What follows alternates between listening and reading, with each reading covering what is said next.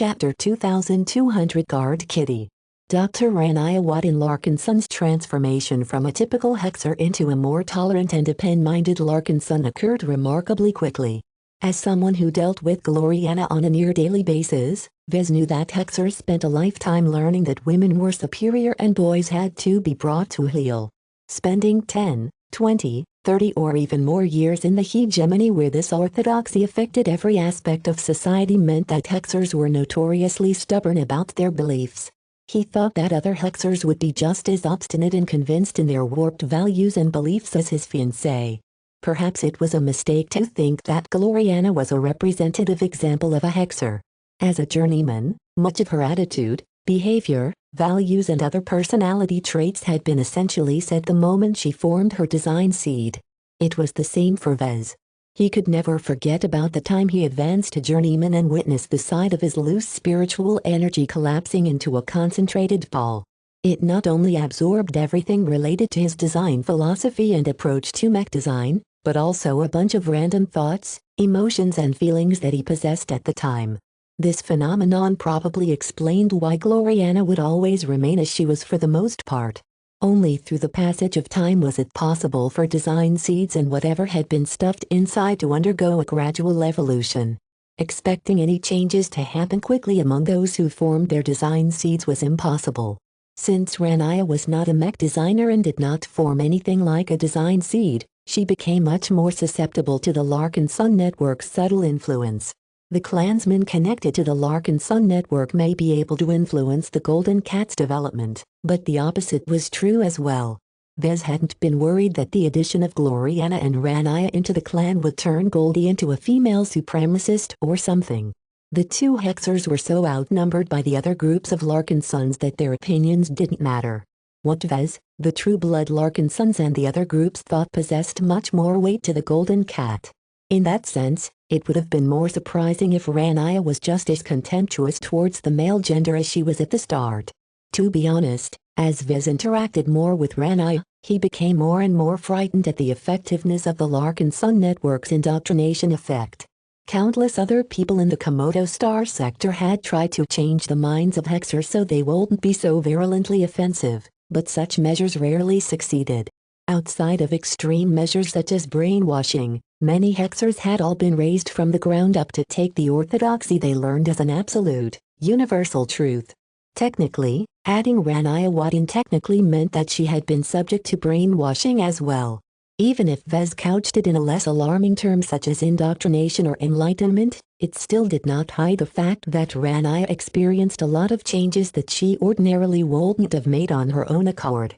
This was a very dubious ethical development, and someone with an actual conscience might feel guilty for subjecting so many clansmen to this treatment. Not Vez.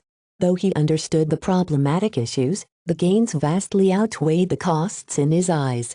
Besides, it was not as if the Larkinson network was solely responsible for transforming Rania so quickly.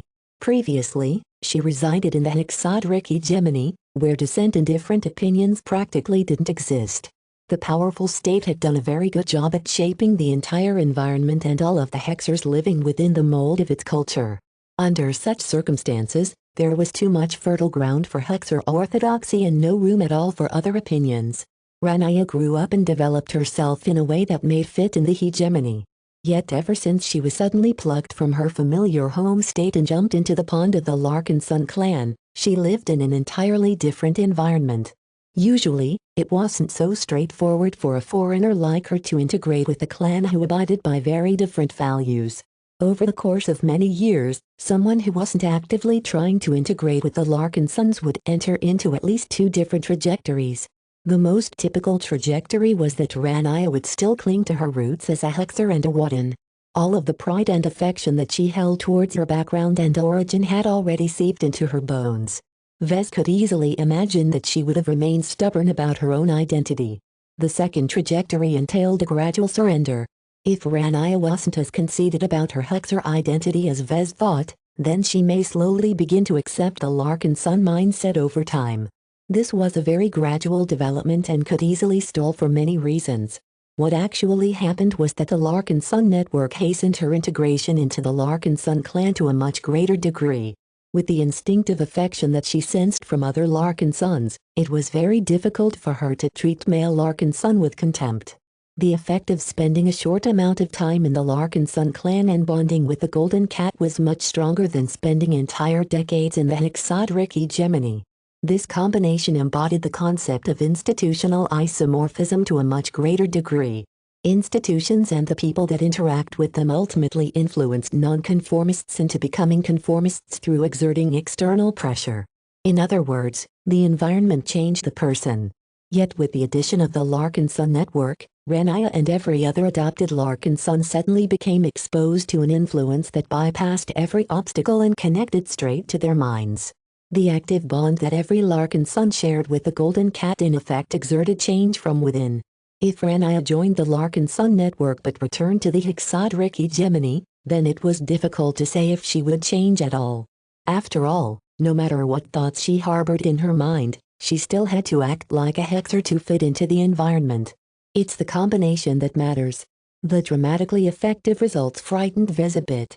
His worries were only tempered by the fact that once someone became sufficiently Larkin son, they still retained their individuality. Otherwise, the Ulvanans would have become secularists and Vincent wouldn't obsess so much about his manhood. All of this reminded Vez that he hadn't really checked up on the Golden Cat for a time. Maybe I should do that. Vez returned to his stateroom and took the Larkin son mandate from Nida. The ancestral heirloom felt warm to his touch, and the Golden Cat actively looked up to Vez. Nida. His mouth cracked into a smile. You are such a precious darling. Though Golda stood for the entire Larkin son clan as a whole, she was also still an adolescent kitty. That said, she developed quite quickly. Not only did she receive regular lessons from Kalanxo, she also formed bonds with more and more clansmen, each of which had their own story to share. Vez wasn't sure how much she had grown as a spiritual entity, but he could still sense the youthful spirit within her. She was filled with vitality and spirit. Are you content? Nya. What do you think about the clan? Nya. We have grown explosively since the beginning. Vez agreed. We won't be stopping anytime soon. Once we acquire a factory ship, we need to bring in a lot of trained personnel. We'll be expanding even further over the years as we'll be acquiring more capital ships. All of those huge specialized ships can't be staffed by our existing manpower alone. We will have to open recruitment to skilled second-class workers. Though Vez had no stomach for hiring Fridaymen and Hexers, once the Larkin son clan traveled to another star sector, he had no more concerns about opening the door to second-class applicants. Vez had no doubt that those recruits would come when asked. The reputation of the miracle couple was sufficiently dazzling enough to prop up the insufficient foundation of the clan. In fact, his reputation had always served as a pillar to his clan from the start, and this would hold for a very long time. What do you think about our recruits? Are there any issues with integrating the different groups of people into our fold? I hope you haven't been corrupted too much by foreign beliefs. Just because we are tolerant doesn't mean we should compromise on our core beliefs so easily. Nya. The Golden Cat briefly left the confines of the book and floated over to his shoulder in order to rub her cheek against his own in an affectionate manner. Oh. He chuckled. Gloriana attempted to sneak in some hexers into the clan? I hope you remember your instructions. Nya. Vez knew what Gloriana was like and he had an inkling she would attempt to add more hexers into the Larkin son clan. It wasn't so easy to do that, though. First, Vez personally brought Goldie to life, and he invested a large part of his spiritual energy and intentions in the form of empowered images into her spiritual makeup. This not only meant that she possessed a very high degree of loyalty and affection towards him, but she also valued his views the most. Since Vez did not possess the most flattering opinion of Hexers, Goldie should also have inherited some of his objections towards Hexer culture. Second, he designed Goldie to observe the overall sentiments of the clansmen she shared a bond with and to slowly make them her own, within reason. Though he never conducted any formal surveys, he knew that the vast majority of Larkin sons did not regard Hexers with fondness.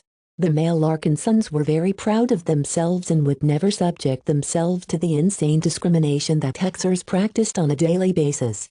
Unless males were spoon-fed with Hexer orthodoxy from birth such as Venerable Brutus, It was incredibly unlikely for those who grew up in a more normal society to suddenly agree that their own gender needed to be beaten down in the dirt. Only deviants embraced this treatment. As for the female Larkin sons, even though it appeared that Hexer ideology put their own gender ahead, they rejected it just as vehemently. Aside from believing that every gender deserved equal treatment, women weren't isolated. Their male friends and family didn't deserve to be denigrated. More than that, they hoped that their sons and grandsons wouldn't be subjected to any humiliation either. Goldie should know all of that and be aware of the peril of bringing any Hexers in the fold. Unless Vez personally inducted them into the clan or if they sincerely renounced their Hexer beliefs, there was no way in hell that Gloriana's scheme would succeed.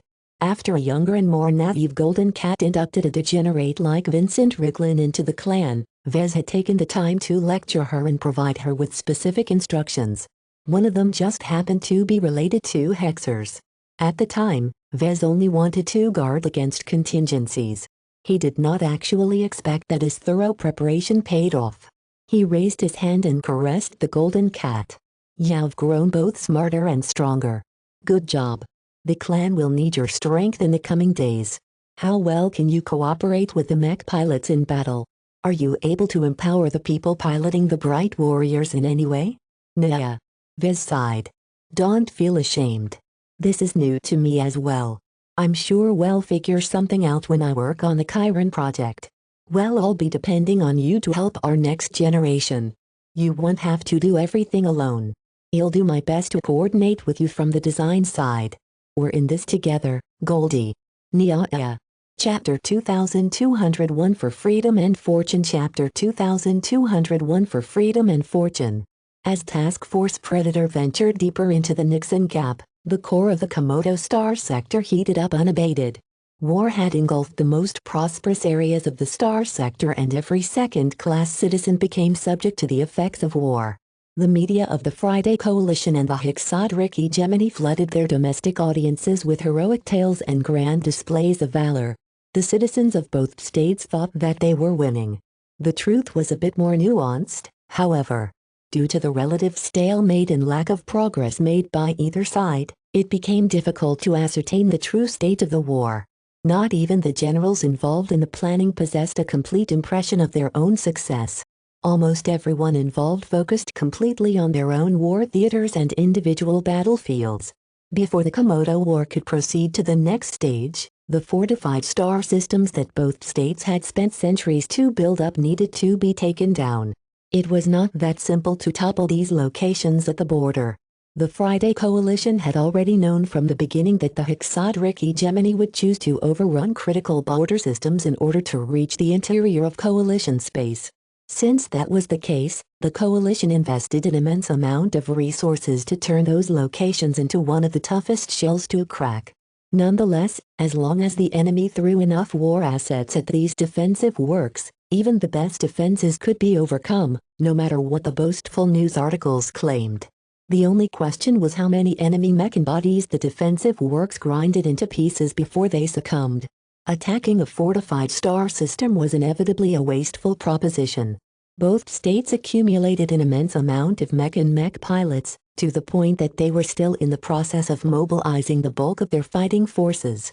No progress could be made towards victory until one of the sides depleted their war assets first. The fortified star systems, which were located at the sites which the enemy had to pass, all served as meat grinders which had already exacted a very great toll from their opponents. One notable defensive line was the Crestfallen Stars.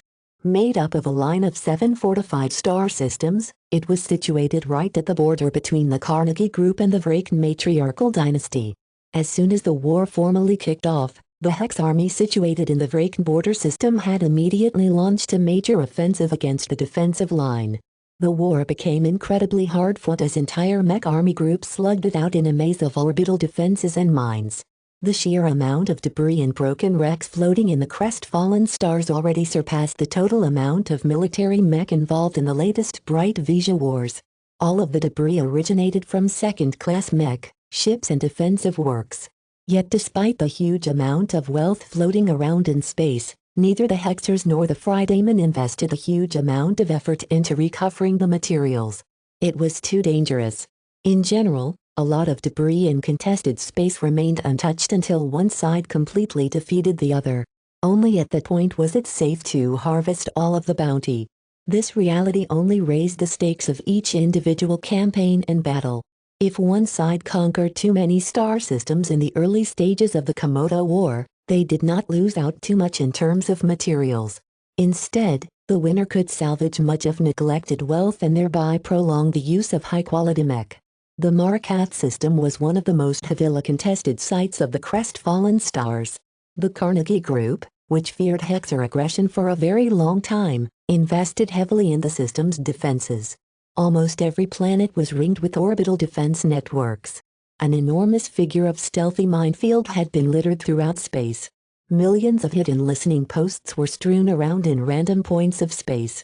Two opposing mech army groups reinforced by other elements from their states had entered into a grueling conflict that resulted in severe losses from both sides. The orbits of outlying gas giants and moons became littered with wreckage as the Hexers steadily worked their way into the inner system, overwhelming one defensive work after another. The Wrathful Doves mech army group sacrificed over 100,000 mech and a significant number of mech pilots to reach the doorstep of Marakath 3, the final defensive bulwark of this contested star system. If the Hexers managed to conquer Marakath 3, then the Friedaymen would have no way of holding on to the star system. The Opal Trident mech army group knew that, and had been trying to conserve its strength while bleeding the Wrathful Doves as much as possible. Both sides knew that the most critical stage of this running conflict was about to begin. The DOST orbital defense matrix, a ring of tightly built fortifications, defensive platforms and so on, was the final obstacle that prevented the Hexers from landing their mech troops onto the surface of Marakath 3.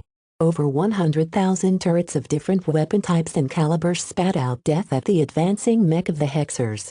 Against a formidable defensive network such as DOST, ordinary sieges were not very effective.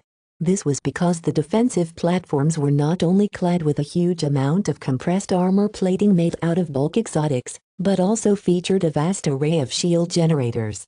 Certainly, the cheap, mass-produced compressed armor plating was not very exceptional. However, unlike mech, defensive platforms were not required to move, and therefore did not show any concern towards mobility. This meant that the armor of a typical defensive platform could easily be 10 times thicker than the armor found in mech.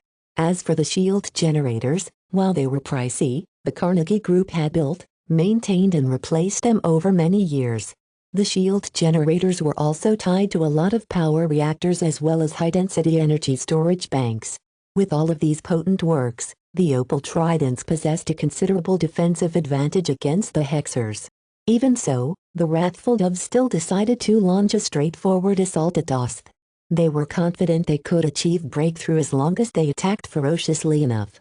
A huge amount of projectiles crossed the space around the orbital defense matrix.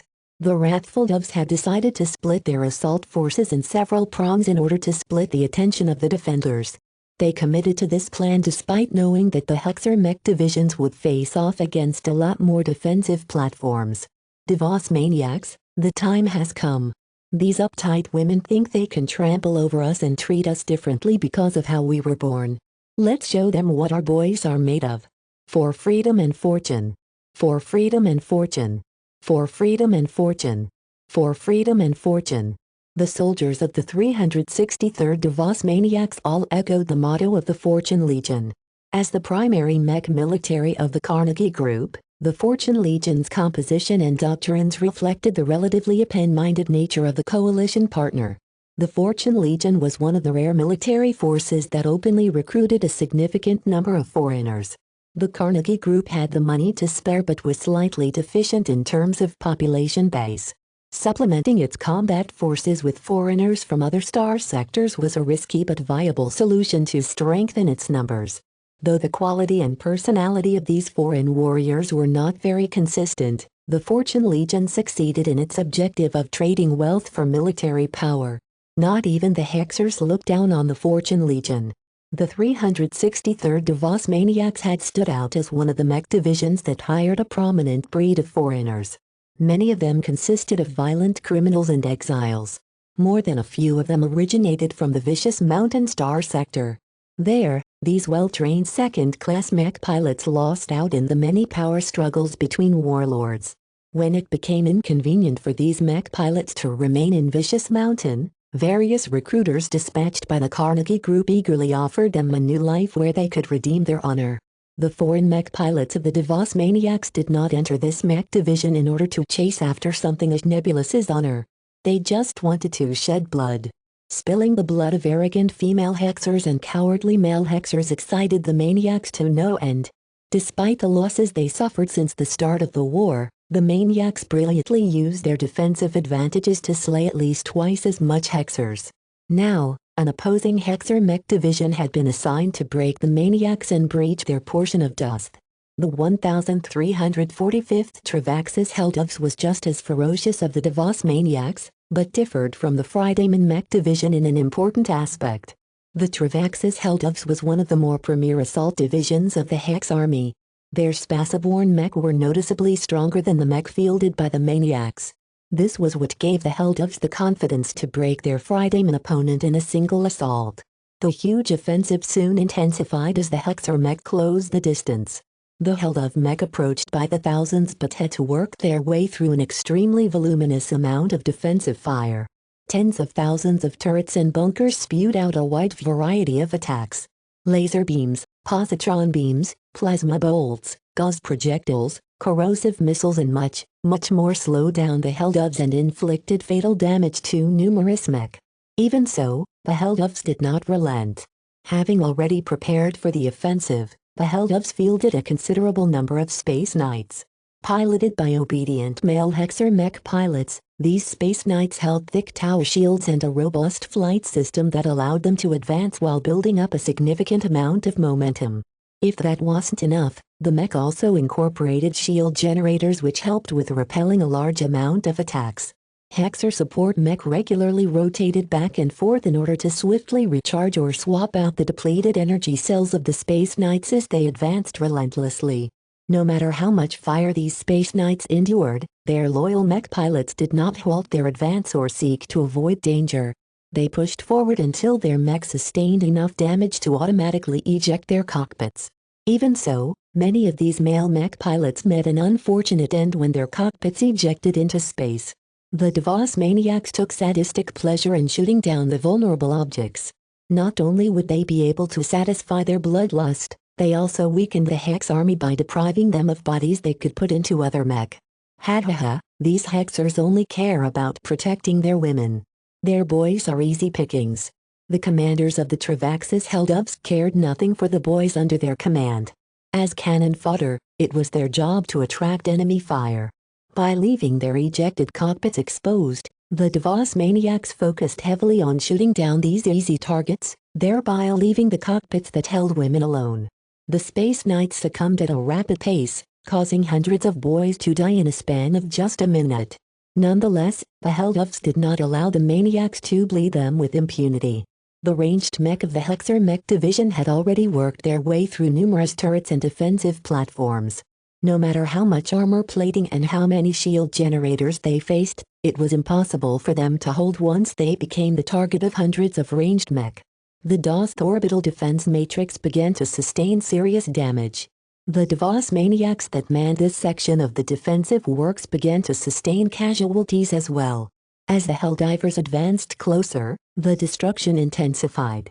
Soon enough, the Hexer melee mech would be able to land right in front of the Fridayman mech, thereby heralding a new and bloody phase of this grand assault. Chapter 2202 Venerable Chris Asmarin Chapter 2202 Venerable Chris Asmarin. The Battle of the Marakath system became a focal point of the Komodo War once the Hexers initiated their assault on Marakath 3. The renowned DOS orbital defense matrix had taken out thousands of powerful second-class mech, but paid a grievous price in return. Much of its surface structures whittled under concentrated firepower, thereby exposing more and more Fridayman mech to enemy fire. The struggle between the Davos Maniacs and the Travaxis Helldoves only made up a small portion of the huge confrontation. Large amounts of broken mech and debris sailed in every direction. Some of them slowly began to fall through the atmosphere of Marakath 3. Since much of the wreckage consisted of hard and resilient alloys, they did not burn up that much after falling from space. This meant that they crashed on the surface of the planet with considerable force. A lot of untamed wilderness endured a continuous rain of falling trash, many of which caused impacts that disrupted areas that stretched on for several kilometers. Fortunately for the Fridayman defenders, they were already prepared to block or repel the debris that fell onto cities and fortified locations. Considerable amounts of turrets shot down much of the falling objects, with the large city district-sized shields resisting anything that made it through. The defenses of the cities and fortifications on the surface were anything but average. The shield generators expended energy accumulated over several generations. Hundreds of thousands of dazzling mech, many of which cost as much as several hundred third-class mech, confronted each other with nothing but animosity in their minds. The Fridaymen hated the bigoted and tyrannical Hexers to the core. The Hexers detested the stubborn and foolish Fridaymen to an extreme degree. Neither side could live with each other any longer.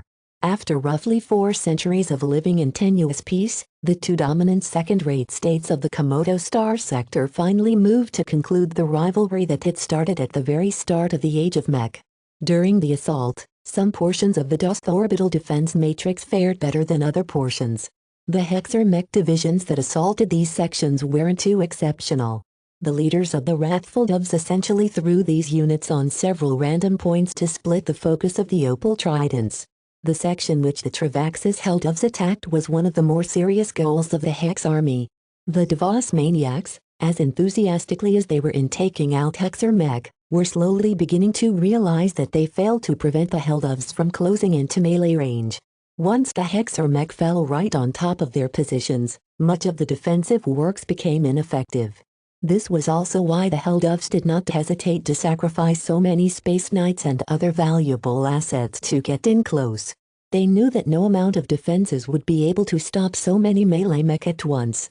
Only the melee mech of the Devos maniacs posed a hindrance, but this Fridayman mech division was substantially poorer in both training and funding. I was at this time when a new variable entered the battlefield. Damn you, dogs. Are you so eager to let these women step on your face? Fight harder. Don't go down unless you have taken out at least 2 Hexer mech. A radiant presence shifted into battle. It's the Untouchable. A blood-red-coated light skirmisher zipped into the battlefield with a speed that far exceeded ordinary second-class light mech. This was the Silver Mark III, a distinct expert mech of the 363rd Devos Maniacs. The maniac who piloted this deceptively slim but incredibly mobile light skirmisher was not a Fridayman at birth. Like many members of the Fortune Legion, Venerable Chris Asmarin had initially risen up in Vicious Mountain. He even managed to break through to expert pilots and wielded a lot of power in his heyday. Unfortunately, expert pilots could fall as well, and Venerable Asmarin took a gamble and lost. How he ended up in the Fortune Legion and how long he planned to fight for the Carnegie Group remained unclear. Despite owing little affection to the Carnegie Group or the Friday Coalition, most expert pilots abided by clear principles. The expert pilots who originated from Vicious Mountains were famed for taking their oaths seriously. Though they were not as extreme as Kinners, even a deviant among expert pilots just as Venerable Asmarin enjoyed the Fortune Legion's trust. The reason for all of that attention became apparent as his Silver Mark III dove straight into the leading formations of Helldove mech. When expert mech entered the fray, they rarely chose to approach the ranks of enemy mech by themselves. It was too dangerous. As amazing and fearsome as expert mech might be, they were still machines in the end. The resonance shields that protected them and the excellent exotics used to increase their defensive capabilities to amazing heights could still be overwhelmed when focused upon. A typical expert mech may be able to defeat 100 regular mech, but it was a stretch for them to withstand the attacks of more than 1,000 enemies. Yet Venerable Asmarin was bold enough to lead the charge against the Hexer mech anyway. It soon became clear why. The Helldove Rifleman mech, Marksman mech and Cannoneer mech urgently received orders to fire upon the expert light skirmisher mech. None of them except for a lucky few Hexers succeeded in landing a hit. In fact, the Hexer ranged mech landed far more accidental hits against the backs of the mech that belonged to their own side. The Silver Mark III was not only insanely good at evasion due to its extreme acceleration capabilities, but also used the mech fielded by the Helldoves as cover. Wherever the Silver Mark III passed, the mech stabbed out with a knife that just so happened to slip straight through the weak points of the Hexer's mech. The expert mech moved too fast for attackers to pose a threat, and it launched its attack so rapidly that its opponents never had the time to put up their guard. Slaughter these Hexers. The impressive martial feats demonstrated by Venerable Asmarin quickly buoyed the flagging morale of the Devos maniacs.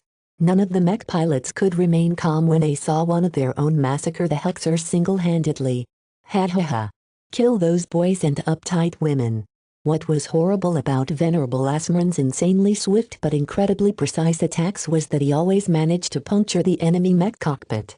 It took a lot of force as well as a lot of accuracy to stab the Silver Mark II's dagger onto a point in the frontal armor that just allowed Venerable Asmarin to kill off the enemy mech pilot in an instant. Yet out of every stab attack he made, only 4 or so lucky Hexer mech pilots managed to escape the fate of getting torn into pieces by a mechanized blade. The discipline and courage of the Travaxis Helldovs was not frail. Some of the Hexers serving in this mech division even met the standards of elites, and they constantly urged their fellow Hexers to adopt the specialized tactics and formations that expressly counter these kinds of rampages. Ha ha ha. Venerable Asmarin broadcasted in the open as his Silver Mark III effortlessly sneaked up to an officer mech and left an entire squad of Hexer mech temporarily leadless. No cage can hold me captive. No matter how many mech you throw at me, you feminists are too slow.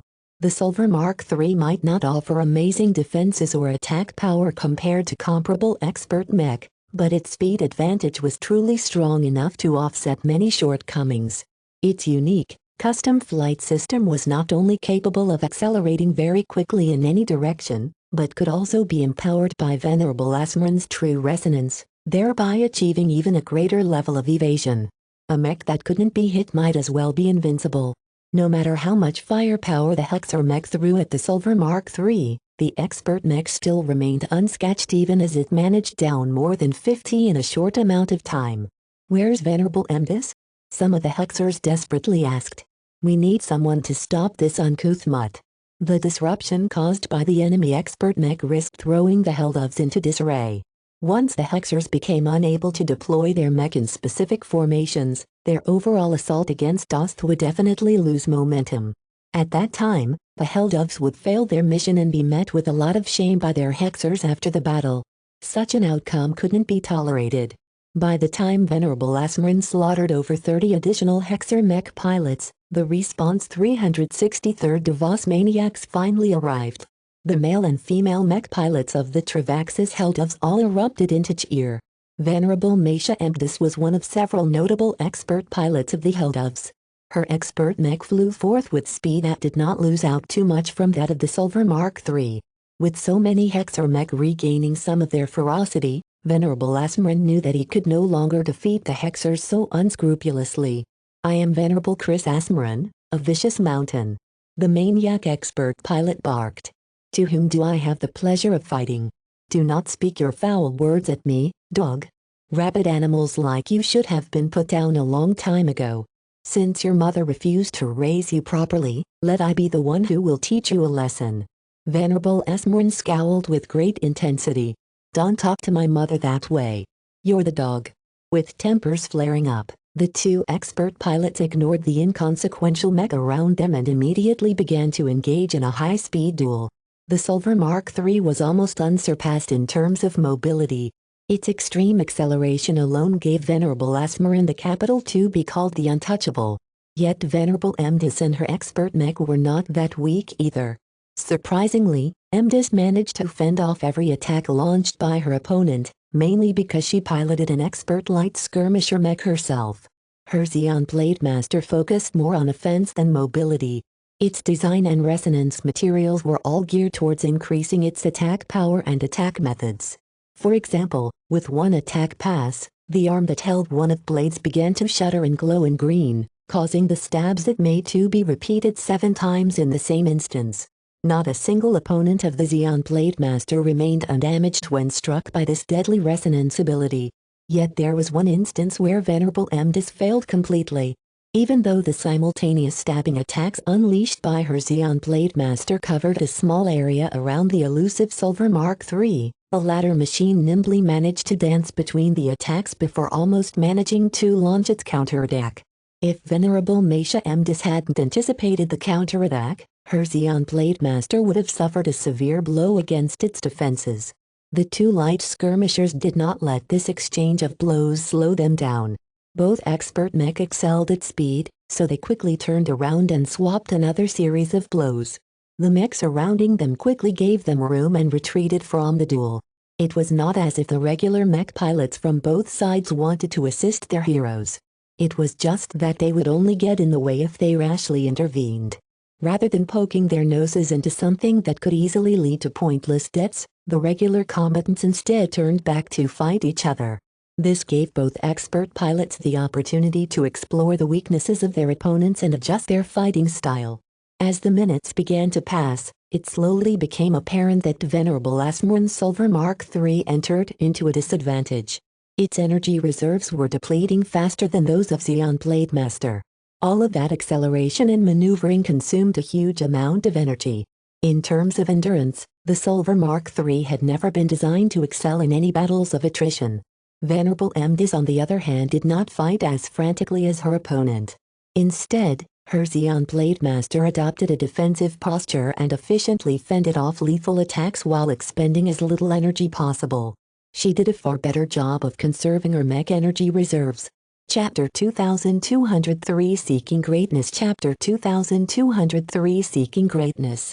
Duels between expert pilots were solemn occasions. Only an expert pilot could adequately restrain another expert pilot. The huge Hexer assault on Dost and America 3 not only featured hundreds of thousands of ordinary mech, but also a notable amount of expert mech. Some of these expert mech banded together and clashed against teams of the enemy expert mech. Others were more suitable to act independently. This happened to be the case with the Silver Mark III and the Xeon Blade Dancer. Both expert mech were designed as light skirmishers. This meant that their mobility was high enough to attack any vulnerable enemies while avoiding any stronger opposition. Now, they just happened to meet together in battle and soon exchanged a lot of blows. The attacks happened too quickly for ordinary people to track. The thinking and reaction speeds of both expert pilots had reached an insane level. Venerable Mecha Mdis slowly began to grin as the ongoing duel slowly shifted in her favor. You feral boys are all the same. You can't resist hitting your heads against the wall. Shut up, you ugly pig. You may be strong enough to fend off my attacks, but I only have to be lucky once to end your life. As a flighty and impatient expert pilot, Venerable Asmrun couldn't stomach his current circumstances. As the untouchable, the attacks launched by his opponents never landed on his mech. However, he was forced to put a lot of effort into evading the increasingly tricky attack angles. Yet no matter how many attack runs he made, the defensive posture adopted by the Xeon Blade Dancer continued to frustrate the Friedman expert pilot. It was easier to defend than attack. While the Silver Mark III expended a copious amount of energy to power each evasive maneuver or attack, its energy cells depleted a little more. Of course, compared to an ordinary mech, the expert light skirmisher mech contained a lot of high-quality ultra-dense energy cells. The cost of these custom-made energy cells was incredibly mind-boggling, but they were essential, allowing Venerable Asmrun to evade attacks time and time again. Yet his duel against Venerable Mdis already caused him to expend far more energy than he anticipated. Activating so many resonance abilities and pushing his mech flight system to the limit always demanded a price, and for the Silver Mark III that meant depleting its energy reserves at a rapid rate. Was Venerable Asmrun making a mistake? Had he foolishly decided to adopt a reckless strategy that played right into his opponent's hands? As an expert pilot, it was not as if he was stupid enough to overlook this basic reality. He dedicated his entire life to piloting light skirmishers. He was extremely familiar with the deep and complicated dynamics surrounding duels between two ultra-mobile mech. Even as his Silver Mark II's resonance shield continued to get hammered by the Xeon Blade Dancer's tricky counterattacks, the former vicious mountaineer did not relent. He lived for the pursuit of speed. The true resonance that embraced the Devos Maniac expert mech shone brighter. The mech that had become an extension of Venerable Asmrun seemed to share in his desire and attempted to squeeze more acceleration out of its thin and light frame. Instead of backing down and altering his approach, He instead doubled down and relied even more on his superior mobility to win this duel. This was what his instincts urged. This was what his will yearned the most. Since the moment he decided to specialize in piloting light skirmishers, Chris Asmurin always focused on excelling in mobility. A mech that never got his was a mech that could defeat any opponent. He had never stopped his pursuit of speed. He single-handedly focused his entire fighting style on moving fast, not hesitating to put his life on the line for his beliefs. And for this, he was rewarded. As someone who underwent successive baptisms that transformed his life at least twice, Venerable Asmurin became even more convinced that dedicating his life to speed was the only way for him to reach greater heights. In Vicious Mountain, the warriors there believed that only the most courageous and glorious were worthy to ascend to greatness. Asmurin looked down on those who were timid, prone to calculation or compromised on their convictions. Even if it wasn't the best choice for him to rely on his greatest strength despite getting countered by his opponent, that just meant that he wasn't fast enough. Only through reaching his limit and breaking beyond this barrier would allow him to reach a new level of strength. Only by putting his entire life on the line to achieve this breakthrough would he have hope of advancing to ace pilot. To transform himself from a demigod to a half-god was one of his greatest dreams. Though countless ordinary mech pilots felt envious that people like Asmurin managed to become expert pilots, he did not think this was the end of his journey. Expert pilots were just like journeyman mech designer. They both ranked at the bottom of the totem pole of extraordinary individuals. Each mech pilot in Vicious Mountain dreamt of becoming an ace pilot. Only by reaching this exalted rank would they have the contention to rule over vast swathes of territory or even compete to become the head of the Great Garland Empire. Even after Venerable Asmurin joined the Fortune Legion, he never let go of this lifelong ambition. As long as he utilized the Komodo War to sharpen himself and stimulate his untapped abilities, he would surely come closer to reaching his goal. If he ever advanced to ace pilot, then the Fortune Legion could no longer hold him. While he was thankful to the Carnegie Group for supporting him, Vicious Mountain was still his home. No matter what, ace pilots were welcome anywhere. Even his exile no longer had any meaning once he returned with a stronger fist than before. Yet for all his dedication towards his chosen pursuit, his Silver Mark III became increasingly more distressed. After making so many passes, his mech was clearly getting the worst end of the exchanges. Venerable Asmurin wasted an increasingly greater amount of resonance strength, and the Silver Mark III had already expended over half of its prodigious energy reserves. In contrast, the Hexer Expert Mech consumed only a fraction of its energy reserves as it mostly focused on evasion and opportunistic counterattacks. Venerable Emdis was under far less pressure, especially when she knew that her opponent was one of the brainless types of expert pilots. Ha ha ha. Venerable Emdis gleefully grinned as she continued to pilot her Xeon Blade Dancer in a way that conserved its energy reserves. You brutish boys are so easily led by your primal impulses. Wars are never decided by brawn alone. To ignore the bigger picture and the needs of your state in favor of pursuing your selfish obsession is the height of folly. Expert pilots like you always perish the soonest. The Silver Mark III did not slow down due to the Hexer Expert pilot's taunts. Instead, Venerable Asmurin grew even angrier and drove his exquisite light skirmisher even harder despite the cost. You scheming women are a disgrace to our kind. How you managed to become a demigod is beyond me. Whatever the case, with your poisonous heart, I doubt you'll ever get close to the threshold of ace pilot within your life. Venerable Emdis sneered. We expert pilots are servants of our states. We are nothing without the support provided by our betters. Barbarians like you who only care about yourselves are destructive elements in society. Attaining greater strength is a far better way of protecting your people than becoming their slave. Asmurin barked back as his attacks reached an even greater degree of intensity. His expert mech energy reserves dipped at an even greater rate. The Hexer expert pilot readied herself to turn the tide. She had already estimated that the Silver Mark III was getting closer to depleting its energy reserves. I'm not an idiot like you.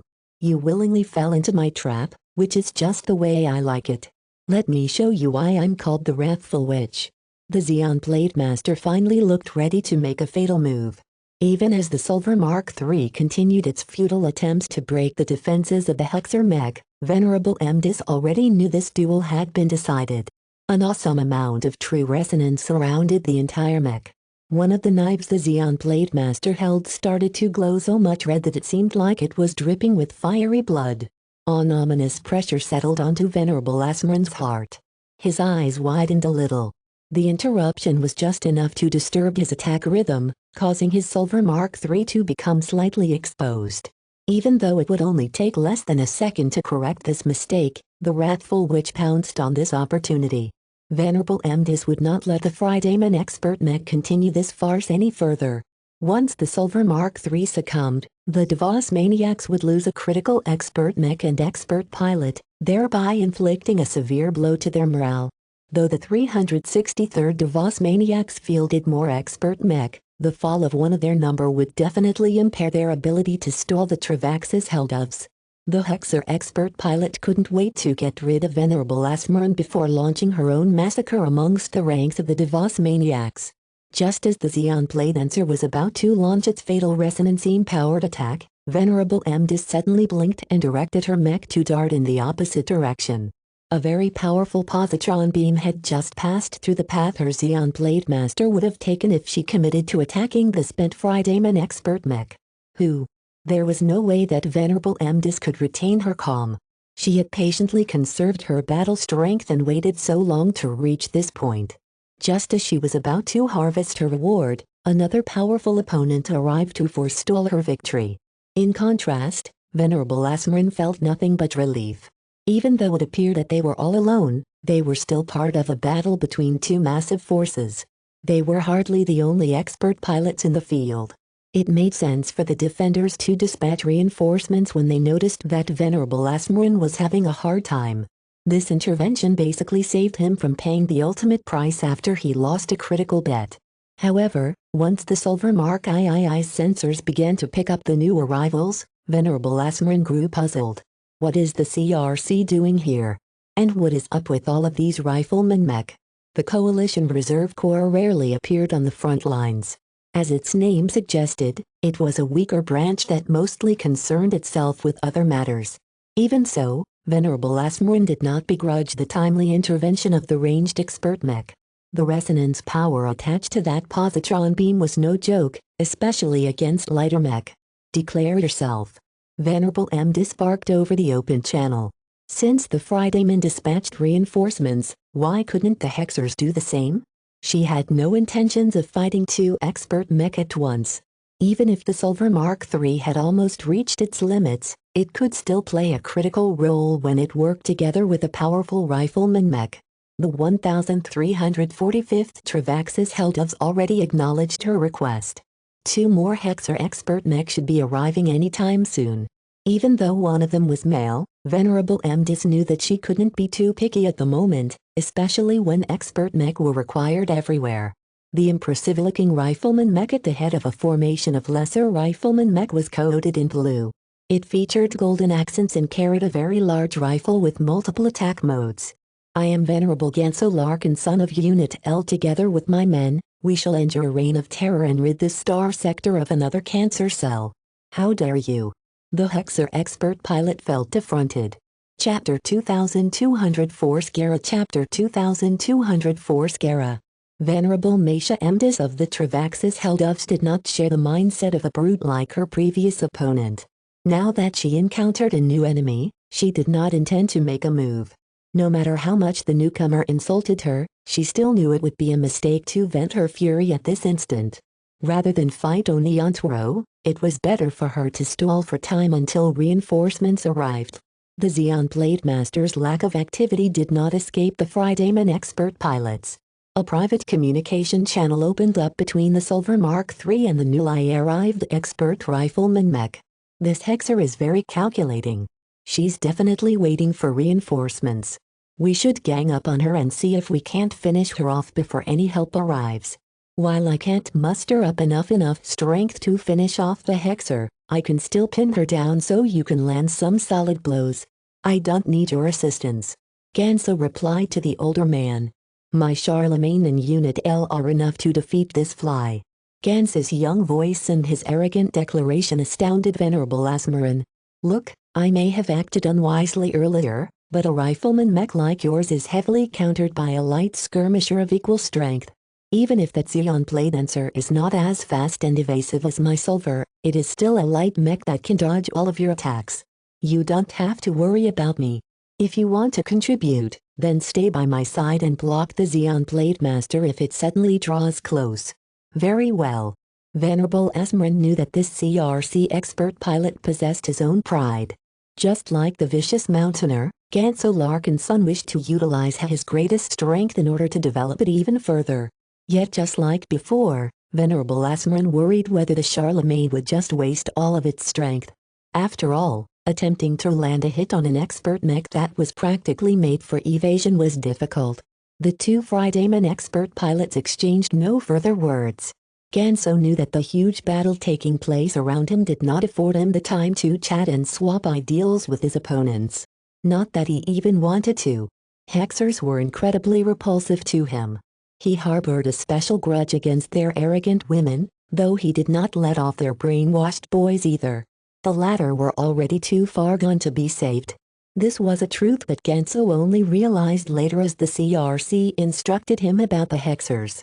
If he knew this sooner, he would have treated Vez differently. The Charlemagne raised its large, oversized rifle. The Skara, the 50 rifleman mech positioned behind the expert mech, followed suit. For months, Venerable Gansu Larkinson prepared to stay. After so much training and exercise, he was finally able to link up with the Skara long enough to make a difference on the battlefield. His Charlemagne charged another shot. If he wanted to unleash a regular attack, then all of this accumulation was unnecessary. Yet even if the Xeon Blade Dancer boasted thinner armor than other expert mech, they were still very resilient. Only by employing his resonance strength would Gansu have a chance of inflicting serious damage on his opponent. The Charlemagne fired. A bright, dazzling blue-white beam raked just past the position occupied by the Xeon Blade Dancer. Venerable Meisha Emdis easily dodged the clearly telegraphed attack. She did not even need to rely on her intuition or extraordinary judgment. She just had to keep one of her mech sensors placed on the Charlemagne's rifle. No matter what, wherever the rifle pointed at would always be in the line of fire. Observing the enemy mech aim and avoiding its line of fire was a fundamental skill to all light skirmisher specialists. As an expert pilot, she had long mastered this ability to an extensive degree. Venerable Gansu did not let this miss affect his mood. Against fast and evasive targets, it was normal to miss his shots.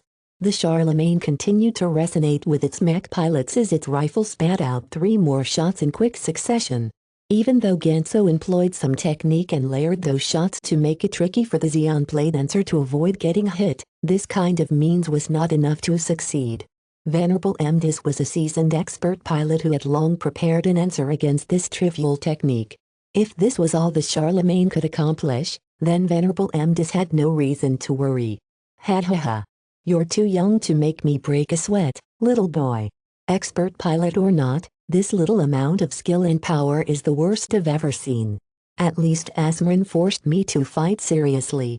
Though Venerable Emdis looked down on Gansu, she truly possessed the capital to do so. The resonance strength exhibited by the CRC expert pilot was noticeably weak. Yet if that was all that Venerable Gansu and his Charlemagne was capable of, then Master Huron and the CRC would never dispatch him to the front lines of the Komodo War. I was merely probing you in order to establish a baseline of your Xeon Blade Dancer's evasive capabilities. Gansu dryly announced. Even if you held back, I have enough firepower to end your life. Venerable Emdis snorted. What a big tone. Greater expert pilots haven't even dared to make that claim. Do you think those toy soldiers floating behind you can make a difference? Cannon fodder can never threaten the likes of us. It seems the CRC has truly degenerated if it believes it can overcome quality with quantity. The Charlemagne prepared to fire another shot. True resonance swirled around the expert mech and its powerful rifle. What surprised both Venerable Emdis and Venerable Asmaran was that the 50 lesser riflemen mech copied the Charlemagne's actions. Though their rifles were weaker and the glows surrounding their weapons were remarkably less intense, it did not change the fact that they dedicated 50 more instances of true resonance. What? That's impossible. Venerable MDis reacted with shock. Did you field 50 expert candidates at once? How can evoke the same type of true resonance? This can't be done. I thought you were an expert pilot, Venerable MDis. Ganso sneered. Our kind is known for surpassing limitations. The Charlemagne discharged its weapon immediately after he finished those words. At the same time, the Skara unleashed 50 potent positron beams in the direction of the Hexer expert mech at the same time. Venerable Esmerin felt unprecedentedly threatened as he witnessed so many beams lighting up the local space in an instant. Though the firepower of those lesser mech failed to match that of the Charlemagne, the hint of true resonance and power their weapons had nonetheless increased the power of their attacks to a point where they could threaten any expert mech. If a bystander like Asmerin already felt nervous, then Venerable MDis had finally lost her composure. Gans's timing was impeccable. Though Venerable MDis had been on guard against incoming fire, the timing of it had still caught her at a slightly inopportune moment. Venerable MDis knew that the Charlemagne was the real threat out of the group of Fridayman reinforcements, so her Xeon Blade Dancer evaded the main attack above anything else. While it was fairly easy for her to do so, it was a lot harder to avoid the 50 lesser attacks. All of them just happened to be fired in a remarkably coordinated zone around her Xeon Blade Dancer. No matter where her mech attempted to evade, she would get hit by at least 3 positron beams. Even so, the Hexer did not despair. She knew enough about the armor of her mech that regular positron beams did not pose that big of a threat. However, it was only when her Xeon Blade Dancer got struck that Venerable MDis knew she had made an awful judgment error. Alarms began to ring inside her mech as 4 super single powerful positron beams not only managed to pierce through its resonance shield and hit its frame, but also inflict serious damage onto its armor. This time, Venerable MDis no longer had any intentions to stall for reinforcements. The Charlemagne and its entourage had become enough of a threat in her mind that she didn't think it was unwise to linger any longer. She didn't bother to bark a goodbye or offer any excuse. To her, there was nothing dishonorable about making a tactical retreat.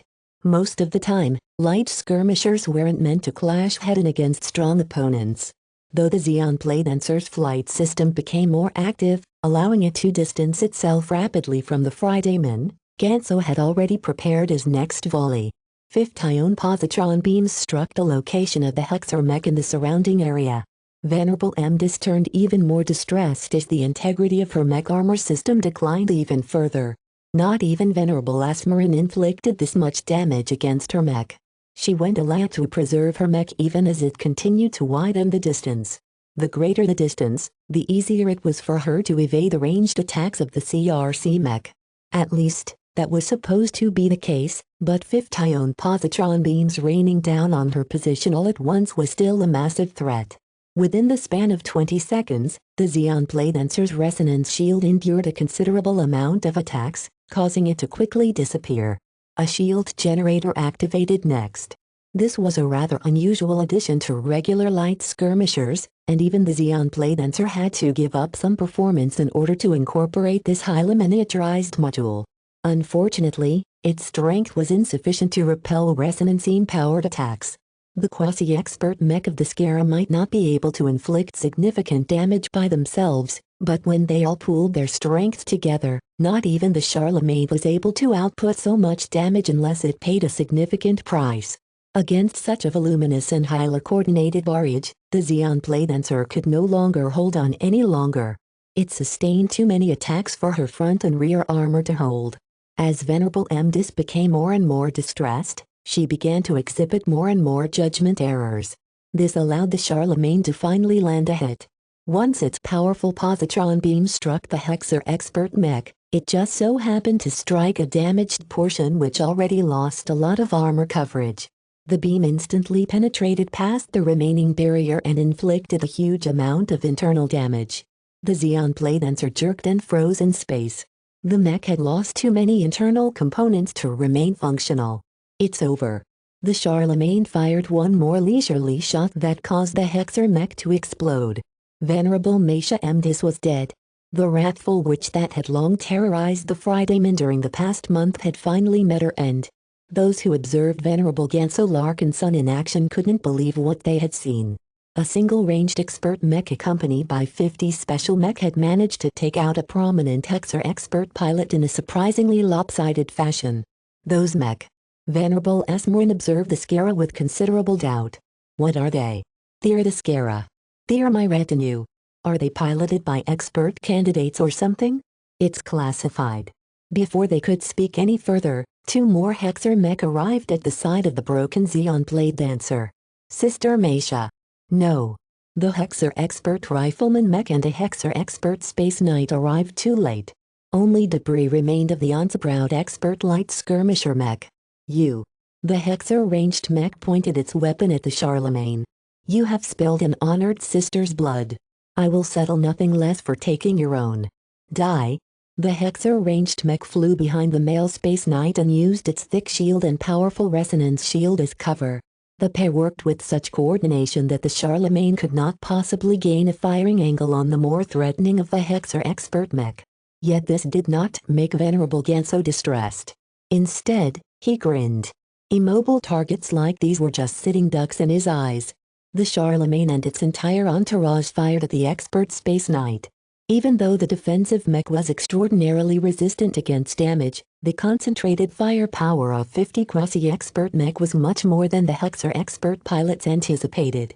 The shield succumbed remarkably quickly and in the end, the male expert pilot had to sacrifice his life and mech in order to buy enough time for the female expert pilot to escape alive. Though the Battle of Marikath system had given birth to many heroes and heroic feats, this was the first instance where Venerable Ganso Larkinson made a name for himself. Defeating 2 Hexer expert mech in his debut instantly propelled Unit L into the spotlight. Chapter 2205 Doubting Vez Chapter 2205 Doubting Vez. The Hex army continued to contest the Marikath system despite the setbacks they suffered when they attempted to besiege Dost and Marikath III. Despite the willingness of the Wrathful Dove's mech army group to suffer substantial losses in order to achieve a breakthrough, the Opal Tridents of the Fortune Legion continued to cling on to their orbital defense line. After sustaining severe damage to their orbital defensive ring, the Opal Tridents managed to stall the momentum Wrathful Doves, causing the Hexers to finally call off their offensive. The Fortune Legion couldn't have done it alone. Timely reinforcement dispatched by other Fridayman forces had arrived at Marikath III just in time to assist the Opal Tridents.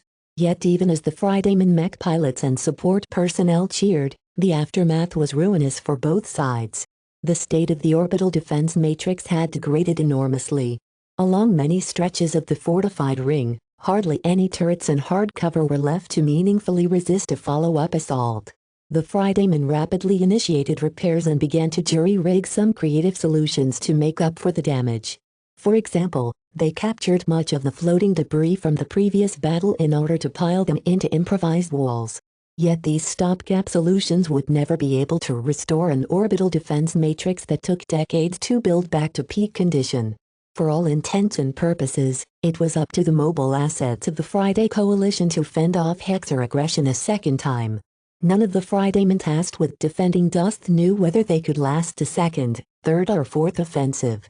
Even the lowest member of the rank and file knew that the Hexers were determined to break the crestfallen stars. The Marikath system was too important for the Hexers to stop at this point. Reinforcements continued to supplement the Wrathful Doves and the Opal Tridents in the subsequent weeks. As much as Venerable Ganso Larkinson managed to impress the Devos maniacs by slaughtering 2 powerful Hexer expert mech with remarkable ease, his contribution in the massive clash was too small to affect the outcome of the greater campaign. Ganso did not mind this reality. This was just the start. Master Huron and Lady Curver were constantly tweaking and developing the Charlemagne and the Skira in order to increase the effectiveness of the asymmetrical neural network. Even if his citizenship had changed, Ganso still considered himself a Brighter at heart. He also clung to his identity as a Larkinson. He only took part in the Komodo War because he believed this was the best way to preserve and restore the Larkinson family. If my relatives can see how much I've done for them, they'll definitely return to the light. The Larkinsons, like any Brighter, originally never wanted to turn against the Friday Coalition. If Ganso continued to make achievements and earn more prestige, he would not only have more say in how the coalition treated the Larkin sons, but also serve as a role model for the true members of his family. Back in the Nixon Gap, Vez was completely unaware of Ganso's debut in battle. News surrounding the Komodo War's ongoing battles and campaigns were always muddled and rife with falsehood. He didn't have the time to pay so much attention to the Komodo War. Task Force Predator just entered Maynard Fields and already identified several dangerous pirate groups lurking in the vicinity. Not only that, the LMC's design department became more boisterous than ever as 6 needy mech design projects constantly cried out for attention. Just as Vez or Gloriana troubleshooted some problems in one minor project, another project encountered some problems that required the intervention of a journeyman in order to resolve. The constant rotations deprived the pair from devoting a sufficient amount of time on their 2 major mech design projects. Both the Valkyrie Redeemer project and the Cat's Paw project were starting to run behind schedule. Delegation only worked when the subordinates he put into place could cope with the workload. Sadly, the LMC was still a young mech company. No one notable had risen up from the 60 assistant mech designers to take over much of the burden. Even so, Vez was content. These problems could be overcome with time and effort. With the notable talent exhibited by each new recruit, he believed that someone brilliant and capable would quickly emerge from the pack. One welcome change took place during this time. After undergoing an extensive training regime, Calabist finally returned Lucky back into his care. Meow. The gem cat, without his harness, floated back Vez and cuddled up in his chest. How have you been? Meow meow meow. Oh, you learned a lot of new tricks? Well, I hope you won't be using it on us. Save them for our opponents. He looked up at Calabist, who placed the empty harness on his desk. I stand by my words. With your cat's combined abilities, he is practically made to be a saboteur. I enjoy training him and putting him through his paces. He's a remarkably quick learner whenever he is serious. I thought you would keep him busy for an extended amount of time. Vez said. He's still a cat. The spymaster grimaced. I don't think I can keep him interested any longer. In any case, since he's a mechanical pet, he can absorb and process a vast amount of data. Much of the knowledge he needs to know is to acquire a basic understanding of how devices work and the many ways you can sabotage them with the least amount of effort. Aside from that, we also taught him many ways to avoid detection or what to do in the event he is discovered. How confident are you that he will succeed in his job? Calabist crossed her arms and thought for a moment. I am fairly optimistic, but I am quite apprehensive towards the major pirate groups and alliances that hold the most sway in Maynard Fields. None of the established factions are easy targets, and it would only take one mistake for Lucky to alarm the enemy of hostile infiltration. What about weaker targets? Oh, that's trivial. She dismissively replied. Even pirate groups that are twice or thrice as strong as the Rust Grinders are vulnerable to Lucky's sabotage. It's only the bigger pirate organizations that are difficult to mess with. They are so big that they aren't vulnerable to a few points of failure. For example, Frostbite Fortress is truly difficult to overcome even if a full strike team of Diva operatives come fully equipped. They talked a bit more, giving Vez a clearer idea of how his naughty gem cat could destroy a foundation worth billions of hex credits in a matter of hours. The most troublesome requirement was to deliver Lucky to an enemy base of ship. The second-class stealth shuttle that Calabist somehow got her hands on was a very capable vessel, but no technology was undefeatable. Who knew what crazy tricks the pirates developed to counter stealth technology? Despite their rather low-tech base, Vez had already learned not to underestimate their ingenuity. As Vez continued to hug his cat, he became thoughtful. Do you think it's a good idea to travel deeper into the Nixon Gap? Are you doubting your purpose? Calabist frowned. It's a bit too late to regret your decision. While I suppose you can still turn around and avoid running into greater danger, I don't believe you're the kind of person who wants to quit halfway. You know me too well. Vez ruefully smiled. It's something that I have learned to take into account the hard way. She sighed and leaned against his desk. While you have a penchant for taking risks, I can't say that you are wrong. Most of them benefited you even if you had to rely on a lot of assistance. It is just that you only have to encounter one huge setback to wipe out all of your progress. Venturing too deep into the Nixon gap is one way to do that. I truly hope you remember your limits when we get close to the core regions. I know what I can get away with, Calibust. I have a wedding to catch in a couple of months. Heh. Of all the reasons that you could bring up to reassure me that you know when to return, you just had to mention your upcoming wedding.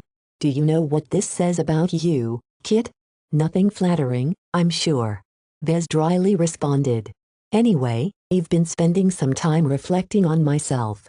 I have been considering the difficulty of earning enough merits to pay for a passage through the Beyonder Gate.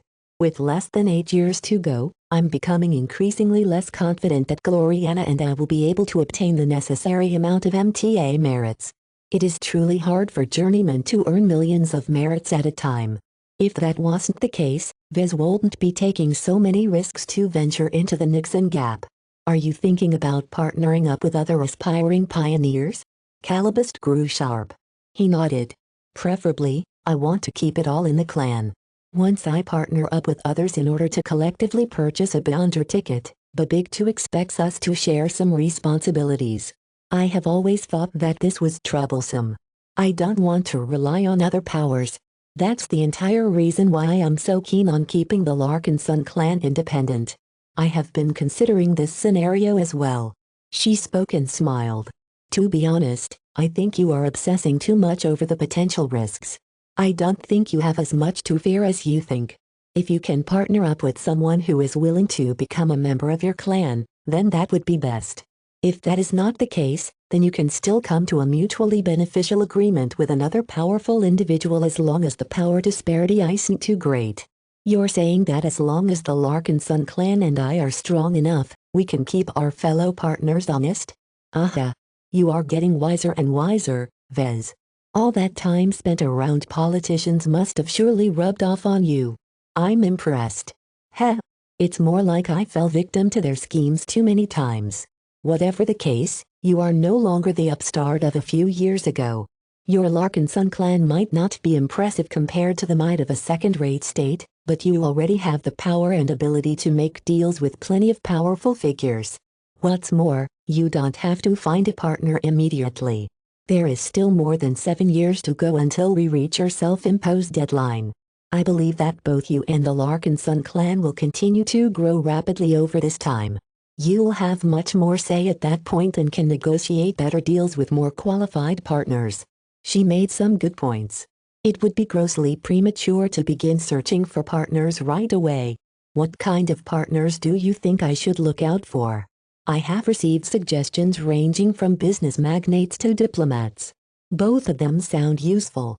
She nodded in approval. As long as they are powerful enough to treat you as an equal, they can be very formidable allies once we reach the Red Ocean. You can also consider partnering up with another prominent mech designer. No way. Vez shook his head. If I have to enter into a partnership to redeem a Beyonder ticket, then I don't want other mech designers to encroach on our territory. Gloriana and I are already enough. Suit yourself, then. Other than that, I think it might be a good idea to do something about increasing your chances of survival once you reach the Red Ocean. I am already keeping up with the developments in the Dwarf Galaxy, and one notable development is the rise of factions and alliances. That sounded interesting. Chapter 2206 Old Powers Chapter 2206 Old Powers. The Red Ocean Dwarf Galaxy was only 1.56% as big as the Milky Way. As a dwarf galaxy, it held a lot less stars and therefore much less territory for humanity to conquer. That still consisted of billions of stars. Even if a large proportion of star systems contained nothing of worth, many remained that either provided ideal colonization opportunities or rich exotic deposits. This meant that from the moment the Beyonder gates between the galaxies opened up, the competition for territory had already begun. The two biggest players in this struggle for territory and conquest had to be the two old elephants in the room. The Greater United Terran Confederation and the New Rubarth Empire loomed as giants in human civilization. They existed long before the age of Mech and had partially adopted the MTA and the CFA in the past.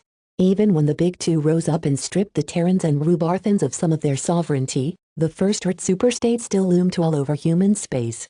One of the reasons why they were called superstates was because they faintly possessed the power to rival the big two. No other first-Earth state could match the Terrans and Rubarthans in that regard. The heritage, power and wealth possessed by these ancient former star empires could not be matched by any other human state. Only two of them existed out of countless other states. Fourth-Earth states were the lowest of the low. To consider them states at all was an insult to the word. Formally, this definition was usually applied to tiny powers who clung to one or several star systems and for some reason hadn't been annexed yet by a bigger neighbor. Third-Earth states were the most numerous and generally the most boring kind of states. They usually exerted enough power to sustain a proper government and all of the necessary institutions. Strictly speaking, Third-Earth states needed to colonize at least 50 star systems to be recognized as such. In addition, their gross domestic product, military power and other parameters had to be up to standard as well. In fact, many Third-Earth states such as the Bright Republic and the Vija Kingdom actually colonized many more star systems. It was just that many of them were actually underdeveloped, such as Cloudy Curtain. Second-rate states began to have a bigger sway in the galaxy.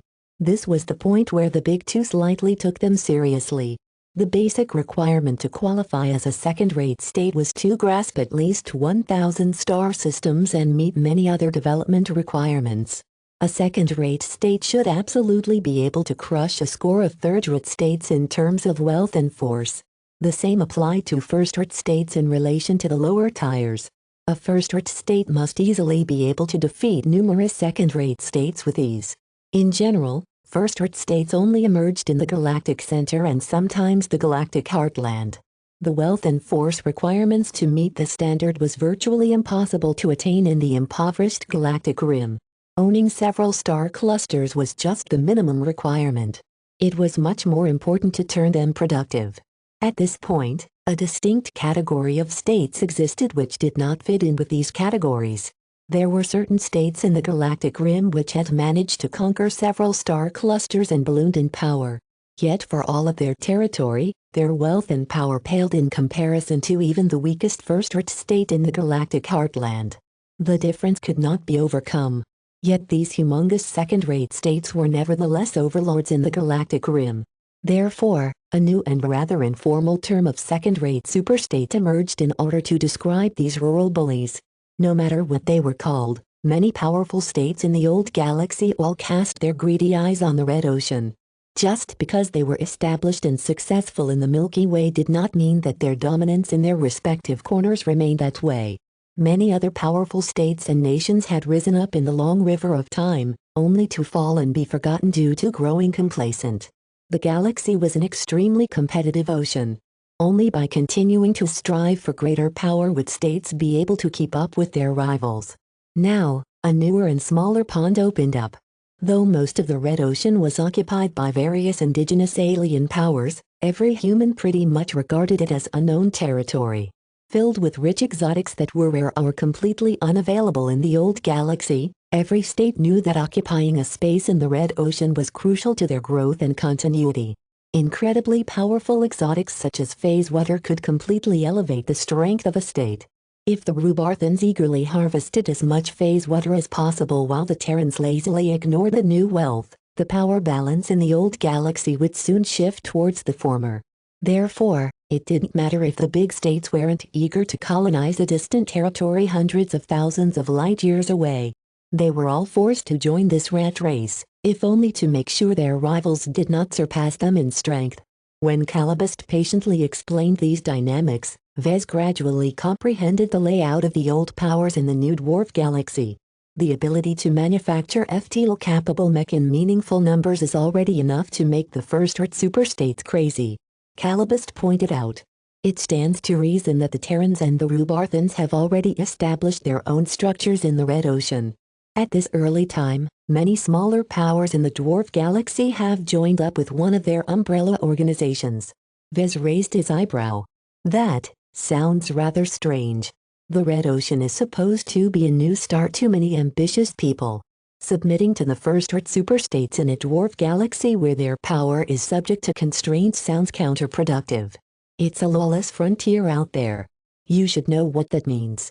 Even with the Big Two dividing much of the conquered space into upper zones, middle zones and lower zones, that does not mean that an alliance of powers governed by either Terrans or Rubarthans could band together and gang up on smaller, isolated powers because they refuse to become a vassal. I see. Vez grimaced. He understood what was going on. Just like in the Faris Star region in the past, a lot of pirate outfits roamed the untamed stars. However, most of their foundation was weak and many of them rarely lasted beyond a decade. The Ravian Alliance and the Dragon Alliance held the most sway there because they pooled the strength of many pirate outfits into a single, somewhat united entity.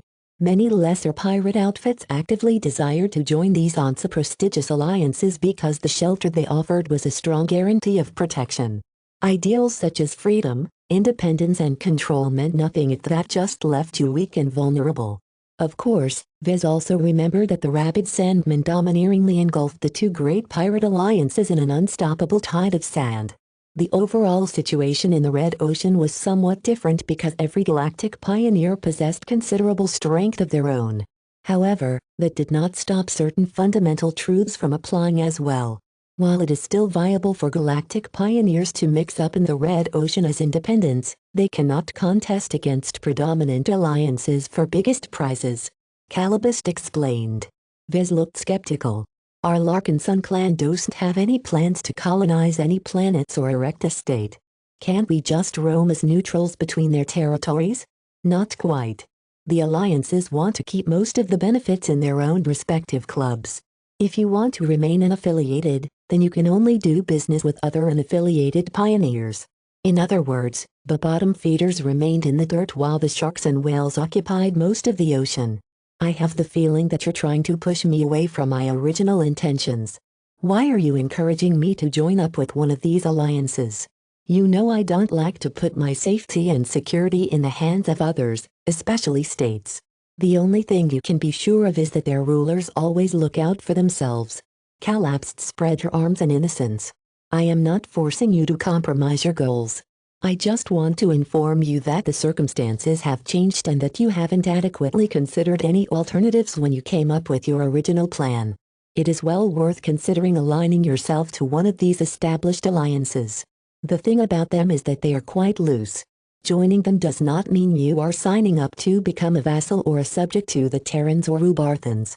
It's more of a club of mutual benefit. Conflicts between powers within an alliance can still occur, and hardly any rules from above are imposed on the individual members. That sounds similar to what the Rim Guardians are doing. Calibust nodded. That's because a lot of galactic pioneers are very ambitious and capable. Mind you, the Terrans and Rubarthans are both competing over them. In order to attract the most pioneers, the old powers can't be stingy with the benefits they offer. They can't act too tyrannical either. Otherwise, the pioneers will rebel and join the opposite side. It sounds like the First Earth superstates are really going out of their way to control the Red Ocean. Doesn't this go against the intentions of the Big Two? From what I surmise, the First Earth superstates aren't supposed to be able to exert so much influence. The various rules and restrictions heavily encourage the rise of newer powers that are much more fragmented and don't necessarily share any relations to any of the states in the old galaxy. There is only so much the Big Two can do to limit the ambition of the First Earth superstates. The exact dynamics between these two sides is rather complicated, but due to the many compromises they have made, the Terrans and the Rubarthans aren't prohibited from promoting their own alliances. Well, that sounds awful news to the MTA and CFA. The last thing they want to see is the two old relics from the Age of Stars and Age of Conquest rising up any further.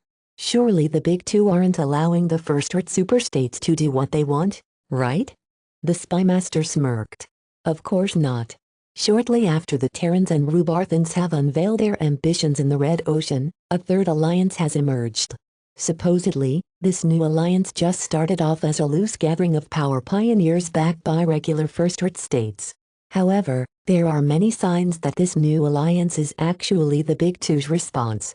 If that isn't enough, then I'm sure that a fourth or fifth alliance will emerge in the coming decades. Vez suspected that the rise of other alliances was not only meant to check the ambitions of the Terrans and Rubarthans, but also serve to fracture the Red Ocean even further. Only a divided red ocean allowed the big two to retain their absolute supremacy, just like in the old galaxy. So let me get this straight. Vez breathed deeply. If we want to obtain some protection against the predation of these big alliances, we have to join at least one of them. If we want to remain outside of the age-old rivalry between the Terrans and the Rubarthans, our best option is to join the Third Alliance. Is that right? We still have other options, but from my analysis of the situation, I believe it is much more practical to join an alliance. We don't have to give up that much rights in exchange for protection and other benefits. Look, Vez. When the Larkin Sun clan grows powerful enough to attract the attention of the major players in the Red Ocean, it is very difficult to stand alone. As much as he hated her argument, he knew that Calibust indeed had a point. At the Larkin Sun clan's current level of strength, it already possessed sufficient power to roam the galactic rim without needing to worry about too many threats. Yet the Red Ocean was a completely different place. Various old powers who originated from the galactic heartland and the galactic center held sway here. With the rise of larger alliances, it was very difficult for the Larkin Sun clan to maintain the same level of independence and indifference of today. Chapter 2207 The Red Ocean Promise Chapter 2207 The Red Ocean Promise. Only a few years had passed since the Big Two publicly opened up a channel from the old galaxy to the Red Ocean. Even as the ambitious pioneers that emerged throughout human space scrambled to colonize and exploit the vast resource-rich stars of the dwarf galaxy, politics had already reared its ugly head. Calibust grinned as she trailed her finger over her leg as she continued to lean against the desk. Whenever something valuable appears, a struggle to possess it always takes place. Sometimes, the strength disparity is too great. In this case, the strongest party doesn't have to bother with talking and can just take something by force. It's when there are multiple parties of roughly equal strength vying for dominance that things get interesting. When the price of outright conflict is too great, a balance emerges, but only between qualified powers. Obviously, the tiny Larkin Sun clan did not fall within this category, especially when they finally reached the Red Ocean. All of this is only relevant at least 8 years later. Vez frowned and stroked Lucky's back. I don't see why we need to consider which alliance to join right away. In fact, I'm still unsure whether we should consider this option at all when we reach the Red Ocean. Calibust remained steadfast as she crossed her arms. Even though the three great alliances only existed for a short amount of time, they are already developing their own distinct characteristics. It will be much easier to join and climb up the hierarchy if we mold the Larkin Sun clan according to those characteristics. In other words, as long as we prepare early, we can immediately skip a couple of steps and get ahead of the galactic pioneers who arrived sooner. That immediately caught his attention. One of his most persistent concerns was the fact that he was missing out on the beginning stages of the Great Phase Water Rush. Just 10 years of delay would already put him and the Larkin Sun clan at a huge disadvantage compared to the galactic pioneers who already established a foundation in the new dwarf galaxy. If what Calibust said was true, then Vez could still get ahead of the first movers. Of course, everything had a price. Joining an alliance meant committing to an old galaxy faction. Even if these alliances governed its members in a looser manner in order to adapt to frontier circumstances, there was no doubt that Vez and the Larkin Sun clan would inevitably belong to an established camp. Though Vez vastly preferred to remain uninvolved in these power struggles, it was very dangerous to remain independent. It was fine for him to stick to his original course if he was by himself, but since he was responsible for leading the Larkin Sun clan, he had to consider what was best for his fellow clansmen. Tell me more about these alliances. Vez looked up at Calibust. If you are so eager to push me into one of them, then it would be helpful to understand my options. Good idea. Let's start with the Terran Alliance. As you can imagine, the alliance founded and led by the oldest human state is very strong. The Greater Terran United Confederation's heritage is unsurpassed, but so are their rules. Does that mean that anyone who enters this alliance basically has to bow down to Terrans unconditionally? She shook her head. The stereotypes about Terrans don't entirely apply in this case. If what you said was the case, hardly any strong and highly capable pioneers will wish to join the Terran Alliance because they are also the most ambitious and headstrong. The Terrans are aware of this dynamic, and so have formed a looser regime. Oh, that sounds very uncharacteristic.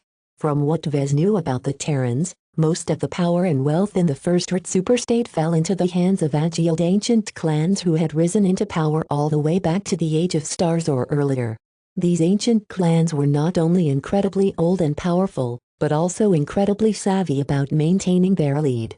Hardly any other clans were able to rise up in the Terran Confederation because the older ones selfishly occupied all of the resources. The ancient clans of Terra still hold a large amount of sway in the Terran Alliance.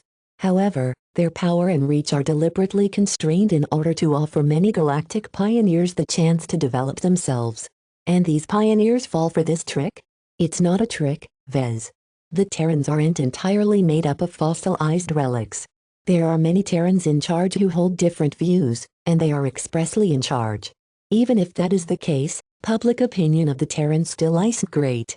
I really can't see why pioneers think the Terrans will treat them with sincerity when the ancient clans stop restraining themselves when it is no longer necessary. The Terrans never changed the way they operated throughout their entire history. The corruption, decadence and inequality that had marred them in the past had never gone away. The contemptuous way the ancient clans of Terra treated everyone else directly led to a great rebellion that saw a huge chunk of their territory splitting off to form the new Rubarth Empire. It was only after the new Rubarth Empire rapidly rose to the point where they started to surpass the wounded Terran Confederation that the ancient clans finally started to get their act together. Even then, the ancient clans only initiated the bare amount of reforms that only modestly increased the treatment of non-aristocrats. You aren't necessarily wrong. The Terran Alliance is always at risk of becoming subsumed by the ancient clans. The reason why a large amount of galactic pioneers apply to join despite this risk is the incredible reward the Terrans are offering. What are they promising? It's called a Red Ocean Promise. Essentially, the Terran Alliance promises that in 100 years, it will elevate the 5 strongest members of the Alliance into the ranks of the ancient clans. Vez looked shocked. What? That's impossible. She grinned. It's true. These old fogies are very mindful of their credibility. The Terrans absolutely have to abide by the Red Ocean Promise or else every galactic pioneer will turn against them. This is not as big of a deal to the ancient clans as you think it is. First, the reason why they were very reluctant to share power before is that the prosperous territories in the Milky Way are already fixed. There is not enough territory to go around. Now that the Red Ocean has opened up, there is room for new ancient clans. What about the old ones? Are they just going to let the new upstarts monopolize all of the phase water and other critical resources of the Red Ocean? Of course not. The reason why the Terran Alliance promises to elevate just 5 new ancient clans is because that leaves plenty of territories to the older ancient clans. Promising to promote just 5 Alliance members was a very cutthroat method of attracting galactic pioneers. For all of the bad reputation and criticism the ancient clans of Terra incurred, life was pretty good to those at the top. Reigning over prosperous territories and being able to afford the latest technology and pleasures in life was such an attractive lure that many pioneers would definitely vie for this quota. However, with just 5 slots, a lot of other galactic pioneers. What happens to the losers of this competition? Vez asked. The new and old ancient clans will devour their territories and colonies. The losers can choose to voluntarily become subordinate to an ancient clan or choose to evacuate their new lands and leave the Terran Alliance. I don't think the Terrans will accept any exceptions. The Red Ocean Promise was a terrible scheme, but Vez also had to admit it was brilliant. The allure of becoming the head of an ancient clan was so great that many pioneers accepted the penalty for losing this competition. This open and above-board scheme proved that the Terrans were still crafty enough to maintain their standing in human space. So, Vez. Calibus teasingly smiled at him. Are you interested in vying for the Red Ocean Promise? The Larkinson clan may be young and far behind the other competitors at the moment, but much can happen in a century.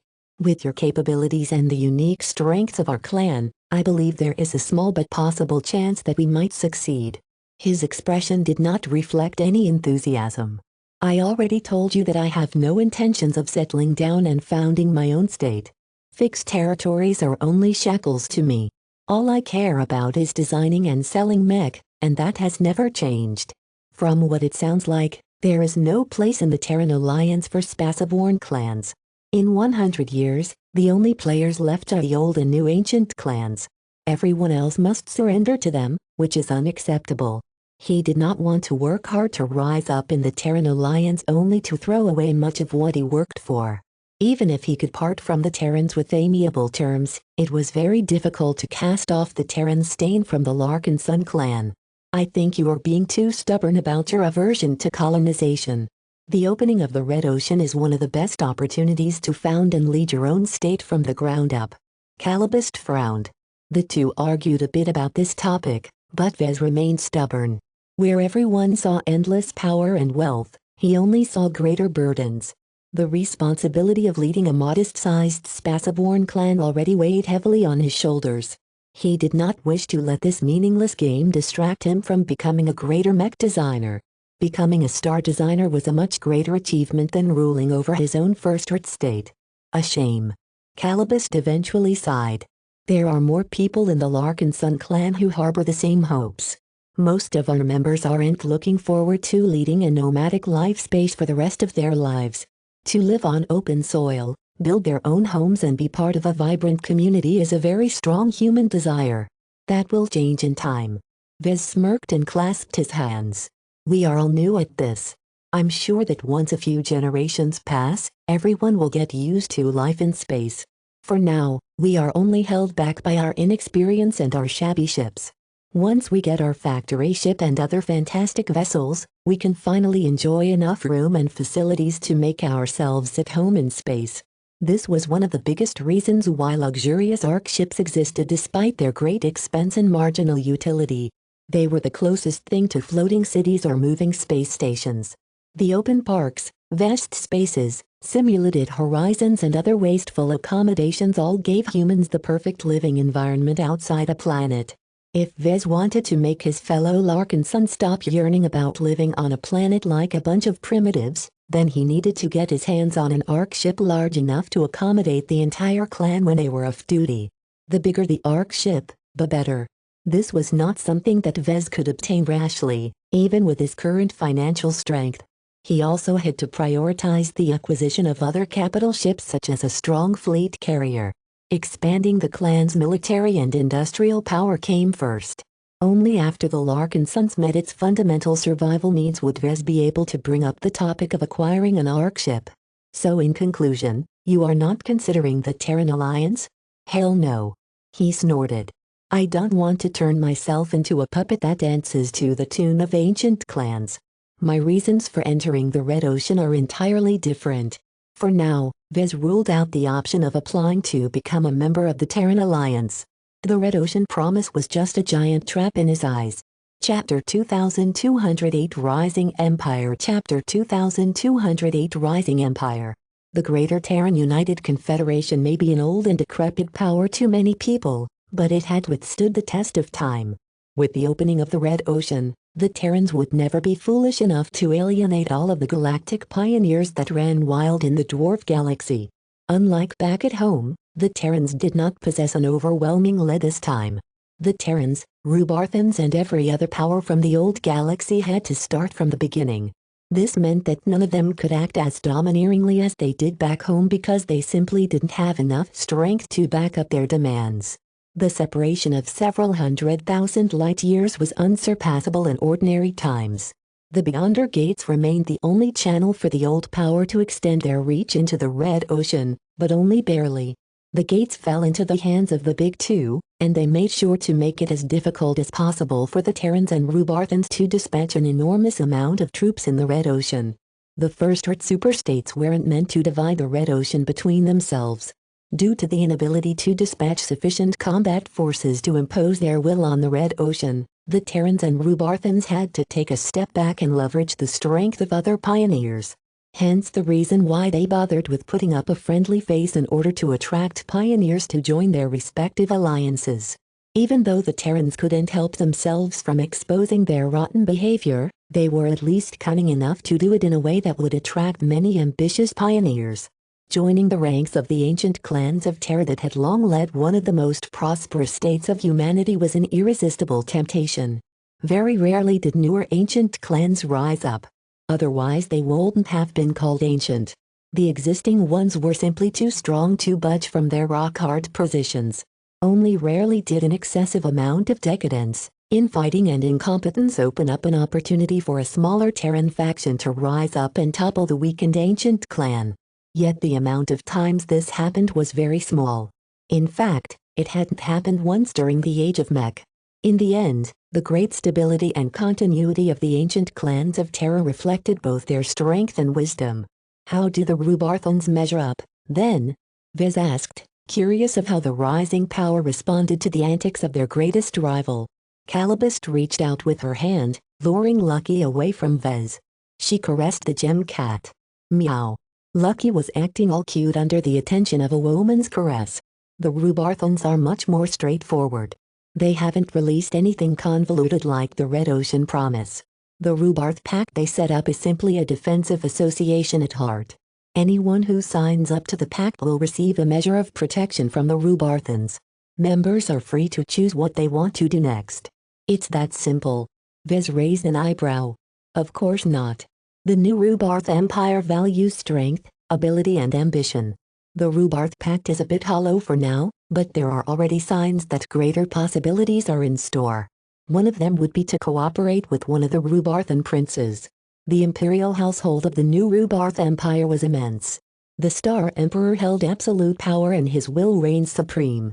At least that was supposed to be the case. In practice, the new Rubarth Empire was so huge that it was not very realistic for a centralized government to control every aspect. One of the ways the Rubarthans split everything up was to divide territories and responsibilities to one of the many descendants of the Star Emperor. The current Star Emperor was merely 300 years old, which was very young in the highest echelons of power. Many of the humans who collectively ruled over human civilization were actually remnants from the Age of Conquest. The horrors they lived through and the lessons they learned from those dark days still affected the way that human space was being run to this day. Anyway, the Star Emperor was a vigorous ruler who spawned a lot of children. How many of them existed, no one knew, but it was well known that the figure definitely surpassed 1,000. If those Rubarthan princes ever grew up and established their footing in the empire, they eventually became worthy enough to set up their own principality. A Rubarthan principality was merely an administrative division where a Rubarthan prince held greater sway over a territory within the empire. However, this meant that the Rubarthan princes obtained real power. Now, according to Calibist, some of those Rubarthan princes had come up with the bold idea to erect some new principalities within the Red Ocean. What makes this different from the Terrans? Vez grew confused. Those Terran principalities were easily comparable to the ancient clans of Terra. Calibist smiled. Ah, the Rubarthans hate it when they are compared to the Terrans. They explicitly do things differently. You have to remember that the new Rubarth Empire is a lot more centralized than the Terran Confederation. Unlike the latter where the ancient clans are roughly on par with each other, the former is led by a single central authority, the Star Emperor and the Imperial Household. The Rubarthan principalities cannot grow strong enough to challenge the Star Emperor's authority. Then what are these princes doing in the Red Ocean in the first place? She shrugged. They are also extensions of the Imperial Household. Even when they are constrained, their wealth and power is unmatched by every other Rubarthan faction. They offer the most opportunities to galactic pioneers who are willing to work for them. Galactic pioneers can choose to align themselves to a Rubarthan principality or to pledge to them. The latter is permanent, but the former is more of a mercenary relationship. Though Vez felt somewhat wary towards these mighty Rubarthan principalities, they didn't sound as tyrannical as the ancient clans. He did not reject the option of joining the Rubarth Pact and establishing a cooperative relationship with the Rubarthan principality. In exchange for doing some chores, a Larkinson clan would enjoy strong protection. However, it couldn't be that simple. What's the catch? Well, obviously, pledging to a Rubarthan prince means becoming his vassal, which I don't believe you are interested in. If you choose to align to a Rubarthan prince, then you will still be able to gain a lot of benefits. Aside from turning you into an enemy of the Terrans, you will also be pulled into the power struggle between princes. While they aren't always violent, you will definitely experience suppression from those who are aligned with other princes. No thanks, then. I can't care less about those princes. Vez shook his head. What about remaining neutral? Then you're still okay, of sorts. You will miss out on the fantastic rewards and support provided by the Rubarthan factions, but you will at least be accepted by everyone in the pact. The Rubartans have left plenty of room for independent development, and that has attracted the appreciation of many galactic pioneers. Oh, no tricks? Not as far as I know. Calibust looked confident. The Rubarthan style is very different from the Terran style. The new Rubarth Empire is a meritocracy to some extent. While it isn't a perfect society where anyone capable has the chance to rise to the top, the social structure is not as rigid as that of the Terran Confederation. This is by design. Therefore, in the Rubarth Pact, every member has the chance to develop as they wish. As long as they are capable, they can grow however they wish. No coercion. No promises. Vez liked their style. If everything that Calibust said was true, then Vez did not mind so much if he and his clan sheltered under the umbrella of the Rubarthans. There was another reason why Vez regarded the Rubarthan with some favor. The Larkin sons are descended from Rubarthans. He noted. Many Briders are, though they come from a faction that is at odds with Rubarthan culture. Of course, it was unrealistic for the Larkin sons and the descendants for anyone who left the new Rubarth Empire to crawl back to the First Earth superstate and be recognized as one of its subjects. Officially speaking, Vez was not a first-class citizen and certainly not a Rubarthan. Trying to rely on his ancient blood ties to the Empire to get into the good graces of the Rubarthans was impossible. Therefore, it was really pointless to think about it. Vez and the Larkin Sun clan had to approach the Rubarth Pact as complete outsiders, and lessers at that since they emerged from the Galactic Rim. Calibust looked hopeful at Vez. The new Rubarth Empire is still considered as a rising power in the Age of Mech. However, the lack of a great motivator such as the Red Ocean Promise means that the galactic pioneers who join the Rubarth Pact are generally inconsistent. Many weak and middling pioneers who just want to enjoy the protection of a First Earth superstate have joined the pact without really harboring greater ambitions. I'm sure the Rubarthans have a plan to increase the unity of its pact, but that might take some time. This stood in contrast to the Terran Alliance, which most assuredly attracted the strongest and most ambitious galactic pioneers. This meant that the average strength of each pioneer was definitely considerable, or else there was hardly any reason to join the alliance. However, since Vez did not really harbor any great ambitions in this area, he did not mind becoming one of the Pact's middling members. If he truly needed some shelter and as long as the Rubarthans didn't push him around, it might not be a bad idea to accept this option. This was not his only viable choice, however. There's a third alliance as well, I believe. Calibust nodded. The Red Ocean Union is still very new and much of its structure still needs to be worked out. On the surface, it was set up by many First Earth states in order to present a united front against the First Earth superstates. Collectively, this means quite a bit, but because these First Earth states are so scattered, it's hard to implement a single regime. If that's the case, doesn't that mean this so-called Red Ocean Union is nothing but a paper organization? That is what it looks like for now, but if you believe that the Big Two are secretly offering their support, then I'm certain that the Red Ocean Union will become a force to be reckoned with in a couple of years. Even if it was so, the fact of the matter remained that the Red Ocean Union didn't appear to have anyone strong enough to govern it properly. Vez initially held high hopes for this so-called Red Ocean Union, but in the end it turned out to be a pile of loose sand. Then again, who knew what the Big Two would do to support the Union? The Red Ocean Union might look completely different in 10 years.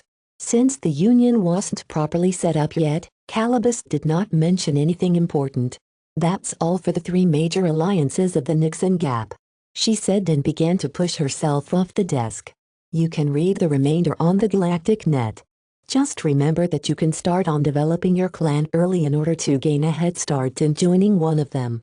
For example, if you have the ambition of adding your Larkin Sun clan to the Terran Confederation, then it would help if you implement some of the policies and customs that are prevalent among the existing ancient clans. Please don't joke, Calabist. The same goes if you want to become a member of the Rubarth Pact. In fact, the culture and the policies of the Larkinson clan already match the Rubarthan standard to a greater degree. If you implement just a few more key adjustments, I think our clan will definitely enjoy a lot of favor from the Rubarthans.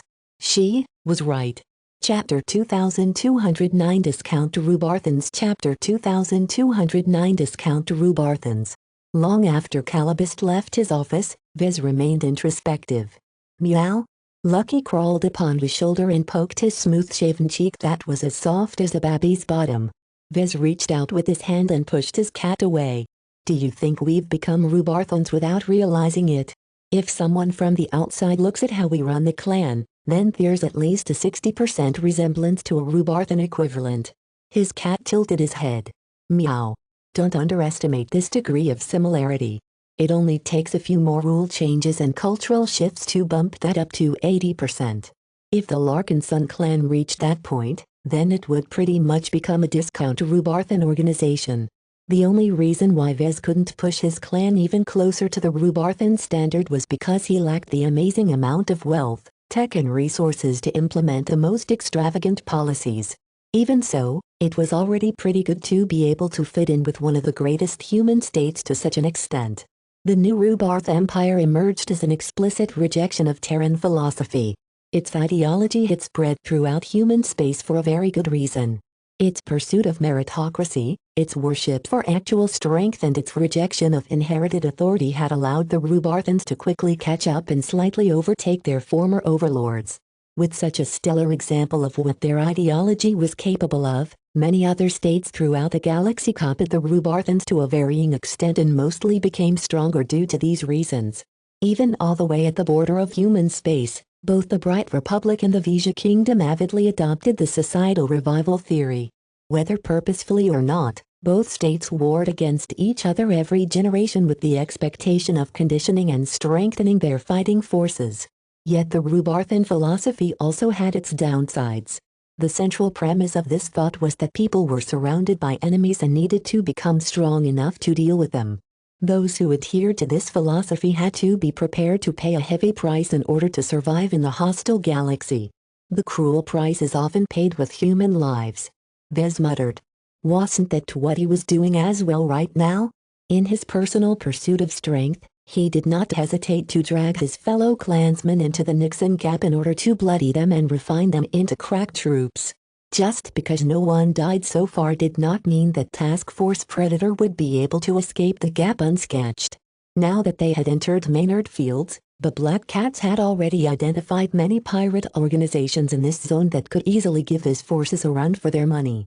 The fact that Vez did not feel bothered about the possibility of suffering a substantial amount of losses meant that his personal philosophy had already shifted in this direction. He felt rather mixed about that. On one hand, the new Rubarth Empire was a role model to many humans in the galaxy. On the other hand, he did not identify himself as a Rubarthan. He was a Larkinson, and the clan he built and shaped was supposed to develop its own identity. The fact that the clan unintentionally imitated the Rubarthans to a very strong degree was a bit unfortunate. This is going to be problematic. Vez frowned and bent his head in thought. Out in the Komodo Star sector and the Galactic Rim, there was no need to pay much attention to this resemblance. The Larkinson clan was situated so far away from the Galactic Heartland and Galactic Center that no one would tie the Larkinsons to the Rubarthans. They were just too far away.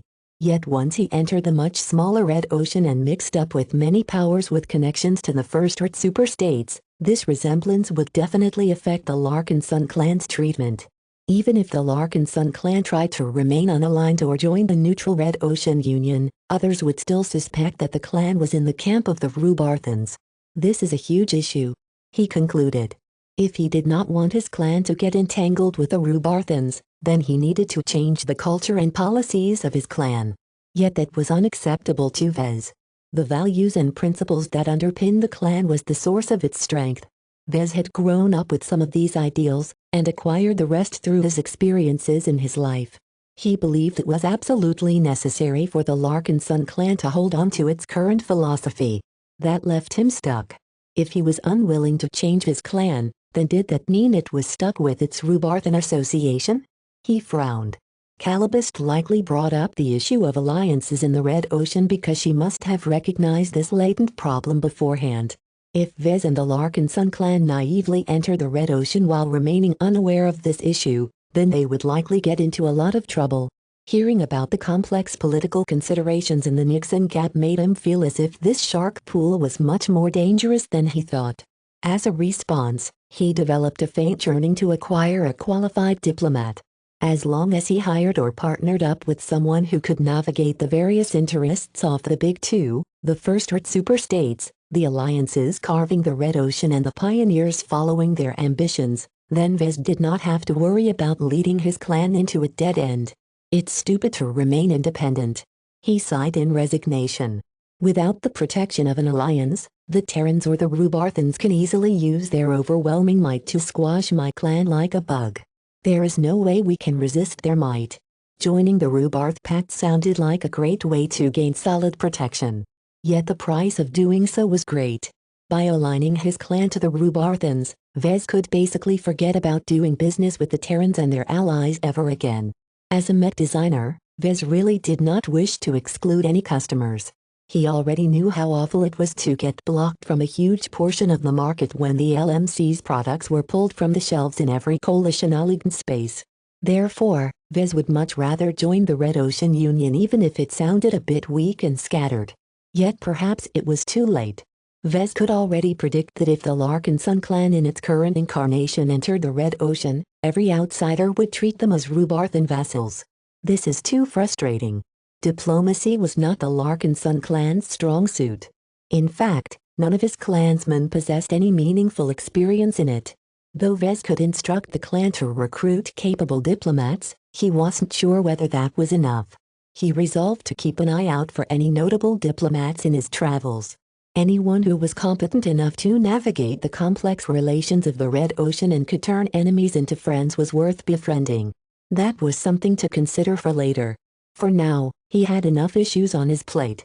As Vez resumed his design work, several days passed as the fleet quietly traversed through Maynard Fields. Though the forward scouts dispatched by the flagrant vandals and other forces found sporadic traces of battles and pirate activity, the task force hadn't encountered any actual pirates. The population density of the various zones of the Nixon Gap wasn't all that high. Weeks might go by for someone to encounter a pirate group. If this wasn't the case, the peacekeeper outfits would never dare to venture too deep. It was just that the Larkin Sun clan actively traveled to the coordinates to as many pirate groups along the way as possible. Now that the task force stopped seeking out enemies on its own accord, Vez felt unaccustomed to spending so many days in peace. Fortunately, he did not spend all of that time in vain. The tranquil days allowed him to focus fully on his mech design projects. All 4 minor projects chugged along very nicely. The attentive supervision from Vez and Gloriana helped them remain on track and prevented any of the assistant mech designers from getting stuck too long. Of the 4 minor projects, the Crystal Lord Mark II and Sanctuary projects achieved the greatest progress. The former used the original Crystal Lord as a template, so the Mark II version was actually more like developing an upgrade variant than designing something completely novel. Still, the project generated a considerable amount of consternation to Vez. The original Crystal Lore design was one of his babies, and he wanted the second edition to stay true to its roots. This meant that Vez had to find a way to preserve the alien character of the original design. Its design spirit, the Crystal Leader, was a barely sentient empowered spiritual fragment that wasn't all that strong. Yet Vez never thought about replacing it. This was disrespectful to life. Some people treated their wives as clothes and did not hesitate to change to better ones as they grew wealthier or more successful. Not Vez. Even if he lamented the Crystal Leader's weak foundation, it was not as if there were ways to resolve this problem. For example, Vez was pretty sure that he could empower the ancient and almost forgotten spiritual fragment if he was willing to expend some of the life-attributed energy derived from a drop of serum. Yet was it worth it for Vez to expend such an extremely precious resource just to empower a low-value design spirit? From a cost-benefit perspective, it made a lot more sense for Vez to break up the crystal leader spiritual fragment, blend in some ingredients that weren't too costly, and form a completely new spiritual product that was at least an order of magnitude stronger and possessed much better growth prospects. Whenever he considered this option, he felt disgusted by it. Vez truly cherished his design spirits, at least the ones he had friendly relations with, and he believed it was wrong for him to treat them as replaceable commodities or pieces of equipment. Therefore, even if he had to pay a greater price, Vez felt more and more inclined to nurture the crystal leader and all of his older design spirits. One consideration that justified this choice was that spiritual entities grew in strength and sophistication over time. Replacing an outdated design spirit with a newer one meant throwing away all of that accumulation. Perhaps the difference wasn't so big in just 5 to 10 years, but when a design spirit continually performed the same duties for 50 years or longer, they might have achieved a qualitative improvement that could not be matched by any newborn spiritual product. A rueful smile appeared on his face. Isn't the Ouroboros a great example? Even though the circumstances wasn't entirely the same as the Ouroboros was a physical mech as opposed to an intangible mech design, the principles shouldn't be too different. Life accumulated strength through the passage of time. Therefore, even if the crystal leader wasn't particularly impressive, its unique origins and history might produce something completely unsurpassed in the distant future. When Vez settled on keeping and investing in the crystal leader, he knew that he had to retain the alien character of the Crystal Lord line. No matter if it was the Mark II or the Mark ZI version of the mech, its design had to incorporate a significant amount of alien tech in order to stay true to its nature. Vez encountered another problem at this junction. With the original Crystal Builder technology losing its competitive advantage in the current generation, how could he possibly meet this demand? It wasn't as if Vez could randomly approach one of the many asteroids floating in the Nixon Gap, trigger some sort of hidden alien teleportation device, and be ported over to the ruins of another long-dead crystal-using civilization. Maybe there is another way to get my hands on what I need, he muttered. Chapter 2210 Alien Tech Chapter 2210 Alien Tech. Human technology reached an extremely high level. Thousands of years of research and development had elevated the human race's mastery of various fields of science and engineering to an astounding level. As far as Vez was aware of, no alien race in the galaxy could surpass the modern human race when it came to the breadth and depth of technological development. However, it was no secret that most of humanity's technological gizmos traced their roots back to alien tech. Simply put, humanity did not invent all of the tech from scratch. They stole it from aliens and adapted the tech for their own purposes. The FTL drive that served as the most commonly used means of traversing the stars was the most iconic example. None of the powers hid these truths. Perhaps some might find shame that their race had plundered a lot of tech rather than developed them on their own, but human civilization probably wouldn't have dominated the Milky Way if it tried to keep itself pure. These days, much of alien-derived tech had been fully mastered by human scientists. Some, like FTL drive tech, still had traces of alien influence, while others, for example antigrav tech, had progressed so far that they became unrecognizable by their original alien developers. In general, human civilization tried their best to convert alien tech into human tech. A lot of inventive alien races developed very strange scientific principles that were very difficult for humans to understand even after several centuries spent on deciphering them. While the effects of their tech might sometimes be great, humans preferred to work with something under their control. Therefore, the use of alien technology was heavily discouraged in human civilization. This was part of a deliberate cultural policy to keep human space as human as possible. Even though their race had conquered a lot of alien territory during the Age of Conquest, almost no trace of alien buildings, monuments and other visible traces remained. This was on purpose as the human conquerors wanted to retain their human ways as much as possible. Each visible alien influence risked contaminating human culture, thereby making some people more sympathetic or aligned towards the aliens that were still their enemies. It was very understandable to go to such great lengths to wipe out every trace of alien heritage in human space regardless of their priceless historical and cultural value. From the lens of institutional isomorphism, making human society as human as possible strengthened their race's own belief in itself. It also made it easier to keep humans as vigilant and hostile towards aliens, as familiarity often tended to breed complacency. Therefore, with regards to alien technology, it was quite an unwise marketing decision to design a mech with alien influences. This is the other reason my Crystal Lord never sold that well. Its alien appearance with its weird hollow-filled head along with its alien crystals turned the mech into something of an oddball. Even if its overall performance and features were quite nice for a premium rifleman mech, the fact that it did not conform entirely to market tastes would inevitably limit its appeal. So what? Vez confidently smiled. A good mech will sell regardless of how ugly it looks. As long as the Crystal Lord Mark II can provide the same degree of value as a desolate soldier or a doom guard, it can definitely attract plenty of demand. Now that the LMC's mech catalog features some big sellers, Vez faced much less pressure to design a guaranteed bestseller. It also helped that the LMC expanded its design capacity to 6 concurrent design projects. This provided Vez with a lot of leeway as his mech company did not have to allocate all of its activities to developing future cash cows. Out of the 6 projects in the pipeline right now, Ferocious Piranha and the Sanctuary projects ought to cover the LMC's commercial needs. It was important to keep the company's mech catalog fresh and to show continued signs of life.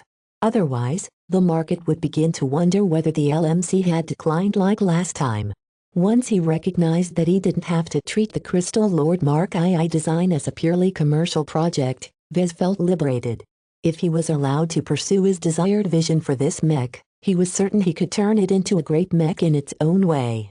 He just had to get his hands on some good alien tech that could build on the crystal tech he used in the Mark I version of the Crystal Lord. This is a bit difficult. He frowned. It wasn't as if he could find such sophisticated knowledge and technical specifications by trawling through the galactic net. He needed to approach someone. One option would be for him to inquire with treasure hunters. However, there was no telling who got their hands on alien tech or not without insider knowledge or access to a black market or something. The other option would be to knock on the doors of the MTA. The amount of alien tech the association accumulated over its entire history was definitely massive. There was bound to be some strange crystal-based tech in its archives. Vez hesitated for a moment. Instead of making a choice, he began to concentrate his mind in order to make contact with the Crystal Lord's design spirit. The Crystal Leader had come a long way since its formation a year ago. Though its spiritual strength hadn't grown much stronger, the salvaged remnant that barely possessed any thoughts of its own had grown considerably more sophisticated. Though it was not as lively as Kalanxo or Prophet Ilvain, the former Crystal Golem had connected with tens of thousands of mech pilots over the years. All of the spiritual feedback of humans filled up the gaps in the spiritual entity and turned it a little more human. In a sense, Vez could already describe the Crystal Leader as a hybrid between a human and a Crystal Builder alien. This just happens to match the Crystal Lord concept even better. Vez became more committed to this course of action. Regardless of how awkward it was for him to approach the MTA with his request, he decided to go through with his plan. He left his stateroom and entered the isolated chamber which held a dark brake module. After turning it online, he began to make a call towards the MTA. He half hoped the other end of the line connected to the association's department that handled technology and licensing requests. Unfortunately for him, the physical projection of a familiar woman appeared. "Mr. Larkinson, what brings you here today?" Master Willix greeted with some familiarity. Vez tried to maintain his composure. Though he feared this might happen, he estimated that there was already a 90% chance that she would appear. This sticky MTA master mech designer had shown up too much for him to believe that her visits would stop anytime soon. Since he was already mentally prepared for her appearance, he quickly managed to suppress his discomfort. "I have a request," he stated. He proceeded to summarize his current intentions and problems. He emphasized the importance of the crystal lore design in his heart and inquired whether the MTA was familiar with the crystal builder race whose tech still powered the original version of his rifleman mech. Master Willix looked serious. This is not a straightforward request.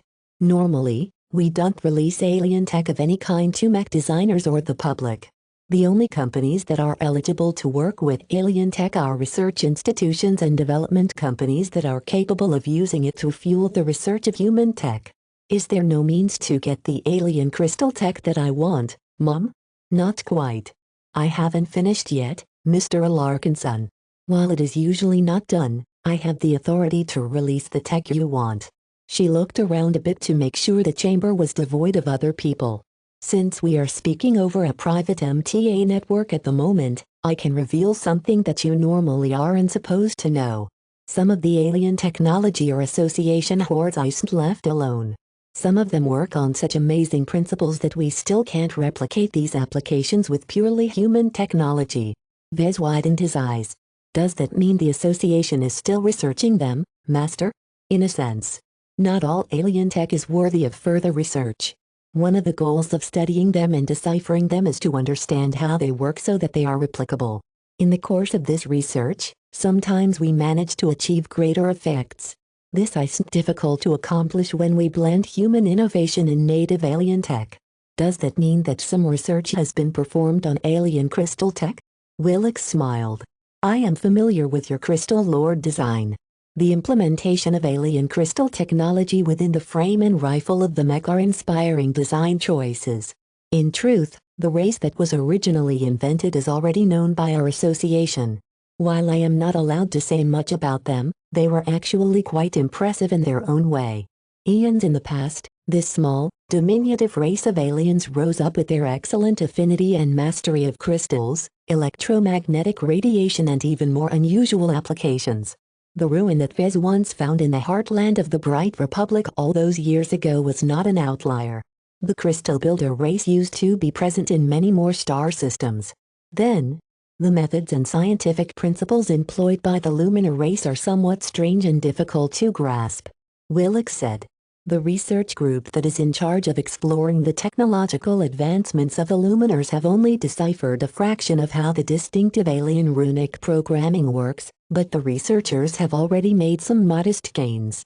In my judgment, these gains should be sufficient to provide you with what you desire for your second edition of the Crystal Lord design. So the MTA already labeled the Crystal Builders as the Luminar race. Vez had to admit that was a much more elegant-sounding name for these manipulators of crystals and light. Vez gulped. Can I obtain this tech? Master Willix smiled in a slightly intriguing manner. As I have stated earlier, your current status and accomplishments does not allow you to access these sensitive files. However, in light of your development and accomplishments, I am inclined to make an exception for you.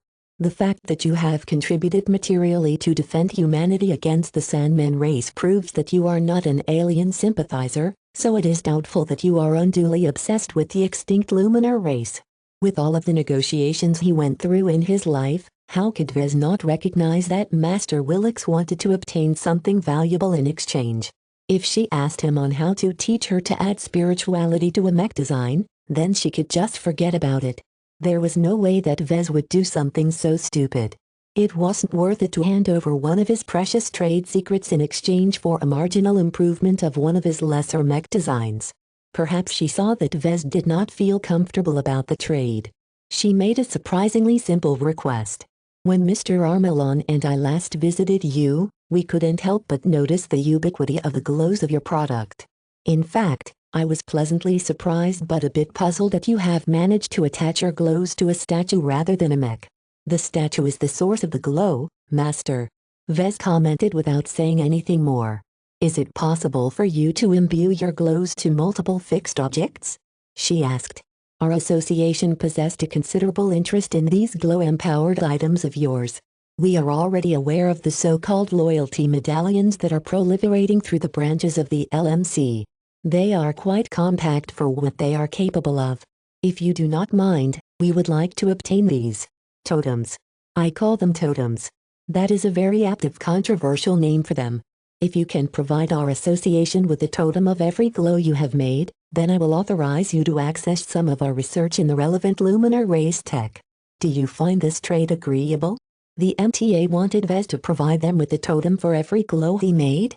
What the hell did they want to do with them? Wasn't it enough to acquire some of his mech? Chapter 2211 MTA Research Chapter 2211 MTA Research. Totems were associated with savage, primitive religions in humanity's ancient past. Some alien races also developed religious worship into some kind of spirit or god that was represented by some sort of decorated object. Of course, these days totems were regarded as products of superstition in much of the galaxy. Only a few religions utilized them in their rituals. Frankly speaking, a highly secularist organization like the MTA should have no business with totems.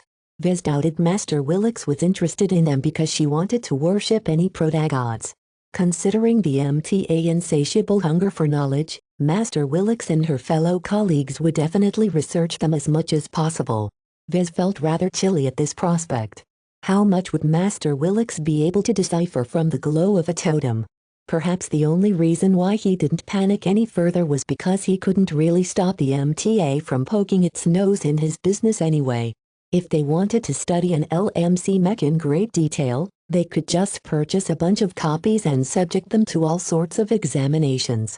The MTA archived most of the design files and schematics of the LMC's commercial mech designs. Many of the notes that Vez had left behind possessed hints towards the mech interactions with an unknown entity. The fact of the matter was that the MTA could already get its hands on a bunch of applications of his design philosophy. Crafting a bunch of totems for the MTA did not sound like a big deal if that was the case. It was not as if the glows attached to totems were different from the glows attached to mech. If the MTA truly wouldn't get much useful out of researching his totems, then Vez did not mind accepting the trade. Vez did not immediately accept, though. He frowned as a couple of concerns weighed him down. First, the MTA's research capabilities were very formidable. They were also aware of spirituality in the form of psionic power and probably developed their own understanding of this phenomenon. This made it dangerous for Vez to underestimate the association's research prowess. Second, the wording used by Master Willix made it clear that the MTA only authorized him to access some of its research on luminar tech. How much would he obtain? Would it be enough to achieve a substantial performance boost with the Crystal Lord Mark II? How practical would it be to implement this tech? What exactly will I be able to work with? Vez asked the physical projection. Your description of your offer sounds rather vague. I don't have enough information to determine whether I can obtain what I need. Master Willix activated another projection that depicted a lab test. You can see for yourself. This is some of the gains that one of our research groups have made over the last 2 decades. The second projection depicted a completely empty white room. A standardized dummy mech built to average third-class specifications rested at one end of the testing chamber. A mechanized laser rifle apparatus was affixed at the other end of the testing chamber. A lot of numbers and labels scrolled through the view. Vez only partially deciphered the technical readouts. Eventually, the rifle fired a powerful laser beam that instantly hit the dummy mech. Vez estimated the energy level of the laser beam and the damage it was supposed to inflict. If his read on the situation was correct, then the concentrated laser beam should have penetrated halfway through the frontal armor of the dummy mech. His eyes widened as the area struck by the rifle looked a lot more damaged than he thought. After performing some rapid mental calculations with the help of his implant, he estimated that the damage of the laser beam was actually 30% more potent. How is this possible? More efficient energy conversion, mostly. Willix answered. Compared to comparable commercial laser rifle models, the rifle in this demonstration is capable of converting much more electrical energy into useful damage output. Less energy is wasted in the form of heat, which is the added side effect of considerably decreasing the heat generation of the weapon. While this effect was also present in the original Crystal Lore design, it wasn't as drastic as the MTA's demonstration. A 30% boost in efficiency over modern, new generation laser rifles was huge. As long as the cost of this crystal laser rifle wasn't too excessive, it would definitely be able to empower the Crystal Lord Mark II to a considerable height. Seeing that the lab test of the crystal laser rifle made a powerful impression on Vez, Master Willix switched to another piece of footage. The luminar race not only excels at outputting energy damage, but is also proficient in defending against it, as you surely already know. The same crystal laser rifle as before now pointed its muzzle at a large crystal block. Vez could faintly recognize the odd alien circuits formed inside the crystal block through unknown means. When the laser rifle fired a beam that was exactly as powerful as the one in the previous lab test, the block absorbed the laser beam without any issue. Hardly any heat got released. The large crystal block perfectly absorbed the entire laser beam without any complications. While Vez was already familiar with this phenomena, a laser rifle wasn't done yet. It continued to fire laser beam after laser beam at the same block. The large crystal continued to accumulate energy as a result. It began to glow brighter and brighter in white. When the laser rifle stopped firing, the crystal block suddenly released all of the captured energy at once in the form of a magnificent white light beam. The beam struck another target placed in the chamber, causing it to sustain a devastating amount of damage. Though the original Crystal Lord was capable of performing the same feat with its central crystal, the capacity and damage output of the crystal block vastly exceeded what his old mech design was capable of. Not even his gold-label Crystal Lords could release such a powerful beam. In fact, even accounting for the increased mass and volume of the crystal block, its devastating counterattack already surpassed the threshold of third-class mech. His breath shivered. Was this attack strong enough to threaten a second-class mech? Willix nodded, thereby confirming his radical guess. The luminar crystals possess very interesting properties that allow them to function as great counters to many pure energy attacks. The crystals are highly effective at storing electromagnetic radiation and to a lesser extent thermal energy. The energy is then repurposed and homogenized in a form that allows the crystal to discharge the energy at once as a coherent attack. Vez became incredibly excited by what he saw. This tech had the potential to elevate the Crystal Lord Mark II into a true beast on land. The meager applications that Vez came up with on his own paled in comparison to what the MTA accomplished after performing dedicated study into crystal builder technology. Though Vez had become incredibly dazzled at what he saw, he knew he couldn't allow himself to get too hyped by the potential benefits. There had to be a catch. "This is very impressive," he said. "I'm concerned about their cost, though. Will implementing these luminar crystals in my mech double their price? If that is the case, then it is very hard to justify their implementation into my Mark II design." Master Willix faintly shook her head. "I have already taken your circumstances into account. The demonstrations that you have seen today will not unduly add to the cost of the mech. The luminar crystals will only add around 300,000 hex credits or so to the production cost of your mech. The real challenge is producing them. Very advanced production equipment is required to synthesize these crystals." Vez narrowed his eyes in suspicion. "What kind of equipment do I need? They are out of reach. If that's the case, then how can I possibly produce these powerful crystals? We can come to an arrangement. Every MTA branch that has reached a certain scale can synthesize these crystals and supply them to the LMC or any of the third-party manufacturers that produce your Crystal Lord. You only need to pay the requisite costs to the branches." This condition made Vez lose the wonder he gained from witnessing the impressive lab tests. This arrangement made the LMC too dependent on the MTA for the supply of luminar crystals. Vez figured that they must have figured out a way to create the crystal cube that activated luminar crystals. Perhaps they even developed a better version of the crystal cube that Vez still stored in his vault. Though he resented the arrangement proposed by Master Willix, he already understood that he wouldn't be allowed to produce the luminar crystals themselves. Once the production methods leaked, alien crystals filled with inscrutable alien runes and circuitry would probably show up everywhere in the galaxy. The MTA already bent its rules by a considerable degree by allowing Vez to play around with them in his new Crystal Lord Mark II design. If Vez and Gloriana hadn't continually impressed the MTA with successive accomplishments, there was no way that Master Willix was willing to accommodate his request to this degree. This only made him feel more worried about the price she demanded. For some reason, Master Willix and the MTA really wanted to get their hands on his totems. At least Vez possessed some very desirable bargaining chips. Since Master Willix valued them so much, he was curious whether he could milk the MTA further. The way you speak about luminar crystal technology suggests that the researchers working on it have probably developed more applications, right? You are correct. Don't think about obtaining anything more, Mr. Larkinson. Your Crystal Lord Mark II doesn't require additional features. What about scaling up the luminar crystals so they become capable of empowering second-class mech? This time, Master Willix chuckled a bit. The main reason why you are eligible to work with luminar crystal technology at all is because it is mainly relevant to the lowest class of mech. It is an entirely different matter to allow you to incorporate second-class luminar crystals into second-class mech. The difference that this can make is enough to destabilize the second-class mech market.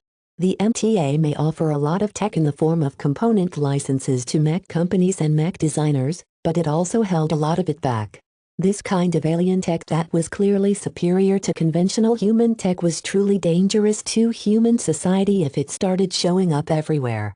Vez already knew he had to revise the availability of the Crystal Lord Mark II in order to avoid ruffling the MTA's feathers too much.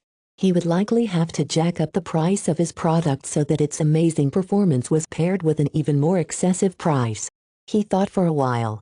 It was trivially easy for him to craft a bunch of totems that were pretty much useless other than their glows. It hardly cost him anything for him to do so. This entire trade sounded too easy, in fact. Yet from what he saw, a luminar crystal technology truly fit the Crystal Lord Mark II to an amazing degree. Vez was not worried whether the Master Willix made the wrong selection or whether the MTA attempted to scam him in this trade. With so many pros and so few cons, logic dictated that Vez accept this deal. Even his emotions urged him to say yes. There was just one more issue he needed to clarify. He addressed Master Willix once again. I can provide the MTA with a number of totems once I return from the Nixon Gap, but I won't provide you with every glow. Some of the more obscure ones, such as those attached to my virtual mech and those utilized in competition mech, aren't within my reach anymore. To be honest, Vez could probably reproduce some of them, but he simply couldn't be bothered to. He didn't want to hand over too many totems to the MTA, and this sounded like a nice excuse to limit what they received. That is not a problem, Master Willix replied. We are mainly interested in your stronger glows. Let us form a list. They entered into a quick discussion. Eventually, Vez agreed to provide totems that carried glows that represented all of the commercial mech designs of the LMC as well as a few commission and private mech designs. In his opinion, he was giving up a bit too much of the latter two categories, but Master Willix was fairly insistent.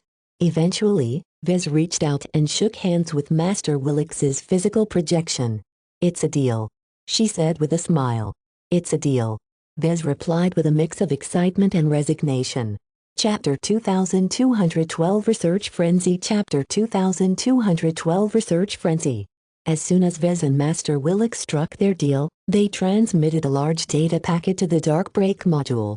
Due to the great security of the MTA's private network, there was hardly any risk of third parties intercepting the sensitive data. That did not mean that Vez could subsequently leak the research data on luminar crystals on his end. To minimize the chance of leaks and theft, the files I have sent to you will remain locked within the Darkbreak module. Master Willix's physical projection stated in a severe tone. One of the functions of this device is to guard the data it stores in its databanks. Every means of directly and indirectly capturing the data will fail. If any of the research files on luminar crystals ever ends up in the hands of others, you will not escape the consequences. Vez nodded nervously. I understand, Master. I have no intentions of spreading this data around. The MTA truly valued the research it performed on luminar crystals and deemed it very undesirable if it spread around. This was why the association insisted on keeping it to themselves, to the point where the LMC wasn't even allowed to synthesize more advanced versions of luminar crystals. All of these precautions only heightened his interests. From his brief stay on the Starlight Megalodon in the past, he had become exposed to the CFA's incredibly advanced research activities at the time. Vez had gotten lost in all of the mind-boggling projects involving a lot of high technology. The MTA shouldn't be any worse when it came to research and development. The big two were in constant competition to each other, and technology had always been the key to human growth. Vez looked forward to seeing how much he could elevate the Crystal Lord Mark II project with this research data. One additional concern suddenly came to mind. Oh, Master Willix, about the research data, will Gloriana be able to access it as well? It would be inconvenient for me to be the sole person who can study these files. I have already taken this into account, she said. I will send Miss Wadden a notification informing her that she is permitted to enter the restricted library of the MTA's branch on Sinach VI. She will be allowed to study the same research data that your Dark Break module has received at her leisure. That would make the work on the Crystal Lord Mark II design a lot more convenient. With the two lead designers working on the same foundation, Vez wouldn't have to clash so much with his fiancée when it came to pushing his design choices. Mentally, Vez had already elevated the priority level of the Crystal Lord Mark II project. With some shiny new tech in hand, he became a lot more passionate about turning the second revision of his landbound rifleman mech into a groundbreaking product. Of course, even if Vez and Gloriana became more involved in its design, the design teams assigned to the project still had to work just as hard. Once Master Willix's physical projection said goodbye and disappeared, Vez manipulated the interface of the Dark Break module in order to access the newly received files. The large device began to hum before outputting a very strong interference field. Vez blinked as he felt his body becoming ill at ease. He knew that all of his devices, from the comb on his wrist to the Vulcan eye multiscanner on his tool belt, were probably rendered helpless. Ah! Vez suddenly held his hand overhead. My implant. Not only did this powerful local eyes jamming field interfere with the operation of electronic devices, it also acted like a remote implant limiter. His blood briefly chilled as he realized the scary potential of this functionality. Despite all of the upgrades and additions to his Archimedes Rubal implant, it was still rendered helpless by this seemingly omnipotent field. Even if it doesn't affect my implant directly, it is more than enough to block the interface between my brain and my implant. Fortunately, he already experienced what it was like to lose access to the functions of his implant a month ago. He quickly performed the same tricks he used to cope with the loss of his most important mental augmentation and regained his composure. Let's see what the fuss is all about. Once the Dark Break module's jamming function came online, Vez finally laid his eyes on the coveted research data. The moment he read the first couple of documents, he instantly became engrossed. Though much of it already referenced knowledge in scientific terms that were beyond his ability to understand, he found out that the data package also contained selective knowledge that briefly summarized the MTA's understanding of certain subjects. Vez found out that while it was incredibly difficult for him to digest this knowledge, they were just understandable enough for him to slowly build up his systematic understanding of crystals and laser technology. He couldn't help but erupt into laughter. Ha ha ha. I've got more than just a bunch of experimental data on luminar crystals. I've received the context around this research as well. In other words, he obtained much of the theoretical backgrounds needed to make sense of some of the fundamental aspects of luminar crystals. As Vez quickly schemed all of the files, he understood that while he didn't receive enough learning material to turn him into a comprehensive specialist in the relevant fields, he should at least be able to elevate all of his existing sub-skills on crystals and laser weapons. He knew this must have been the handiwork of Master Willix. She likely possessed a very good grasp of his current knowledge base by studying his mech designs. It shouldn't be that difficult for her to figure out what he lacked and what he was capable of learning through self-study. This was a very profound benefit to Vez. Even if he decided not to add any luminar crystals in his other designs, he could still elevate their offensive performance by a small extent. In fact, some of the research is also useful in enhancing my understanding of other directed energy weapons. This meant that Vez would be able to apply a portion of his gains on the pulse submachine guns of the Valkyrie Redeemer and the positron beam cannons of the Cat's Paw. As long as he mastered all of the knowledge contained within the data package, Vez would definitely be able to gain as many benefits as spending at least 100,000 DP on various sub-skills. He suddenly frowned as he felt the pervasive interference field subjecting his body to an invisible internal massage. The sudden loss of access to his implant vastly impacted his learning efficiency. If he could activate his implant, then even if he couldn't digest all of the knowledge in a short amount of time, he could still store all of the documents he laid his eyes upon in the vast memory capacity in his mind. I'm not resigned to this reality. Vez wanted to see if he could circumvent the Dark Break module's blockade. The Dark Break module might possess an insanely powerful jamming function, but if there was one thing he learned, it was that no tech was perfect. Rather than sitting down and learning the knowledge on luminar crystals and laser weapons the honest way, he instead began to pull out all sorts of devices in order to see if he could cheat the process. Nothing worked, though Vez already expected that.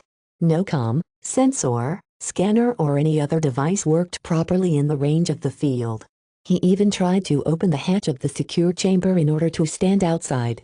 While he managed to exit the localized jamming field, he could see nothing but indistinguishable colors when he looked at the bubble enveloping the chamber.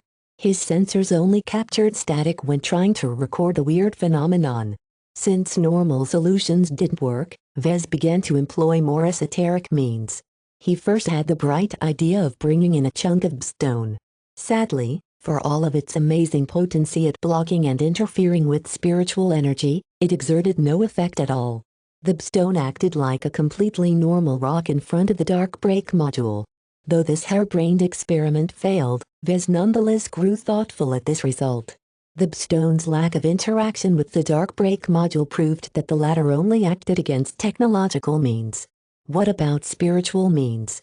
What if Vez came up with a way to record data in spiritual fashion? A miniature explosion erupted in his mind. From his theoretical understanding of spiritual engineering, there was no fundamental reason why this was not possible. Vez had already found out a way to turn spiritual energy into fixed spiritual constructs. As long as he was able to perform this trick in his own mind, he could leverage his engineering and software abilities to replicate a method to capture and store data in spiritual form. He slapped his forehead with his palm. Why didn't I think of this earlier? Ever since he discovered he could program the spiritual foundation of his mech designs, he only thought about using this new approach on his work. He had yet to turn this insight to improving his own spiritual ability. For a long time, he engaged in spiritual engineering like an old blacksmith or craftsman who created products through manual labor. Now, he suddenly realized that he could upgrade himself to a modern engineer and software programmer who could develop much more sophisticated spiritual applications. He performed a quick experiment on the spot without taking any precautions. He concentrated his mind and began to shape the loose spiritual energy in his mind like clay. Just like manipulating the spiritual foundation of a mech design, he was able to mold the spiritual energy, though it was a lot more runny and difficult to keep into shape. It was no different from a temporary spiritual projection at this point. Without turning it into a fixed structure, it would quickly fall apart once he lost his focus. The key is to make it fixed. He already knew the trick to doing that. From his current shallow understanding of spiritual constructs, all he needed to do was to concentrate specific attributes into the projection. Vez possessed multiple spiritual attributes. Due to his design philosophy, he possessed a pretty abundant mix of attributes related to both mech and life. His choice was clear. Compared to the chaotic and changeable nature of life, the mechanical rigidity and precision of mech was much more suitable to be applied to a software-like spiritual construct. Though it took some effort, he eventually filled his projection with mech-attributed spiritual energy. Though the concentration of mech-attributed spiritual energy floating in his mind had decreased by a minute degree, the construct had successfully taken shape. Even as Vez gradually relaxed his focus, the construct made with the spiritual energy of his mind still exhibited the same properties of the spiritual constructs of his Purgatory Envoy design. This meant that from today onwards, he could truly embark on developing semi-permanent or permanent spiritual augmentations. The potential of this single innovation was enough to change his life. In fact, Vez already believed he could also apply this same trick to other people's minds as long as they possessed at least some spirituality. As Vez cautiously performed more experiments with creating spiritual constructs in his mind, he began to harvest a lot of new insights. His understanding of the nature of spiritual energy increased by leaps and bounds as he figured more and more rules from the interactions he witnessed. With each new construct, Vez felt as if he added more and more structure to his mind. Instead of letting most of his loose spiritual energy freeload aimlessly in his mind, he could put them to more productive use and develop all kinds of specific spiritual augmentations. Yet the more he got caught up with his experiments, the more the proportions of his spiritual attributes became unbalanced. His life domain became more dominant while his mech domain continued to weaken. As soon as Vez noticed it became harder to draw upon additional mech-attributed spiritual energy, he suddenly snapped out of his research frenzy. He felt his mind had undergone huge changes in a short amount of time. He looked at himself in horror as he realized he had inadvertently changed his personality. As soon as he thought about his progress on his various mech design projects, he discovered that he had become a lot less fluent in working on them. It was as if his intuition and familiarity with mech had suddenly disappeared. This is bad. He instantly deconstructed all of his experimental spiritual constructs. He did not dare to shatter them apart. Instead, he carefully unraveled them so that the mech-attributed spiritual energy gently flooded back in his mental space. Vez sighed in relief once he found that his fluency in mech design returned to normal once he unmade every spiritual construct. That was dangerous. Chapter 2213 Safer Method Chapter 2213 Safer Method. Vez retired back to his stateroom after he conducted his reckless experimentation. He shoved all considerations about his mech design projects and luminar crystal technology aside for the moment. Compared to these ordinary concerns, the new insights he realized just a moment ago had significantly expanded his understanding of spiritual manipulation and spiritual engineering. He opened up another new door in these fields. Even though he only took a single tentative step inside another room, he could already foresee the countless possibilities and great potential of this pivotal breakthrough. First, the ability to create spiritual constructs with his own spirituality meant that he could imbue himself with the same kind of triggered abilities and other artificial functions as his mech designs. Essentially, he could treat himself as an empty system. By using up some of his free spiritual capacity, he could program some spiritual software programs to add permanent abilities and augmentations to his mind. For example, he could construct a permanent spiritual eye and ear that remained functional even if Vez did not concentrate at all. This made it vastly more convenient to observe his surroundings and to pick up hidden presences that could circumvent regular sensory organs and devices. This was just the simplest application. He could program much more elaborate and complicated spiritual constructs, thereby augmenting himself even further. Vez might not be a biotech expert or a traditional spiritual sorcerer, but as a mech designer it was enough to approach it as a hardware or software engineer. He could use his vast understanding of mech and the components and technology that made them work to selectively create spiritual components that operated in a similar fashion to mech parts. This was something that he had already come up with but couldn't execute. Now that he proved that he could form spiritual constructs in his minds, he was finally free to revive this idea. However, just like real mech, his spirituality was limited by its capacity. Now that he looked back at his earlier experiments in a sober and more objective fashion, he realized that forming more and more spiritual constructs slowly altered the balance of his spirit, which in turn affected his mind and personality. He was literally rewiring his personality and capabilities back then. When he discovered that he had become a lot more clumsy at designing mech, he had become incredibly frightened. Vez was a mech designer. The ability to design mech was of paramount importance to him. He could never stomach the idea of crippling his talent and affinity for mech design just because he wanted to create a couple of spiritual augments. Fortunately, the process was reversible.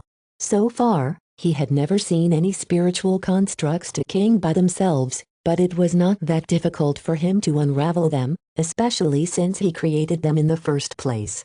All in all, Vez had managed to avert disaster. What made Vez today him was mostly due to the mix of spiritual attributes in his mind. A large portion of it was locked in his design seed, which was basically fixed and unmovable. Vez speculated that even if he expended all of his loose spiritual energy, he would still retain some of his talent, personality and capabilities. He still felt uncomfortable after losing just a modest amount of his fluency in mech. Every difference counted, so he felt a lot more reluctant to create spiritual augments and leave them floating in his mind. It was difficult to come up with a spiritual augment that was useful enough to offset the loss in mech affinity. However, Vez already developed some ideas to mitigate the harm. The most obvious one was to just create a spiritual augment when needed and keep it for as long as he needed it. Once it lost its purpose, he could just unravel it in order to recycle his spent spiritual energy and attributes. It was very troublesome to do so each time he needed to make use of a specific spiritual augment. He had to manually program the spiritual augment from scratch, which could take minutes, hours, or even entire days depending on its complexity. He grinned. I can probably circumvent this process. Now that he had left the range of the dark break module's interference field, he regained access to his cranial implant and restored his partially digitized mind. The sudden boost to his cognitive functions reminded him that he could store and retrieve as much data as he wanted from his implant. Therefore, he only had to design a spiritual augment once and store the design in his implant's vast digital storage space. Once Vez wanted to conjure up a sophisticated spiritual eye, he could instantly retrieve the template and fill it up with single-attribute spiritual energy. While the new process wasn't instant, at the very least he didn't need to reinvent the entire wheel from scratch every time. This was the best approach he came up with. From his unsavory spiritual experimentations on William Urbesh, Vez learned that the spirit of an individual was incredibly important. Just a minor change could permanently distort or damage someone's personality. Currently, Vez did not desire to change who he was. His career was on an upwards trajectory and his long string of successes in the past proved that he was already on the road of success. Why should he attempt to fix something that wasn't broken in the first place? Vez was happy with himself. While he wasn't perfect, he accepted and embraced who he was, warts and all. His strengths and weaknesses defined him as a person, and it shouldn't be simple at all to alter the very fabric of his life. However, that did not mean he could apply these changes to other people. This is the second major implication of my discoveries. Leaving aside the utility of spiritual constructs, Vez could already tell he could employ them as a much less destructive and much more controlled way of altering people's minds. If he made these realizations a year ago, he wouldn't have mutilated and corrupted William Urbesh's mind and spirit so much. He could have simply created some sturdy but inert spiritual constructs and stuffed them with most of the attributes related to fear, cowardice and timidity. By bottling up those undesirable traits, he effectively removed them from the board in William's mind. This meant that his personality would shift in a direction where he naturally became more capable of piloting a mech without getting frozen by his own fears. Vez wouldn't have ended up with a mute and taciturn silent William if that was the case. His eyes lit up as he thought about the potential of regulating other people's spiritual attributes. Most norms didn't possess enough spirituality to make any meaningful changes. In fact, he was deeply reluctant to alter even a single pinch of their spiritual energy at all for fear of wiping out their sentience. It was a different case to those with spiritual potential. As long as he did not decrease the overall level of spirituality in someone's mind too drastically, they would still be able to remain stable while their personality underwent substantial changes. He thought back on all of the people with spiritual potential on his staff. For mech pilots, the strength of their spiritual potential was not enough. The purity also mattered. Usually, this meant that the more single-minded and dedicated someone became towards a certain pursuit or ideal, they became more likely to achieve a breakthrough in their chosen profession. To mech pilots with spiritual potential such as Kausela Ingvar and Iman Ingvar, Vez might be able to induce both of them to become expert candidates if he purified their spiritual potential. By bottling up various irrelevant spiritual attributes, their spiritualities became less polluted by distractions, thereby allowing them to become much more focused on a chosen pursuit that was compatible with their spiritual attributes. This is an interesting interaction. In his theoretical framework of mech pilots, those with spiritual potential usually started their advancement after they consciously shaped and altered their personality. Through discipline, training, and other purposeful activities, they honed their will until it gained a quality that enabled to fuse with spirituality. In other words, the mind shaped the spirit. This was what was supposed to happen. Almost every Larkinson expert pilot and other expert pilots in existence advanced step by step by honing their minds and wills first. Even those who only became expert pilots accidentally, such as Venerable Pelican, had already developed a very strong will and obsession. What Vez came up with subverted the normal process. He theorized that if he changed someone's spirit first, it would result in a specific change in personality. These changes in personality, which narrowed the thought patterns of the individual in question, would then circle back and affect the evolution of the spirit. To put it simply, the spirit shaped the mind, which in turn shaped the spirit. If Vez could develop this process and turn it into a practical and proven method, then he may have finally invented a way to artificially create higher-ranking expert pilots and mech designers.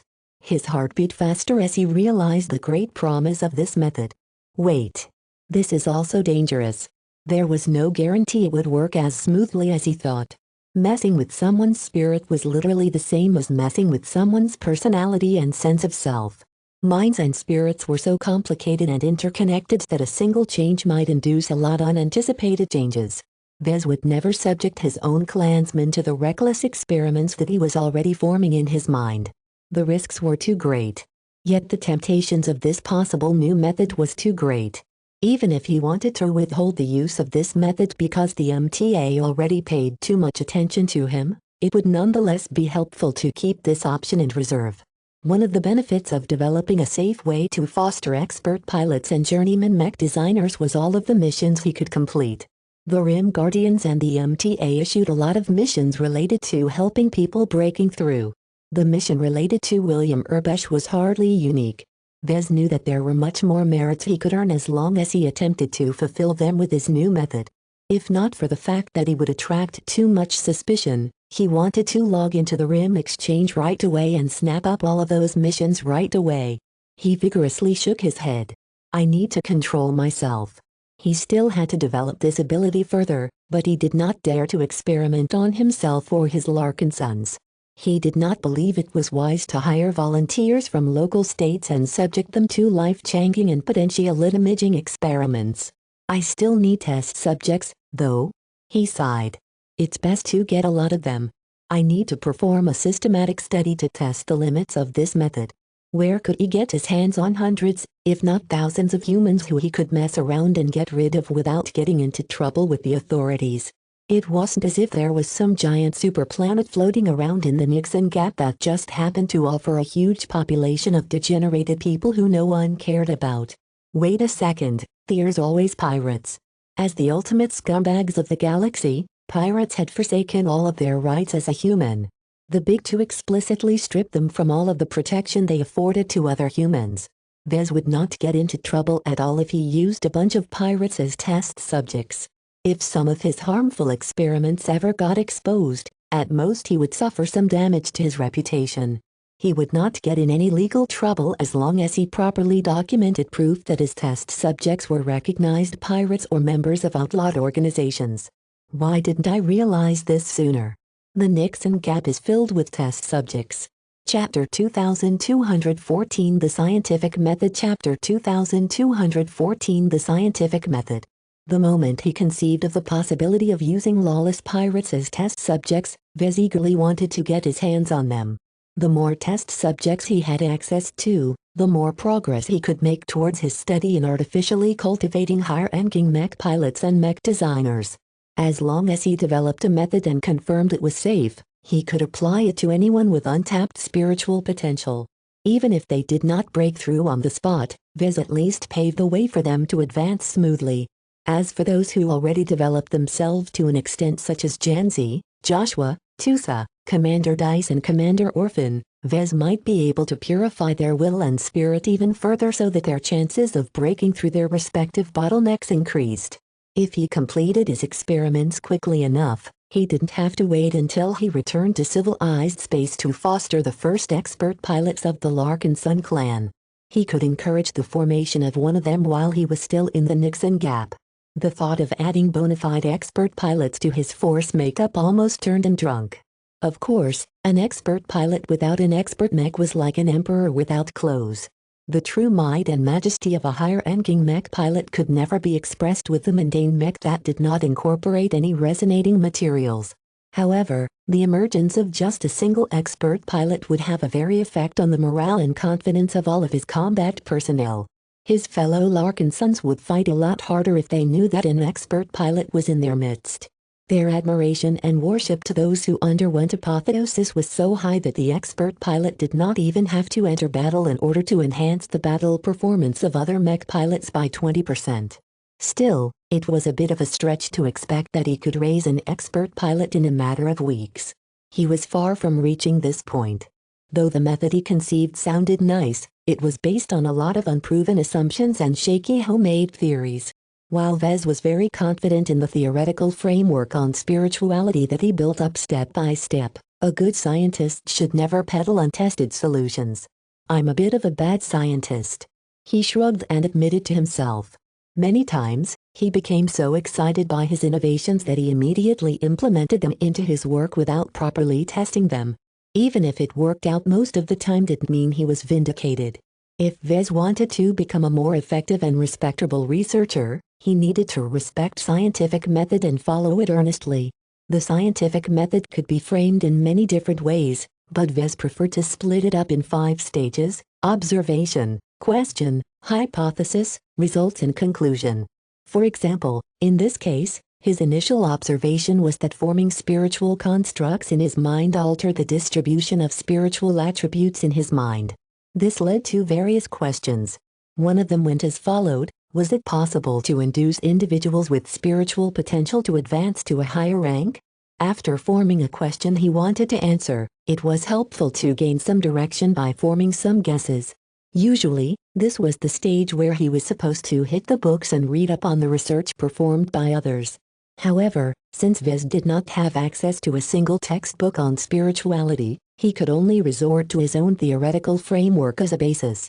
By applying his knowledge on spirituality, he could easily form a hypothesis that could be used as the core of an experiment.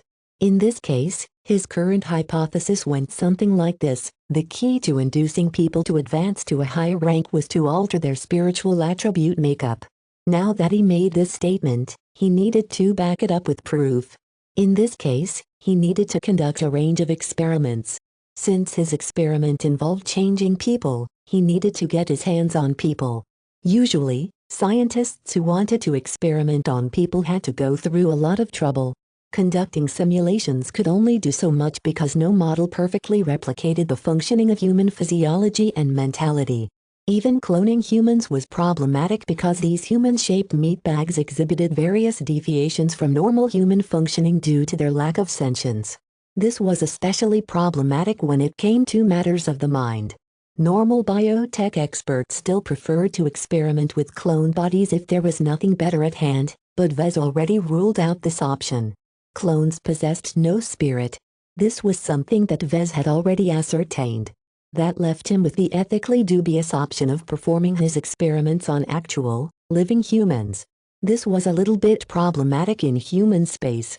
Every scientist and researcher had to abide by lots of laws that served to enforce a standardized code of ethics and customs onto them. Even if these laws weren't always enforced, didn't mean it was okay to treat random space peasants as lab rats. The only exception to this rule was pirates, but even then many research institutions openly refused to experiment on them. Civilized humans should never lower themselves to the standard of scum. If Vez was still in civilized space, he would have to be a lot more circumspect about his intentions if he wanted to preserve his reputation. He had no concerns in the Nixon Gap. Not only was it sufficiently isolated to prevent any news from proliferation, it was also filled with an abundant amount of viable test subjects. Frankly, Vez couldn't have traveled to a better location in the Nixon Gap to perform human experiments. He rubbed his smooth-shaven chin in thought. Perhaps this explains why some peacekeeper outfits venture into the Nixon Gap while bringing along some research teams.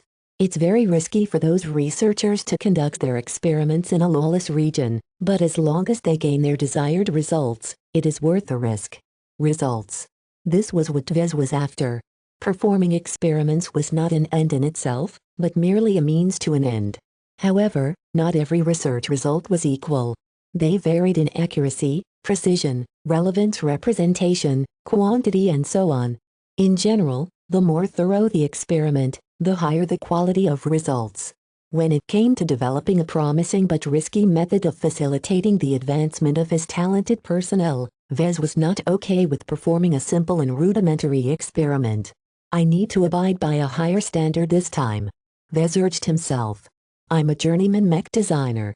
I will probably shame my university teachers if I perform a sloppy test. This meant he couldn't settle on results of spiritually altering a couple of pirates. He needed to perform the same procedure at least 100 times, and he should develop variations of the same method and apply it to their own separate batches of test subjects as well. How many test subjects does that take? Vez shuddered at the daunting figure required to obtain proper research results. He needed at least 1,000 test subjects. It's not a problem to get my hands on 1,000 pirates. A typical established pirate group such as the Rust Grinders already numbered that much. Aside from the hundreds of mech pilots, they also employed a larger number of support personnel. The problem was that not every pirate equated to a qualified test subject to him. He could only test his current hypothesis on pirates with spiritual potential. The good news was that, as far as he knew, the proportion of humans with spiritual potential was unchanged in the pirate population. What truly made higher-ranking mech pilots and mech designers rare in regions like the Nixon Gap was their poor discipline, training standard and other factors. There was a lot of untapped potential in the pirate population. The bad news was that the population density in the Nixon Gap was very low. Vez estimated that it might take at least a year to obtain 1,000 qualified test subjects. He couldn't afford to waste that much time. He still had 5 months left before his wedding with Gloriana took place. Perhaps I should compromise a bit. Maybe obtaining 100 qualified test subjects is sufficient. Though the quality of his research results would definitely drop if he experimented on so little people, it was better than nothing. I'll have to direct my task force to actively hunt down some pirate groups. The more pirates we capture, the more my experiment can progress. Once he experimented on enough test subjects and gained some satisfactory results, he should have made enough gains to answer his hypothesis. This was the final conclusion stage. Not only would he be able to answer his original question, he could also formulate new observations, each of which might spark follow-up experiments. I think I'm overlooking something along the way. He pressed his finger on his lips. Oh well, it's not important. Vez knew what he had to do now. His eyes sharpened as he hungered to conduct his experiments as soon as possible. He impulsively activated his comm in order to call Major Verrill. Vez? Why are you calling at this moment? Stop avoiding the pirate groups along the way. If they're weak, pounce on them. If they're slightly stronger, pounce on them. If they're too strong, bring it up to me and we'll prepare a proper plan. Major Verrill's projection frowned. You sound different, Vez. Why order this change? I need to get my hands on a lot of living pirates. Vez truthfully answered. This is important. Prioritize seeking out pirate groups that are weak but very numerous. The strength and wealth of the pirates are of no consequence. Only the amount of bodies matter. Just do as I say. Coordinate with Ophelia Cronin and Calibust. The sooner we capture some pirates, the better. You don't have to go through great lengths to avoid killing them if they pose a threat to us, but don't kill off anyone who surrenders. Just place them into custody before I have the chance to inspect the captives in person. Major Verrill frowned deeper, though he refrained from indulging in his curiosity. Do you have any specific requirements for the captives you desire? Preferably, try to preserve the lives of mech pilots and mech designers, but any pirate will do. Quantity matters more. After passing some additional instructions, Vez ended his call with Major Verrill. There was no need for him to pay close attention to this matter at this point. He trusted his subordinates to enact his orders faithfully. Vez smiled and mentally patted himself on his back. Unlike with his previous experiments, he intended to hold himself to a much higher standard of scientific rigor. Only by trying out his methods on as many test subjects as possible would he be able to obtain reliable and accurate results. He turned towards Lucky, who was lying on his deck with his belly facing the ceiling. How many test subjects do you think I need to experiment upon? Meow. That sounds too few. Meow. Oh, I would love to, but it's too difficult to get my hands on so many pirates. Meow meow. Ah, you have a point. Roaming pirate fleets usually don't have that many people, but it's a different story for pirate bases. The larger ones are especially notable for their larger populations. I can acquire loads of test subjects after capturing a base. The biggest problem was that no fixed pirate base was weak. Only pirates who were strong enough to defend themselves against peacekeepers and rival pirates possessed the capital to plant their flag on a desirable location. This meant that if he wanted to reach his goals quickly, he needed to imitate his father. Even though Vez didn't have the help of his mother, he could at least rely on Lucky to take over her role. His eyes gleamed brighter as he stared at Lucky with appreciation. His cat nervously flicked his tail. Meow. Chapter 2215 Spiritual Templates Chapter 2215 Spiritual Templates. As excited as he was to explore a viable method to artificially induce the breakthroughs of mech pilots and mech designers, he couldn't do anything without test subjects. In the Larkinson clan's previous clashes against pirates, Vez admittedly paid little attention to the treatment of captives. Some pirates fought to the death. Others just wanted to flee as far away as possible. None of them met a good end. Only those who despaired against the Larkinson clan's might and lost all hope dropped to their knees to offer their surrender. As pirates were humans who had turned their backs on human civilization, they never received good treatment. The Peacekeeper Association formulated a standard code of practice. Pirates who violently resisted the peacekeepers deserved death. Pirate commanders and officers also deserved death, but it was preferable to take them into captivity and bring them back to the Peacekeeper Association. The intelligence they held was often valuable in understanding the circumstances of the Nixon Gap, and the bounties on their heads made it worthwhile for peacekeepers to take the risks of capturing them alive. As for the support personnel who were often kidnapped and forced into a life of piracy, the rules were a bit murkier on that.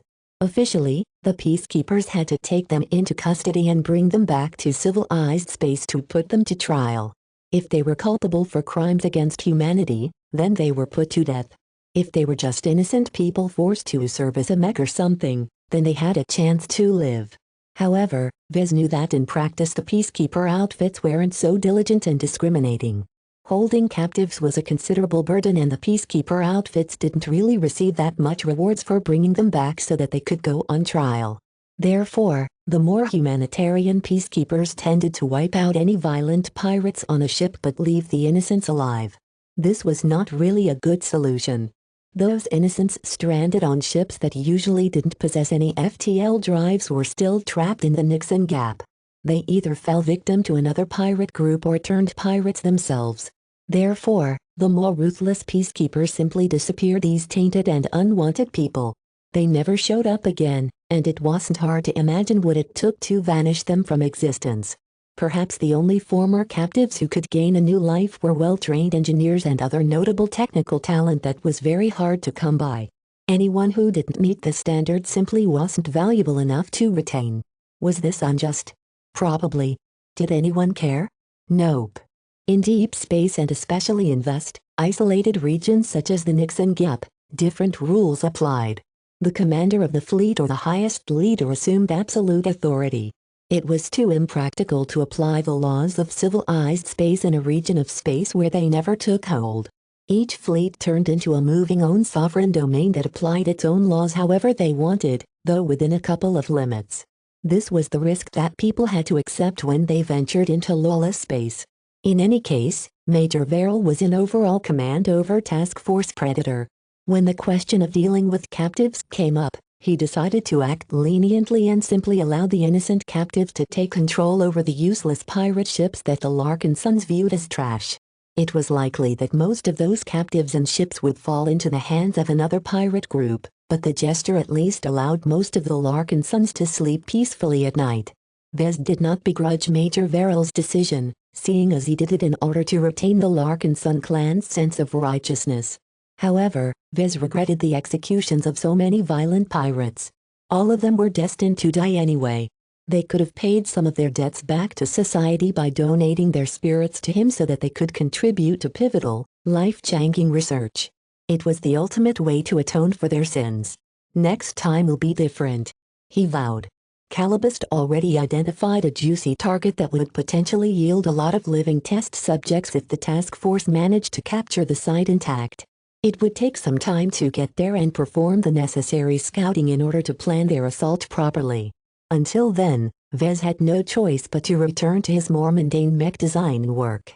I almost forgot about the luminar crystal research, he belatedly realized. He still wanted to record and digest all of the research documents that Master Willix prepared for him. In order to do it quickly and waste as little time as possible, Vez cautiously resumed his experiments with spiritual constructs. This time, he acted with much greater care. He aimed to create the smallest and simplest spiritual constructs that could capture what he saw in a spiritual file. The less mech-attributed spiritual energy he expended, the lower the impact on his mentality.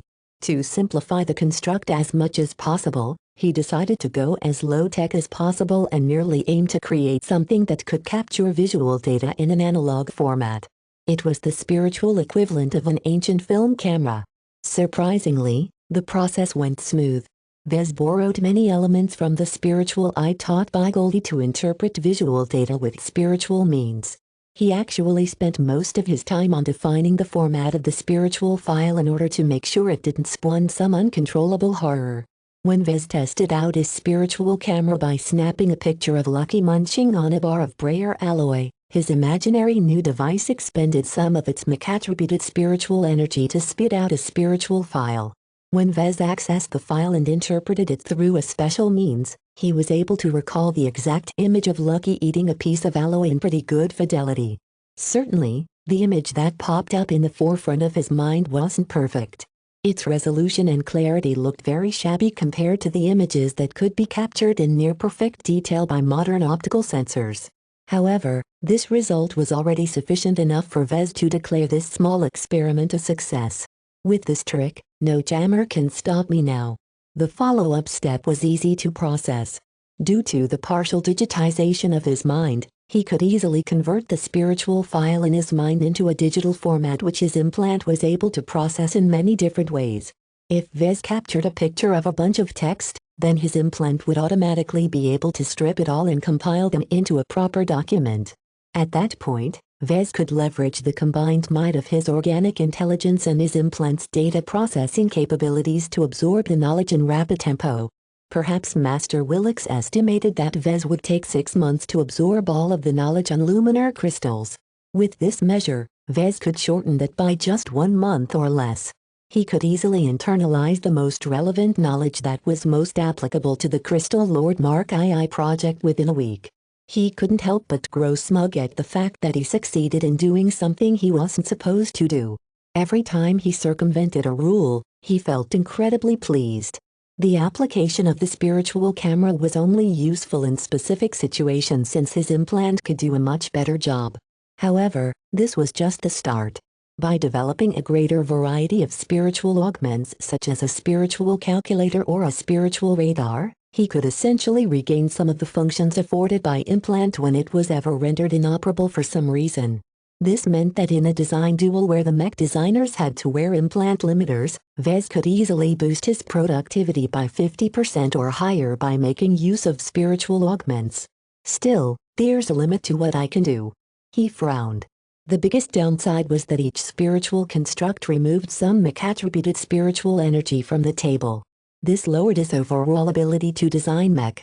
Vez had to weigh carefully whether the benefits brought by a spiritual augment outweighed the price he paid. To minimize the impact on his mentality as much as possible, Vez stored the design or template of his spiritual camera into an encrypted file on his implant. He loaded up the template from his implant and used it to construct the spiritual camera in just half a minute. I need to practice this process and speed it up even further. When Vez stepped back into the isolated chamber that held the dark break module, he activated it again and commanded it to project the Lumar crystal research data. A familiar interference field spread into the entire chamber again. He had already braced himself for the loss of access to his implant. It only took him a short amount of time to regain his composure. He smiled as he viewed one of the documents of the data package. While his implant and his comms still weren't able to do anything, his spiritual camera remained fully functional. Vez cautiously began to scroll through the document. He snapped the shutter of his spiritual camera every time he stumbled upon a new page. His mind gradually became filled with dozens of spiritual files. Due to the rudimentary nature of the camera and the inefficient, unoptimized properties of its output, Vez temporarily lost a substantial amount of spiritual energy. This forced him to halt the process. When he stepped outside the chamber, he quickly regained access to his implant, allowing him to convert the spiritual files into digital files. After that, he re-entered the chamber and continued to record more pages. This process went on for many hours. To save on time, Vez did not even bother to read any of the text. He only looked at it long enough to snap a picture before scrolling to the next page. Vez had lost track of the amount of times he stepped outside the chamber to initiate the conversion process. His legs received a lot of exercise that day and he probably looked very weird to others. If Master Willix was observing him from the sensors embedded in the dark break module, she might probably be thinking that he had gone crazy. Of course, she might also suspect that Vez employed a means of defeating the dark break module's jamming function. This was something that Vez already took into account. He knew that Master Willix was quite tolerant compared to many other officials within the MTA. He bet that a relatively minor issue like this was not really worth investigating as long as he abided by the spirit of their deal. As long as he refrained from leaking the research data to the public, it didn't really matter what method he used to. Over the course of several days, Vez finished the recording process. After that, he rapidly expanded his knowledge base. Not only did he learn a lot of unique aspects on luminar crystals, but he also deepened his understanding of some very specific fields. Several of his sub-skills such as crystallography, directed energy weapon optimization, rapid-fire laser weapon operation and optics advanced by leaps and bounds. As one of the holy lands of human high technology, the MTA's grasp in this field was incredibly comprehensive. The theories that Vez absorbed were substantially greater in quality than the theories taught by Clarion University's textbooks. Only the knowledge directly provided by the system came close. His eyes gleamed as he began to see laser weapons in a deeper way. As much as he didn't want to, he couldn't help but gain a bit of appreciation for Master Willix and the MTA. Perhaps it wasn't so bad to cooperate with the association after all. As long as he didn't give away anything valuable, he didn't mind conducting some more trades. It could even substitute some of the benefits that Vez usually derived from the system. In fact, it wouldn't be too inaccurate to say that the MTA actually functioned like a public version of the Mech Designer system. Vez froze when he made this realization. Is this a coincidence? Chapter 2216 Chronolords Chapter 2216 Chronolords. In Maynard Fields, those who possessed the capability to establish a base and maintain possession of it were strong. Roaming pirate organizations that only possessed ships were usually dependent on raiding and other risky activities to maintain their existence. Obviously, this was a very unstable means of survival. If possible, pirates vastly preferred setting up a base in a resource-rich area so that they could earn a more stable form of living. Not only did they need to take part in risky attacks, but they could also settle down and form something that a pirate could call a home. Sometimes, a line between pirate and colonist blurred. However, that did not stop Vez from targeting these powerful pirate bases. Everyone in the Nixon Gap was fair game in his eyes. It didn't take too long before Task Force Predator entered the territory claimed by a long-established pirate group called the Chronolords. The fleet did not dare to venture too deeply. If the Chronolords discovered the presence of a strong fleet in their backyard, they would instantly raise their guard.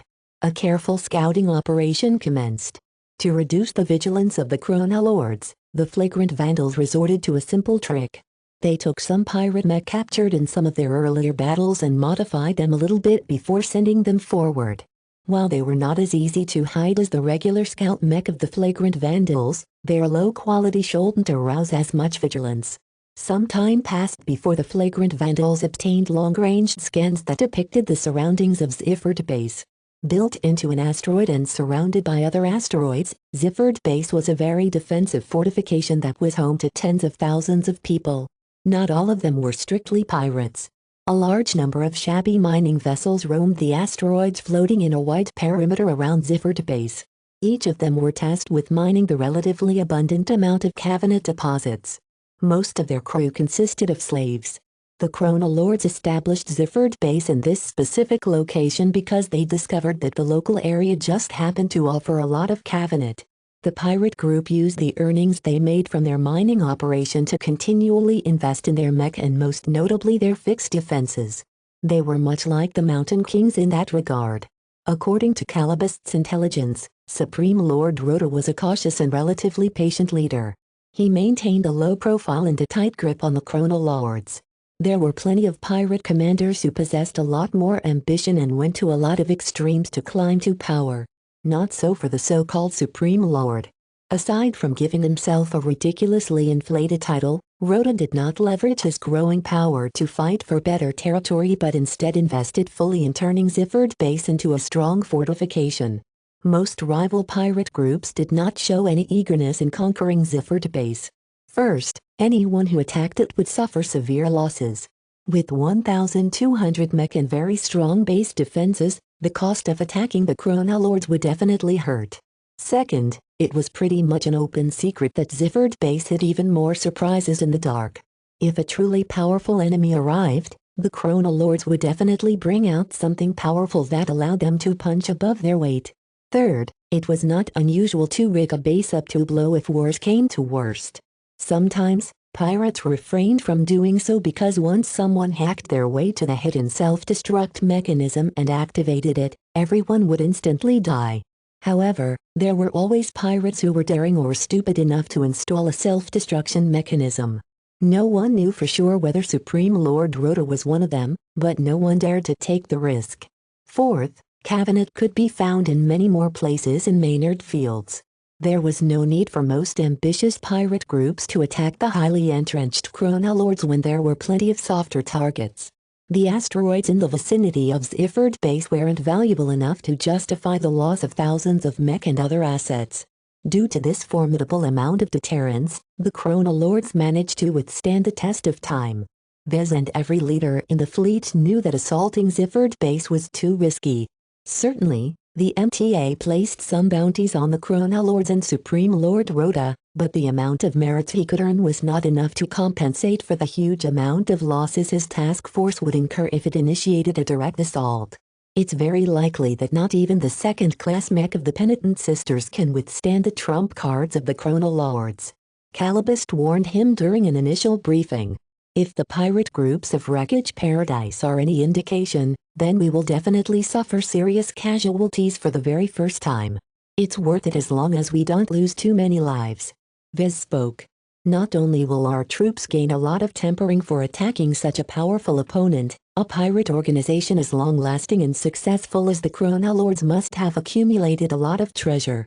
The spymaster looked exasperated. We aren't pirates, Vez. Why are you so insistent on attacking the Chronolords when they aren't worth that many merits? We should be bypassing this obstacle and resume our original goal of tracking down and rescuing Salakrieva. You don't understand. I don't want to hear any doubts. Just make it happen. If you're so worried about the losses we might incur, then work harder to make sure we obtain a complete understanding of Ziffert Base. Both of them turned to Lucky, who had just been outfitted with a misfortune harness. A handful of slim, custom-built gadgets that were meant to facilitate his first infiltration had been mounted onto its exterior. Lucky truly looked the part of a commando cat this time. Meow. Vez caressed Lucky's head. I know you're nervous, but think of all of the exotics you can eat. Just make sure not to take a bite out of everything in your first deployment. You can't let them discover anything amiss. Just roam around and perform as many scans as possible. Hack into any critical computer systems that look important enough and keep your eye out on any dangerous hidden defense mechanisms. Above all else, try your best to sniff out any self-destruction mechanisms. Meow meow. He already knows what to do. Calibust smiled and picked up the black-legged mechanical cat. It'll take him to the stealth shuttle so he can sneak up to Ziffert Base. It took more than a day for Lucky to perform his mission. Not only did the stealth shuttle had to sneak into the defense perimeter of the Chronolords undetected, Lucky had to cover a lot of ground. It was not enough to infiltrate and make recordings of the interior of the main base. Lucky also to sneak into the smaller bastions surrounding the main base. On top of that, the gem cat turned commando cat must also infiltrate the biggest ships of the Chronolords to be sure that they didn't hide any surprises either. Task Force Predator shifted to a greater state of alertness while Lucky was gone. Vez grew nervous as he thought of his cat venturing deep into a dangerous pirate stronghold. If anything went wrong, Lucky would definitely suffer. Though Vez was somewhat confident of his gem cat's survival abilities, the uncertainty of the situation still weighed heavily on his mind. He cared too much about Lucky. He even began to regret the decision to use Lucky in this capacity. While it made a lot of sense in theory, his sentiments towards his cat caused him to feel a lot more worried than if he dispatched a bunch of random clansmen.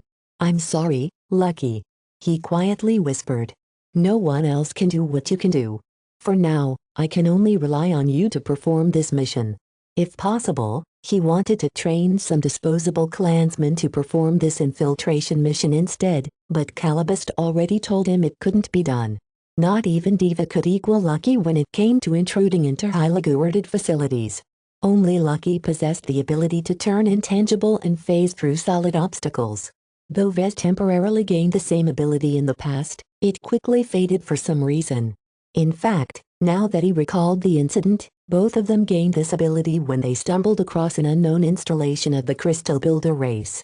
The technology utilized by this extinct race and their ability to manipulate space and other properties to such a strong degree was very impressive. "There's more to this alien race than I am aware of," he muttered. During the entire operation, the Black Cats worked hard to keep an eye on the Chronolords.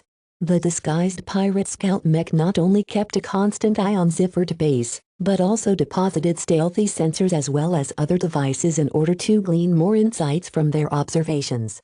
When the stealth shuttle carrying Lucky finally returned, Vez quickly met up with his cat again. "Haha, you made it back alive." "Meow." Vez smiled as he clutched Lucky and checked him for anything amiss. Fortunately, there were no signs of battle damage. The only change was the absence of various gadgets. The abundant amount of scans that Lucky had made as well as the data he managed to copy from some of the databanks provided the task force with a wealth of pertinent information. The Black Cats as well as other analysts became incredibly busy as they built up a complete overview of Ziffert base and all of the secrets it had beneath the surface. Major Verl and the mech commanders already obtained a complete blueprint of the pirate base. This was enough for them to begin their planning for a major assault. This time, the Larkinson clan would not hold back. This time, the 302nd class mech of the Penitent Sisters would play a key role in the upcoming battle. It became clear why this was necessary when Major Verl and Calibust both reported to Vez in his stateroom. Calibust handed over a datapad that outlined all of the hidden weapons of the Chronolord. According to Lucky's extensive scans as well as the private logs of Supreme Lord Rhoda, Ziffert base doesn't contain any self-destruct mechanisms. It's not rigged to blow. Vez visibly sagged in relief. That's good news. Not quite. The reason why Ziffert base doesn't have any self-destruct mechanisms is because the Chronolord already has other means to destroy their base. When Vez glanced at the datapad, he looked puzzled. They have 3 trump cards? Yes, and all of them are strong. The first major threat we must face are the Alpha Mines. These are 27 asteroids spread around the perimeter of Ziffert base that are secretly filled with Exodus-enriched nuclear explosives. The most impressive feature of the Alpha Mines is that they incorporate a lot of sensor-dampening materials. This means that hardly any sensors will be able to detect the potent warheads buried in their center. Vez winced at the thought. Even we would suffer great losses if any of our mech carelessly passed by those asteroids. None of their previous long-distance scans detected those dangerous Alpha Mines. This was a very egregious oversight. Even Calibust looked upset. It's clear to us that our means of detecting danger is inadequate. The threat of the Alpha Mines isn't confined to Ziffert base. We might easily pass by a random coordinate and suddenly lose several light carriers because they strayed too close to a mine that an unknown pirate group has planted there. I'm already in touch with Commander Chansey of the Penitent Sisters to see if her mech technicians can fabricate more second-class sensor arrays. That sounds prudent. The 27 Alpha Mines was one of the most destructive tools available to the Chronolords, but hardly their own means of resisting a vastly more powerful force. Chapter 2217 Omega Chapter 2217 Omega. The second hidden weapon is the so-called beta ships. Major Verrill spoke up. The 5 seemingly derelict pirate vessels that are parked outside of Zifford Base are not as innocuous as they look. When we show the scans of the ships to Fleet Commander Cronin, Commodore Evern and some of our chief engineers, they all reacted with shock. Vez flipped through the contents of the datapad until he came across the detailed blueprints of all 5 beta ships. They were roughly similar ships. Their corroded and cheap exterior were actually false coats. Underneath their ugly outer layer, the layers below actually consisted of larger amounts of carbonate alloys. What was remarkable about the beta ships was how solid they were and how little functionality they contained. The ships featured very little interior spaces. Instead, many places that should have held compartments were actually filled up with solid carbonate alloys. To call them ships was a stretch. They were mostly solid ship-sized objects that possessed a very minimal crew complement. The only meaningful functionality they contained was the oversized sunlight propulsion systems strapped to their rear ends. These beta ships are essentially ship-sized rockets. Vez reacted with horror. He scanned through the performance parameters of the beta ships. Though they took some time to accelerate forward, once they got going, their momentum was immense. Even if hundreds of mech fired all kinds of weapons at the approaching beta ships, the latter incorporated so much solid materials that it was impossible to destroy them in a short amount of time. While these ship-sized torpedoes were exceptionally resilient, agile vehicles such as mech could easily dodge out of their way. The problem was that they contained just enough maneuverability to ram into ships. As long as the beta ships built up a sufficient amount of momentum, not even the second-class combat carriers of the Penitent Sisters could survive a solid collision against a beta ship. Major Verrill looked grim. The Alpha Mines are targeted towards large groups of mech, while the beta ships are meant to take out key starships. The combination is enough to shatter the assault of forces much stronger than ours. Vez was both horrified and confused at the sheer amount of effort and resources the Chronolords invested in these countermeasures. How the hell can a bunch of pirates build so many destructive weapons? It's very plausible that the Chronolords are able to construct so many Alpha Mines and beta ships. They have been entrenched in this region for over 70 years. That is enough time to build a destructive weapon every couple of years. From lucky scans, it's clear that they weren't built at the same time. This is the advantage of an established pirate group. The longer they are able to cling to a territory, the harder it becomes to dislodge them from their fortifications. The scariest implication of her statement was that Zifford Base wasn't even the strongest pirate base in Maynard Fields. Frostbite Fortress and several other pirate sites possessed a much higher reputation. As Vez continued to scroll through the datapad, he froze yet again. What the hell is this? Major Verrill coughed. The Omega laser is the latest and most technologically advanced weapon at their disposal. The main base contains a buried weapon hardpoint that is able to fire incredibly powerful laser beams. It is powered by several dedicated power reactors and is linked up to a large amount of energy cells. The engineers who studied the blueprint of this huge weapon estimate that it is powerful enough to fire 12 cruiser-grade laser beams. In other words, the Omega laser outputted a comparable amount of damage to a single shot from the main weapon of a warship. While the weapon wasn't as powerful as an actual MTA warship weapon, its power and scale still surpassed that of any weapon wielded by a Mech 1. Is this Omega laser supposed to counter mech warships? Vez asked. Both. It can fire in multiple configurations.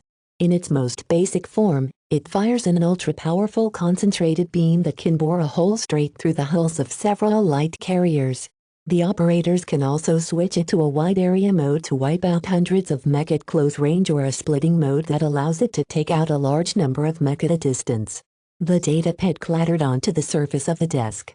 Though he knew that pirates were quite creative when it came to cooking up rule-breaking weapons, the Omega laser vastly exceeded his estimates. This cruiser weapon is too advanced.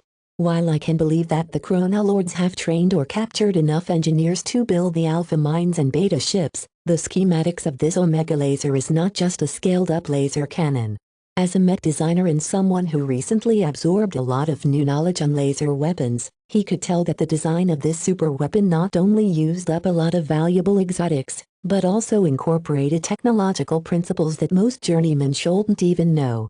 Neither Major Verrill nor Calibist had many answers.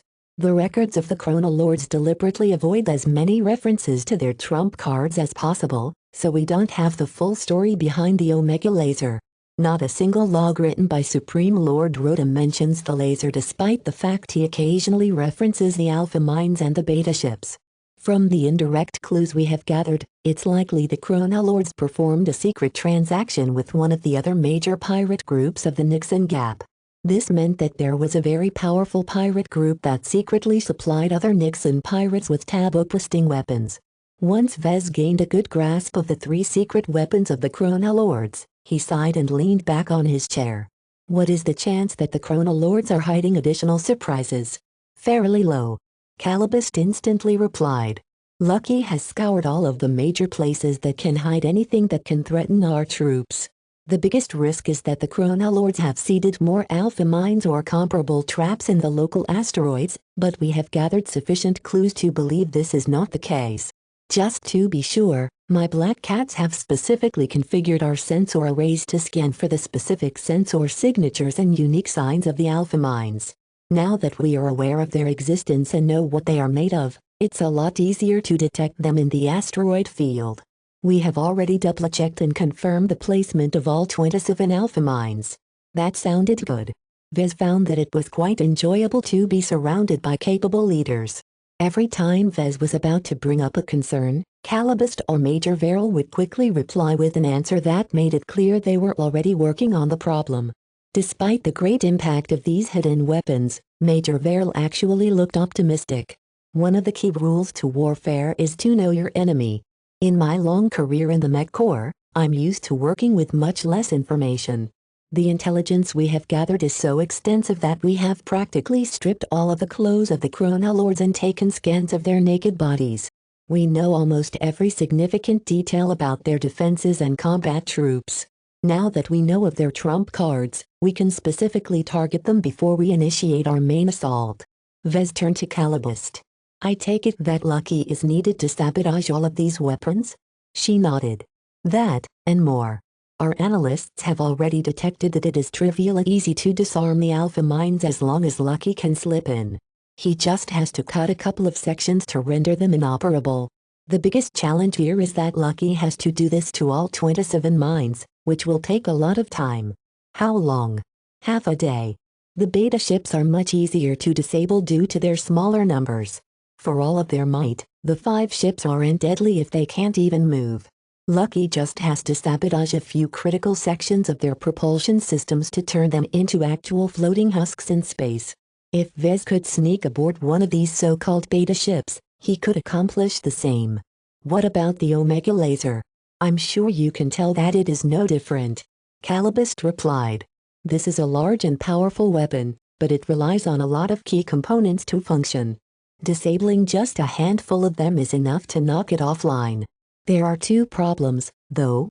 First, the weapon contains a fair amount of redundancies, and the Chronolords have stocked up a fair amount of spare parts that the weapon crews can swap in a short amount of time. Second, the weapon is constantly checking on the conditions of its systems and subsystems, and to our surprise it's not easy to circumvent these procedures. If the routine check stumbles upon anything amiss, the Chronolords will go on full alert. Vez frowned. The Omega laser was not comparable to average pirate products. Even its security systems were impossible to compromise in a short amount of time. So we leave the sabotage of the Omega laser for last? She nodded. That's the plan. We will just let Lucky sabotage the outer defenses and the trump cards of Zifford base first. If nothing goes wrong, he will slowly work his way inwards. Aside from disabling the trump cards, Lucky will also be tasked with sabotaging various power reactors, defensive installations, ammunition depots, data banks, life support systems, starships, base systems and so on. Along the way, he'll also be on the lookout for any senior pirate officers. If Supreme Lord Rhoda is close, assassinating him will likely deal a very severe blow to the morale of the Chrono Lords. That sounds quite a lot for a single cat to handle. It's not as difficult to accomplish as you think. Lucky will be making several trips to the stealth shuttle in order to load up on gadgets, poison and timed explosives. The fact that the first infiltration failed to trip any alarms was a hopeful sign that this second operation would proceed smoothly. So far, aside from the ridiculously powerful Omega laser, the Chrono Lords didn't possess anything advanced enough to detect a second-class stealth vehicle. The more Vez learned about their plan, the more hopeful he grew. The impact he received from learning about all of the rule-breaking weapons in the arsenal of the Chrono Lords had faded. He even began to look forward to the reaction of the Chrono Lords when they found out that their attackers had already disabled all of their hidden weapons beforehand. Such a realization would definitely strike another huge blow to the confidence of the pirates. Once they finished going over the plan, Vez moved on the last point on the agenda. By the way, what kind of plunder can we expect from capturing this base? Well, Zifford Base has stockpiled a large amount of cannabis bars. Calibust answered. Though the wealth isn't impressive to the Larkinson clan, it's the most widely accepted currency in the Nixon Gap, which will definitely be useful in our subsequent operations. Cabinet was not an exceptionally valuable exotic. Vez did not look enthused. Skip the bulk materials and get to the good stuff. Have you found any stones? Surprisingly, Lucky did stumble across 3 of them. Your cat found each of them in the bedrooms of Supreme Lord Rhoda and 2 other senior officers. 3? Are you sure? They are smaller than the last rock you obtained, but they are still sizable. This was fantastic news. The more stone he obtained, the greater his defenses against spiritual phenomena. Since Vez was unsure whether he could even obtain stones outside of the Komodo Star sector or in the Red Ocean, gathering them all up was one of his highest priorities. Chapter 2218 Agent Lucky Chapter 2218 Agent Lucky. A stealth shuttle quietly approached a seemingly random asteroid floating in a field of asteroids. It elicited no disturbance in its voyage. With hardly any strong light sources in the periphery of Zifford Base, hardly any light or other radiation shone in the shuttle's direction. Even if someone shone a spotlight at the shuttle, there was no way it would become visible. Through a combination of highly sophisticated stealth technologies, light and other energy seemed to pass straight through the shuttle's structure without revealing anything. Even other forms of detection such as gravitic sensors and more esoteric hardware were also hoodwinked. Perhaps the only major threat that could shred the stealth shuttle's facade was if something physical flung straight into its chassis. However, even there the shuttle readied a response. The vehicle expertly manipulated the ubiquitous space dust and particles released from asteroid collisions. If someone thought that a low-tech solution such as throwing huge volumes of sand in space would successfully reveal the passage of invisible objects, then they were sorely mistaken. Second-class stealth technology already incorporated hundreds of different solutions to common means of detection. The Chrono Lords completely missed the fact that a stealth shuttle and a certain commando cat had entered the depths of their sanctum. Now, Lucky would be making another trip. Inside the interior of the shuttle, racks and racks of gadgets occupied much of the space, leaving little room for the mechanical cat and the pair of black cats assigned to manage the equipment. A black-legged woman studied the projection that provided her with a wireframe map of Zifford Base and its security perimeter. With one huge asteroid at the center, several smaller asteroids chained around it and a decent amount of pirate mech patrolling beyond, it seemed daunting to approach this formidable fortification. Lucky flicked his tail nervously. Meow. It will be fine, Agent Lucky. While we are on a tight schedule, don't hesitate to skip certain tasks if the risk of discovery is too great. Meow. We are nearing our first objective. Your first task is to disable the 27 alpha mines that are spread in the outer perimeter of the pirate base. We have already uploaded the schematics of the alpha mine and which components and subcomponents you need to disable. Meow. Hardly any of the mech on patrols paid much attention to their surroundings. The stealth shuttle halted right next to the asteroid that hit a devastatingly powerful nuclear payload. Lucky phased right through the shuttle hull and quickly dove straight through the asteroid as if all of the rock was nothing but air. The brief exposure in space did not trip up any sensors. Neither the Alpha Mine nor the mech patrolling a few kilometers away noticed anything due to the misfortune harness that Lucky currently wore. Once inside, the commando cat instantly recalled the schematics of the Alpha Mine and quickly phased to the center of the big rock. Eventually, he came very close to the explosive warhead and the components built to regulate its activation. Lucky flitted around and swiped his claws several times. With each attack, his claw only phased back into existence long enough to cut through certain wires, demolish tiny subcomponents or ruin critically important processors. Normally, an Alpha Mine frequently checked the condition and operation of all of its systems and components. As soon as one of them malfunctioned or became irresponsible, the mine was supposed to transmit a discrete signal back to Ziffert base. It just so happened that Lucky destroyed one of the transmission mechanisms first. Shortly after that, he destroyed the various redundant systems that were supposed to check the integrity of the Alpha Mines. Once Lucky tore apart all of these safety systems, he was free to destroy some of the more essential mechanisms. Though he only spent 2 minutes of time to tear apart all of the key components, the Alpha Mine no longer posed a threat. Even if some pirates accessed its interior and replaced the broken components, it would take too much time to repair them all. There was no way the Chronolords could finish the task in the middle of a battle. Lucky phased out of the inert asteroid and dove straight back into the stealth shuttle, which had already shifted to a different position out of caution. Though the Chronolords didn't possess any sensors that could pick up the stealth shuttle, Lucky was different. After eating some CFA gadgets and an entire CFA shuttle a few years ago, his detection ability was on par with first-class technology. Even if the tech he assimilated was outdated, the Big Two's equipment at the time was still significantly more advanced than anything a second-rate state was capable of developing. Therefore, to Lucky's sophisticated, multidimensional miniaturized sensor suite, the shuttle stood out like a sore thumb in space. When Lucky phased back inside the shuttle, the vehicle quietly flew to another Alpha Mine. In the meantime, Lucky draped himself over the lap of the Batcat officer in order to offer himself to gentle caresses. Meow. Good job, but this is just the beginning. It took many hours to sabotage all 27 Alpha Mines. While Lucky only needed minutes to covertly disarm each of them, the mines were spread around many kilometers apart from each other. Though it was easy to traverse this distance in the open, the stealth shuttle had to rely on very unobtrusive means of propulsion in order to avoid whipping up any disturbances. Just because the Chronolords were unlikely to detect the intruder did not mean that the shuttle pilot could act careless. In the end, sabotaging the Alpha Mines turned into a chore more than anything.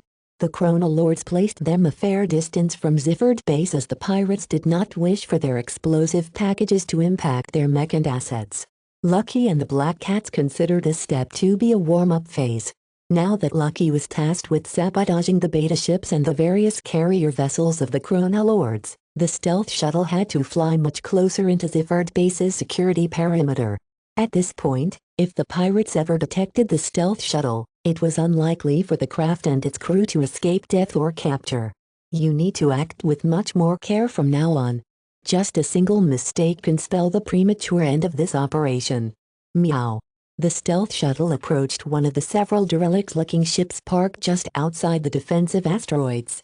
If anyone looked at one of the disguised beta ships, they would have instantly dismissed it as a threat. Its corroded, pockmarked exterior made it seem as if the Chronolords had retrieved them from a battlefield but didn't bother to fix them up. Due to all of the other space junk dumped in and around Ziffert base, the beta ships blended in well. It was only when Lucky phased through the solid cavernate alloys that made up much of the structure that the scenery changed. Lucky entered a clean compartment that hummed quietly. Various ship components lit up around him, signifying that the beta ship was constantly active but put on standby. A skeleton crew comprising of just a single engineer and a handful of other pirates were secretly stationed on the ship. Due to lack of systems on the beta ship, the Cat did not need to mess with too many components. As suicide ramming vessels, the beta ships almost solely relied on its oversized and upscaled sunlight propulsion systems to perform their sole job. While their propulsion systems incorporated a lot of redundancies, that only meant that Lucky had to spend a bit more time. Sabotaging a ship was different from disarming a mine. Lucky had to render the beta ships useless underneath the noses of a small but active crew. Still, after the engineers of the Larkin Sun clan pored over the detailed scans and schematics of the beta ships, they formulated a precise plan. Lucky merely had to follow all of the steps to complete his job. First, he quietly disabled all of the sensors and inspection modules that watched out for irregularities. Then he began to tamper with the various systems that regulated the propulsion systems. Finally, he uploaded some malware to the beta ship's various control systems. He did not do anything to the crew. It wasn't necessary to assassinate or poison them when the beta ship already couldn't be fixed. It took several hours for Lucky to be brought to all 5 beta ships as well as several other pirate ships to perform his meticulous sabotage. The Chronolords owned interesting carrier vessels. Most of them originally started off as light carriers, but the pirates had gradually upgraded their internal structure and exterior hull with carbonate alloys to strengthen them in a comprehensive manner. After so many upgrades, the vessels couldn't be categorized as light carriers anymore. However, their resilience still fell short of possible combat carriers due to the inherent inadequacies of the original ship class. The Chronolords just called them medium carriers in their internal documentation. Regardless of how they were called, they were large vessels crewed by hundreds of pirates. It was a lot harder for a little commando cat to remain undetected while he sneaked inside. While he wore his misfortune harness, he became nigh undetectable to regular detection methods. By spending most of his time phased through solid materials, not even the unalert crew members noticed any signs of an intruding cat. Even so, Lucky had to act a lot more delicately to sabotage the ship. His main task was to tamper with the propulsion systems in order to prevent the pirates from retreating. Lucky also tampered with various other systems. By installing some timed explosives and messing with some other components, the Chronolords aboard the medium carrier were definitely going to suffer when the assault commenced. Due to the lack of time, Lucky couldn't mess with too many essential components. With each sabotage he performed, the chance of discovery increased. It would have been ideal if the mechanical cat could tamper with the mech fielded by the Chronolords, but there were way too many of them. They frequently went on patrol and received a lot of inspections. With so many ships to visit, Lucky could only stay for 10 minutes at most before he had to leave. It took a long time before Lucky visited all of the ships in the vicinity. The stealth shuttle then proceeded to bring him closer to the defensive asteroids placed around the main base. These defensive outposts featured numerous turrets and missile launchers, but they weren't too important. The main role of these defensive asteroids was to act as solid obstacles. Their sheer bulk stopped many means of striking Zifford Base directly from long range. Despite their importance, the defensive asteroids offered plenty of solid mass for Lucky to remain undetected as he phased from compartment to compartment. He not only tampered with the power systems, but also dropped a few surprises in the chambers that stored a lot of missiles. After Lucky successfully compromised the functioning of all of the defensive asteroids, did the shuttle bring him to his final destination. Upon entering Zifford Base, Lucky began to visit various important sections of the large base. He managed to remain completely undetected as he paid a visit to various power generators, security centers, ammunition storerooms. During his sabotage, he also started to approach some of the more important-looking pirate officers. He didn't claw out their necks for fear of alarming the pirates. Instead, he dipped his paws with some poison and tapped very lightly on the skin of his targets. The slow-acting poison would remain dormant within the bodies of the victims until they became more active. Once their excitement surpassed a certain standard, the poison would quickly act up and cause the victims to die or lose their consciousness. Sadly, Lucky hadn't managed to bump into Supreme Lord Rhoda himself. Zifford Base was actually pretty large and the pirate commander could be everywhere. As time began to run out, Lucky finally reached a hidden base section which stored the latest and arguably the most potent secret weapon of the Chronolords, the Omega Laser. An elite crew of weapon technicians and operators kept a very close eye on its various systems. Due to the meticulous design of this super weapon, it was impossible for Lucky to sabotage it with impunity like before. Chapter 2219 The Battle of Zifford Base Chapter 2219 The Battle of Zifford Base. A projection of Vez sat on a prominent chair inside the command center aboard the Red Feather. The Scarlet Rose was already cramped for space and could not accommodate all of the people and equipment needed to exert adequate control over the Larkin Sun clan's combat forces. Therefore, Major Verrill decided to transfer to the Red Feather and command the battle from there. Since Vez did not play a major role in the upcoming attack, it was better for him to remain in the Scarlet Rose, which was a lot more secure. The projection of Vez observed a large map of the Ziffert base. Various elements in and around the base were marked with red to signify sabotage. It actually took several days for Lucky to visit so many sites, but as far as the Larkin Sun clan was concerned, the wait was worth it. With so many important sections marked in red, the Chronolords were in for a very nasty surprise. Major Verrill glanced at the projected timer. So far, the stealth shuttle hasn't transmitted any covert transmissions, which means that the sabotage is still happening on schedule. There are only 15 minutes left before the Omega laser is compromised. A long time had already passed since Lucky left the Scarlet Rose. Those who were aware of the sabotage operation continually worried for its success. Lucky had to visit many different sites and sabotage hundreds of different key components. Anything could go wrong in the meantime. If the sabotage operation hit a setback, the shuttle should have transmitted a very weak but specific signal. If the pirates found out that something was wrong, they would have triggered an alarm. So far, neither of these two options happened. The pirates remained as clueless as ever while the shuttle remained completely silent in order to minimize the chances of detection. The lack of reactions and the inability for the Larkin Sons to determine what was actually taking place generated a lot of worries in their minds. Only Vez exuded a bit more confidence. His projection silently made the Larkin Sons in the command center feel as if everything was in control. Unlike them, Vez possessed an extra means of checking up on Lucky's condition. Though the turbulence and space warping in the Nixon Gap added some difficulties, Vez was nonetheless able to track Lucky's overall presence in the Larkin Sun network. He had placed the Larkin Sun mandate on his lap, allowing him to maintain direct contact with the Golden Cat. Through her active bond with Lucky, she was able to track what the Gem Cat was doing and convey what she learned to her creator. Nya. Nya. Nya. Vez smiled. Major Verrill, are our troops prepared to initiate the assault? Every mech we intended to deploy has already been launched in space, sir. The commander of the upcoming battle replied. We can commence our attack at any moment. 25% of the mech of Task Force Predator would be held back in reserve in order to defend the fleet and be ready to respond to any emergencies. That meant that the Larkin Sun clan committed 1,400 mech to the assault. Even though the attackers slightly outnumbered the pirate mech, none of the Larkin Sons dared to take this battle lightly. Sabotage or not, there were plenty of other defenses that Lucky didn't have the time to tamper with, so the Chronolords still enjoyed at least some defensive advantages.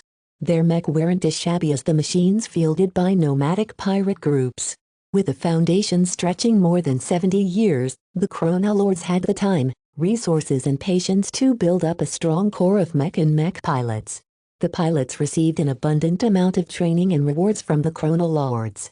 The mech they piloted incorporated higher quality Cabinet alloys as their core means of protection. The officer mech and elite mech were even clad with compressed armor plating. Therefore, the quality disparity between the mech of the Larkin Sun clan and the mech of the Chronolord was substantially reduced. Vez idly realized that it wasn't strictly correct to equate the Chronolords with the pirates he was familiar with. The Chronolords did not really engage in actual piracy. Instead, it was better to describe them as colonists who settled down in a mineral-rich area in order to earn a living by mining and selling valuable materials. Do you think the Chronolords are pirates? He suddenly asked. It seems to me that they are just minding their own business. There are far more notorious pirate groups in the Nixon Gap that we could target instead. It's a bit too late to ask this question. Major Verrill responded. Besides, the Chronolords may not engage in pirate raids themselves, but they are facilitating the ones that do. Ending their mining and trading activities will inflict a small but measurable blow to the Nixon pirates. Less pirate raids will occur in civilized space. Besides, we have already confirmed that the Chronolords have egregiously broken several important taboos. The Big Two will be happy to get rid of this stain.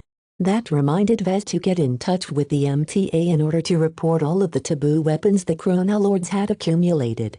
With so many alpha mines and the egregiously powerful Omega Laser, the offenses they committed were a lot more severe than the offenses committed by the Rust Grinders and the Mountain Kings.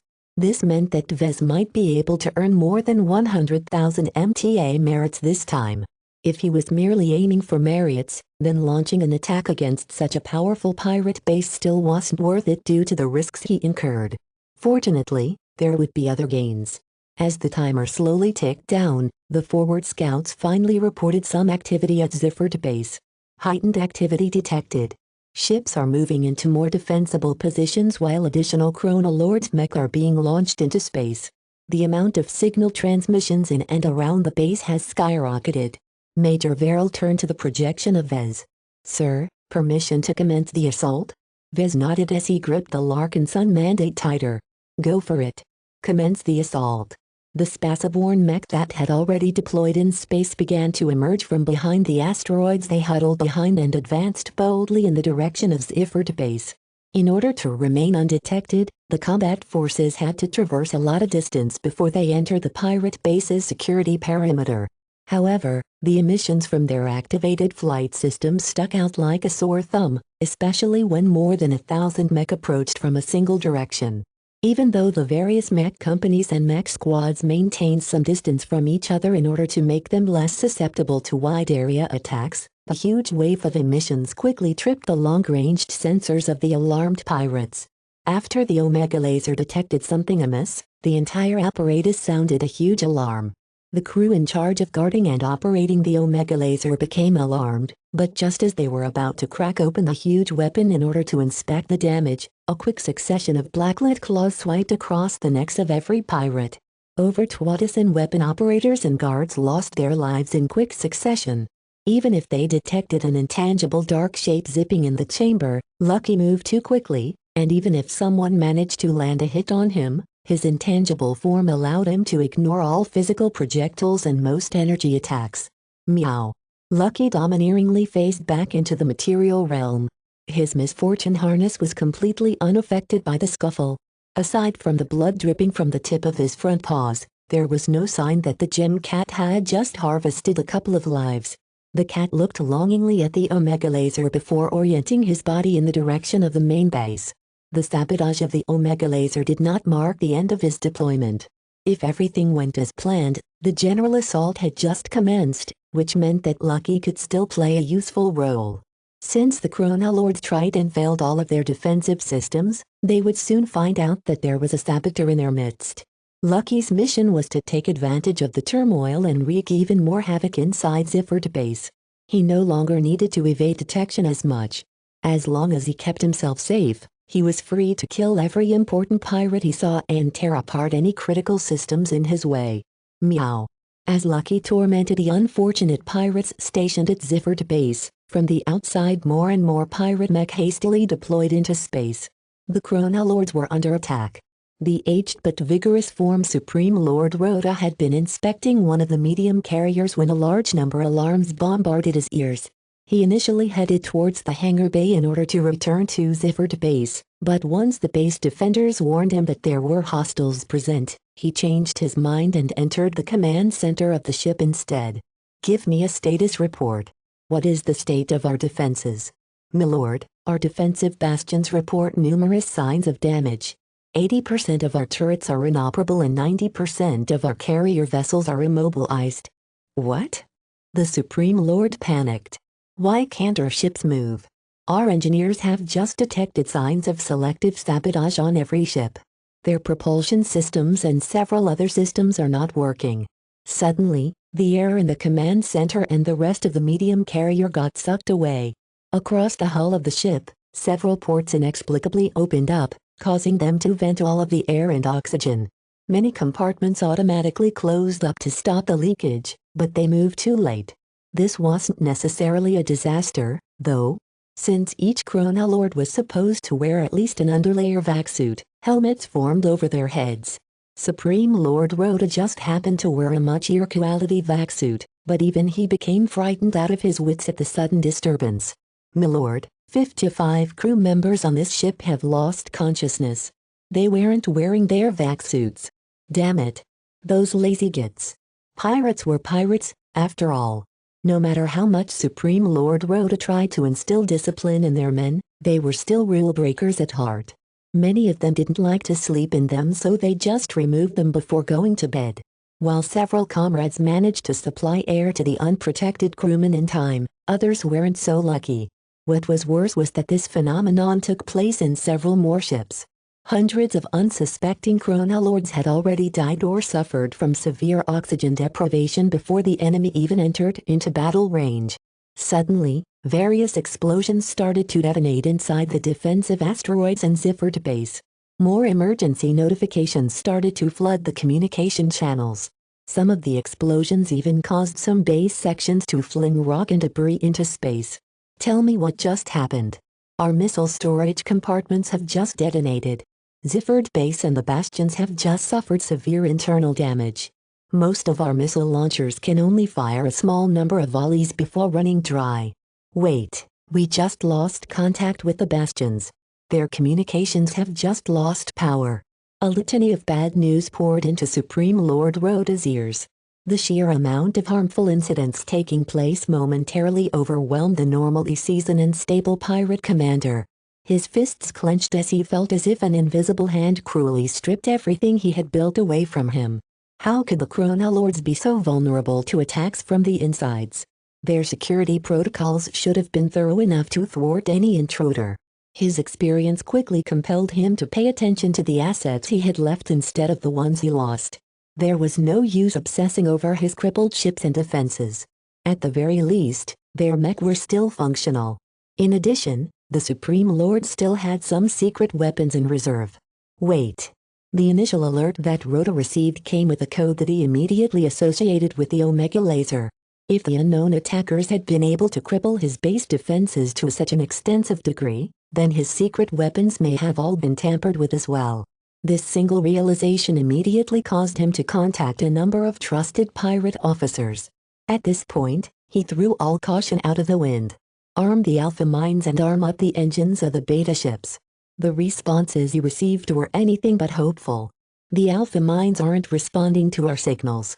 Forgive us, Supreme Lord, but the propulsion systems of our beta ships are wrecked. The Supreme Lord's heart sunk even further. Milord. We are detecting hundreds of incoming mech. No, make that 1,000. The pirate leader's face turned fierce. Alert our mech pilots. We are not going down without a fight. Ziffert base shall not fall today. Chapter 2220 Invincible Mech. Chapter 2220 Invincible Mech. The Battle of Ziffert base started off with discord. Many chronolords had the illusion that their base had just been visited by hundreds of invisible and completely unnoticeable infiltrators, assassins and saboteurs. The sheer extent of the sabotage affecting so much vital equipment and parts couldn't have been done by a single covert strike squad. Far too many systems that the chronolords depended upon to guard their base had all failed. Some never came online. Others blew up once their power levels rose. The remainder worked normally, but the pirates in charge of operating didn't know whether they remained that way. A huge wave of distrust spread amongst the pirates. Some of the more suspicious ones even started to eye each other with distrust. The sheer depth and breadth of the sabotage caused them to think that a massive conspiracy might be afoot. What if the sabotage hadn't been performed by a large number of invisible enemies? What if it was an inside job instead? Once this thought entered the minds of Supreme Lord Rhoda and many other pirates, they all shuddered with fear. If this was the case, then at least hundreds of chronolords were in on the conspiracy. When the officers in the command center began to panic and issue extreme orders, Supreme Lord Rhoda stood up from his chair. Stop. Look, I share your concerns, but this is no time to persecute our own men.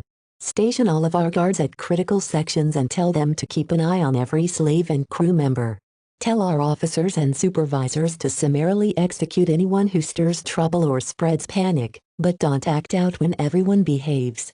We are the chronolords. We are better than this. Trust in your fellow brothers. His orders quickly imposed some order in the ranks of the chronolords. While the pirates were still disturbed by the sheer amount of defense systems, none of them wanted to roll over and die. As long as their mech could still fight, there was still a chance of repelling their heinous attackers. With Supreme Lord Rhoda exercising calming leadership, the fighting forces of the Chronolords slowly regained their order. All of the training put into them caused them to shrug off the chaos and focus on the upcoming battle. The energy emissions their sensors had detected were coming closer and closer. Soon enough, the pirates learned who possessed the audacity to attack one of the older and more entrenched pirate groups in Maynard Fields. The Larkinson clan. Who are they? Wait, aren't those fellows supposed to be running wild in Wreckage Paradise? Look at those 200 mech in the front. Those are Hexer mech. Second-class mech, and so many of them. We're doomed. Pipe down or I'll cut down your mech right this instant. Hexer mech or not, our defenses are far more formidable than you think. What defenses? They're all gone. The order and calm imposed by Supreme Lord Rhoda partially unraveled as soon as the pirates detected the presence of the penitent sisters. In contrast to the upheaval taking place among the pirates, the combat forces of the Larkinson clan remained under tight control.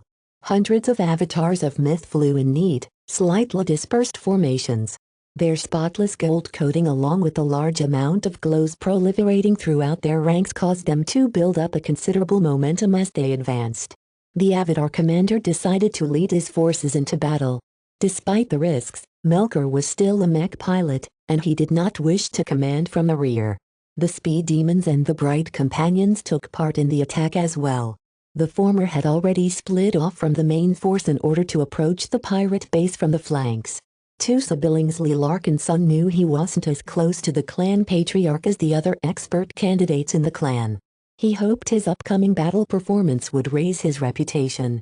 "We are the sword and spear of the Larkinson clan," Melker transmitted to his men. "Make our clan patriarch proud and watch out for your fellow clansmen. For the clan. For the clan." As for Joshua, the golden boy of the avatars, he and his bright companions attracted a lot of attention. The Queen, surrounded by a dozen bright warrior mech, distinguished themselves from the other avatar mech by the red stripe running vertically across the middle of their mech.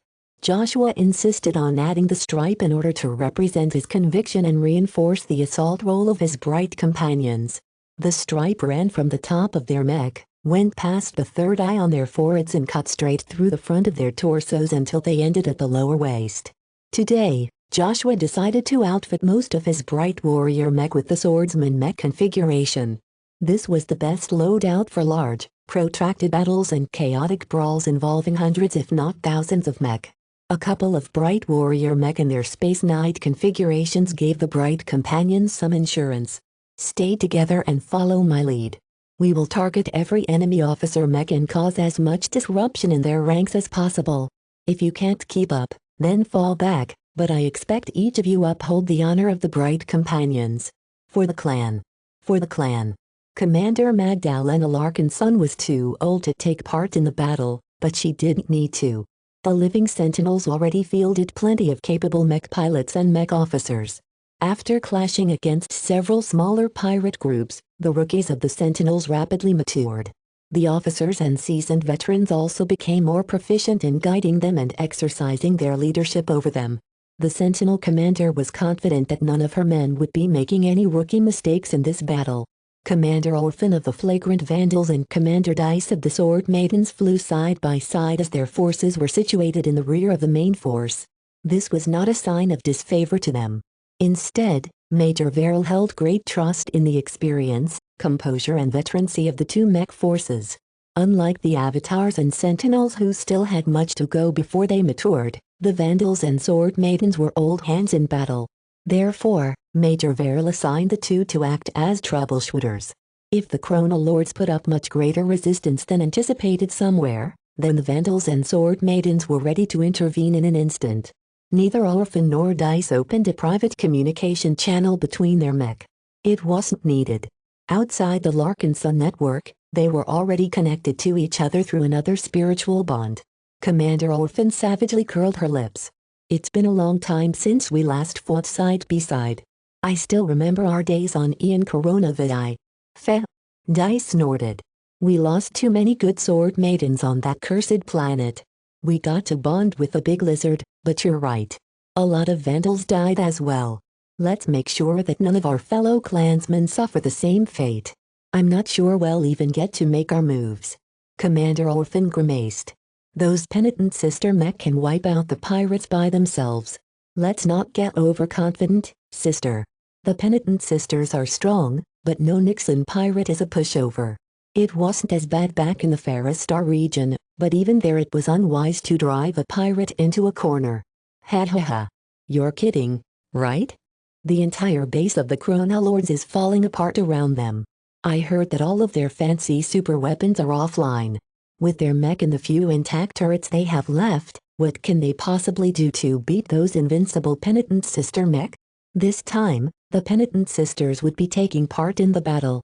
The exiled Hexers felt rather mixed about this deployment, but Commander Valerie Chansey, who commanded her sisters from this early cockatrice, thought slightly differently. After experiencing the birth of the superior mother, her views on her employer had changed. There was something very special about Vez Larkinson that distinguished him from other boys. What is your connection to the superior mother? Are you truly just a boy? She inwardly wondered.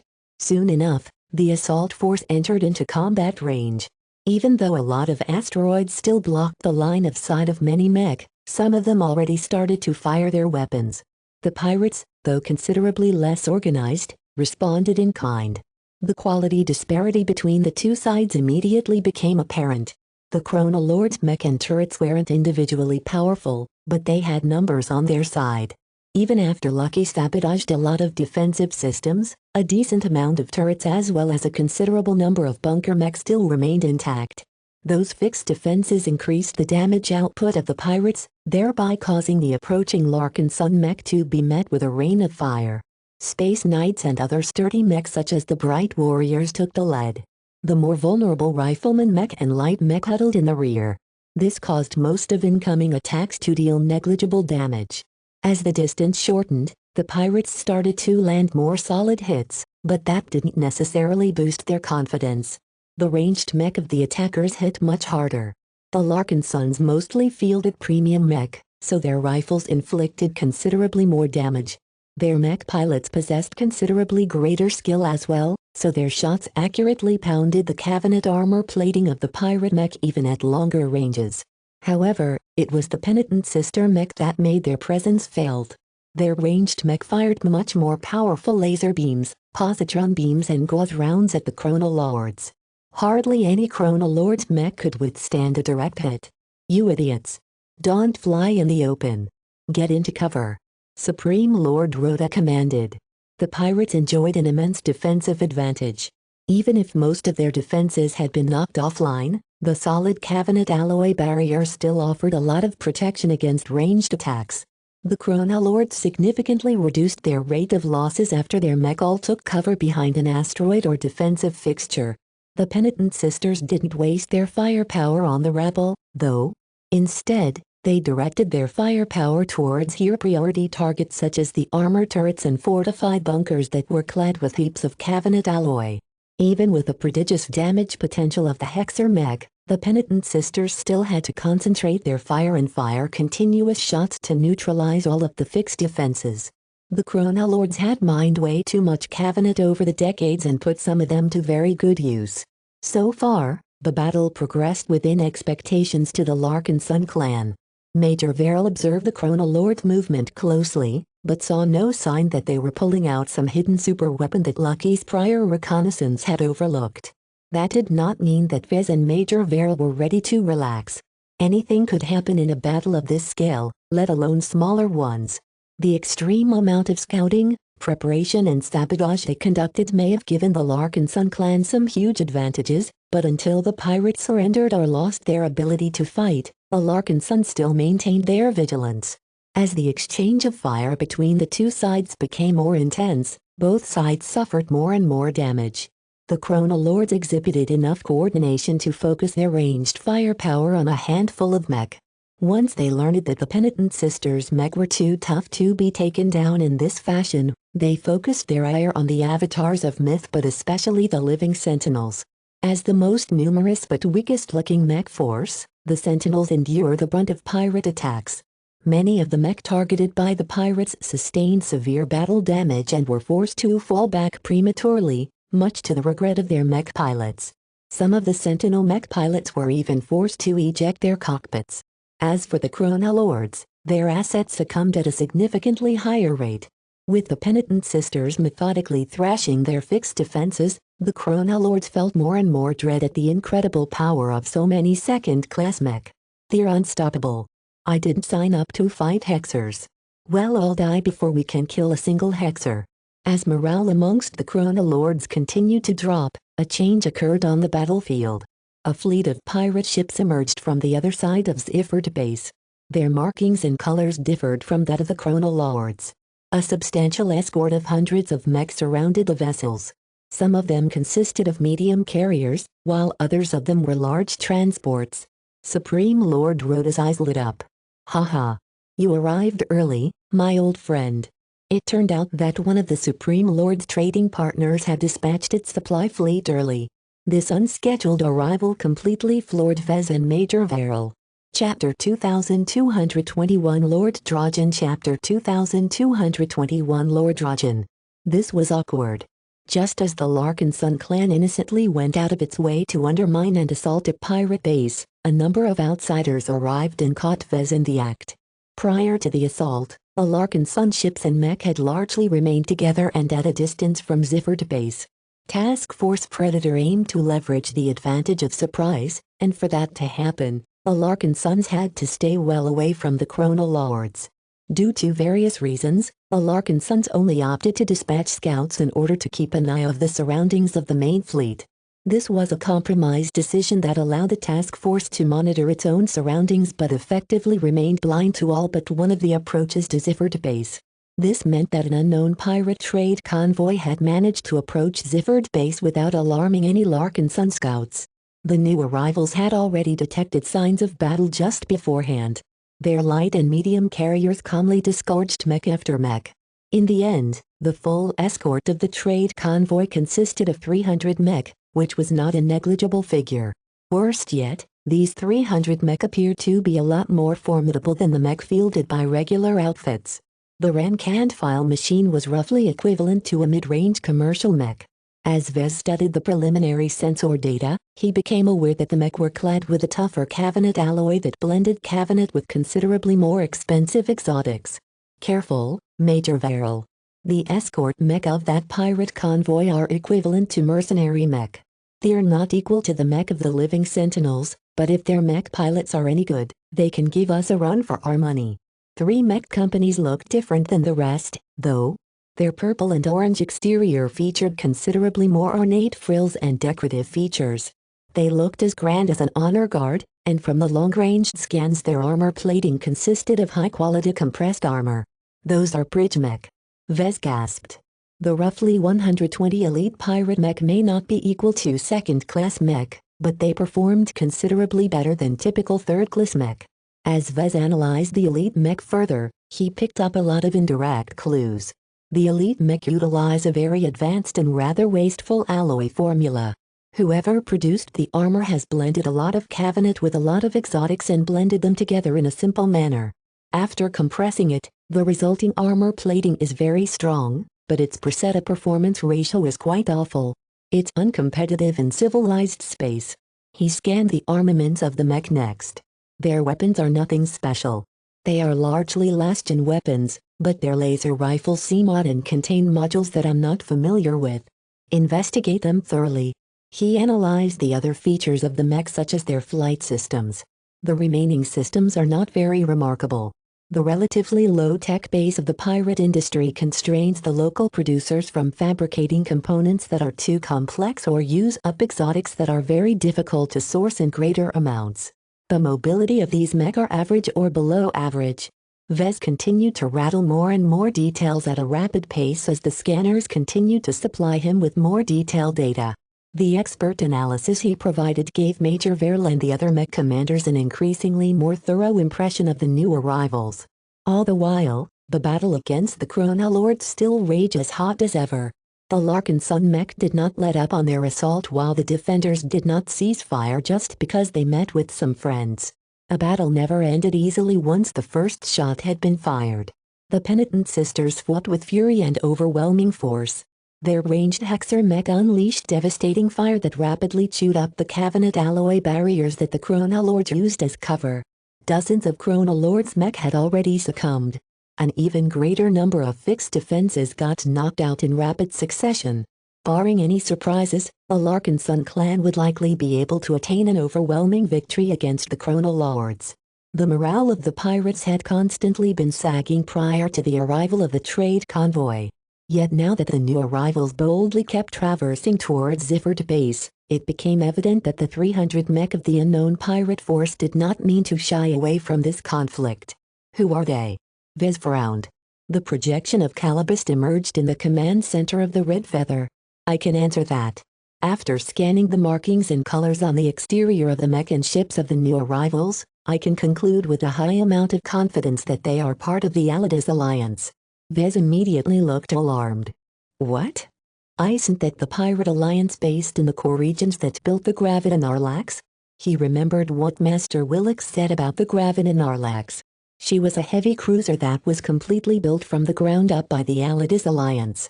Though her technical sophistication probably wasn't high, the raw power she was able to bring to bear was more than enough to cement the Alidus Alliance's footing in the dangerous and contentious core regions of the Nixon Gap. They're the Alidus Alliance, no doubt. In fact, Alidus is a regular customer of the Chronolords. In the complicated web of Nixon pirate relations, you can also say that the Chronolords are backed or at least supported by Alidus. Calibust explained in a grim voice.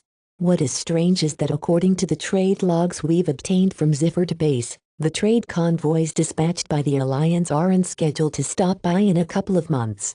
It takes time for Zifford Base to accumulate a notable amount of cabinet, so the trade convoy that has arrived today won't be able to return to the core regions with full cargo holds. We can investigate this issue another day. Major Verrill cut her off. The presumed flagship of the trade convoy is hailing us right this instant. Viz, do you want to take this call or shall I address the pirates in your stead? Let me take the call. You just focus on commanding the battle. The Chronolords are still putting up a fight and we are already starting to lose some mech. Make sure our forces are ready to battle those Alidus mech. Their continued approach is not a good sign. Normal bystanders never headed towards an ongoing battle unless they wanted to meddle in it. After straightening himself up, Vez accepted the hail. A projection of a fierce-looking pirate leader appeared into view. The huge and formidable-looking man boasted a bushy and messy black beard. He wore an excessively pirate outfit that straightforwardly showed off his battle accomplishments in the form of trophies. The blackened bones, tarnished insignia and faded medals hanging from the Alidus commander's uniform spoke of a long and vicious pirate career. During his previous travels through the frontier, Vez learned that pirates didn't maintain any detailed records on the galactic net. Mostly, it was because their access to it was very intermittent. Instead, they resorted to the more practical method of sprucing up their uniforms and adding trophies to them. The more junk a pirate wore on his body, the more battle accomplishments they accrued. Intruders. The pirate's gruff voice spoke. The Nixon Gap is not a playground for civilized folk like you. We have heard of you, Larkin Sun Clan. Your infamy in Wreckage Paradise has spread throughout the periphery of the Nixon Gap. Not even the strongest peacekeeper outfits are as brazen as your fleet. Do you think that anyone can get away with beating up our kind without retaliation? If you know what is good for you, then retreat immediately, or offer up your necks. The Chronolords are not yours to take. Shortly after the pirate commander made his demand, Calibust spoke to him through a private channel. The man you are speaking to is Lord Drogon, a trusted subordinate of Lord Hivux. He has a formidable reputation in battle, but he isn't known to be reckless. The sensors of his vessel should have gained a good impression of our exposed combat forces. Since he has chosen to adopt an aggressive posture, he must be confident he can deal with the penitent sisters. I see. Vez already had a feeling it won't be that easy. Is Lord Drogon confident because he is leaning on the strength and reputation of the Alidus Alliance? Calibust was very capable in reading people. No. Lord Drogon isn't bluffing or exuding a sense of false bravado. He is truly confident in his own ability to resist our forces. That means he's hiding something else. Scan his mech and ships for anything dangerous or unusual. We need to know what gives this fellow so much confidence. He turned back to Lord Drogon and quickly considered his response. While the Graviton Arlax was insanely strong, the heavy cruiser was nowhere to be seen, along with the remainder of the Allides Alliance's formidable main fleet. Vez smirked. Lord Drogon, you underestimate our resolve. The Nixon Gap may be infested by your kind, but you are but rats hiding in a dark hole. To claim this space as yours is folly, and we are not afraid of your feeble threats. The Chronolords are already history from today onwards. Either get out of our way or join them in hell. You insolent brat. Lord Drogon shouted as he lost his temper. I will warn you one last time. Leave the Chronolords alone or we will crush you and your pretty mech. Lord Hivix has personally commanded me to gather as much cavanite and other minerals as possible, and his will is absolute. Though Vez found it curious to hear that the Allides Alliance sought to gather as much materials as possible, he had no plans of backing off. The 300 mech fielded by Lord Drogon were still manageable, and even if the trade convoy fleet possessed any surprises, they shouldn't be too extreme. Talk is cheap. Vez stated. Fight us at your own peril. We are not afraid of the Allides Alliance. The communication channel closed. Lord Drogon had made his choice and so had Vez. The 300 mech advanced shortly afterwards. The Allides mech circled a bit around in order to attack the Larkin Sun mech from a flank. The crossfire they would soon be able to establish with the Chronolords would put the Larkin Sun mech at a slight disadvantage. Sir, our scanners have picked up elevated activities in the bow sections of 3 different Allides vessels. A visual feed quickly came into view. The forwardmost armor plating of the 3 biggest medium carriers slowly started to slide apart. Each of the ships had bared their fangs and exposed their formidable-looking warship-grade weapons. Vez didn't need the help of an analyst to realize what those weapons were capable of. Those are destroyer-grade laser cannons. Their designs are similar to Zifard Base's Omega laser. It turned out that the Allides Alliance were the original suppliers of the latest trump card of the Chronolords. In exchange for a huge amount of cavanite, Allides provided their trading partner with one of their taboo products. A sensitive exchange like this did not take place between regular trading partners. It spoke of a deeper cooperation between the Chronolords and the Allides Alliance. Though Vez grew vastly more concerned as those laser cannons started charging up, he at least took comfort in the fact that they shouldn't be as powerful as the Omega laser. The Chronolord's secret weapon was not only several times larger, but was also embedded into a huge asteroid base. The medium carriers of the Allides Alliance didn't look all that impressive. Much of their capacity was already taken up by the pirate mech they were supposed to transport. This meant that the forward-mounted laser cannons should be significantly constrained in terms of power supply and heat management. That said, when those laser cannons finally discharged 3 powerful laser beams, the seemingly invincible Penitent Sisters mech had been struck. The momentum of the Hexer mech abruptly stalled as the mech that had been struck exhibited severe damage. The Penitent Sisters suffered their losses as both the mech and the pilots inside had died. Chapter 2222 Archons Chapter 2222 Archons. Both the Larkin Sun clan and the Chronolords reacted with astonishment as the bow-mounted laser cannons succeeded in doing the impossible. They managed to overwhelm the defenses of second-class mech. Not only that, the incredibly powerful laser beams even destroyed the Hexer mech. The threat level of the Allides trade convoy fleet had abruptly been raised. Vez, Major Verrill, Calibust and many other Larkin Sun leaders exhibited considerable surprise at the daring of the Allides Alliance. It wasn't enough for them to construct their own heavy cruiser, but they also armed their other vessels. Even if only 3 of the Allides ships boasted a laser cannon, the mere presence of one of them was enough to step on the toes of the big 2. These Nixon pirates truly held no respect towards the rules that governed human space. A couple of more mechs started to launch from the pirate carriers as the 3 laser cannons already started to charge up for another shot. With his extensive expertise in laser weapon technology and his existing understanding of the Omega laser, he deduced some more details. Those warship-grade laser mounts are powerful only by virtue of their size, not their technological superiority. Their energy output is strong, but it takes a very long time for them to safely discharge another full-powered shot. The laser mounts aren't installed on the ships in the form of turrets, but are instead recessed deep in those bow cavities. While they are better protected against enemy fire, the medium carriers have to rotate precisely in order to hit a solid target. As long as all of our mech take evasive actions, there is a decent chance that those laser cannons will miss. If we can put those armed ships under pressure, then they can't bring their big guns to bear. While those laser cannons were very powerful, as long as the Larkinson clan focused their fire on them, it was not impossible to disable them. The mere threat of doing so should already be sufficient in suppressing the Alidus fleet. During this entire time, Calibust had been looking up the intelligence the Black Cats had gathered on their new opponents. There has been a lot of talk over the years about the Alidus Alliance arming their starships with warship-grade weapons, but there have been few confirmations.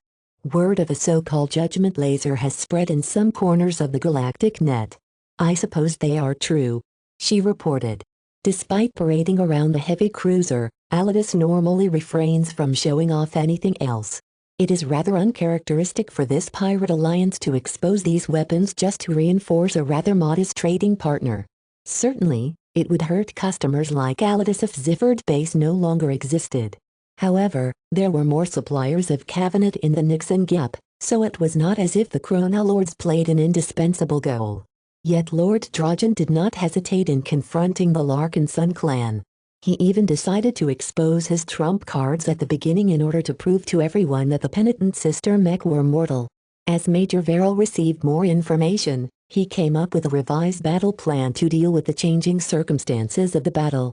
Commander Melker, reorient your avatars of myth towards the Alidus fleet. Your men will be required to suppress those judgment lasers. Knock them out if you can. Disperse your forces and attack those recessed weapon mounts from multiple directions. Those medium carriers can't possibly shield their judgment lasers from every angle. Understood, Major. Commander Melker acknowledged. Commander Magdalena, your living sentinels should cease their current advance. Instead, pivot them around and pivot them towards the incoming Alidus mech. Hold back the reinforcing pirate mech. Wipe them out if you can, but pull them into a stalemate if you don't. Either is fine. Commander Orphan and Commander Dice, your current instructions are still valid. Hold back and observe the battle lines. If the Chronolords or Alidus Alliance are close to overwhelming some of our forces, move in and spoil their plans. Commander Chansey, while the majority of the Chronolords' mech are still intact, you have done a good job at demolishing their remaining turrets and fixed defenses. Your penitent sisters should be able to defeat the rest of the Chronolords by themselves. Commander Cinnabar, assist the penitent sisters in dismantling the Chronolords. After that, focus on securing or cleaning up the remaining resistance in or around Zifford Base. Force the pirates into surrender. The string of orders along with the illusion of control that Major Verrill conveyed quickly caused the Larkinson combat troops regain their composure. Even if the Alidus Alliance brought some judgment lasers, the Larkinson clan were still strong. Send in some of the reserves. Have them circle around and block the probable escape route of the Alidus trade convoy.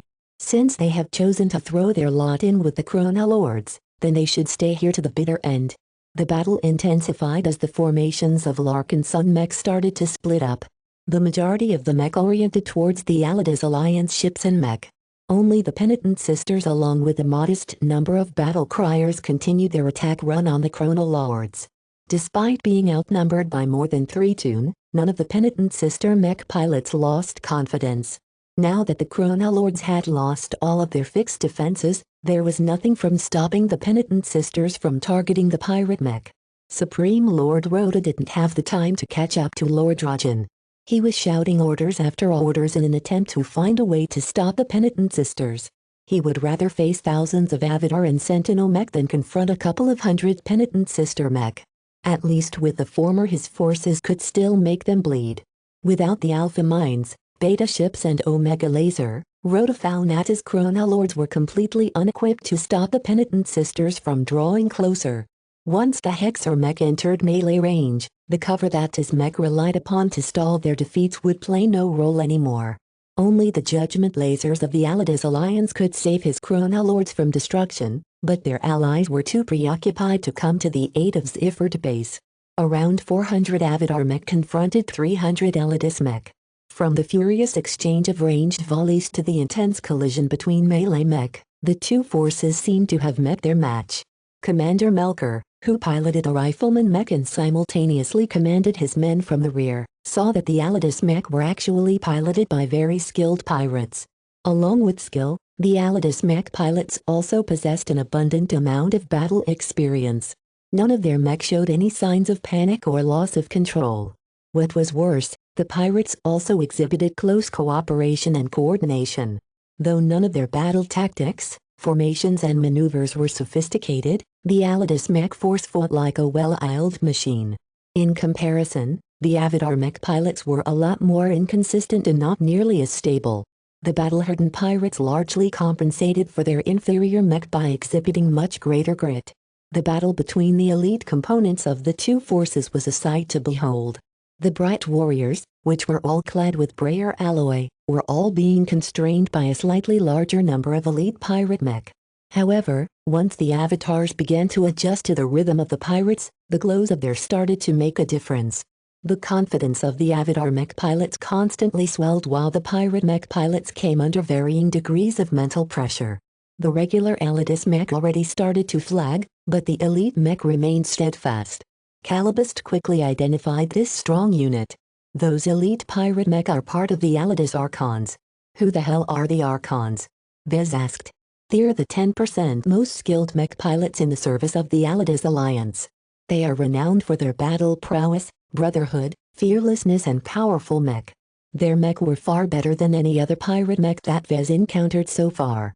The wealth and power of the Allides Alliance had made it possible for its mech production facilities to fabricate mech that reinforced its dominance.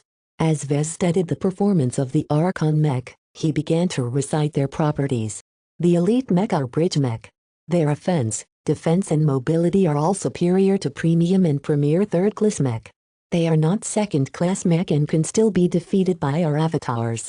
He zoomed in on the Avidar mech company led by Captain Kosella Ingvar. She had opted to take full advantage of the defensive prowess of the Bright Warrior mech in order to block and entangle the Archon mech as much as possible. Our Bright Warriors possess a decisive advantage in defense. The Archon mech aren't nearly as tough, though their shells will need to be hit many times in order to crack them open. Their weapons are fairly powerful though, and they pose a significant threat to our regular mech. Their slight advantage in mobility makes them elusive as well, and it is difficult to pin them in place. What are their vulnerabilities? Major Verl asked. Before Vez could answer, the Allides rifleman mech suddenly changed their firing mode. Much different beams of energy spat out from the muzzles of their weapons and struck the lighter armored ranged mech of the Larkin Sun clan. Alert! The Allides ranged mech are firing gamma lasers. What? The mech struck by intense, high-energy gamma rays exhibited signs of immediate debilitation as a significant portion of energy rays has bypassed the armor plating and began to deposit a multitude of energy throughout the interior, including the cockpit. Vez banged his fist against his armrest. Those depraved pirates. The Allides Alliance have gone too far. Only the most depraved degenerates of the galaxy make use of gamma laser weapons. Do not let up on them. We must wipe away the stain before they can unleash their destruction on innocent people. Many members of the Larkin Sun clan were truly horrified now. The use of gamma laser weapons crossed yet another line. The sheer brazenness of the Allides Alliance had exceeded all proportions. Pull the disabled mech back. Suppress those Allides ranged mech. Don't let them fire on our vulnerable mech. Commander Melker quickly commanded. The Bright Warriors were capable of blocking virtually all of the destructive penetrating rays of gamma lasers, but the problem was that the Allides Archon mech were doing their best to keep them busy. The Avatars mech were roughly on equal ground to the Allides mech at the moment. While the superior defenses of the former would ultimately ensure they would get the upper hand, the ferocious, well-trained Allides mech pilots had already reaped some Avatar lives. Though Major Verl looked concerned at this awful turn of events, he did not panic just yet. This was because a single mech company of black-coated mech had finally circled around and begun to charge the high-threat rifleman mech armed with grazer rifles. "Sisters!" Commander Dice yelled as her powerful mentality seemed to spread across her entire mech. "Ready your blades." The Gamma Laser mech immediately recognized their own peril. They stopped pressuring the Avatar mech and brought their weapons to bear against the charging swordsman mech. As the pirate mech unleashed an extremely energetic volley of gamma lasers, the sword maidens reacted in a surprising fashion. Instead of performing evasive maneuvers, they instead swung their blades in a blocking position just before the pirate mech fired their weapons. Surprisingly, all 40 swordsman mech managed to block the deadly rays with the heavy blades of their great swords. The pirate captain commanding the gamma laser mech couldn't believe what had just happened. In fact, Vez and Major Verrill were astonished as well. They had never seen swordsman mech blocking incoming fire so well. Though the lethality of the grazer rifles was immense, their energy requirements were considerably greater as well. Vez knew very well that those rifles featured a fairly slow firing rate. This gave enough time for the swordsmaiden mech pilots to brace their mech against another volley of attacks. When a shower of gamma rays began to concentrate on just half a dozen swordsman mech, the sword maidens reacted appropriately. Several swordsmen mech flying alongside the targeted mech unhesitantly reached out their great swords with rapid speed in order to block the rays that the original targets couldn't block.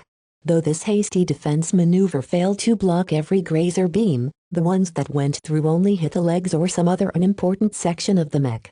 The swordsmaiden mech advanced indomitably regardless of how many gamma rays irradiated their great swords. Though the ranged mech of the Allidas Alliance had already begun to fly backwards, the sword maidens possessed too much of a head start. In just a short amount of time, Commander Dice and her fellow sisters crashed into their targets and chopped them all apart in a matter of seconds. Weak. Chapter 2223 Superior Women Chapter 2223 Superior Women. The sword maidens struck the Allidas mech at a devastating moment. Though it was a bit unfortunate that the pirates eliminated over a dozen Avatar mech and mech pilots, the attack of the former Daughters of the Frontier fully showcased the cunning of Commander Dice. Instead of moving to reinforce the Avatars of Myth right away, she instead took the long way around. Without moving to attack any pirates, her single mech company managed to fly under everyone's attention. It was only when the swordsman mech slowly started to turn around, building up momentum along the way, that their purpose became gradually clear. By the time they bared their fangs at the ranged mech of the Allidas Alliance, they had already built up a considerable amount of delta that would make any Lancer mech proud. The sword maidens succeeded in overwhelming the gamma laser rifleman mech in a single devastating attack run. This not only removed a major pirate threat from the board in a decisive fashion, but also struck a considerable amount of fear in the hearts of the remaining pirates. The swordsman mech piloted by Commander Dice raised its great sword. "Sisters, enemies still remain. Let us show both sides that while our numbers are small, our ferocity is endless. Advance." The swordsman mech flew out of a debris field that consisted of the broken, chopped up parts of pirate ranged mech in unison.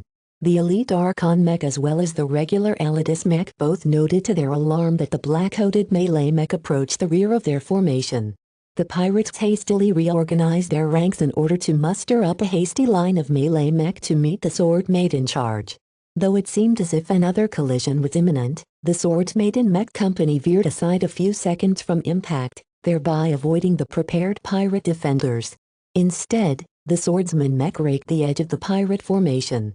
Their great swords opportunistically chopped through the frames of the Allidas mech. By borrowing the momentum of their movements, the sword maidens often succeeded in landing devastating attacks. Even the sturdier Archon mech with their superior Cabinet alloy formulas did not manage to escape unscathed. Considerable rents and deep tears marred their exteriors, thereby exposing those portions to follow-up attacks. Commander Melker's visor seemingly lit up at the assistance provided by the sword maidens. They had cooperated often enough in training sessions and simulated drills for him to know what Commander Dice asked of the Avatars.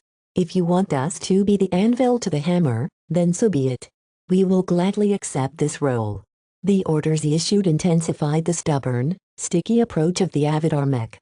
Whether they were bright warriors or not, The Avatar mech put their training to good use by adopting a cooperative fighting method that sought to rob as much initiative from the Alidus mech as possible. This prevented the increasingly more distressed pirates to encounter great difficulties whenever they attempted to allocate some mech to blunt the flanking attacks of the Sword Maidens. The swordsman mech piloted by Commander Dice and her fellow sisters weren't particularly exceptional. Their defense and mobility was on par against other premium mech. What stood out was their offense and supreme skill in wielding great swords. Vez had specially prepared these rare alloy greatswords to show his appreciation to the Sword Maidens and assuage the guilt he felt for their losses. Though the Sword Maidens currently numbered very few mech pilots, each battle-hardened sister had survived the punishing gauntlet of the Ian Corona mission and turned into elite veterans that embodied the best of their outfit.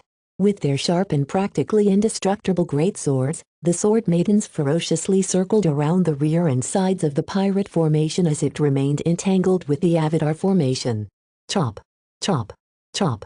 Through successive attack runs, the Sword Maidens harvested at least a couple of pirate mech and severely damaged a dozen more. The Avatar mech stopped attacking for the purpose of taking out the Alidus mech. There was no particular need for them to risk themselves when they could just close ranks and keep sticking to their opponents like stubborn leeches. Vez and Major Verrill no longer paid attention to this particular clash. The main Alidus mech force was finished as far as they were concerned. The other parts of the battlefield raged on as well. The Penitent Sisters, devoid of the numbers and support of much of the Larkin Sun clan, still managed to instill despair in the hearts of the Chrono Lords. With much of their formidable fixed defenses rendered ineffective from the beginning, a lack of secret weapons being deployed made many Chrono Lords suspicious whether the extensive sabotage had struck them as well.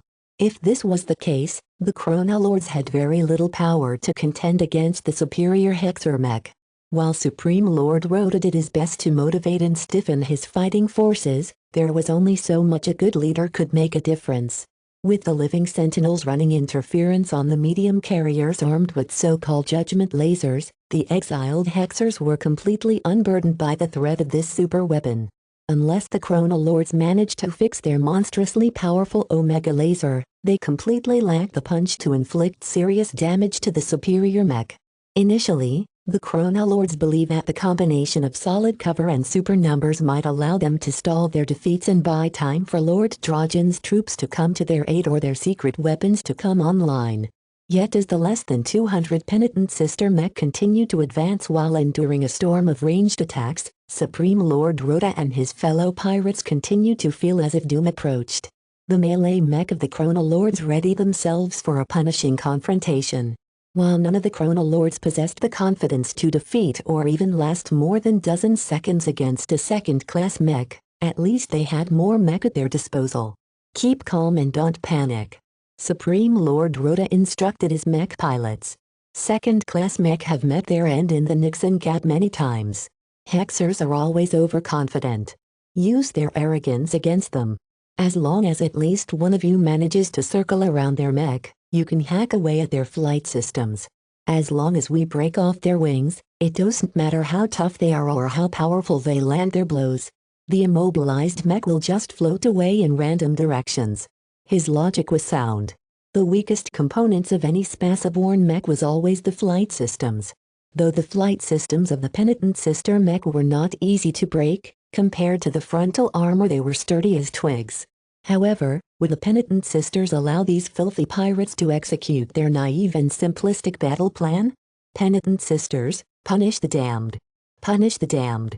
The moment the Penitent Sister mech collided against the prepared ranks of the Chrono Lord mech, the disparity in strength became obvious. The Penitent Sisters outright ignored defense and just swung their weapons as violently and with as much righteous fury as possible. These detestable pirates deserved death.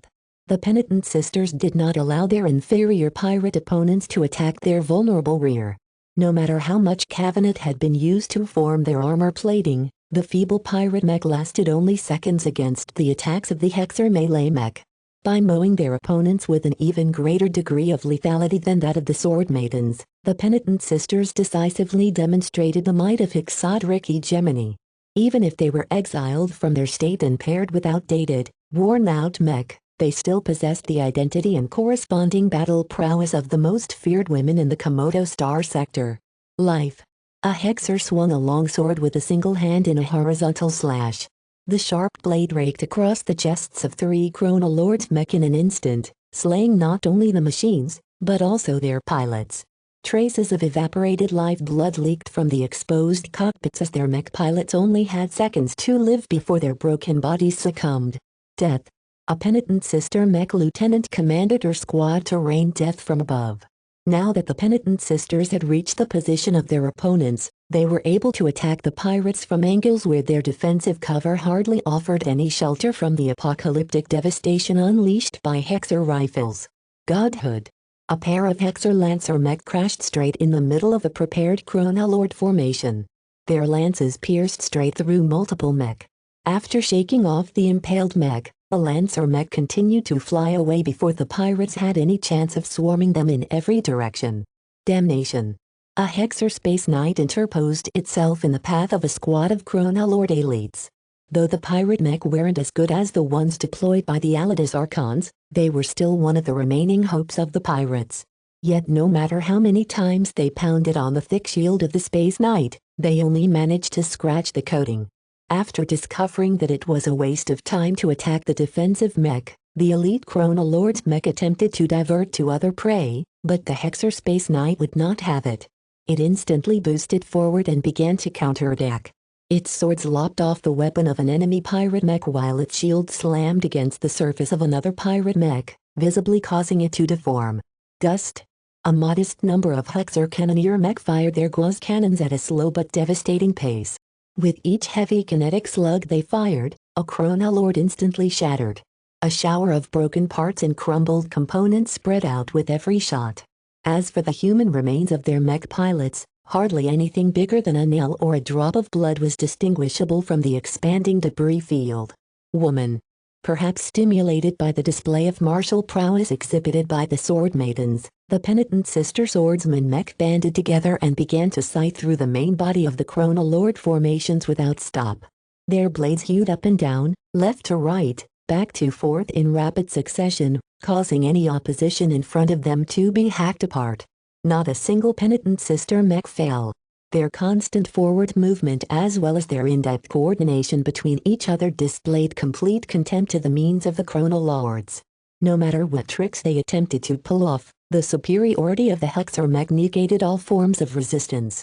The battle crier mech following from behind anticipated that they needed to lend a hand in order to prevent some of the penitent sister mech from being overwhelmed by desperation attacks. However, the Hexers were so domineering that they didn't give any Chronolord a chance. The Kinner mech pilots were therefore left to police the battlefield and make sure that any downed mech no longer posed a threat. Regardless of what happened elsewhere, the Chronolords were finished as a pirate group. After losing all of their fighting forces, Supreme Lord Rhoda had no capital to cling to Zifford Base anymore. With these local successes, Vez and Major Verrill grew more at ease. The only opponents that still posed a threat was the Alidus trade convoy. The 3 medium carriers armed with judgment lasers came under continuous attacks by the flanking and swarming attacks of the living sentinels. Unfortunately, Lord Drogon had more surprises in store than the powerful end-of-ship lasers. Some of the other ships in his fleet began to expose various weapon batteries and began to put the living sentinels under a lot of pressure. Some of them even fired a large volume of devastating missiles. While they didn't carry any nuclear warheads, when they struck a target or exploded close to one, something worse took place. Strange holes began to emerge at the coordinates which quickly caused the nearby Sentinel mech to tear apart. Those missile explosions are generating localized anomalies. Stay away from them and intercept them at all costs. Chapter 2224 Decisive Chapter 2224 Decisive. The Battle of Zifford Base ultimately did not lead to the massive losses that the Larkinson clan had feared.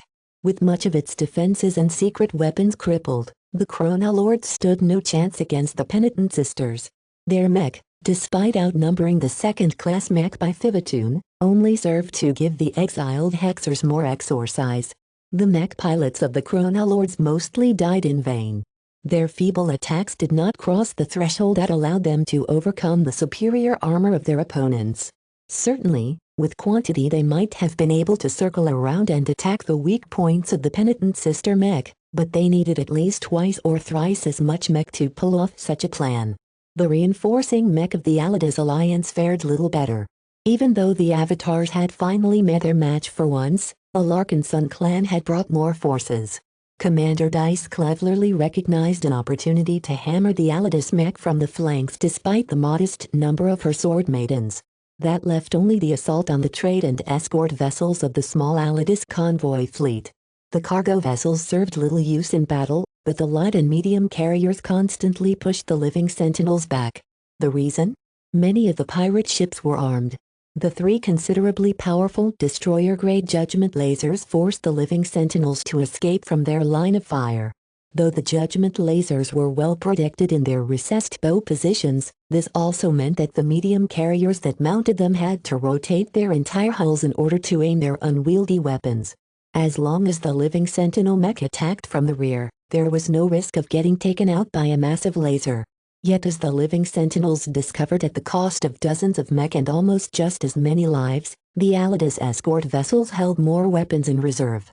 Only a handful of mech remained to cover the ships.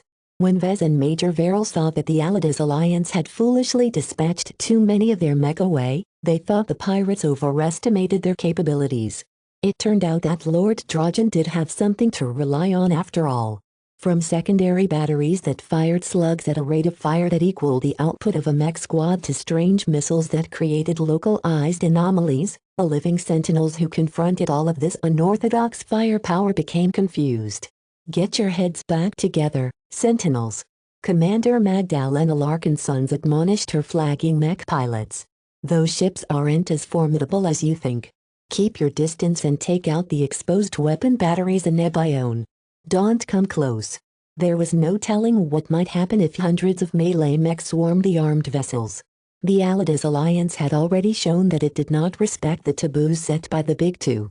In the Sentinel commander's opinion, such people were capable of doing anything. Though the casualties suffered by the living sentinels distressed Vez a bit, he knew that the pirate ships did not have the power to stop hundreds of sentinel mech. The carrier vessels weren't true warships. The weapons mounted on them at various places on their hull were jury-rigged in place by force. In terms of energy supply, ammunition, protection and other factors, the weapons no longer threatened the living sentinels once they got their act together. With methodical and coordinated ranged attacks, the relatively stationary weapon batteries were easily focused down. When even the thick layers of hull plating around the judgment lasers no longer held, the formidable weapons which managed to take out a penitent sister mech in a single shot no longer existed.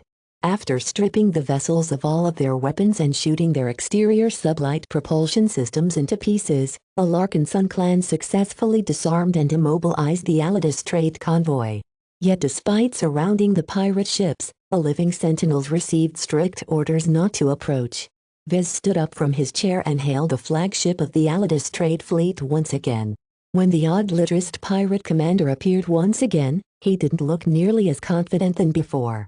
"Larkinsons, you dare to affront the Allidas Alliance. You do not know the gravity of the mistakes that you have made." Lord Drogon hissed as his projection seemed to cross across distances in order to bore a hole through Vez. "Lord Hivix has already been informed of your transgressions." "Oh, I'm scared," Vez flatly replied. "Now can we get all of the bluster and posturing and discuss the terms of your surrender? As a rule-abiding galactic citizen, I give you my word that I will keep you and your men alive while affording you the dignity that you do not deserve. You are more valuable to the Peacekeeper Association alive than dead. You think you can force me onto my knees? Ha! Grow a beard before you talk big." Lord Drogon snorted and began to tap his fingers onto a console out of the side of the projection. "Make no mistake. Retribution is assured and will not take long in coming. The Big Two may reign over civilized space, but our asteroid-filled void shall forever remain free." The tone that the pirate leader adopted reminded Vez awfully of fanatics. A very grave possibility came to mind.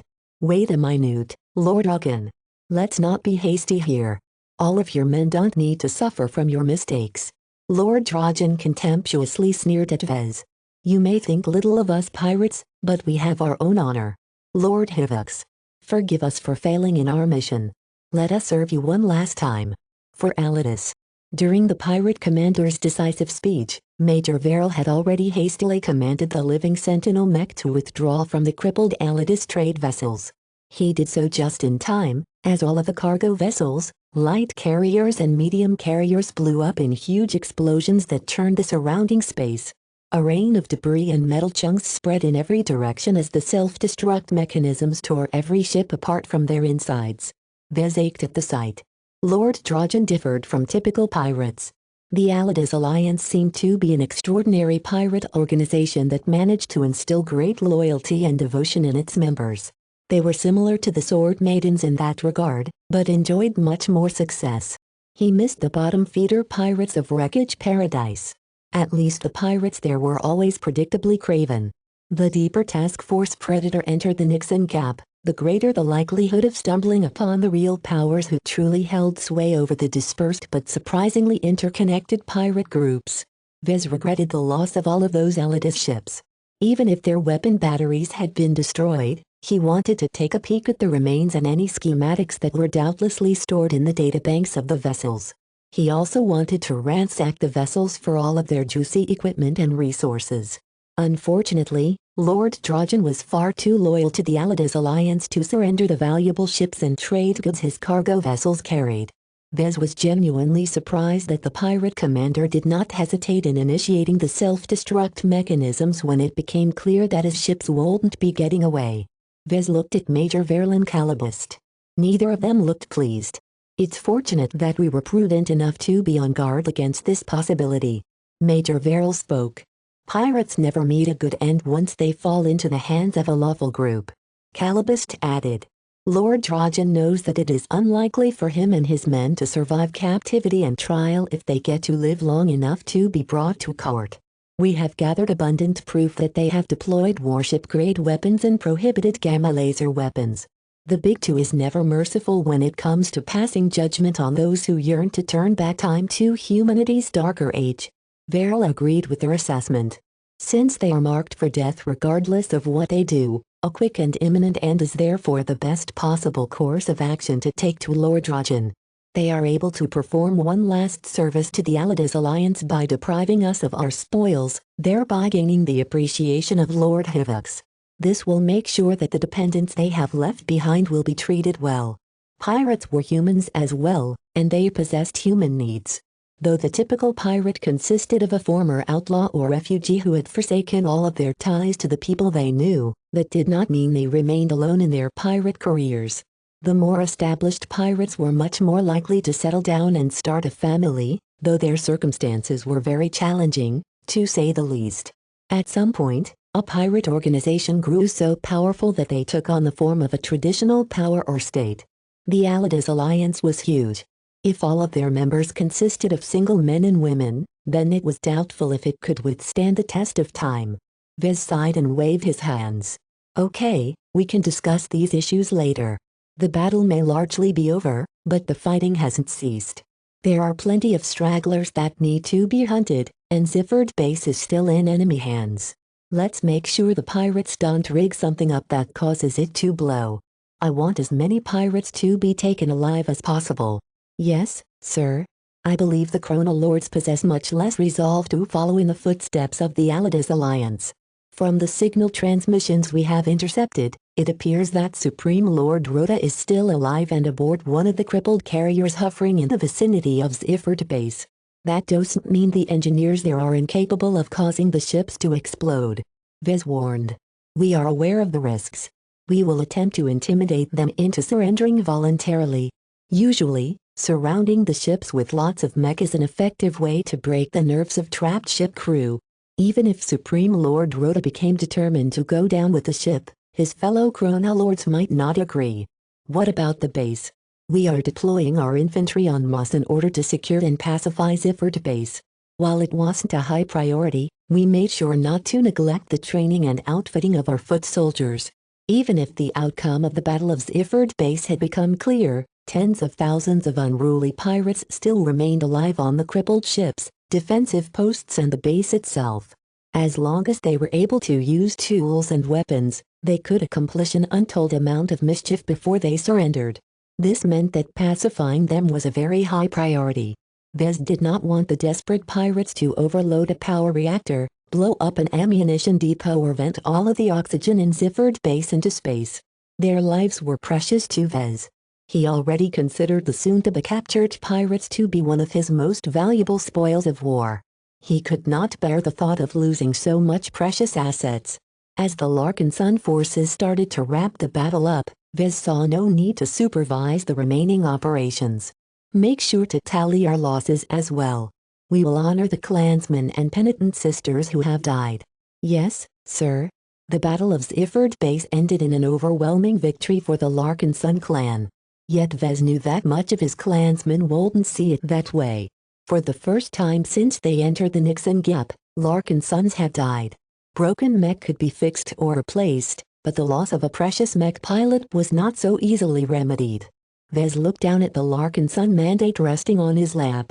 The golden cat closely felt the deaths of the clansmen who fell in battle. Her bond with them broke as their minds permanently turned silent and their spirits dissipated and moved to another realm.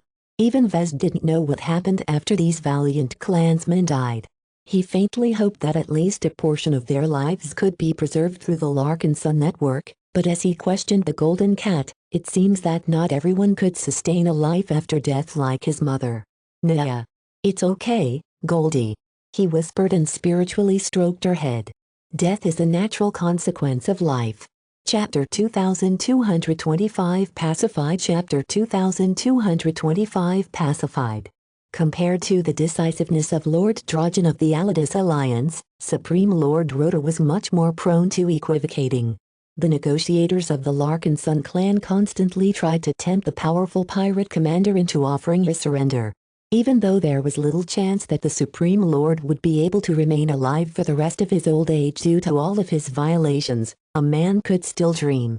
Unfortunately, Rhoda's grasp on the Chrono Lords had already begun to slip as the Larkin Sun clan won the battle and neutralized every mech or weapon that could pose a threat.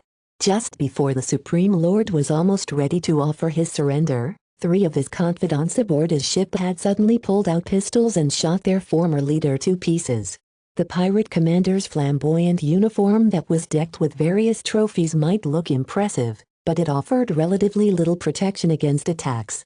The man had spent far too much time in the safety and comfort of Zifford Base to take precautions against betrayal from his own side. It didn't help that his bodyguards didn't lift a finger to save his life either. The Larkin sons who saw the bloody spectacle unfold through the communication feed were only mildly upset at this turn of events. Supreme Lord Rhoda probably held a lot of secrets and understood the Nixon Gap better than any of his other subordinates. Losing him was a substantial but not particularly catastrophic setback to the Larkin Sun clan. What little order remained among the Chrono Lords evaporated after the Supreme Lord's passing became known. Though the Larkin sons treated his title with contempt, the man held a considerable amount of authority among his own men. His ignoble death had caused the surviving Chrono Lords to lose their main source of confidence. Though some of the directionless pirates had become a lot more violent and irrational after losing their greatest leader, the infantry sent to pacify them eagerly took advantage of their lack of organization. Every form of resistance had been crushed. Though some of the infantry sustained losses when they tripped some booby traps or came under attack of industrial equipment, as a whole Zifford Base and the immobilized starships slowly ceded ground to the Larkin Sun clan. What stood out to the Larkin sons the most was how much less resistance the infantry encountered at Zifford Base. Lucky had single-handedly caused the pirates residing in the base to experience what it was like to be haunted by a ghost. Vez and the leaders of the task force received increasingly more detailed reports on what kind of mischief Lucky had been up to. The cat abused his elusiveness for hours, causing the increasingly hapless security forces of the base to feel as if they were being led around circles all the time. Once the Larkin Sun infantry secured the interior of the main base, Lucky did not bother to return to Vez. Instead, he had faced straight into one of the vaults of the massive base in order to partake in his reward. Who knew what kind of valuable and rare exotics ended up in the gem cat's belly? Vez felt tempted to enter the base right away in order to prevent his cat from eating everything of value, but he refrained from doing so out of caution. He patiently waited for the infantry to completely secure and sweep the interior of Ziffert base of any possible threats. Even though the clan was already pretty sure that the base did not incorporate any self-destruct mechanisms, it was best to verify Lucky's scans and see if the pirates hadn't improvised something on the spot. He only transferred over when an entire day had passed. As the mech and shuttles of the Larkin Sun clan scoured over the battlefield in order to sift through the expanding debris fields, salvaging the wrecks of their own mech was the main priority of the salvage teams. Even if the mech technicians and mech designers couldn't restore them to functionality, at least they could recycle the parts and materials to repair other mech. As for the debris that originated from pirate mech, there was relatively little of value for the Larkin Sun to take.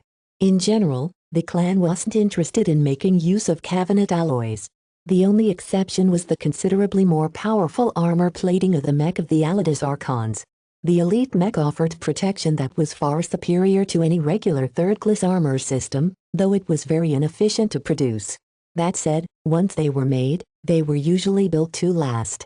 Another notable spoils was taking over control of the partially intact ships of the Chronolords.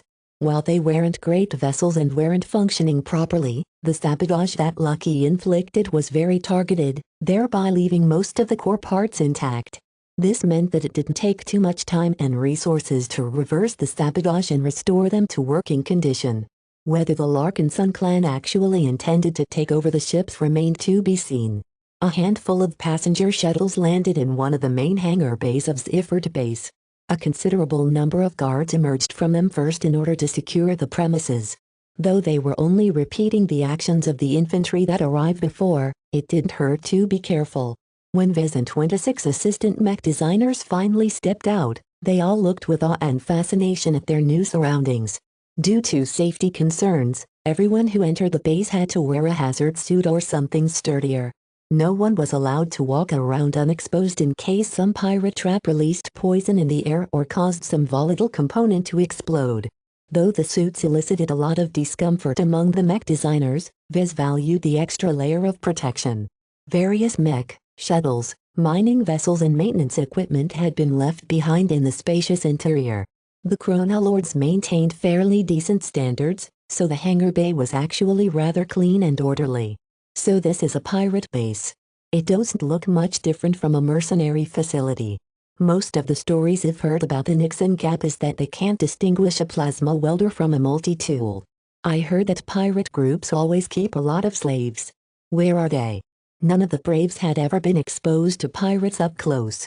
For all of their uncommon daring and courage, they still spent most of their time in design labs. Though Vez had already taken them on a couple of tours, Ziffert base was different from a regular pirate ship. It was huge. Its scale was on another level than a typical Baratiaound carrier or haphazard asteroid base. Ziffert base had long served as the headquarters, castle and mining center of the Chronolords. Its size and development reflected the decades of investment that Supreme Lord Rhoda had poured into it. As his crown jewel, he tried his best to take good care of it and avoid the usual neglect that less disciplined pirates tended to exhibit. 2 younger clansmen joined the tour as well. They followed curiously behind Vez as they gawked at all of the abandoned pirate machines. Wow! How much profit can we make if we salvage or sell off all of this gear? Michael asked. Vez quickly turned around and gently knocked his fist on the Larkin Sunseed's helmet. Of all the questions you could have asked, this shouldn't be the first one to escape from your mouth. This is just a fraction of the spoils that we have obtained from our victory. It's very likely that we'll be leaving all of this gear behind. The cargo holds of our ships can only accommodate so many goods. We need to take stock of our spoils and prioritize the most valuable goods. We've captured a lot of pirate ships, right? We could use them to store additional loot. The extra supplies might be sorely needed in the future. Xanther Larkin Sun remarked. It's not that simple. Vez shook his head. While you're right that carrying more supplies is better, the cost of doing so might be greater. Those pirate ships that you believe are for the taking are built and crewed by pirates. If you have paid any attention to the battle yesterday, then you should know that these depraved people are capable of doing anything. Who can say that the pirate ships aren't booby-trapped? Even if we have performed extensive scans on all of the vessels, I can think of many ways to circumvent the security sweeps. Michael brought up another argument. They're also sluggish and old. They will only slow down the task force if we bring them along. Correct. I have always believed that we should always prioritize mobility whenever we venture into hostile territory. When you're too slow, you just make it easier for your local enemies to converge on you and cut off your escape routes. Now that we have provoked the Alliance alliance, we need to take this threat seriously. No one expected a trading partner of the Chronolords to arrive at that time. The intervention and subsequent defeat of the Alliance trade convoy spelled bad news. He had already received an earful from Calibust on the risks of retaliation of a major core power of the Nixon Gap. That was something to worry for later. Right now, Vez just wanted to take a look at his harvest and enjoy the fruits of his victory. Let's proceed forward. This is just the entrance to the base. The group of mech designers strode forward. They exited the massive hangar bay and moved further inward. After passing through some massive corridors and a couple of abandoned security checkpoints, they entered the heart of the hollowed-out cavern that had been dug out from the interior of the asteroid that hosted the base. Wow! The asteroid was actually quite large. The Chronolords selected a good rock to build their base. A large stretch of structures had been built inside the base. While there were lots of sections that resembled the interior of starships, at least the main floor looked spacious and inviting. Vez could tell that the pirates deliberately built this floor in order to alleviate their homesickness. The structures built on the main floor resembled an urban city district more than anything else. The pirates had even allocated space for some parks, though the weird purple exoplanes did not look particularly inviting. He wondered what Merrill O'Brien would say. As a former pirate designer, if unwillingly, she must have visited plenty of pirate bases when she was trapped in the frontier. Sadly, she wasn't among the braves who followed Task Force Predator into the Nixon Gap. Vez already saw that Merrill was starting to fall into the camp of the erudites. As they walked through the pacified streets of the main floor, Vez and the mech designers finally encountered the people who resided in the base. The clan infantry intimidated the locals into surrendering and shot anyone who resisted the inevitable. The Larkinsons didn't really have the means to process tens of thousands of captives in a short amount of time. Therefore, the infantry simply rounded up the pirates and slaves and stuffed them into large cages. The mass of prisoners sitting hopelessly onto the dirty floor caused some of the more sympathetic assistant mech designers to show some pity. How many of them are slaves? That's to be determined. Vez shrugged. From the intelligence we've gathered, the slaves outnumber the pirates. The problem is that there are many cases where the two labels overlap. The Chronolords actually recruit a considerable amount of their men from the slaves that work under them. As long as they performed well and displayed plenty of loyalty to their masters, the slaves gained more rights and privileges under the pirate regime. This allowed them to work towards a better life. A better life towards piracy, though. No matter how desperate these former slaves were, once they embraced piracy in any form, they became a part of the problem. Vez did not intend to be merciful towards these folk.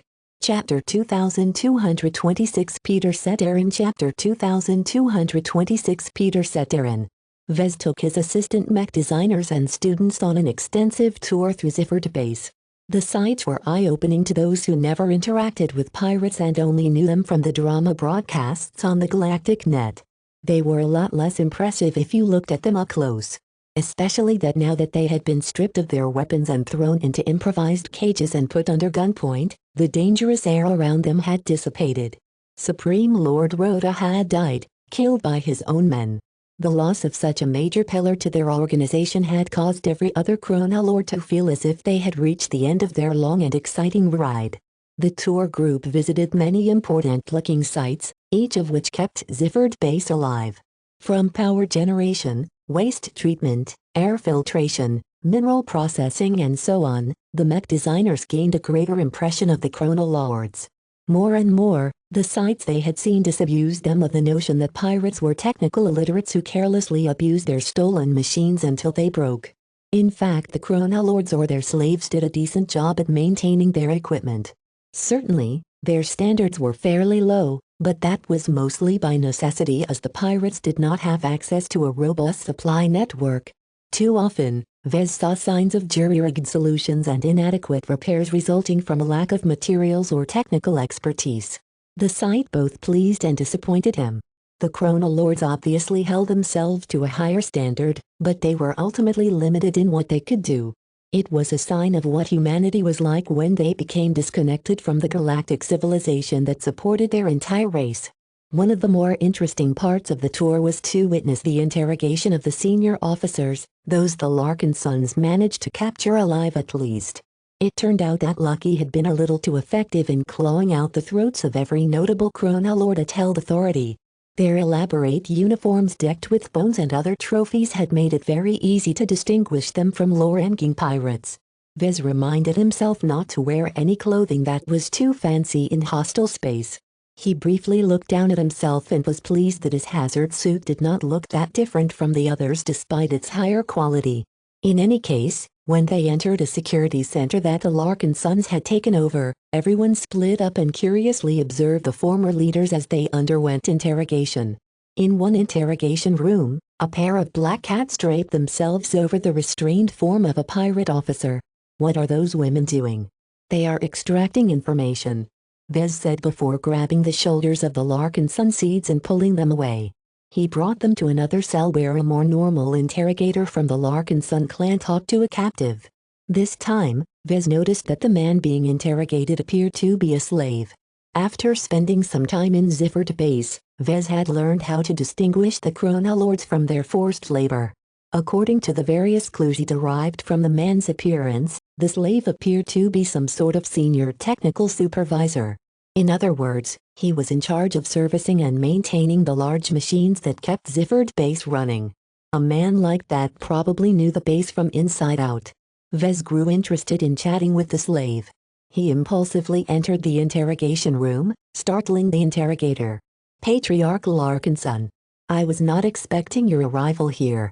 The eyes of the slave widened as he gazed at the hazard-suited form of the leader of the ones who doomed the chronolords. Vez waved his arm. "Please step aside. I'd like to have a talk with this fellow." "Very well." The clansman obediently rose from the seat and made way. Makel and Xanther stayed in place, unsure where they should go. They soon decided to just stay put and listen to the discussion. Once Vez sat down next to the table, he calmly faced the slave. Due to the transparent visor of his helmet, their eyes met each other. Soon enough, the slave grew a bit discomfited. The identity of the Larkin son clan patriarch along with the demeanor he exuded loomed heavily on the slave who formerly took orders from the chronolords. What do you wish to know?" "Let's start with something simple. Do you have blood on your hands?" "No. Never. I am a slave. I did not join the chronolords out of a willingness to get exploited. If I was still working back in civilized space, I would have earned a nice salary and lived a stable life." Vez raised his eyebrow. "The condition of your body is quite good for a slave. That's because the chronolords need someone like me. If you have walked through this space, then you know how reliant they are on people who know machines and know how to fix them. There aren't any schools in the Nixon Gap and their attempts to train their own engineers hasn't always gone right. Aha.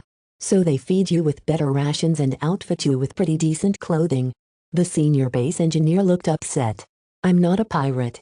I don't deny that I enjoyed a position of privilege, but that is only in comparison to my fellow slaves.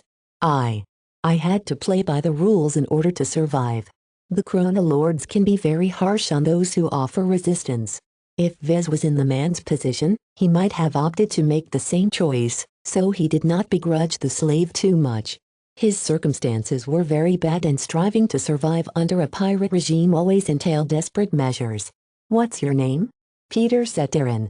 "Where do you come from?" "I am a Reinaldan citizen." "How did you end up in the hands of the chronolords?" "I used to be a passenger aboard a liner that was heading from the Reinald Republic to the Sentinel Kingdom. I wanted to get away from Reinald and Sentinel looked like an attractive option. I never realized that accepting a lucrative job in the latter would lead me to travel on a ship that was waylaid by pirates." "Were you captured by the chronolords?" "No. It was some other band called the Zero G Devils. They're quite small, though I didn't see them that way back then. The Zero-G Devils raided multiple middle-tier passenger ships, always managing to kidnap thousands of people, many of them who have paid a lot for their tickets. Mine was already taken care of by my new employer. After that, the Zero-G Devils sorted out their captives. The attractive ones were sent out first.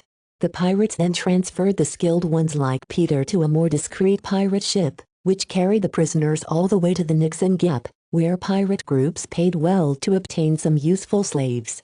Hearing that someone traveling rather deep in civilized space had suddenly been kidnapped before being trafficked to the Nixon Gap astounded Vez and his students. This sounded like an elaborate and sophisticated operation that must have been active for many years. Rather than waiting to hijack some engineers and skilled personnel from the ships entering the Nixon Gap, the pirates evidently didn't have enough. They had to import them from civilized space. Well, it's quite a stroke of bad luck that your ride got hijacked, Vez remarked. These are the perils of traveling through space. If I was in your shoes, I would have stayed in Reinhold. Peter smiled ruefully. You think I don't remind myself of that every day? So tell me about all of the equipment that the Chronolords wanted you to service. As Peter sat there and explained what his typical day of work involved and what kind of vital base equipment he needed to fix, Vez and the Larkin Sunseeds listened closely. What was interesting was that the Chronolords kept promoting Peter while affording him more privileges. He gained the right to order around his fellow slaves. He no longer had to live in a cramped cell with other slaves but instead moved to a more respectable apartment where he could sleep in the comfort of his own space. He started to earn some Kavana coins which he mostly spent on bribing his Chronolord supervisors in order to get into their good books. In a sense, Peter got what he wanted when he originally left the Reinhold Republic. He experienced a change in scenery and gained new employment. His boss just happened to be Chronolords instead of Sentinels. Some time passed as Vez began to listen to the various details that Peter revealed about the various systems that supported the base. The Larkin Sunseeds slowly grew bored. They weren't very interested in how the ventilation systems kept the air fresh. What did this have to do with Mech? At some point, a change occurred. The interrogator quietly approached Vez and transferred some files to his comm. Vez smiled. Thank you. He accessed the new files and schemed them over. His smile grew wider, causing Peter Seterin to grow uncertain. Only a minute passed before Vez was done. Well, Peter, it seems you have been truthful. You are truly an unwilling captive the Chronolords had bought from a trafficker. The original logs of your transfer are still in their database. Ah, I didn't lie, sir. That's true, but there are more ways to deceive people than telling falsehoods. Vez chuckled. Lying by omission is also a lie, don't you know? What? What are you talking about? Let me show you something. Vez projected one of the files transferred to his comm. The footage that appeared over the table showed an angled view from a hidden security monitor into some sort of rarely visited supply room. The footage just happened to show Peter and two of his fellow slaves he held authority over pushing a teenage boy against a wall. Mr. Seterin. I'm sorry. I thought I did a good job. It's not my fault the water pump malfunctioned. Peter, who appeared much more aggressive in the footage, stepped forward and punched the young slave in the belly. Ag, you little rat. When the Chronolords dumped you into my lap, I didn't expect you to be able to repair a power reactor, but at least I thought you were capable enough to clean the insides of a water pump. This was the first time I came across a water pump. I didn't know what to do. No excuses, boy. You caused a lot of trouble for our masters. Peter launched another punch. Now, let me show you what happens to slaves like you who forget your place. The Peter in the footage then proceeded to remove his coat, slide down his pants and remove his underlayer vac suit. His two subordinates did the same to the teenager. Michael and Xanther looked incredulous and horrified at the security footage. As for the slave strapped to his chair, his face exhibited full-blown panic. Before the footage could go any further, Vez swiped his hand, causing the scene to disappear before it could turn lurid. Peter bent his head in defeat. There was no way to deny what he had done. I was frustrated. All of the slaves were. We don't have access to a lot of women. Vez calmly crossed his arms. According to the laws and conventions of the Common Fleet Alliance and the Mech Trade Association, Any human who engages in crimes against humanity under the auspices of a recognized pirate organization has forfeited his rights and identity in human space.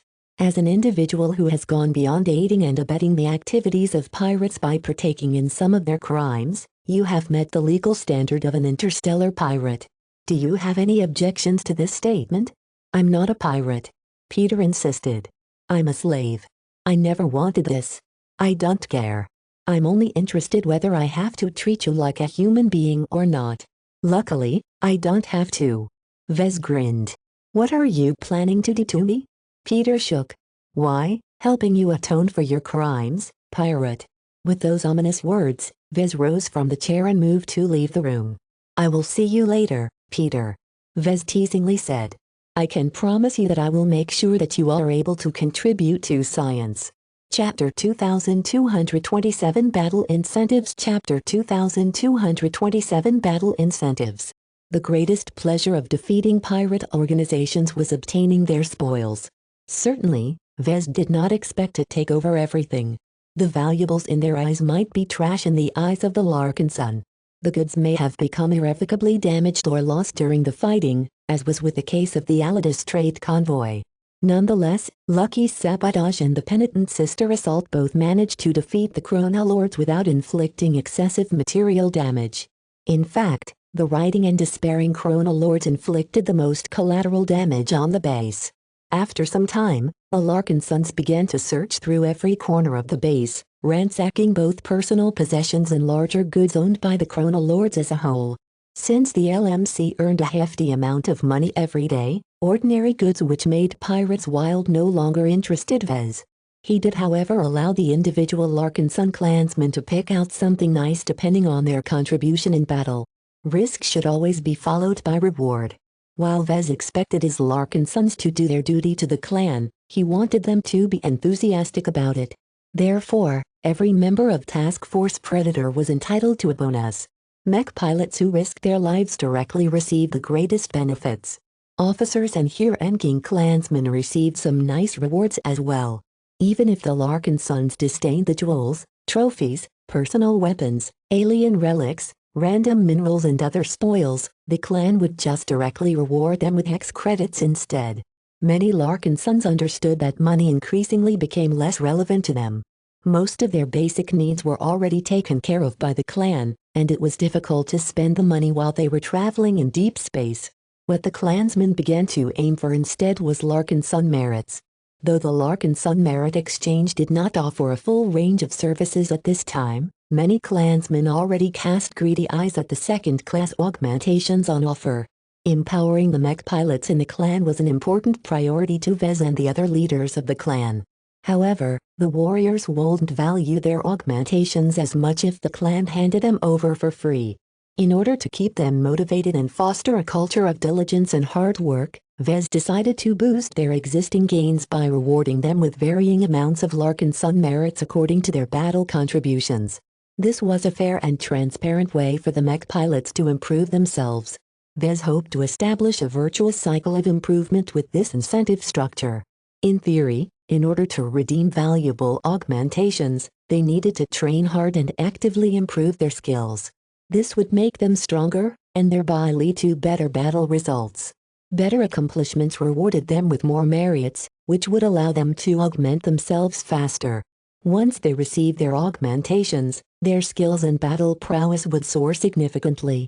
With the right implants and genetic alterations, they would be able to improve even faster and expand their skill set. This would allow the Larkin Sun clan to gain even more value out of them in battle.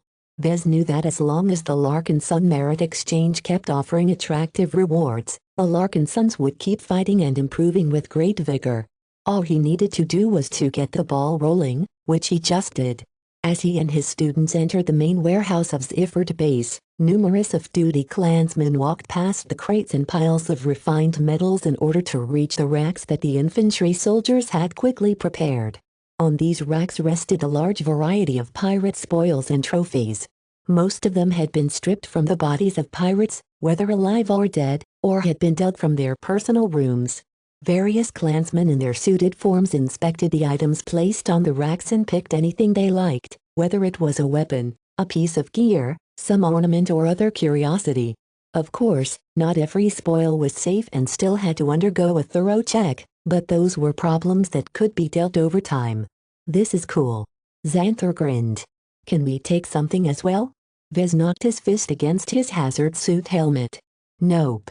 Rules are rules. Only those who took part or contributed in the fighting are allowed to take some spoils. But we're a part of this task force as well. We are taking the same risks as the other Larkinsons. While that is true, they are making actual contributions, whether that is making sure whether our mech get repaired or whether our clansmen get the nutrition they need. All you two have been doing is studying and learning. You should be paying me instead of the other way around. Be lucky that I'm not interested in charging any tuition.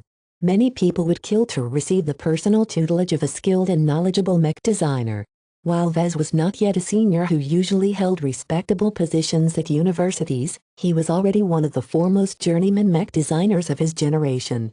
His rapid ascension meant that he was doing at least something right. That made his teachings even more valuable. Both Michael and Xanther blinked. They had chosen to forego studying at a mech design university in order to study under Vez. They didn't know how lucky they were at the time. There was no need to shower them with freebies and spoil them rotten before they became full-fledged mech designers. You can look, but you can't take. Just take this opportunity to widen your horizons. In the future, you can obtain whatever you want when you actually give something back to the Larkinson clan. The Larkinson clan was under too much pressure. In the present, it needed to survive the Nixon Gap. In the future, it needed to keep itself afloat in the Red Ocean. Vez did not intend to keep his head down and rely solely on peaceful development to get ahead. Only by grasping opportunities would he be able to improve himself fast enough to obtain the power he needed to effect real change. As Vez and his students walked past the racks, they paid attention to different items. As a mech designer and craftsman, Vez was always on the lookout for interesting materials, especially those that reacted to spirituality. He cast out both his visual and spiritual senses for any interesting exotics. He also scanned the small projected screens that provided a short summary of the name and known properties of a particular exotic. Sadly, the pirates of the Chronolords did not have any access to high-grade exotics. Maynard Fields predominantly held Cabinet, and most of the rocks that pirates with a certain hobby collected merely consisted of colorful and abnormal samples of Cabinet ore. Worthless. Vez shook his head. He looked down on these rocks for two reasons. First, even if they contained valuable properties, their volume was too low to build anything worthwhile. Second, he already had access to better materials. So far, Vez had spotted nothing that could surpass Brayer alloy in protective ability. That said, his sweep did harvest some small and useful gains. One of them was a mineral that allowed him to strengthen infantry-grade transceivers. Another rock contained properties that made it easier to generate a gravitic field.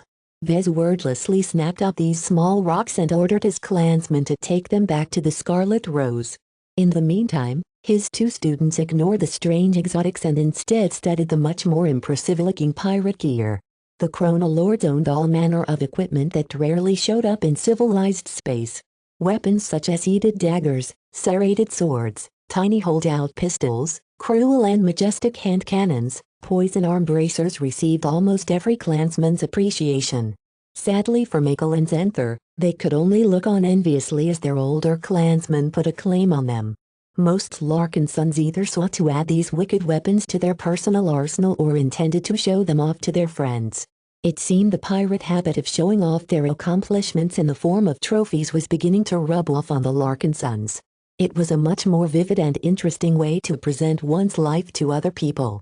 It's also a primitive custom. There were good reasons why modern humans mainly relied on records to show their worth. Pirates had degenerated from their civilized cousins by resorting to baser means to convey their strength and accomplishments. Yet despite this fault, Vez nonetheless became charmed by the sight of Larkinsons beginning to wear some more harmless trophies on their hazard suits or combat armor.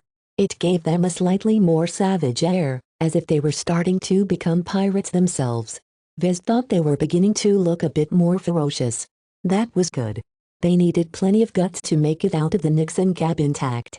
The smaller prizes did not hold his interest for long. The members of the Chronolords may be allowed to hold some trinkets, but it was impossible for them to obtain something truly valuable. No.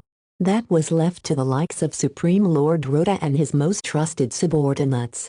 The deceased pirate leader carried the most valuable and interesting goods. Vez first inspected the weapons and other gear the clansmen had taken from Rhoda's corpse. It was too bad that none of them availed a pirate commander at the moment of his death. The man's comm was missing, likely taken by Calibus so she could hack into it and read the Supreme Lord's personal correspondence. Even though the Supreme Lord owned some genuinely good stuff, Vez did not show any interest in taking them. He decided to leave them in place for the commanders and those who earned substantial battle accomplishments to take them and use them as proof they toppled a genuine pirate lord. In fact, Commander Dice suddenly appeared by his side.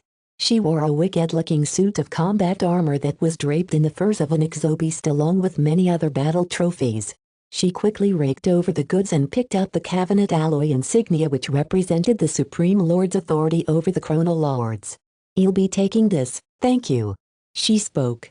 After registering her selection to a nearby guard, she proudly attached the insignia on her belt which already carried numerous old symbols of authority. The new addition hardly enhanced her already intimidating battle-ready appearance. The great sword she carried on her back was far more impressive than any of her trophies. Nonetheless, habits died hard. The sword maidens may not call themselves pirates anymore, but changing their coats did not mean the people who wore them transformed all of a sudden. It was only after he inspected all of the gathered that he came to the biggest prize of all in his opinion. 3 transparent cases holding 3 stones rested in a separate room. Vez carefully approached them and probed them all with his spiritual senses. All of them blocked his spiritual projections, just as expected. He grinned. Finally, with 3 more stones falling into his hands, the day came closer where he could build a custom suit of armor that completely protected him against spiritual attacks. In fact, he already gathered a sufficient volume of stone to start making one right away, but Vez wasn't satisfied with the degree of protection. He wanted to clad himself with thicker layers in order to offer him sufficient protection against formidable entities such as Nixie. As Vez studied each of the rocks in greater detail, he noticed that all of them were not standalone rocks like his existing 2 samples. Instead, they had all been cut down to size by an industrial tool or machine. Vez widened his eyes as he studied the various marks. The stones had all been cut until they reached a uniform mass. Their products.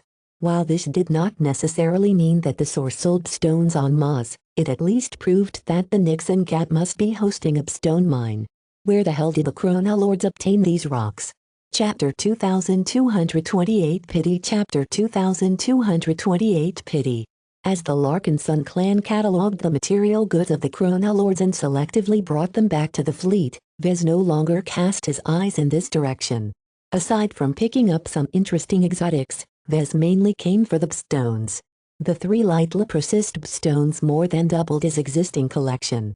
This meant that he no longer needed to protect himself against spirituals by putting an open stone lockbox over his head. Sadly, despite the abundant amount of minerals and metals the Chronolords accumulated, Vez found no trace of stones and stones. Neither exotics provided any utility to regular pirates. At the very least, the stone offered valuable protection from the discordant spiritual vortex raging in the imaginary realm. At this time, Vez was unsure whether pirates or other factions in the Nixon Gap recognized the true value of these 3 spiritual erective exotics.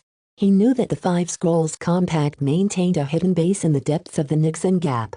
Since the cult actively developed various applications of spirituality, Vez did not believe they were ignorant of the effects of spiritual erective exotics. Perhaps the stones the Chronolords obtained may have been mined by the 5 Scrolls Compact or one of their secret splinter organizations. Interesting. It was useless to speculate any further. He knew too little about what went on in the Nixon Gap. He also did not know whether he could obtain stones in any other part of space.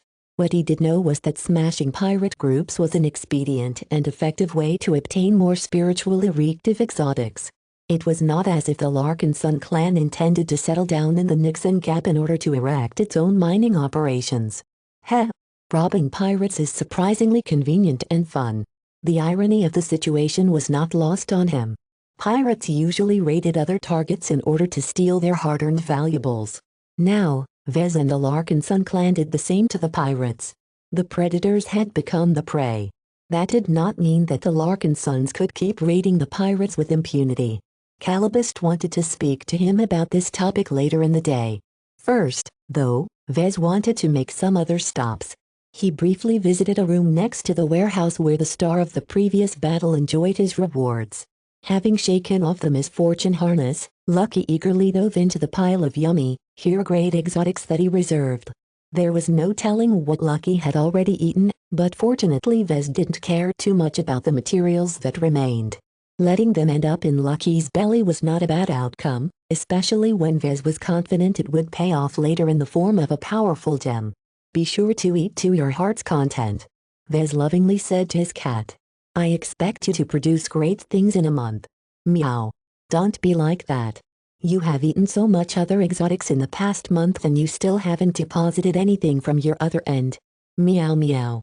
Lucky swatted his tail at Vez and ignored the human in favor of resuming his consumption. Seeing that his cat fully enjoyed his current spoils, Vez left his cat to his current feast and left. He took his two students to the hidden base section which hosted the Omega Laser.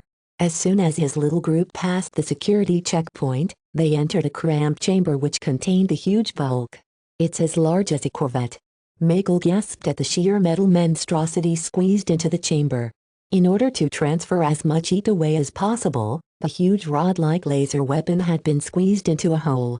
Every time the weapon generated heat, it could rapidly dump its heat into the surrounding walls and asteroid rock.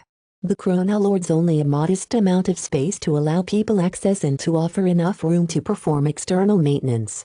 As his students admired the sheer bulk and power of the Omega Laser, Vez approached a chief engineer that had been tasked with studying the weapon. What have you learned about the Omega Laser?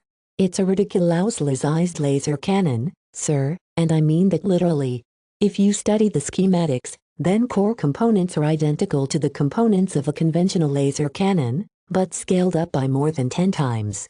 The sheer amount of bulk it adds and the huge amount of energy and other stresses the construction is subjected to necessitates additional components in order to keep this monstrosity functional. That matched the conclusion that Vez initially formed after studying Lucky's scans. The Omega Laser was not an example of high technology. It achieved its raw output through brute-forcing low-level tech. It was an inelegant solution and enabled unworthy people such as pirates easy access to extreme firepower. The Big Two hated it when unworthy people obtained destructive weapons that were beyond their ability to control. This was why even if the first Earth superstates were able to field weapons that were far more damaging, their opponents were usually able to cope with this level of destruction. To be honest, a Larkin Son shouldn't even be in the presence of this partially intact superweapon. The Nixon Gap might be labeled as lawless space, but the Big Two claimed that their jurisdiction extended to every corner of the Milky Way galaxy. The Omega Laser was very clearly a taboo weapon. One of the most obvious standards to judge this was to ask whether a mech was able to mount and use a weapon of this scale. When Vez imagined what it would be like for a typical heavy mech to wield a weapon that was as large as a starship, the absurd mental image was enough to end this line of questioning. The Omega Laser is solely built to be mounted in fixed locations or purpose-built warships. The chief engineer remarked as he slapped his hand against the solid metal bulk of the weapon's exterior. Even then, the latter has to be really big in order to cope with this big gun's demands. So we can't mount it on our own ships? That would be very illegal, sir. Just tell me whether it's possible. The chief hesitated a bit before shaking his head. No. Our existing starships can't cope with the various demands of the Omega Laser. First, it's as big as a small starship. That means it won't fit in the hangar bays or cargo bays of our vessels. While we can install it on our larger starships, that entails an extensive refit that will take weeks to accomplish in a dry dock. That was way too much effort, and Zifford Base didn't offer the appropriate facilities. What about installing it on one of our captured pirate ships? Some of those vessels are large enough to fit the Omega Laser, but there are an enormous number of practical problems. For one, we need to install additional power reactors and other power management systems onto the ship. All of this will take months of work with our current capabilities. In other words, it was not feasible to bring along the Omega laser and use it as a trump card against powerful threats. A pity. Vez looked remorseful. The power of this weapon is considerable. Pirate engineering isn't very sophisticated, but it is quite brilliant in leveraging its few strengths. What an even greater pity is the self-destruction of all of those Alliance Alliance ships. Something like an Omega laser is too big and demanding for us to mount on any ship, but the Judgment lasers are different. While they are still bigger than anything a mech could handle, their size is optimized for typical light carrier-sized vessels. Lord Trajan's decisive action put an end to this action. The Alliance pirates did not want to leave any possibility of their weapons being used against their compatriots. After learning a few more details about the Omega laser, Vez eventually decided on what to do with this big toy. Well, since there is no practical or legal way to make use of this Omega laser, we might as well scrap it and salvage the most valuable bits. Is there anything good in this massive construction? The Omega laser predominantly consists of large quantities of low-grade alloys. However, there are numerous specialized components that contain traces of medium and high-grade exotics. It's well worth it to break down these parts in order to increase our stockpile of high-value materials. Do it, then. If this super weapon was no use to him intact, then he had no qualms in tearing it apart. Respectfully, of course. This was a weapon that required a lot of effort to build. Vez appreciated its design and craftsmanship. Whoever designed and built this weapon possessed a genuine love and passion for powerful weapons. He even wondered whether he could ever meet this brilliant developer and conduct a fruitful exchange. Vez already picked up a number of small insights from studying the creative and unconventional solutions to get around the lack of key materials and tech in a barren place like the Nixon Gap. After bidding farewell to the Omega laser, he left the hidden base section and ventured to another guarded location. Vez arrived at a secure detention facility in the bowels of Ziffert Base. The infantry soldiers who secured the base had gradually hauled their prisoners to this facility, which was large and robust enough to fit every pirate and slave as long as they shared their cells. The detention facilities weren't comfortable by any means, but it was a good short-term solution that kept the dangerous elements contained. None of his students and assistant mech designers accompanied him this time. What he wanted to do next was not something they should be concerned about. Vez. You're finally here. Calibust greeted at the entrance. Let's head inside and inspect the prisoners. Have you sorted them out like I asked? He said as he walked alongside the black-clad spymaster. We did. While we lack the manpower to inspect and interrogate every individual pirate or slave, after we borrow the processing power of the Scarlet Rose and the Pennant sister ships, our automated algorithms and AIS has scanned all of the archival footage and gathered other evidence that can definitely declare whether someone is tainted with a 99.341% success rate. As for chronolords or slaves who fell under the 0.659% and received the wrong evaluation, Vez didn't care. The lucky pirates who were mistaken as slaves obtained a new lease on life, while the unlucky slaves who were unjustly regarded as criminals were still pirates on paper. How many people are we talking about? Of the tens of thousands of captives we've sorted, over 6,000 of them are pirates. There used to be thousands more, but the Battle of Ziffert Base had taken a toll on their numbers. Many Chronolords mech pilots have died as the Penitent Sisters explicitly targeted their bodies.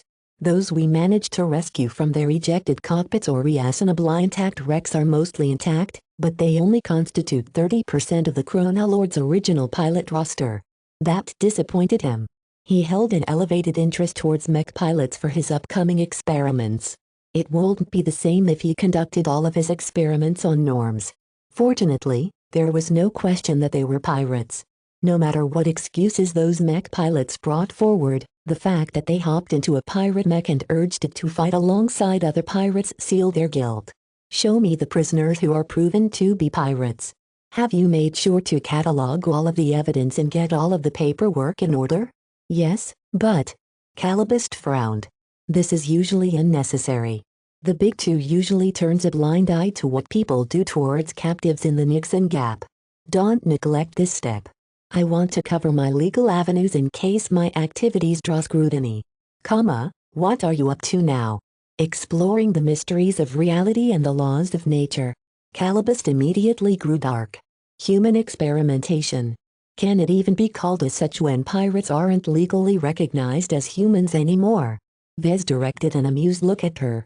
This is why proper record keeping is important. While I don't intend to spread what will happen, if it does, at least I won't get into any major trouble. Don't pity the pirates. The harm they do toward human civilization is so egregious that they deserve worse punishment. Even if Vez was right, Calabas still found his intentions distasteful. As someone who keenly understood how humans worked, she knew that anyone who performed depraved acts tended to descend to this level. No matter what veneer of legality or civility that people used to justify their actions, the vile nature of their actions could not be changed. This was why the Big Two prohibited slavery, brainwashing, mass murder and other crimes against humanity. To progress their race and civilization, humans needed to advance forwards, not backwards. Chapter 2229 Slippery Smooth Chapter 2229 Slippery Smooth. Vez eagerly toured the detention cells that held his potential test subjects. The pirates were all locked within secure, reinforced spaces. In their current settings, the cell walls were all opaque, allowing Vez to observe the defeated criminals without alerting them to his presence. There was no need for him to interact with them on an individual basis. The Black Cats had already uncovered their history and place within the Chronal Lords. They even sniffed out the moles and informants within the ranks of slaves. All of these people were malignant tumors to human civilization. Getting rid of them would make the galaxy a better place, and Vez was glad to enforce justice on behalf of the Big Two in this instance. He was such a righteous galactic citizen. The Big Two should thank him for getting rid of humanity's trash. What are you so proud of? Calabast irritatingly slapped his suited arm. Just because pirates aren't entitled to human rights doesn't mean that it is right to treat them as objects.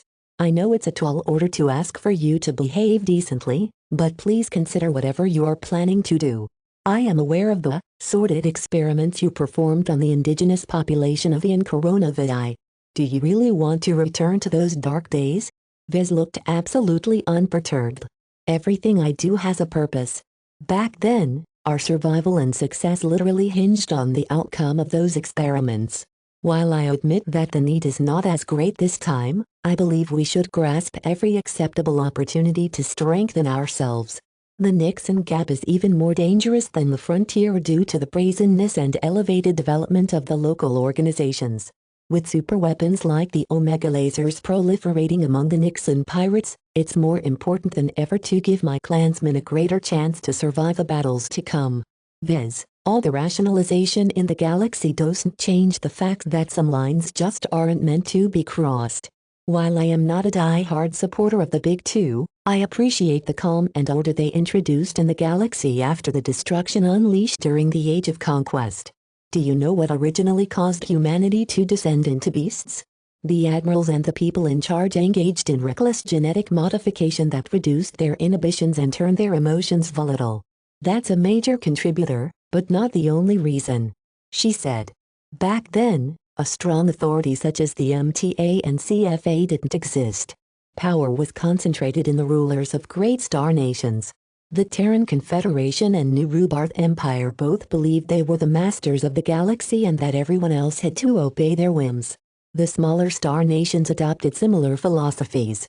What are you talking about? Humans back then developed an arrogant, superior disposition. They also possessed much less restraint in using their powerful warships to raise entire cities and continents. The culture and society at the time was one that worshipped power and without limit. With so many people trying to fulfill their ambitions, they became more extreme as they tried to outdo each other. Because everyone was doing it, it not only became acceptable to commit certain acts we consider crimes against humanity, it even became encouraged. The Age of Conquest would have ended with a lot less mass destruction if this was not the case. This was why acts such as human slavery became prohibited in modern times. No matter how much the slave owners tried to rationalize or justify slavery with religious scripture or economic benefits, the fact of the matter was that those individuals or their subordinates had to whip, punish, brainwash fellow human beings. Many slave owners and the people who weren't even involved in it successfully lied to themselves that slaves weren't even human. How could humanity progress and evolve to a higher level if it still acted in a morally hypocritical fashion? In her experience, the true nature of people could often be determined by seeing how bad they treated those they despised the most. How humans treated others at their worst was often the baseline of their true nature. If Vez retained no humanity at all towards those he considered pirates, how much stock could she put on him when he acted normally? It was too bad that Vez did not share her thoughts. We don't live in that age anymore, Calibust. That's because greater authorities have come into power to forcibly curb these runaway acts. The path to degeneracy is a slippery slope. You only have to take a few steps before you have descended too deep. Unlike in the age of conquest, the current environment doesn't tolerate behavior such as yours. I don't want you to rile up the big two to the point where they brand you an outlaw. Not only will that invalidate my investment in your development, you'll also drag in your downfall. Vez turned at her and smirked. There won't be any problems, Calibust. Your concerns are wildly overblown. I ordered your black cats to gather proof that the captives here are irredeemable pirates to avoid the outcome you are talking about. The big two won't have an issue with my actions. Instead, they'll likely reward me. The Chrono Lords have dabbled with so many taboo weapons that these pirates are bound to suffer. You're not getting my point. Calibust sighed again. It's not what you are doing today that concerns me. It's what you will do afterwards. Slippery slope, remember? Well, it's fortunate that I have people like you pull me up before I fall too far. Just don't do it now. It's too early. I haven't harvested the benefits of sliding down the slippery slope yet. It'll be fun. Calibust grabbed onto his arm in order to halt his steps. This is not a game, Vez. The big two may have set some rules that incentivizes people to hunt down pirates and enforce the taboos that ensure the continuation of stability in the current age, but their intentions towards people like you are not benign. The MTA and CFA mainly want to foster a society where piracy and use of massive weapons are discouraged as much as possible. This was an understandable goal in the lens of institutional isomorphism. The big two wanted to impose a strong break from the past, and the easiest way to do that was to transform the culture and institutions that people took cues from. It was much harder for the big two to enforce their rules by themselves, so it was important to foster a society that already suppressed undesirable acts. The big two succeeded in this objective. These days, humanity largely regulated itself without requiring the intervention of greater authorities. From this perspective, Vez hunting down pirates with the sanction of the big two could be considered an extension of this phenomenon. Even if Vez recognized that he could be regarded as the big two's tool, so what? Vez stood to gain unimaginable benefits from his various acts. With the twin allure of merits and research results, there was no way Vez was stopping this shuttle ride just as it undocked from an orbital space station. He wanted to descend all the way down the surface and reach his destination before he was willing to call it a day. Whether the surface of the planet looked like an idyllic paradise or a burning hell wasn't in his consideration at the moment. He resumed walking, and Calibust had no choice but to keep up with his pace. Look, I understand what you're saying. I really do. However, let's leave the fate of humanity and the continuation of the existing order to the big two. We're too small and inconsequential to worry about all of that stuff. I can't believe you. Vez raised his finger. I'm going through with my experiments regardless of what you think. Before you nag any further, at least wait until I have achieved my desired result. I can promise you that the outcome will justify everything I do to the pirates. As a mech designer, he acquired a belief that almost anything could be justified as long as he designed the right mech. This had proven to be the case when he elicited controversy but resolved them by designing mech that quickly converted his naysayers. The transcendent messenger design helped him turn the Ilvanans to his side. The desolate soldier design silenced most of the critics who accused him of brainwashing his customers. Now, Vez intended to invent something that was just as beneficial to the Larkinson clan, if not more. He suddenly halted. He recognized a familiar face in one of the cells. His smirk grew wider as he spotted Peter Setarin squeezed in a cell with 7 other compatriots. Acting on his neural commands, His implant matched Peter's face to his entry in the list of prisoners and marked out his name. "I don't need to experiment with all of the prisoners," he said. "Only a small number of them are worth my time. Let me go over all of them so that we can proceed to the next step." It took some time for him to walk past every holding cell and spiritually inspect each individual pirate. He did not want to miss anyone who possessed spiritual potential. Despite the amount of prisoners the Larkin sons had taken, the pirates with spiritual potential were quite low. Through his tedious, horse-long search, he only managed to identify a couple of dozen. This was a disappointing, if not entirely unexpected result. To mech pilots, those with spiritual potential tended to perform better in their cadet days and gain better opportunities in the legal job market. Why should any mech pilot with a promising career go pirate? The same was true for norms, though to a much lesser degree. It was not necessarily the case that normal individuals with spiritual potential were superior to their duller counterparts. In many cases, spiritual potential played absolutely no role in their careers or daily lives. It was just that the emergence of spiritual potential often tended to happen among more remarkable individuals. All of this meant that scumbags that tended to go pirate consisted of low-quality humans whose chances of developing spiritual potential was several times lower than the average. Even on a spiritual level, pirates were inferior. Ugh. Too few. Vez shook his head. "I guess he'll have to capture more pirates to make up for the shortfall." Vez ordered the wardens to separate the pirates he had marked out and put them into separate cells. In the meantime, Vez entered an interrogation room with Calabist and waited for the arrival of his first test subject. He turned to his annoying minder. "Your presence here is not required. I'm not going anywhere. I want to see with my own eyes what motivates you to perform human experimentation. At the very least, I can assist with wiping out your tracks." She deployed various instruments such as jammers and other anti-surveillance gadgets in order to secure the entire room. Vez didn't need her intervention, but it saved him from deploying his own jammer. Once a guard dragged Peter Setirin in the room, he strapped the prisoner onto his chair before leaving. Peter looked nervously at Vez and Calabist. Can I plead my case? I know I did wrong, but I didn't mean it. I didn't know what came over me back then." Vez ignored the former base engineer's ramblings. From the moment that Peter entered the room, he turned into a test subject. He concentrated his mind and began to extend his considerable spiritual strength towards Peter's mind. Though the man held spiritual potential, it was weak and dormant, which meant it hardly offered any defense against his intrusions. "What is that? Why do I feel so strange?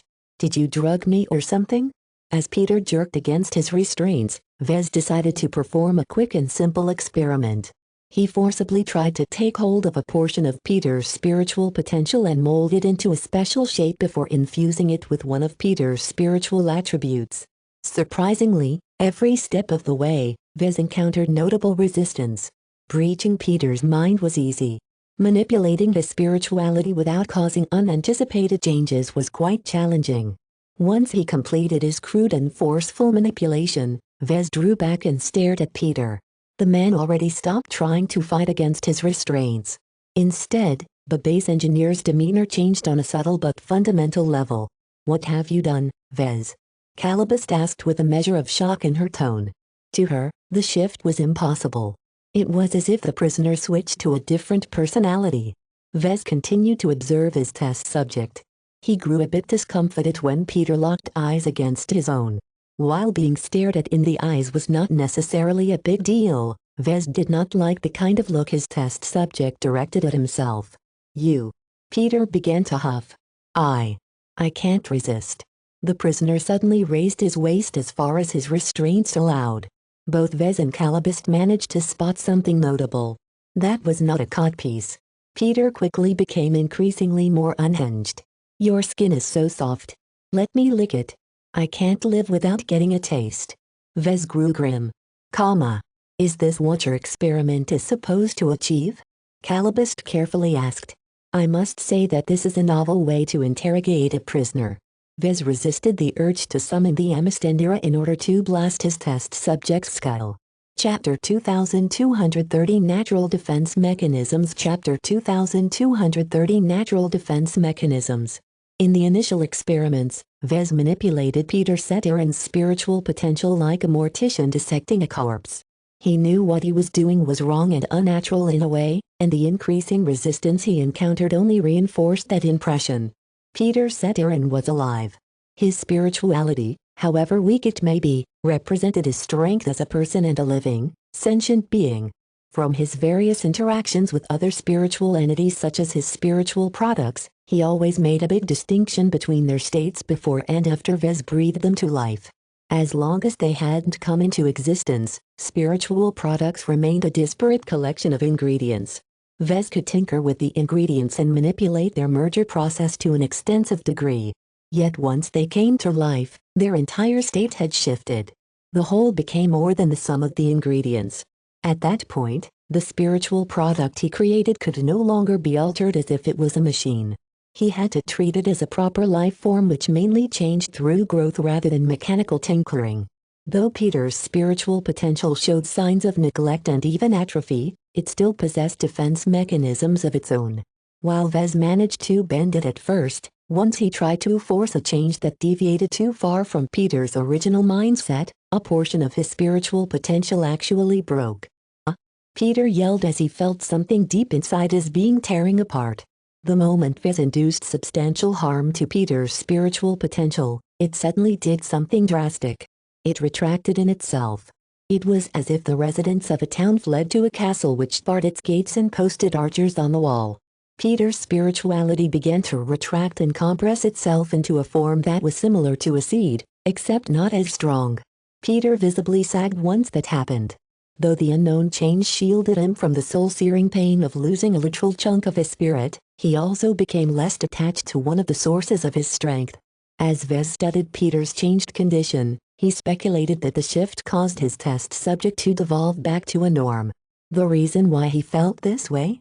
Once his spiritual potential compressed itself into a seed for self-defense purposes, it actually became less tangible. Vez found it much harder to manipulate the inert seed. It was as if it weakened its presence to the point where it had gone out of phase from the dimensions that Vez operated in. Unless he could pull off a similar trick, there was no way for him to alter Peter's spirituality despite the huge disparity in strength. He frowned as he stared at Peter's sweaty, shaking form. The repercussions of all of the changes that had occurred still left a very harmful impression on his psyche. "This experiment is largely a failure," he muttered. There was no reason for him to feel disappointed, though. Failures could reveal just as much as successes. His botched attempts at altering Peter's spiritual potential generated several new phenomena that Vez had never witnessed.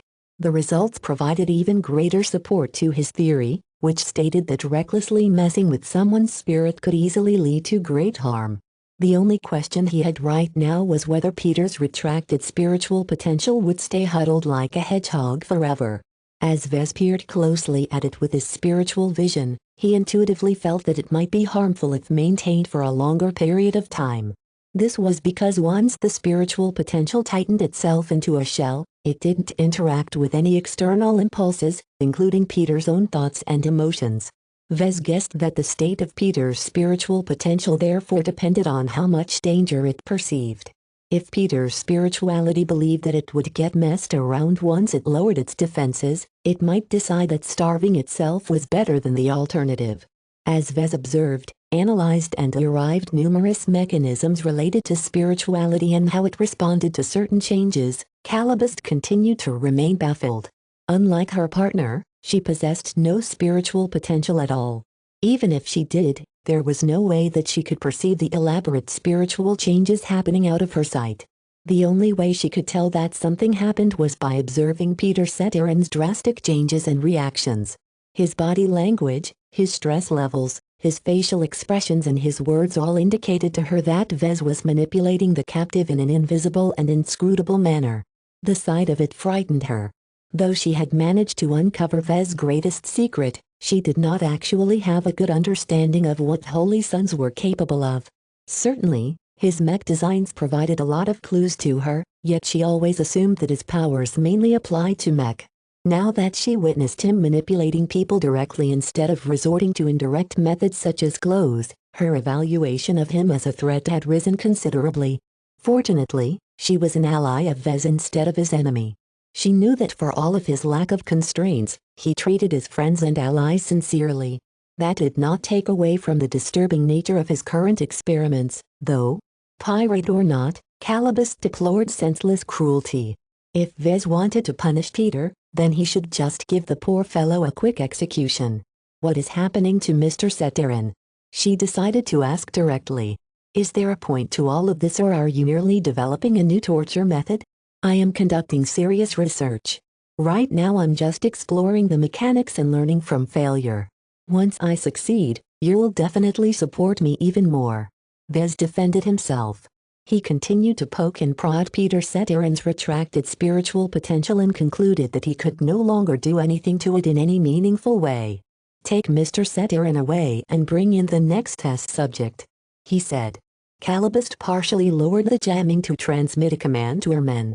A pair of black cats soon entered the room and dragged the exhausted and mentally wounded prisoner away. What do you want to do with Mr. Seterin? Do you still need him, or can we end his suffering? He thought for a moment. No. Don't get rid of him. Put him in detention on a ship where he won't be disturbed. I will have to observe him for a longer time and possibly experiment with him even more. Qualified test subjects are hard to find, and I don't have the luxury to pick a bunch of them up on the street. The discoveries he made today had already enriched his understanding of spirituality even more. He learned that people who were weaker than him on a spiritual level still possessed the means to resist his manipulations to varying degrees. The more he distorted someone's spirit beyond its natural state, the more it resisted the changes. This kind of external manipulation was different from what he did to William Urbesh. Back then, Vez contaminated the former coward's spiritual potential with another influence. These caused changes to occur within his castle, thereby rendering most defense methods useless. The enemy was already inside and in control of some of the gates.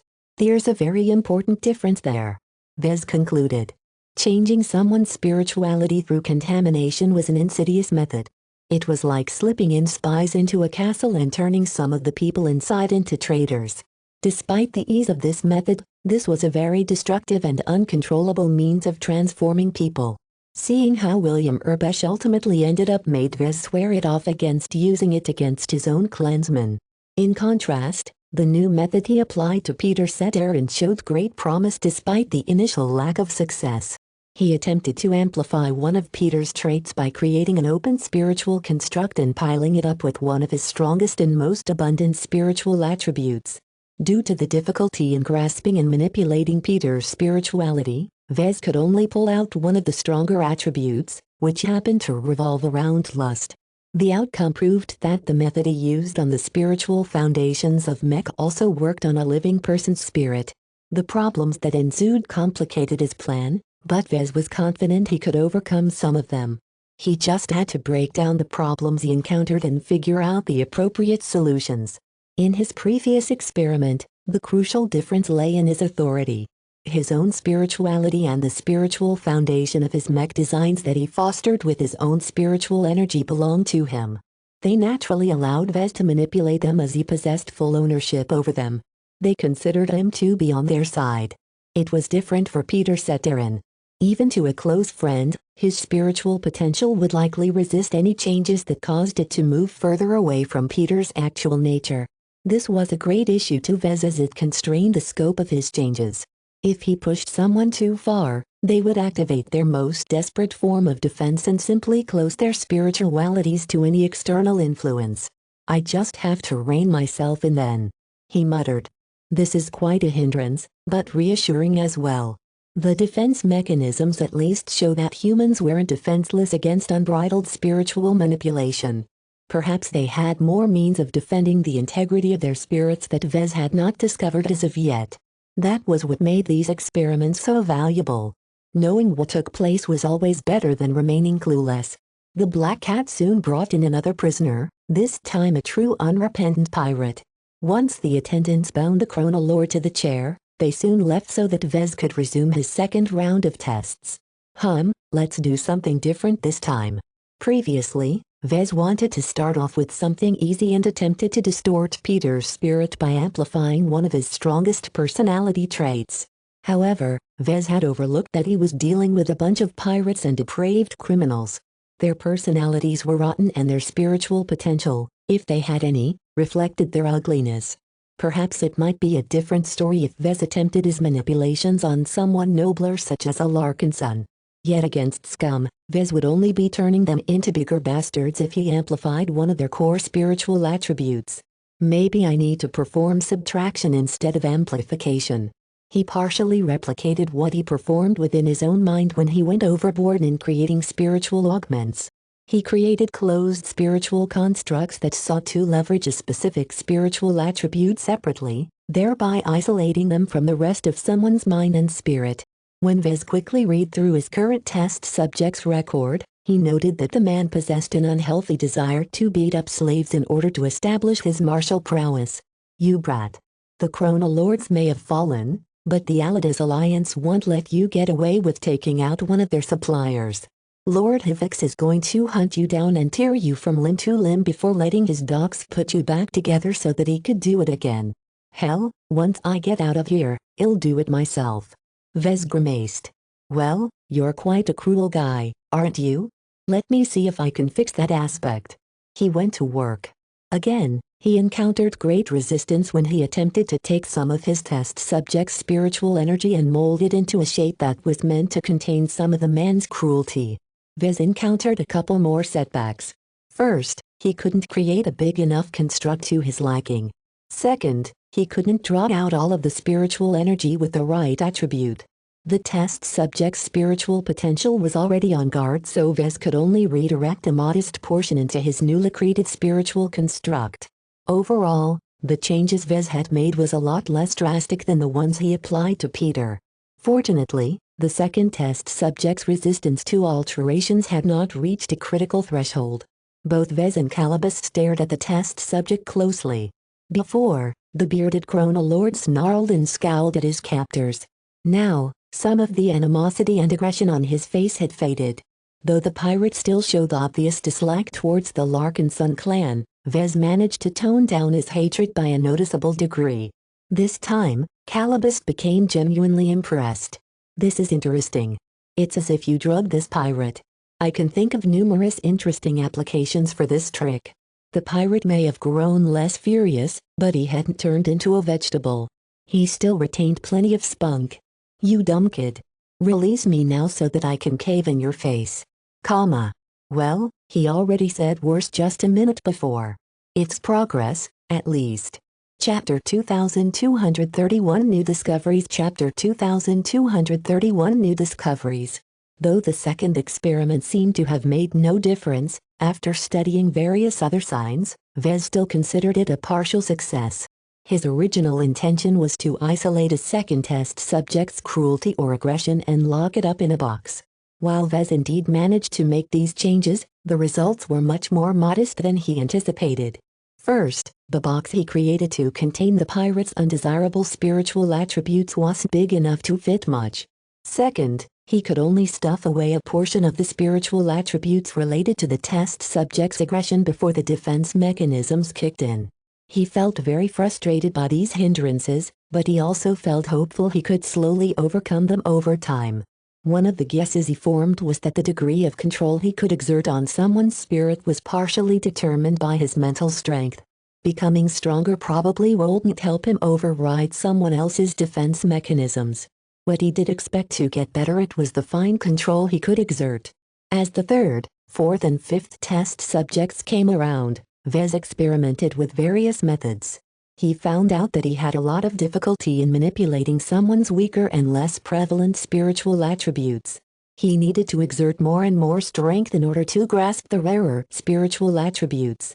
At some point, he hit a ceiling as he reached the upper range of his spiritual exertions. This caused him to develop a new hypothesis. The stronger his spirituality, the more fine control he could exert over someone's rarer spiritual attributes. This meant that if Vez wanted to turn the original William Urbush into a courageous mech pilot, he had a much easier time in bottling up his fear rather than amplifying what little courage he possessed. Through his subsequent experiments, he also figured out some other rules. It's difficult to change someone into something he is not. It's easier to amplify something that is already important. Turning a bloodthirsty killer into an even greater homicidal maniac was easy. Vez essentially avoided arousing his test subject's defense mechanisms by inducing a change which the pirate in question had always desired to become. I want to cut your limbs from your body. I want to carve out strips of your belly. Vez and Calabist looked at each other again. I still don't know what you are doing exactly, but you seem to have a talent in bringing out the worst in people. The spymaster remarked. That's because they are deplorable to begin with. I'm sure you'll achieve much different results when I apply these techniques to someone decent. The limitations of using pirates and awful criminals as test subjects had become very apparent at Vez. Due to the rule that stated that it was easier to induce changes that people already desired, it was difficult to transform them into better people. The few attempts he made to force the process did not end well. He either broke them to the extent that their defense mechanisms kicked in, or found himself short of the power necessary to overcome all of the resistance. Vez did grow curious at whether he could employ some other method to reduce his difficulties. Perhaps he could expend his own spiritual energy in order to force a change. However, when he tried to push it, his test subject violently rejected his influence and treated it as an intruder. A living spirit was different from a lifeless one. Once something spiritual came alive, they turned into their own self-contained beings. They naturally resisted external influences unless a close relation existed. This was why his mother was able to absorb his spiritual energy and why Gloriana willingly hosted his spiritual fragment in her mind. This little experiment didn't yield any fantastic results, but Vez intuitively guessed more rules. He began to get a better sense of his own spiritual domains as he continued to manipulate his test subject's spirits. His design seed hosted 2 strong domains. Just like any other mech designer, one of those domains centered around mech. Pretty much every strong mech designer that Vez had met shared this particular focus. What it actually did, Vez wasn't too sure. He knew that it was responsible for imparting extraordinary properties to mech and mech designs, but he didn't think it was that simple. Now that he manipulated something that wasn't a mech, Vez began to make a bold guess. Perhaps his mech domain enabled him to treat everything else as if they were machines.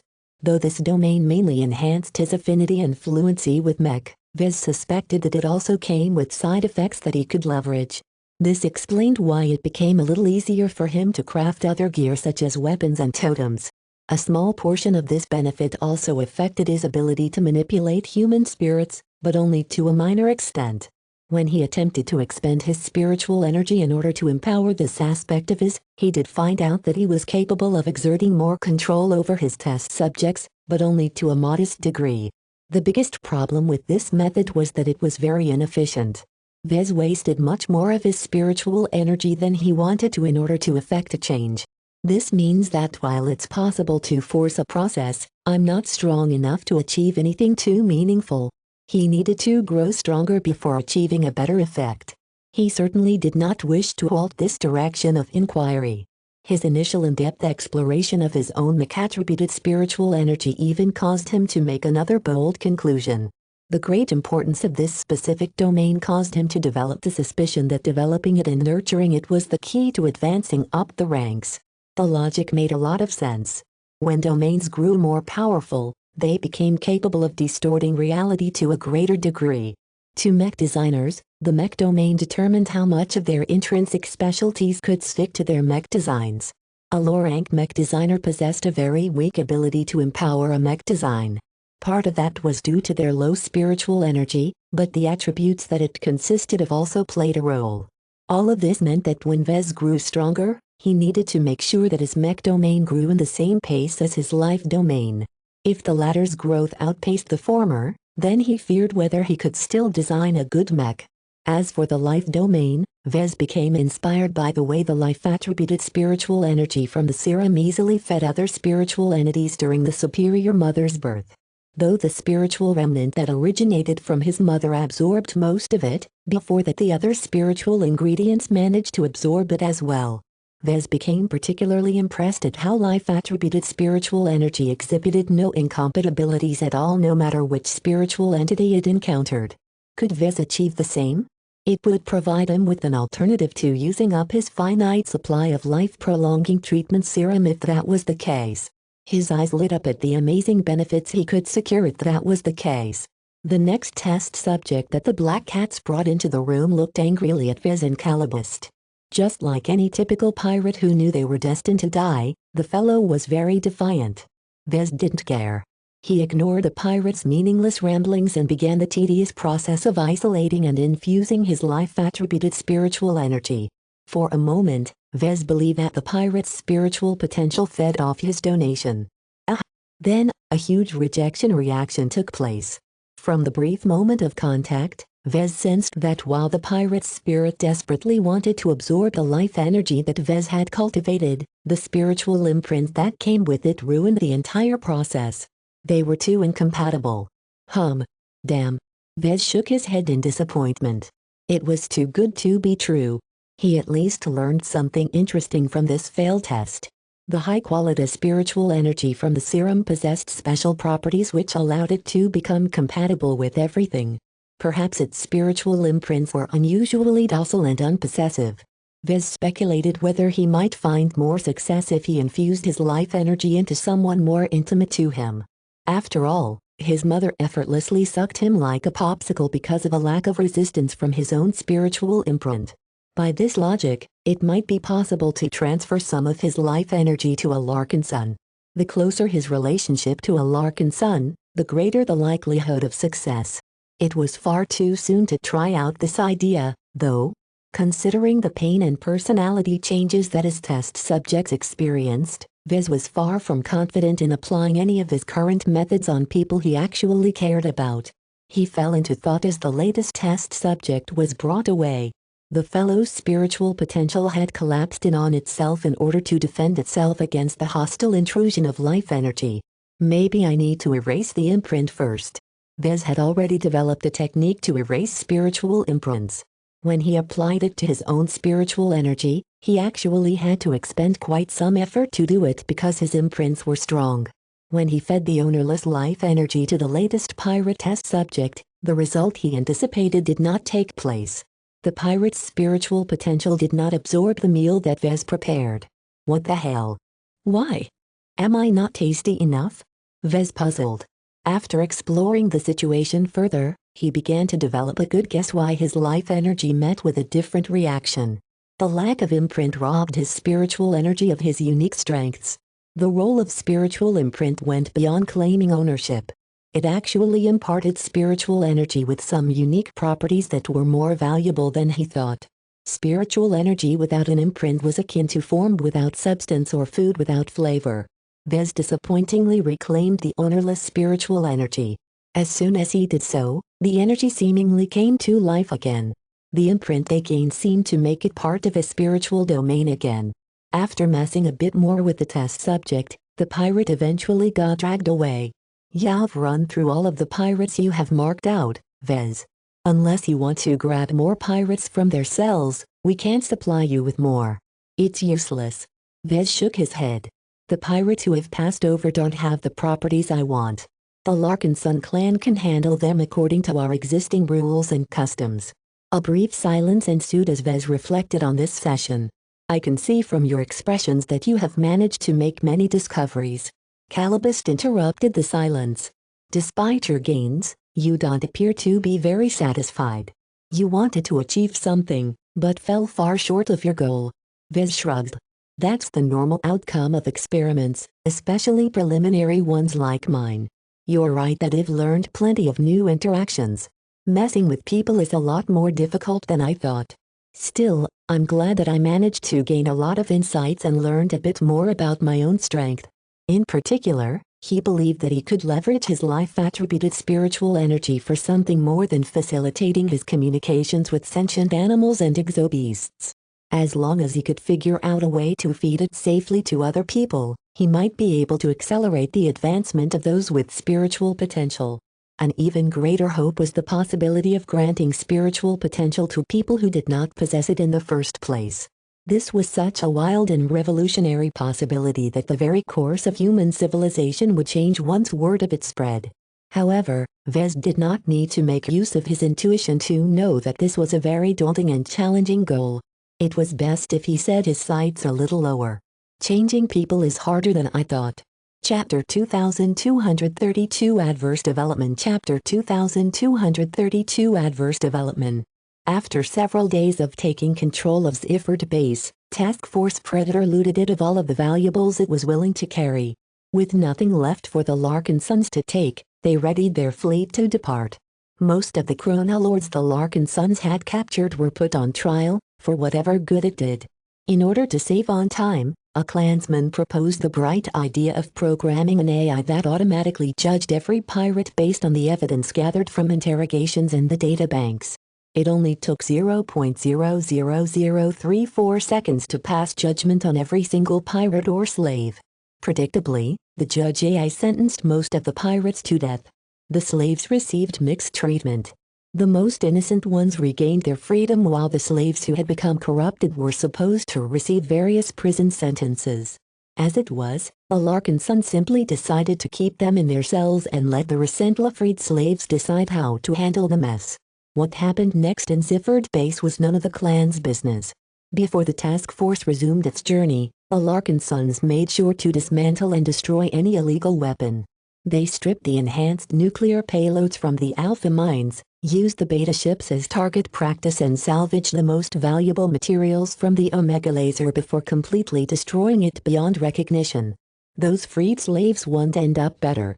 Calibus told Vez as they looked at the large asteroid base becoming smaller as the Scarlet Rose slowly flew away. There are hardly any intact mech left at the base. Even if the slaves manage to repair a couple of dozen of them, they don't have the mech pilots to make use of them. The base will be overrun by some other pirate group in a month. We left more stuff behind than just the base. There's also the few intact ships we managed to capture from the surrendered chronolords. If the former slaves are smart enough, they will take those ships and flee towards the periphery of the Nixon Gap. Even if their ships don't have any FTL drives, they can at least hope for rescue from a benevolent peacekeeper outfit. What's more likely though is that their lone and defenseless ships will get raided by some other pirates, thereby landing them straight back into slavery. Vez shrugged. We aren't going to haul tens of thousands of slaves along our journey. They take up too much space and life support capacity. Keeping them with us is a distraction at best and dangerous at worst. I'm not arguing against the choices our task force has made. It's just that you shouldn't kid yourself that you are doing those freed people a favor. I know that. Vez frowned. The best we can do is to give them a chance. Our own priorities come first. That is something I won't compromise on. The days where Larkin Sons are expected to sacrifice themselves to the benefit of others is over. What I mainly want is for our fellow clansmen to think our clan is acting in an honorable manner. The ugly truth that you have described doesn't matter. The perception that we are doing the right thing is what I truly want. She looked a bit confused at him. That sounds strange. You know you're rather contradictory, you know that? Much of the decisions you have made as clan patriarch are focused on shaping a culture of honor and integrity. While I do not have any objections towards this development trajectory, I find it strange that you hold little of the values you try to instill on others. It was like a man leading a woman's association or a norm leading a mech outfit. It seemed wrong that the leader of an organization held the opposite ideals. Yet Vez seemed determined to make it work. Just because I'm different from the other Larkin Sons doesn't mean that I want them to become like me. Vez calmly replied. If every Larkin Son becomes a scumbag, who can I trust to support me in my clan? Trust is important. Even if I'm lacking in it, I hope I can make up my shortfall by borrowing it from my fellow Larkin Sons. The true reason why he wanted to foster a proper and upright clan that centered around kinship and honor was to minimize the chance of betrayal. One of his worst nightmares was that his clan would become similar to him.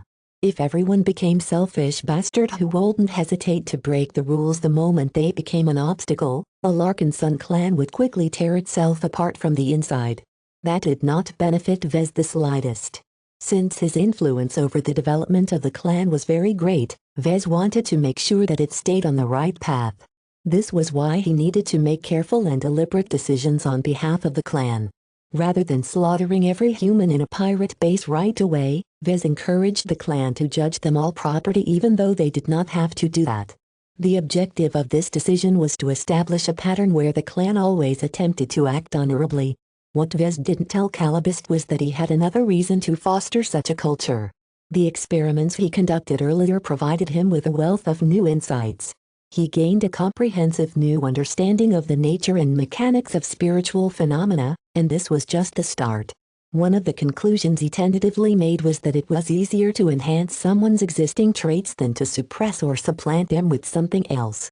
With his current spiritual strength and repertoire of techniques, it was too impractical for Vez to do anything else aside from amplifying someone's existing inclinations. This meant that he could turn a killer into a mass murderer, a mech enthusiast into a passionate mech fanatic, and a noble soldier into a paragon of duty. If Vez ever wanted to apply this method to his own Larkin sons, he needed to make sure they possessed something desirable for Vez to amplify. It would be much better if the clansman in question already possessed a strong positive trait. After chatting a bit more with Calabist, he left her side and moved to the isolated chamber which held a dark break module. He turned it online and called someone who he never dared to approach before. The physical projection of Master Willix appeared into view. The eminent mech designer apparently expected this call and looked ready to discuss serious matters. Mr. Larkinson. It is good to see you today. Good afternoon, Master Willix. Have you evaluated all of the documents and proof I sent about the numerous violations of the Chrono Lords and the Allides Alliance? If Vez didn't want to come across as rude, he would have asked the Master how many merits the MTA was willing to award him for punishing the wicked pirates. The Alpha Mines and the Omega Laser of the Chrono Lords, along with the weapon batteries and the Judgment Lasers of the Allides Alliance, all represented gross violations of the rules set by the Big Two. Vez expected to earn much more merits this time. The Master looked grave. The alarming implications of the discoveries that you have made are too great to be decided by myself. I convened with my fellow colleagues at Centerpoint and discussed your proof as well as the other scattered information that we have gathered from the Nixon Gap. It's clear that the Nixon pirates are not content to maintain the old status quo. Why didn't she tell him how many merits he earned? Didn't she realize how he had been waiting for days to hear the good news? We were very surprised at how many taboo super weapons we encountered. According to the intelligence that we have gathered, it's not unusual for pirates to prepare some trump cards. However, they shouldn't possess so many super weapons. Master Willix nodded in agreement. According to our own analysis, this is a fairly recent development.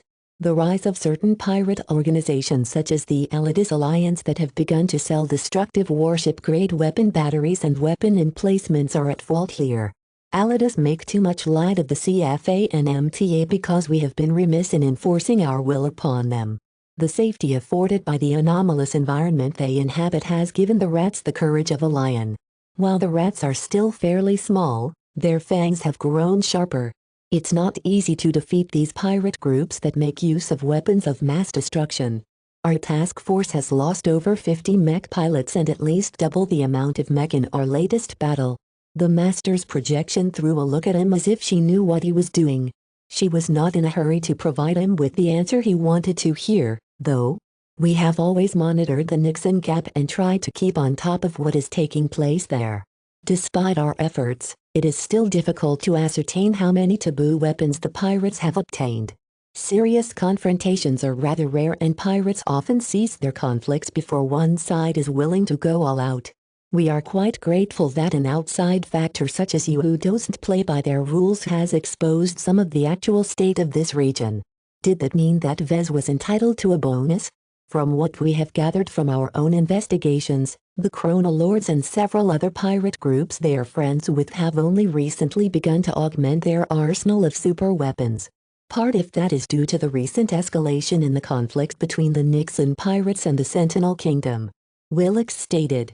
The recent Friedmont massacre, where a large number of nuclear-armed doom crawlers has nuked an entire planet, has only inflamed the situation. The incident dealt a severe blow in the confidence and prestige in us. Along with other factors, this has led to a greater willingness to ignore the rules we have enforced for centuries. Vez awkwardly scratched the side of his head. Yes. The Friedmont massacre. What a tragedy. Billions of Sentinel citizens dead. The pirates sure are unrepentant scum for slaughtering so many innocents. After a discussion with our CFA colleagues, we have decided to alter the rewards related to this set of rule violations. We will publish an official notification on all of our platforms later this week, but it will in effect state that the merits we award for the discovery, seizure and destruction of taboo weapons is directly doubled. What? Double? Vez lit up. This was better news than he hoped. Does that apply to my current submission as well? Yes. After analyzing and verifying the proof that you have submitted, we have determined that the service that you have provided in dealing with the various violations committed by the Chronolords and the Allides Alliance is significant. Your base reward is 643,423 MTA merits, but since your reward is doubled, your account will be credited with 1,286,846 MTA merits before the end of this day. Vez was floored. He knew the MTA would likely award him generously, but he never expected to earn more than 1 million MTA merits at once. Greed began to fill his eyes. Forget about tracking down Salak Rieva. Forget about fulfilling various other difficult missions for the MTA. Why should he go on a wild goose chase when he could just smash apart pirate bases instead? With the strength of Task Force Predator, Vez was confident he could topple several more pirate fortifications similar to Ziffert Base. He bowed towards the projection. Thank you for rewarding us with this generous amount of merits. We are glad to be of service to the Honorable Mech Trade Association. If he could earn 1 million MTA merits after defeating any established pirate group in Maynard Fields, he was confident he could accumulate at least 5 million merits during this excursion. He might even be able to earn 10 million merits if he pushed his Larkin Sun clan further. There was no way Vez was going to waste this opportunity. Chapter 2233 Friend of the Friday Coalition Chapter 2233 Friend of the Friday Coalition. The Komodo War unleashed slaughter on an unprecedentedly greater scale than the Bright Vision War. The two titans of the Komodo Star sector directly locked horns with each other, pitting enormous amounts of superior mech and soldiers against each other in a brutal struggle that resulted in horrendous casualties. The sheer intensity of the fighting presented opportunities for the Friday Coalition and the Hexadric hegemony to expend all of the resources and combat assets that they accumulated over centuries. In any single contested star system, the debris of broken mech and ships that littered space was worth enough money to fund the annual government expenditure of any third-rate state. There were many contested star systems. And since the Komodo War was still kicking into gear, many more major battlefields had yet to emerge. The madness and battle lust that affected both sides had made a profound impact on Ganso Larkin Sun. Since the CRC assigned Unit L to the Marakath system, Ganso witnessed much of the desperation that had overtaken the Fridaymen and Hexers. Both sides wanted to take possession of the crestfallen stars at all costs. Controlling this string of stars was much like taking possession of a wall. If the Friday Coalition lost control of this wall, then the Hexers would have much easier access to the interior of its space. The Carnegie Group would especially be exposed as its Fortune Legion, though numerous, was not sufficient enough to defend every star system. Famed in strategically important locations such as the famed Lemur system and its many universities already started to panic. While the Lemur Institute of Technology and other famed schools would easily be able to relocate if necessary, losing their original campus grounds to the Hexers would deal a severe blow. With so much at stake, the Fortune Legion staked their ground and tried their best to repel the Hex army, or failing that at least bleed the female supremacists as much as possible before losing control of Marakath 3. The famed Dust orbital defense matrix had only lasted for weeks before falling into ruin. Successive Hexer assaults had rapidly chipped away at the ring of orbital defenses until most of the pieces either dropped onto the planet or spun aimlessly around the exposed planet. The walls of Marakath 3 had finally been breached. Yet this did not spell the end of the campaign. Reinforcements kept flowing from the interior of the Friday Coalition. While the Fortune Legion's Opal Trident Mech Army Group formed the main line of defense on Marakath 3, several other mech regiments and mech divisions constantly tried to fight through the contested orbit of the fortress planet and land more mech and troops on the surface. The Hexers attempted to do the same. The Hex Army's wrathful Doves Mech Army group directly challenged their Fridayman counterparts on every front, and didn't hesitate to call upon other elements of the Hex Army to take over the planet. The fighting on the surface and beneath the surface of Marakath 3 therefore turned into a fast-paced tug-of war that resulted in the downing of at least tens of thousands of mech. Neither side paid too much attention to the constant destruction of mech. This was because both sides made use of their considerable amounts of industrial capacity to replenish the lost machines. The Friday Coalition possessed a great advantage as Marakath 3 was their turf to begin with. Thousands of underground and well-defended manufacturing complexes constantly took in the salvage scraped from the battlefields and either fixed them up or recycled their parts and materials to fabricate new mech. While the Hexers brought down their own production machines onto the territories they conquered, as the intruders they always fell behind. The only way the Hexers could keep up with the prodigious rate of attrition was to ship more mech from the Hexadric hegemony. Though costly and strenuous in terms of logistics, the Hexers were willing to commit as much resources as possible to make the invasion succeed. Therefore, the losses the Hexers sustained in taking over the fortified positions of the Fridaymen had always been several times costlier. One combatant responsible for making the Hexers bleed was Venerable Ganso Larkinson. As an imported expert pilot from a backwater third-rate state, many Fortune Legionnaires initially questioned the Brighter's presence at one of the most critical battlefields of the Komodo War. Yet as soon as Unit L appeared at several heated clashes, the third-rater that everyone despised continually slaughtered one expert mech after another. With the 50 quasi-expert mech that accompanied the Charlemagne, Venerable Ganso Larkinson quickly accumulated great fame and honor for his impact on the local battles. By bringing his numbers advantage everywhere, the foreign expert pilot constantly gained the upper hand against isolated or small groups of expert pilots. Unit L alone was worth several expert mech together. In particular, the sheer quantity of resonance-powered energy beams that the entirety of Unit L was able to output was particularly deadly against mobility-oriented expert mech. Famed expert pilots of the Hex Army had succumbed within a minute of making contact with Unit L as their swift but agile light mech could not weave their way through a forest of high-powered positron beams. Several notable female Hexer expert pilots lost their lives against Ganso, thereby removing several great threats to the Friday Coalition off the board. These unquestionable accomplishments considerably boosted Ganso's popularity among the Fridaymen defending Marakath 3. He should have felt honored or gratified for the recognition he received. It was the dream of every third-rater to perform well enough to stand equal to their second-rate colleagues.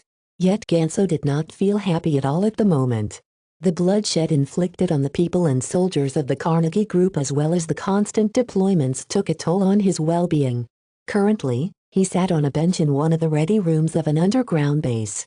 He groaned and clutched his head against his palm as he tried to endure the persistent headache that always built up after piloting the Charlemagne. Piloting a single expert mech was already challenging. Piloting one while simultaneously extending his mind to 50 semi-autonomous mech was a much bigger burden. He grabbed the injector he placed on the side of the bench and lifted it up to the bare skin of his neck. With a single pull of the trigger, a small cocktail of chemicals entered his bloodstream. Minutes later, his headache subsided, but only partially. While he did not return to normal, he deemed his condition sufficient enough to make another sortie. Before he did so, the projection of one of his minders appeared in the room. "You are putting great strain on yourself by doing that." Master Huron specifically stated that the master of the current iteration of his asymmetrical neural network cannot deploy into battle more than once every 24 hours. Unit L is supposed to fight selectively at critical junctures in battles. It is not supposed to be a rapid deployment force that is sent to put out as many fires as possible. "I can't stop," Ganso replied. "Each Hexer we kill here will spare the interior of the Friday Coalition a lot of suffering. The longer we hold this planet, the greater the losses to the Hex Army. If my contributions can just delay their advance by a day, thousands if not tens of thousands of precious Hexer mech pilots will succumb to our meat grinder." Aisling looked frustrated. "You, expert pilots are so foolhardy. Look, out of all of the expert pilots that we have tried out, you have achieved the best results with our asymmetrical neural network. Your worth to Master Huron and our future product line is far more important than the minor difference you can make in the Battle of Marakath system. While you have already taken down numerous notorious Hexer expert pilots, the Hex Army has many more to take their place. Marakath 3 will fall. There is no doubt about that. Rather than overwork yourself and take too many risks in battle, move past the moment and conserve your strength to the battles to come. The war was far from over. It would take years to resolve this deadly conflict, and if both sides remained even for a long time, it was not impossible for the war to last more than a decade. There would be plenty of opportunities for an expert pilot such as Ganso Larkinson to distinguish himself in subsequent battles. Yet taking it easy was never the Larkinson credo. Ganso only had duty and honor in his mind. So many other comrades were fighting and dying on the front lines. How could he possibly ignore all of this suffering? "I'm heading out, whether you say so or not," he stated with conviction as he tried his best to force out of the remnants of his mental strain. "While I respect your great master, I take orders from the CRC, and my superiors have given me wider discretion on which battles I may join." This was one of the rewards he gained after his previous dazzling performances. Having killed over 5 Hexer expert pilots, he had accomplished more than many other Fridayman expert pilots during the Komodo War.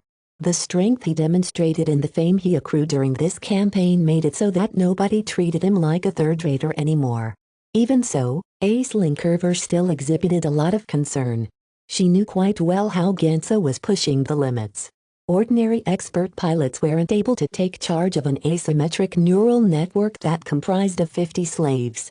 One of the biggest enabling factors was the specialized multitasking implant that Master Huron had specially arranged for expert pilots such as Ganso.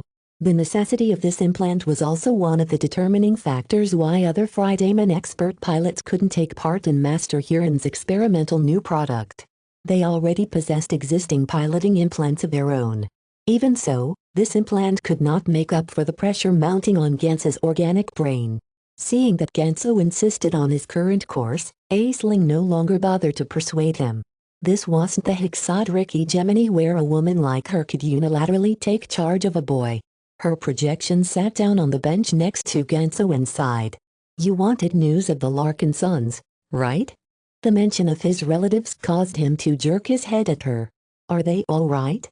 "I believe so. The Larkinson family led by Venerable Ark Larkinson is currently performing various boring contracts at the border between Komodo and Vicious Mountain. Heh. It looks like my uncle is waiting for an opportunity to bring his family into Vicious Mountain." Ganso huffed. "Coward. Oathbreaker. He doesn't deserve to be in charge. Our bright republic is wounded and diminished.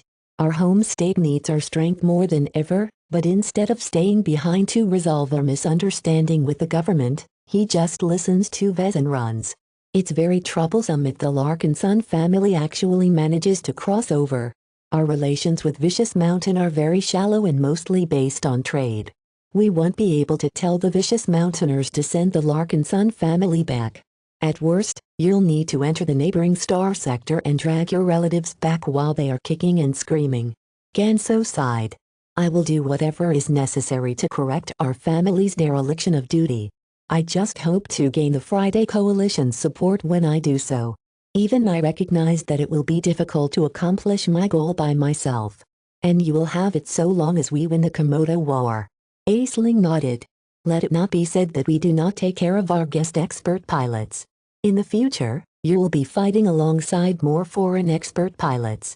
The CRC is very pleased by the result of its experiment to import third-rate expert pilots such as you. One of our state's biggest advantages is the good relations we maintain with many third-rate states. While most of their mech pilots are useless to us, their expert pilots are rapidly able to adapt to second-class battlefields. Obtaining hundreds, if not thousands of extraordinary individuals such as you will make a huge difference in the Komodo War. That's a remarkable plan." Ganso looked a bit startled as she revealed one of the Friday Coalition's latest initiative to win the war. He realized that this plan might actually work. The Hexadric hegemony could never match the Friday Coalition's efforts. How could it when most of the third-rate states under its sphere of influence dislike the female supremacists? For a very long time, the Hexers mostly ignored the lesser states out of contempt and disgust. There was no way those third-rate states would lend their expert pilots to the female supremacists so easily. When it came to diplomacy and making friends, the Fridaymen always possessed an advantage. Chapter 2234 Sandwiched Chapter 2234 Sandwiched. Whenever the Charlemagne and the Skira, the local Fridayman forces always cheered for their arrival. The blue-and-gold expert rifleman Mech and its ever-present honor guard became an extremely iconic sight on the battlefields of Maracath III. Even the propaganda broadcasts of the Friday Coalition started to parade the magnificent sight. There was just something about seeing an expert mech acting in complete coordination with many other quasi-expert mech that allowed the combination to stand out. It's venerable Larkin son. What an impressive unit. We're saved. Those Hexers are doomed. Just a year ago, a third-rater such as Ganso could only look up at the second-class mech pilots of the Friday Coalition. His humble birth and origin caused him to develop the impression that the Fridaymen were all giants in his mind. Yet now that he had the privilege to pilot a fantastic if demanding second-class expert mech, he no longer felt lesser to his current comrades. The Fridaymen were human as well. Their mech pilots might enjoy a better upbringing and gone through far more rigorous training, but the differences weren't as great as he imagined. Even so, he still felt strange when the Fortune Legionnaires all cheered at him in the same way the soldiers of the Mech Corps used to do so. No matter their class, they respected his battle prowess and the efforts he made to support them in the field. Ganso felt proud he could make a difference in this foreign battlefield. He was also glad he could help the Fridaymen win the war. No matter the current nature of his status, he still considered himself a brighter at heart. Both were enemies of the exotic hegemony. Even if Ganso hadn't been compelled to serve under the Coalition Reserve Corps, he still would have rooted for the Fridaymen, because the Hexers posed an existential threat to the way of life of his home state. Therefore, even if he fought under the flag of the Friday Coalition, he still performed his duty to the Bright Republic. The same could not be said for the derelict Larkinson family and the outright treasonous Larkinson clan, but that was something for Ganso to consider for another day. Right now, his Charlemagne and the Skira flew low over the partially cratered battlefield of some sort of urban stronghold. Whatever civilians who lived here had long been pulled out, thereby allowing both sides to fight against each other at higher intensities. Ever since the Battle of the Maracath systems moved to the surface, the fighting actually took place on both land and in space. Up above his head, the spaceborne elements of the Opal Tridents and the Wrathful Doves constantly struggled for orbital supremacy. Neither side went alert as orbital supremacy could never be truly achieved until all of the enemy ground forces were defeated. The threat of deploying hidden surface-to-orbit weapons on any point of the globe was not negligible. This was especially so in second-class warfare where the power levels of weapons was significantly greater. Back in the Bright Republic, the same threat was much less acute due to the difficulties in overcoming so much air, gravity, distance and other practical constraints. All of this meant that Ganso and every other surface combatant did not need to worry about getting shot at by a rifleman mech floating in high orbit. That said, the Hexers did everything they could to overrun Maracath III. After establishing a beachhead at great cost, the female-led forces expanded in every direction and constantly wrestled away fortified city after fortified city from the entrenched defenders. Each city, built and reinforced with strong exotic alloys that were just as resilient as mech, practically turned into ruins by the time the Hexers succeeded in forcing the defenders to pull back. No matter how hard the defending forces resisted the indomitable Hex army, the latter always threw more and more mech regiments at the defensive lines until the job was done. Breakthrough no matter the cost.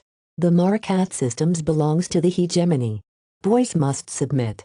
Whenever Ganso heard the Hexer mech broadcast these slogans, his blood boiled.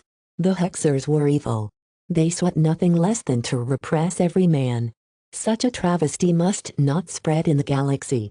His comm crackled as one of the CRC officers assigned to coordinate his actions directed him to his next battle.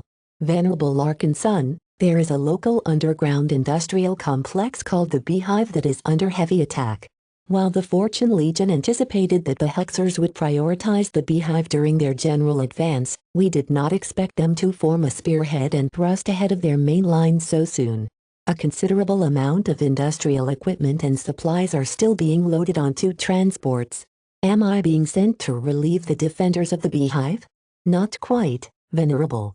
Our strategists believe that the Hexers have grown impatient and overconfident this time. The forces they invested in this assault are overextended and can easily be cut off as long as we block off their escape route. Ganso frowned. I'm not sure whether it's wise to underestimate the Hexers. This smells like a trap. Even if that's the case, we need to grasp at every opportunity to delay the Hexers. The Opal Tridents has already mustered a strike force to cut off the Hexer assault mech, but we would like you to be present as well in order to guard any accidents and thwart any Hexer expert mech that might appear. Roger that. Send me the coordinates en route. A short beep sounded out in the cockpit as the Charlemagne received the files. The Charlemagne and the Skara accelerated slightly and flew along the route designated by the CRC. It was usually a bad idea to stray from an assigned route as there was a decent chance of stumbling upon Hexer mech. While Ganso did not mind beating up Hexer mech whenever he caught sight of one, he could not let these minor encounters delay him from fulfilling his primary goal. As the Charlemagne continued to generate hopeful cheers and well wishes from the Fortune Legionnaires on the ground or in the air, he soon reached the Fridayman mech forces that had gathered to cut off the escape route of the attacking Hexers. It's Venerable Larkinson. Ganso performed his customary greeting with his fellow comrades before he piloted his mech to a small collection of Fridayman expert mech. A knight mech, a swordsman mech and a light skirmisher supported the operation. Hello, Larkinson. Ganso frowned. 3 melee mech is not enough to cover the thousands of regular mech marching underneath us. Why aren't there more ranged mech of our caliber? Your pretty mech and your groupies already have that covered. One of the Fridayman expert pilots explained. We're basically here to prevent any of the witches from getting close to your mech. I don't need your protection. Ganso stated. Let us be the judge of that. If you think you have seen everything the Hexers are capable of in just a couple of weeks of fighting, then think again. The hasty effort organized by the Fortune Legion went smoothly. Ganso and his expert colleagues remained on standby as the regular mech overwhelmed the small number of mech that had been assigned to patrol and guard the supply line. Whoever was in charge of planning the attack on the beehive did not spend much effort into guarding the rear of the assault force. The Hex army was in trouble. Thousands of mech were trapped at the beehive. While the Hexers were no doubt sending reinforcements to smash through the blockade, the Friday Coalition was moving in as well. As long as the blockade could be maintained for an hour or so, the Fortune Legion could move over enough forces to annihilate the overextended Hexers. Here they come. The Hexer lines moved. Numerous Hexer mech moved forth and began to probe the blockade forces. After deploying temporary barriers and other fixed defenses, the Fridayman mech forces were already tough to deal with. The Hexers continued to sustain severe losses as their preliminary attacks were all crushed. Ganso directed the sensors of his Charlemagne to the fallen mech and grimaced. They look like male mech. The Hexers callously expended a lot more male mech than female mech. The Hexer mech pilots who had fallen in this initial probe consisted predominantly of boys as well. After testing the strength of the Fridayman blockade force, the Hex army did not throw away more mech. An hour quietly passed by. At this time, the Fortune Legion was supposed to encircle and overwhelm the Hexers who attacked the beehive, yet the news that Ganso received sounded very different. This is bad, Venerable. The Fortune Legion's other lines have come under heavy assault. The forces that they have assigned to sweep the beehive of Hexers have been redirected to defend more important sites. What? This late? They should have been here by now. Their progress was slower than anticipated as the Hexers at the front lines have already been making some aggressive movements. I have just received a revised instruction. The Fridayman mech that you are overseeing must lift their blockade and make an orderly retreat to friendly lines. Their strength is sorely needed elsewhere. What about the beehive? We have already evacuated the most expensive and irreplaceable production equipment. The rest are being scuttled as we speak. As Ganso patched into the other communication channels, he received varying amounts of static. That usually meant that a lot of jamming went up in the surrounding territories. Enemies approaching. They're coming from two sides. The Hexers had finally made their move. Just as Ganso expected, the Hexer assault forces wanted to break through the Fridayman blockade force with the help of reinforcements from the other side. While Ganso felt relieved that the reinforcements only consisted of a couple of thousands mech, getting pressured on two sides was not easy to deal with. If the Fridaymen weren't careful, they might get encircled instead. Have the Hexers gone crazy today? They're already attacking dozens of fortifications at once. Hey, Hexers are always crazy. It's probably their general's time of the month today, so they're being extra crazy this time. After scanning the numbers of every force, Ganso estimated that the Hexers had brought just enough mech to rescue their blocked compatriots, but not much more. The ranged firefight proceeded normally. The Fortune Legion mech directed the majority of its ranged mech towards the reinforcements in an attempt to suppress them and slow their advance. It did not work that well. The Hexers, eager to rescue their fellow sisters, pushed through the storm of fire by the hundreds, then the thousands. The Charlemagne gripped its rifle tighter. Ganso readied himself to resist the expert pilots that inevitably accompany the masses of regular machines. The moment that two tides of melee Hexers mech crashed against the Fortune Legion from opposite directions, it was as if a sandwich had formed. The fighting at the two fronts had become incredibly violent as thousands of melee mech tried to smash each other apart as brutally as possible. Cockpits already launched from the backs of fallen mech left and right. Right now, few mech paid attention to them as the enemies in front of them posed a much more immediate threat. Considering the relatively even numbers, Ganso expected the Hexers to get stalled. His expectations were off. One of the Fortune Legion's lines actually started to buckle. The reinforcements that advanced from Hexer-occupied territory fought harder and more valiantly than their Fridayman counterparts. At the same time, the Fortune Legion mech that had already faced off against Hexers several times seemed to move a bit more lethargically than usual. This shouldn't be possible. What is the matter? Why is the Fortune Legion losing ground? The pushback the Hexers had already accomplished so far was incredibly alarming to the Fridayman commanders. If the Fortune Legion was already faltering at this point, then a total rout was inevitable. A small hunch came over Ganso. He rapidly scanned the mech deployed by the Hexer reinforcements. He spotted several familiar-looking standardized Hex Army mech. He already memorized their main characteristics. His cranial implant stored the rest of their properties and also contained detailed guides on how to exploit their weak points. Yet despite the relatively complete database in his implant, Ganso nevertheless failed to identify a distinctly new mech model. It was rare for the Hex Army to field a new mech model. Though it looked like a middling male knight mech, the way the Hexers and Fridayman mech fought around it was very unsettling. Through the heavy jamming in the air, Ganso finally managed to hear some disconcerting statements. These Hexer mech pilots are fighting twice as hard today.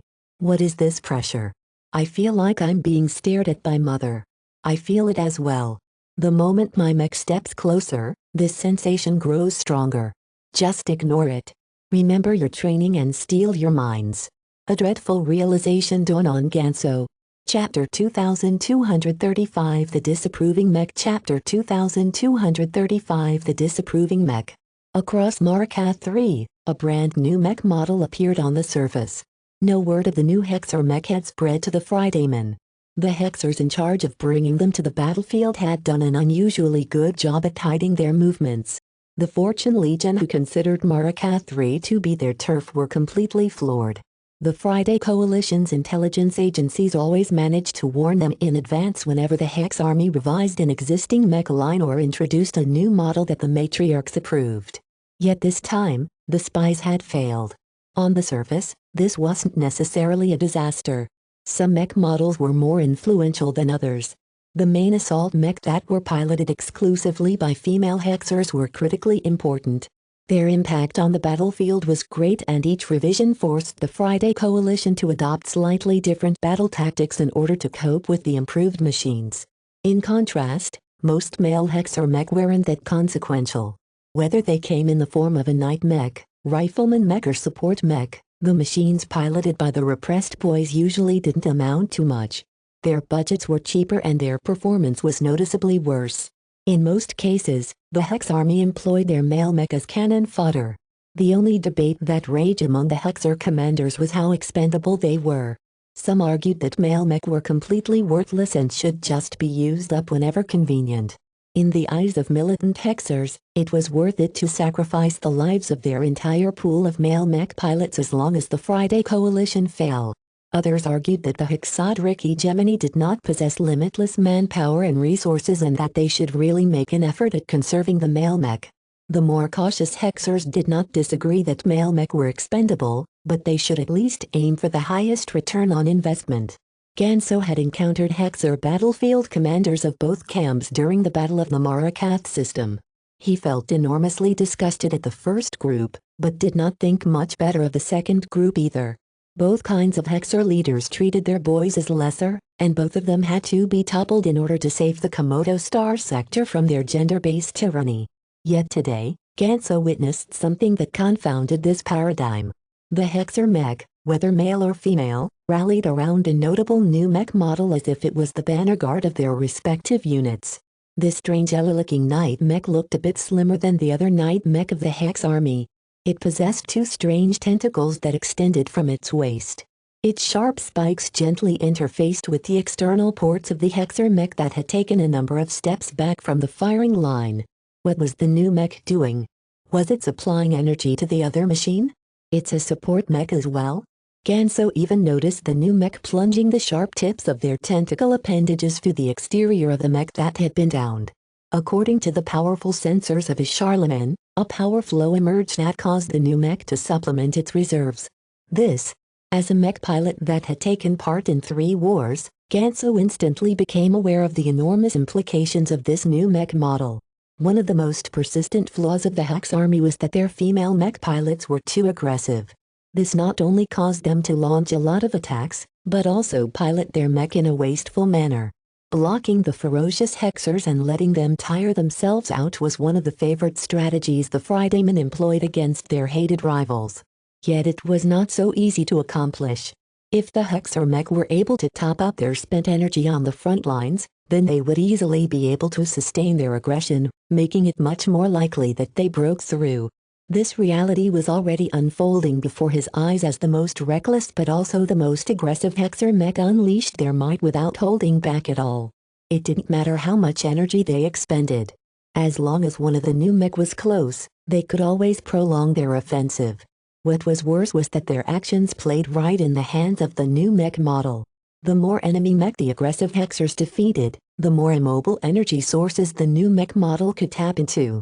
Even if the energy transfer process was fairly slow and inefficient, it made a huge difference in the later stages of the battle when the Fortune Legion mech started to lose steam. This was already enough for Ganso to prioritize the new mech model. What he heard from the communication channels made him realize that the threat of this new machine was much, much worse. Before he joined the CRC, he was a loyal mech pilot of the Mech Corps. He fought alongside more desolate soldiers than he could count during the frantic days of the Sand War. Their clothes, though artificial and forceful in his opinion, brainwashed the mech pilot and people around them. They fought much harder against the Sandmen and died at a higher rate as a consequence. Ganso thought he had rid himself of his loathsome cousin's influence. The Fridaymen would never make use of the products of their enemies and the Hexers were well known for rejecting the products made by boys. Yet why has his damned mech showed up here? He couldn't understand it. Had the Hexers ignored their own rules? His eyes went red as he saw how big of an influence the mech exerted on both the Fortune Legion and the Hex army. The former fought as if they had weights on their shoulders while the latter simply gained more confidence. It's different from the desolate soldier. Yet no matter what, the presence of this glow posed a major threat to the Fortune Legion mech sandwiched between 2 Hexer forces. He couldn't hold back any longer. The Hexers may not have deployed their expert mech as of yet, but Ganso had to do something before the Fridaymen lost. I'm going in. Those new tentacled night mech have to be taken out at all costs. The 3 other Fridaymen expert pilots were floored. What? It's too soon. Their expert mech will gain an advantage if you expose yourself. Doing nothing is exactly what they want. Can't you see? We're already losing. Ganso admonished his colleagues. Those new mech are force multipliers. Even one of them is enough to affect 50 other mech. He ignored their subsequent responses and commanded his mech and his Skara to fly forward. As soon as he reached an acceptable range, he immediately commanded the Charlemagne and his slave mech to fire. 50 ion bright beams momentarily descended onto the Hexer mech from above. Ganso tried his best to target as many of his cousin's new mech as possible, but at this angle he could only target 12 of the abominable machines. The mech his Charlemagne targeted instantly fell onto the ground with a huge hole through its chassis. The power of an expert mech rifle was too much for even a knight mech to withstand. The quasi-expert mech had mixed success on the other hand. 5 of the new mech fell down, but the rest only suffered varying degrees of damage. The knight mech still possessed a formidable amount of defense. In addition, the Hexer commander in charge of the reinforcements was already aware of the importance of the new mech and assigned several ordinary knight mech to guard the machines that emanated glows. Damn it, Vez. Your mech are heinous. I'll remove every single mech that is based on your designs. His Charlemagne and Skara recklessly flew closer in order to reach more of the new mech, but the Hexers didn't sit still. They responded quickly. Every single new model mech soon became surrounded by numerous sturdy mech. Not only that, the Hexers finally dispatched their own expert mech. Venerable Larkinson. Alert. Incoming resonance signatures. 3 Hexer melee mech rapidly advanced to intercept Unit L. So you're the famed woman killer, eh? A short-ranged communication channel voiced. You may have caught some of our sisters by surprise, but we know what you are capable of. We won't fall for tricks again.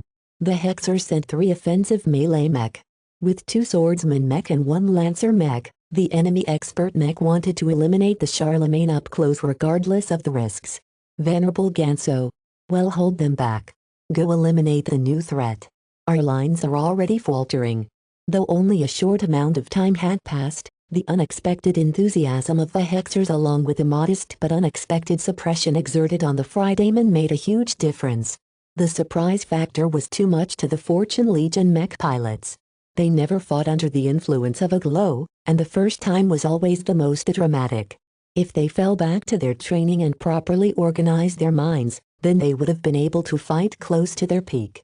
Yet the destabilizing influence of the new mech along with the unrelenting aggression from the offensive Hexer mech delivered twin punches to them in quick succession. This caused the Fridayman mech to lose all of their initiative. Aside from putting up a desperate defense and stepping back, there was nothing else they could do to reverse the tide. As Ganso and his Skara resumed his aerial assault, the urgency of the situation grew greater. There were thousands of mech involved on both sides and the influence of Unit L could not single-handedly repel all of the Hexer mech. I don't have to shoot down every Hexer mech. As long as I destroy my evil cousin's work, then that's enough. The Hexers began to counterattack. Their ranged mech lessened the pressure on the enemies in front of them in favor of shooting the ostentatious expert mech and quasi-expert mech in the air. Though the Charlemagne's armor easily held for now, the Skara was not as resilient. I have to fly lower. The mech of Unit L descended in unison until they floated closely above the heads of his enemies. This made it much more troublesome for the enemy Hexer mech to fire on the Charlemagne and the Skara. As the mech of Unit L descended above a company of Hexer mech, the Skara ruthlessly shot the machines that prevented them from firing on the new mech. This was too abnormal. Not just the male mech, but the female mech were putting their frames in the way as well. It was as if the new mech was something inviolable. Get out of the way. The resonance around his mech grew brighter. His rage fueled his determination to fight. Even though his mech energy reserves drained faster and his headache escalated rapidly, Ganso didn't care at all. He just wanted to crush his cousin's mech. Once every obstacle had been dealt with, his mech flew closer. Ganso did not hurry to eliminate the new mech immediately. Instead, he wanted to experience its glow in person. As soon as the Charlemagne and the frontmost Skara came into range, they briefly paused. Ganso's face grew uglier. He felt as if he was back in the past when he was just a young boy at the Larkinson compound. He remembered pulling down his pants in order to relieve himself on some plants in the backyard. Of course, compound's monitoring system captured everything. When his mother stormed over, The disapproval she directed towards him had always brought him shame. Now, the glow of his cousin's new mech had caused him to dig out this awful memory from the depths of his mind. This is unacceptable. Even if the glow of the new mech did not pressure his strong mind at all, the faint associations it brought up nevertheless disturbed him to an incredible degree. And it's not just me. The Scara are affected as well. It was as if he was being affected by the glow at least a dozen times over. It practically drove him crazy. All of you must die. The Charlemagne and Scara had already been charging for a powerful resonance attack.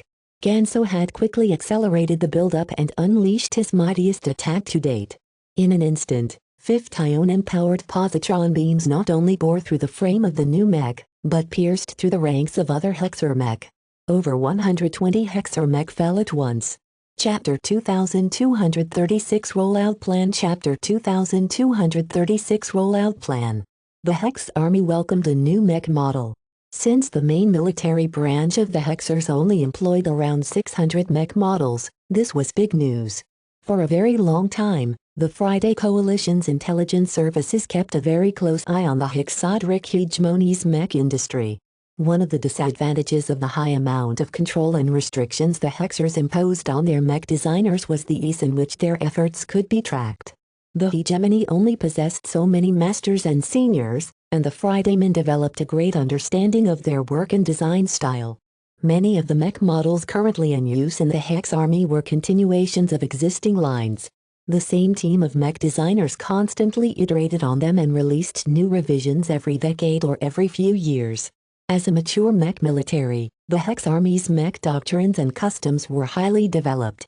They already developed almost every possible mech they predicted that they would need in order to defeat the Friday Coalition. These days, it was extremely difficult for masters to propose an entirely new line of mech to the Hex Army. At the very least, the masters had to engage in years of lobbying in order to build up support among every important stakeholder such as the mech industry, the matriarchs and the mech pilots themselves. To build up such a comprehensive amount of support was not something that could be done in a month. The coalition's spies and observers were very proficient at observing any major influencing activities in the hegemony's ruling society. Oftentimes, even before the Hex Army finally rolled out a new line of mech, the Friday Coalition already developed a detailed breakdown of its weaknesses. Yet this time the Hexers caught the Fridaymen by surprise. For once, the Hex Army unveiled something new without causing any alarm. The lack of forewarning combined with the widespread deployment of the new model caused the situation on Marokath 3 to change incredibly quickly. Prior to the change, the Opal Tridents and the other elements of the Fortune Legion put up a lot of resistance against the Wrathful Doves. The aggressive Hexers constantly had to commit considerably more mech and assets in order to overcome the prepared defenses and fortifications occupied by the Fridaymen. Even though the Hexers eventually pushed the Fridaymen back, the female supremacists lost considerably more mech and mech pilots than their foes. Every fortification they took was littered with the blood of hundreds, if not thousands of prime, valuable mech pilots. Though the Hexers were able to salvage the wreckage and debris from the battlefields they wrestled from the Fridaymen, in the Komodo War, losing resources was no issue. With centuries of accumulation, neither states would run out of exotics anytime soon. What truly mattered were the mech pilots. Every state could only foster so many potentates and mech pilots, and taking them off the board was the best way to win the Komodo War. Therefore, the Friday Coalition considered everything else such as planets and star systems to be expendable resources. It hurt to lose territory, but as long as they could exchange it for enough enemy blood, it was worth it to make this trade. So far, the Fridaymen's battle plan for Marokath 3 largely went according to plan. Even if the Hexers constantly nibbled at the territory occupied by the original owners, they suffered way too much casualties for every victory. The endless reinforcements pouring into the star system helped mask the incredible losses the Hexers sustained. The fact that much of the deaths consisted of unimportant boys who piloted less resilient and less important mech also caused the female commanders to turn a blind eye to the losses. Obviously, the higher-ups of the Wrathful Doves mech army group largely belonged to the militant camp. To them, sacrificing the lives of their male mech pilots was hardly any loss at all. They believe that the Komodo War would instantly swing in their favor if they managed to conquer the Morokath system and the crestfallen stars as quickly as possible. The Hexers disdained the attrition warfare that their enemies were fond of. As the superior and more enlightened state, the hegemony ought to be able to defeat an inferior state head-on without dragging conflict for too many years. Even so, the losses suffered by the wrathful doves and other elements of the Hex army was still unsustainable. If the fighting on Morokath 3 stretched on for months, then it was doubtful whether the Mech army group would still be able to fight without undergoing an extensive, time-consuming reorganization. All of this changed after the Hexers unveiled their surprise. What is this new Mech model? Why can it affect so many people at the same time? Reporting, sir. The new Night Mech is called the Blessed Squire. It's a supportive Night Mech that possesses ordinary defenses, below-average mobility, low offensive power but considerable utility. Its energy-transferring abilities allow it to provide fantastic support to offensive Hexers, thereby significantly allowing them to prolong their peak output in battle. As for the mind-altering field they are surrounded with, this so-called glow is capable of elevating the morale of Hexers while exerting minor pressure on our own mech pilots. What? A glow? That mech isn't glowing at all. It's a figurative term for a specialty developed by a famed mech designer called Viz Larkinson. A lot of Fridaymen who never paid attention to the news of lesser states suddenly became familiar with a rising star in the mech industry. Known as the Devil Tongue, his products had already taken the third-class mech market by storm. Now that he extended his hand to second-class mech, this forgettable figure to most Fridaymen suddenly turned into an incredibly powerful enemy. Why didn't we eliminate him before he could affect Morokath 3 with his work?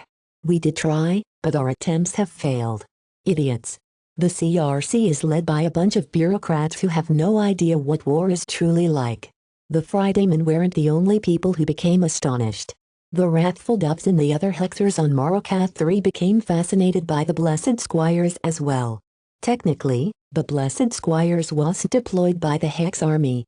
Instead, an obscure, forgettable auxiliary force silently worked to gain permission to ship the new mech to a single destination in order to serve as a trial. Diva prepared a very careful plan to introduce the Blessed Squire model to the Hex army. The intelligence agency had tested the mech internally for a lengthy period in order to understand its true value. The information provided by Calibist also assisted Diva in understanding how to maximize the use of the new mech. The fact that the mech was inescapably tied to a male mech designer presented a huge hurdle for its adoption. Therefore, Diva remained patient and waited for the best opportunity to showcase its use. In the meantime, the agency secretly reached out to a small number of matriarchs and important Hexer stakeholders to lay the groundwork for the Blessed Squire. With the help of the Little Angel, the sole masterwork copy of this innovative Hexer mech, Diva finally received permission to field the Blessed Squire on Morokath 3. As expected, the manner in which Diva abruptly slipped the Blessed Squires into the main combat units of the Wrathful Doves went well. Even if the Hexer mech pilots initially showed distrust and hesitation at fighting alongside a completely new mech model, they soon accepted the Blessed Squires once they felt the glows. Many Wrathful Doves did not have it easy on Morokath 3. The hard fighting and the grueling attrition warfare affected both males and females alike. Therefore, these stressed mech pilots became unusually receptive to the Blessed Squire. The mech glow, which reminded every Hexer of the superior mother, seemed to be able to soothe their nerves and grant them confidence. It's as if my mother is cheering me from behind. The superior mother has blessed the Wrathful Doves. The change in mood and the easing of worries affected the Wrathful Doves on a wide scale. With the large amount of Blessed Squires deployed on the surface, hundreds of thousands of Hexer combatants suddenly regained the confidence and illusion of superiority they initially possessed at the start of the Battle of the Morokath system. The mech divisions and mech regiments of the Wrathful Doves assaulted the Opal Trident positions with twice as much ferocity. Even though the Hexer's mech hadn't grown stronger and even if the energy transfer abilities of the Blessed Squires was not omnipotent, the improvement in mindsets alone resulted in a lot more breakthroughs. Hard-fought sieges that usually lasted for weeks suddenly ended in a decisive Hexer victory in a matter of days. The defensive lines of the Opal Tridents that were usually capable of repelling multiple waves of Hexer offensives began to fall apart after just a single determined attack. The Fridaymans soon became familiar with another insidious aspect about the strange new mech model. Any enemy of the Hexers experienced some form of mental suppression. The influence wasn't very strong. Fridayman researchers who began to study LMC mech noticed that the Doomguard model was considerably more impactful in this regard. However, as long as anyone who did not agree with Hexer ideology came within range of a Blessed Squire, they experienced a very specific form of discomfort. It was as if their mothers disapproved of their hostility towards Hexers. The negative effects of this sensation wasn't very strong, but it couldn't be blocked or ignored. Anyone who came under the influence of a Blessed Squire felt as if their mother was observing all of their actions. No one liked to be watched all the time. Who enjoyed being stared at by their own mothers when they ate a meal, used a toilet or slept in bed. It was quite unnerving. The mech pilots of the Fortune Legion were highly trained and very disciplined.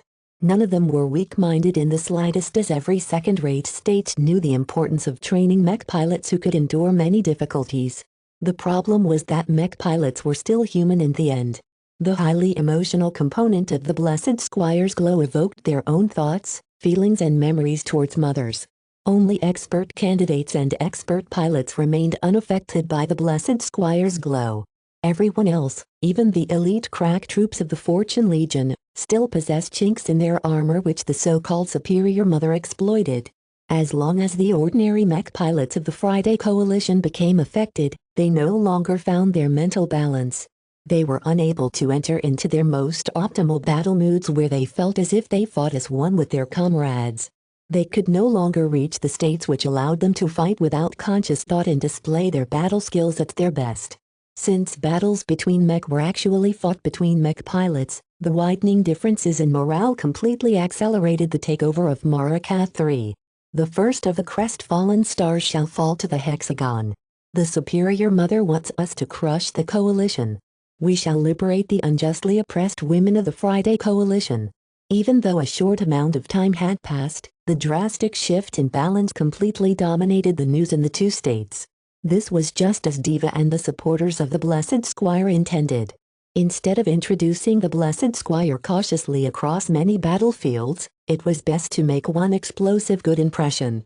Already, other army groups in the Hex Army cast jealous eyes at the Wrathful Doves. They clamored to obtain this new wonder mech as well. The other Hexer commanders heard so many stories about the Blessed Squire that they began to bombard High Command with requests to ship the Blessed Squire to their respective mech forces. All of these urgent requests put High Command and the matriarchs in charge in a difficult position.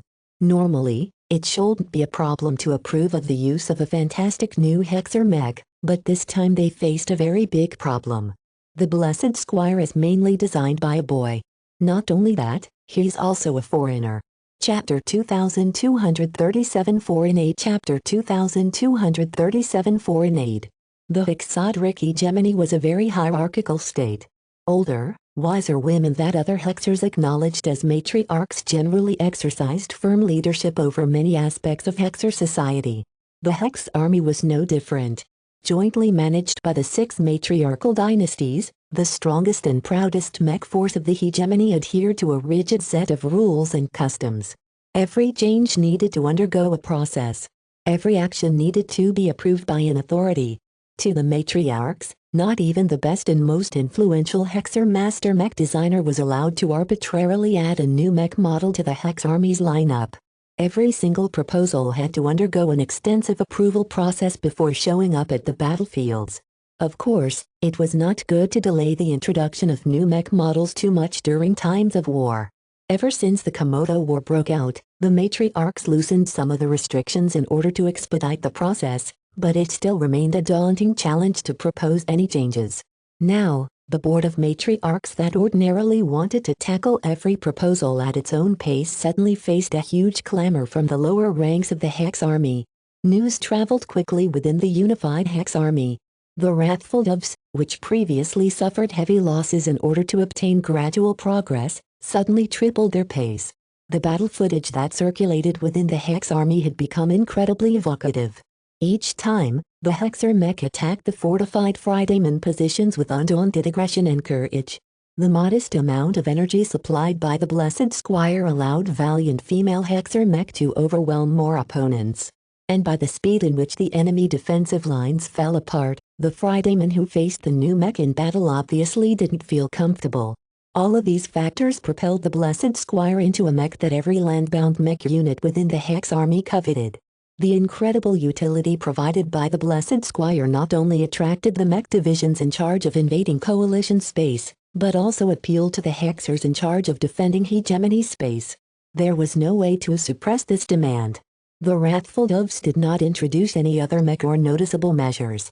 Since the first day, too much news and footage had spread throughout the Hex army to suppress the difference the Blessed Squire could achieve on the battlefield. Marakath 3, which was known as one of the toughest fortress planets of the Carnegie Group, was already collapsing under the unstoppable momentum of the Wrathful Doves. Who didn't want to obtain the same power the Wrathful Doves were lucky to grasp? The Hexers believed that as long as the rest of the Hex army achieved the same level of success, taking over the Friday coalition was just a matter of time.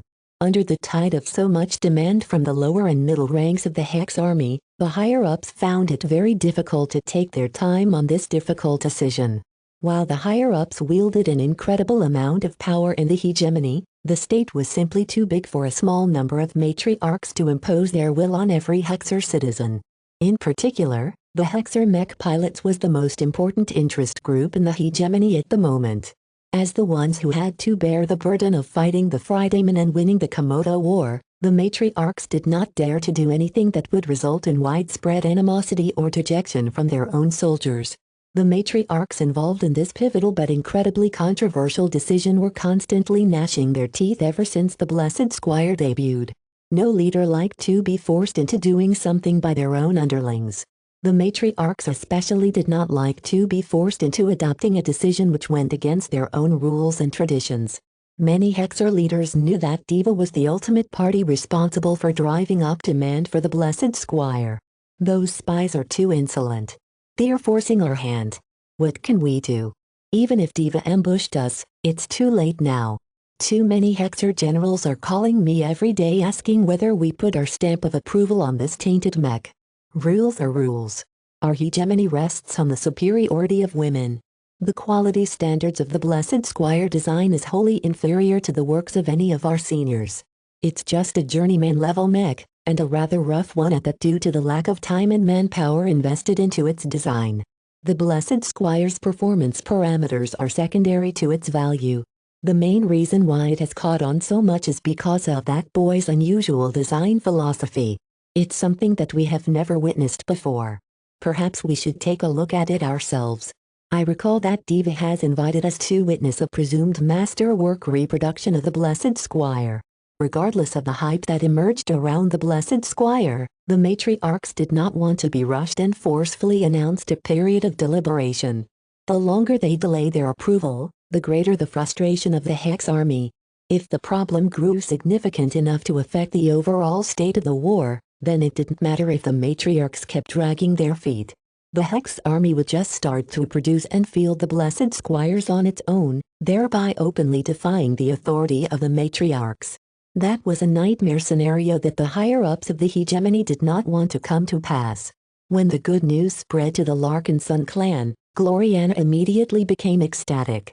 Though she was busy with working on her next projects while simultaneously taking charge of the wedding preparations, she still made contact with the Hex army and various other important institutions in order to lend her own weight to the Blessed Squire's adoption. The news of the Blessed Squire and its drastic impact on Marakath 3 already spread throughout the rest of the star sector. Yet again, the miracle couple had stirred up the waters. Within a star system which was formerly hailed as the economic heart of the Bright Republic, two resplendent Lidris women stood alone in one of the observation chambers of a fleet carrier. The sandy surface of Bentham provided the two observers with a desolate view of the planet that once hosted a lot of industries. Billions of productive Brighters had perished when the Sandmen descended from orbit and swept every human construction. Vez Larkinson has succeeded in leaping from the pond of the Bright Republic. One of the women stated. She wore an alluring red dress that was decorated with various medals and combat awards. The annoying mech designer you met several times has grown into a formidable monster. The other woman, who wore a highly decorated military uniform, scowled for a moment. The neat brown hair that framed her face seemed to grow a little frayed as a strong aura vibrated around her very being. While Mr. Larkinson is deplorable, his design prowess is considerable, she stated. Her voice seemed to convey a lot of force. Ever since he aligned himself to the Hexers, it was only a matter of time before one of his works emerged in the Komodo War. The Sand War has already proven that his works can play a major role in the outcome of any conflict no matter the scale. The two women fell silent for a moment. Neither of them cheered the success of one of their adversaries. Does this change your decision? Lady Amelia of Imidris gently asked. Yes. Venerable Foster admitted. As one of the most talented expert pilots of the Hafner Duchy, her strength was recognized by the entire Vija Kingdom. Even though the Bright Vija War and the Sand War had already ended, her resonant strength still grew at a measured pace. At her relatively young age, that turned Foster into one of the dazzling stars of the Mech Legion. Yet this famed and decorated expert pilot plainly admitted her reluctance to a very important offer. As part of the Friday Coalition's strategy to employ foreign expert pilots to gain a numbers advantage in high-end mech combat, its diplomats had already reached out to the Vija Kingdom. Venerable Relia Foster was a particularly prized commodity in the eyes of the Friday Coalition. With her amazing genetic aptitude and unconstrained growth, she was already destined to become a powerful expert pilot. Advancing to ace pilot was not out of the question either. Therefore, the Friday Coalition offered substantial compensation to the Vija Kingdom in order to obtain Venerable Foster. Unfortunately, expert pilots couldn't be bought and sold like cattle. Their strong will and rigid principles made it so that they could never be persuaded to do something that acted against their own purpose. Every expert pilot needed to be persuaded to fight on behalf of the Friday Coalition.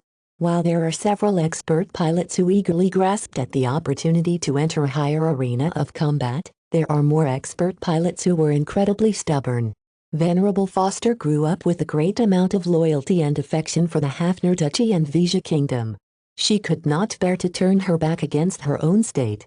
Not when they did so much to nurture her and enable her to grow into power. The negotiators from the Friday Coalition were aware of the nature of expert pilots, so they tailored their offers.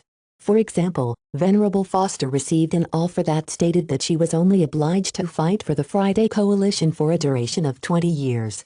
During that time, the Friday Coalition would take charge of everything related to her training, augmentations, expert mech and so on. In exchange, she was only expected to fight the enemies of the Fridaymen, which in this case meant the Hexers. Knowing that Foster was devoted to the Vija Kingdom, the Fridaymen negotiators also offered to support her state with economic subsidies and various infrastructure programs. The Vijans sorely needed this assistance after waging 2 successive wars. The Sand War especially wrecked a lot of Vijan star systems, and it took trillions of Nova sovereigns to rebuild everything.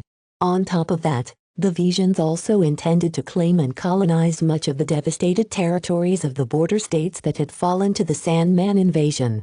Colonizing so many star systems when the kingdom was already deep in debt was incredibly difficult. Facing this choice, Venerable Foster was already leaning towards accepting this deal.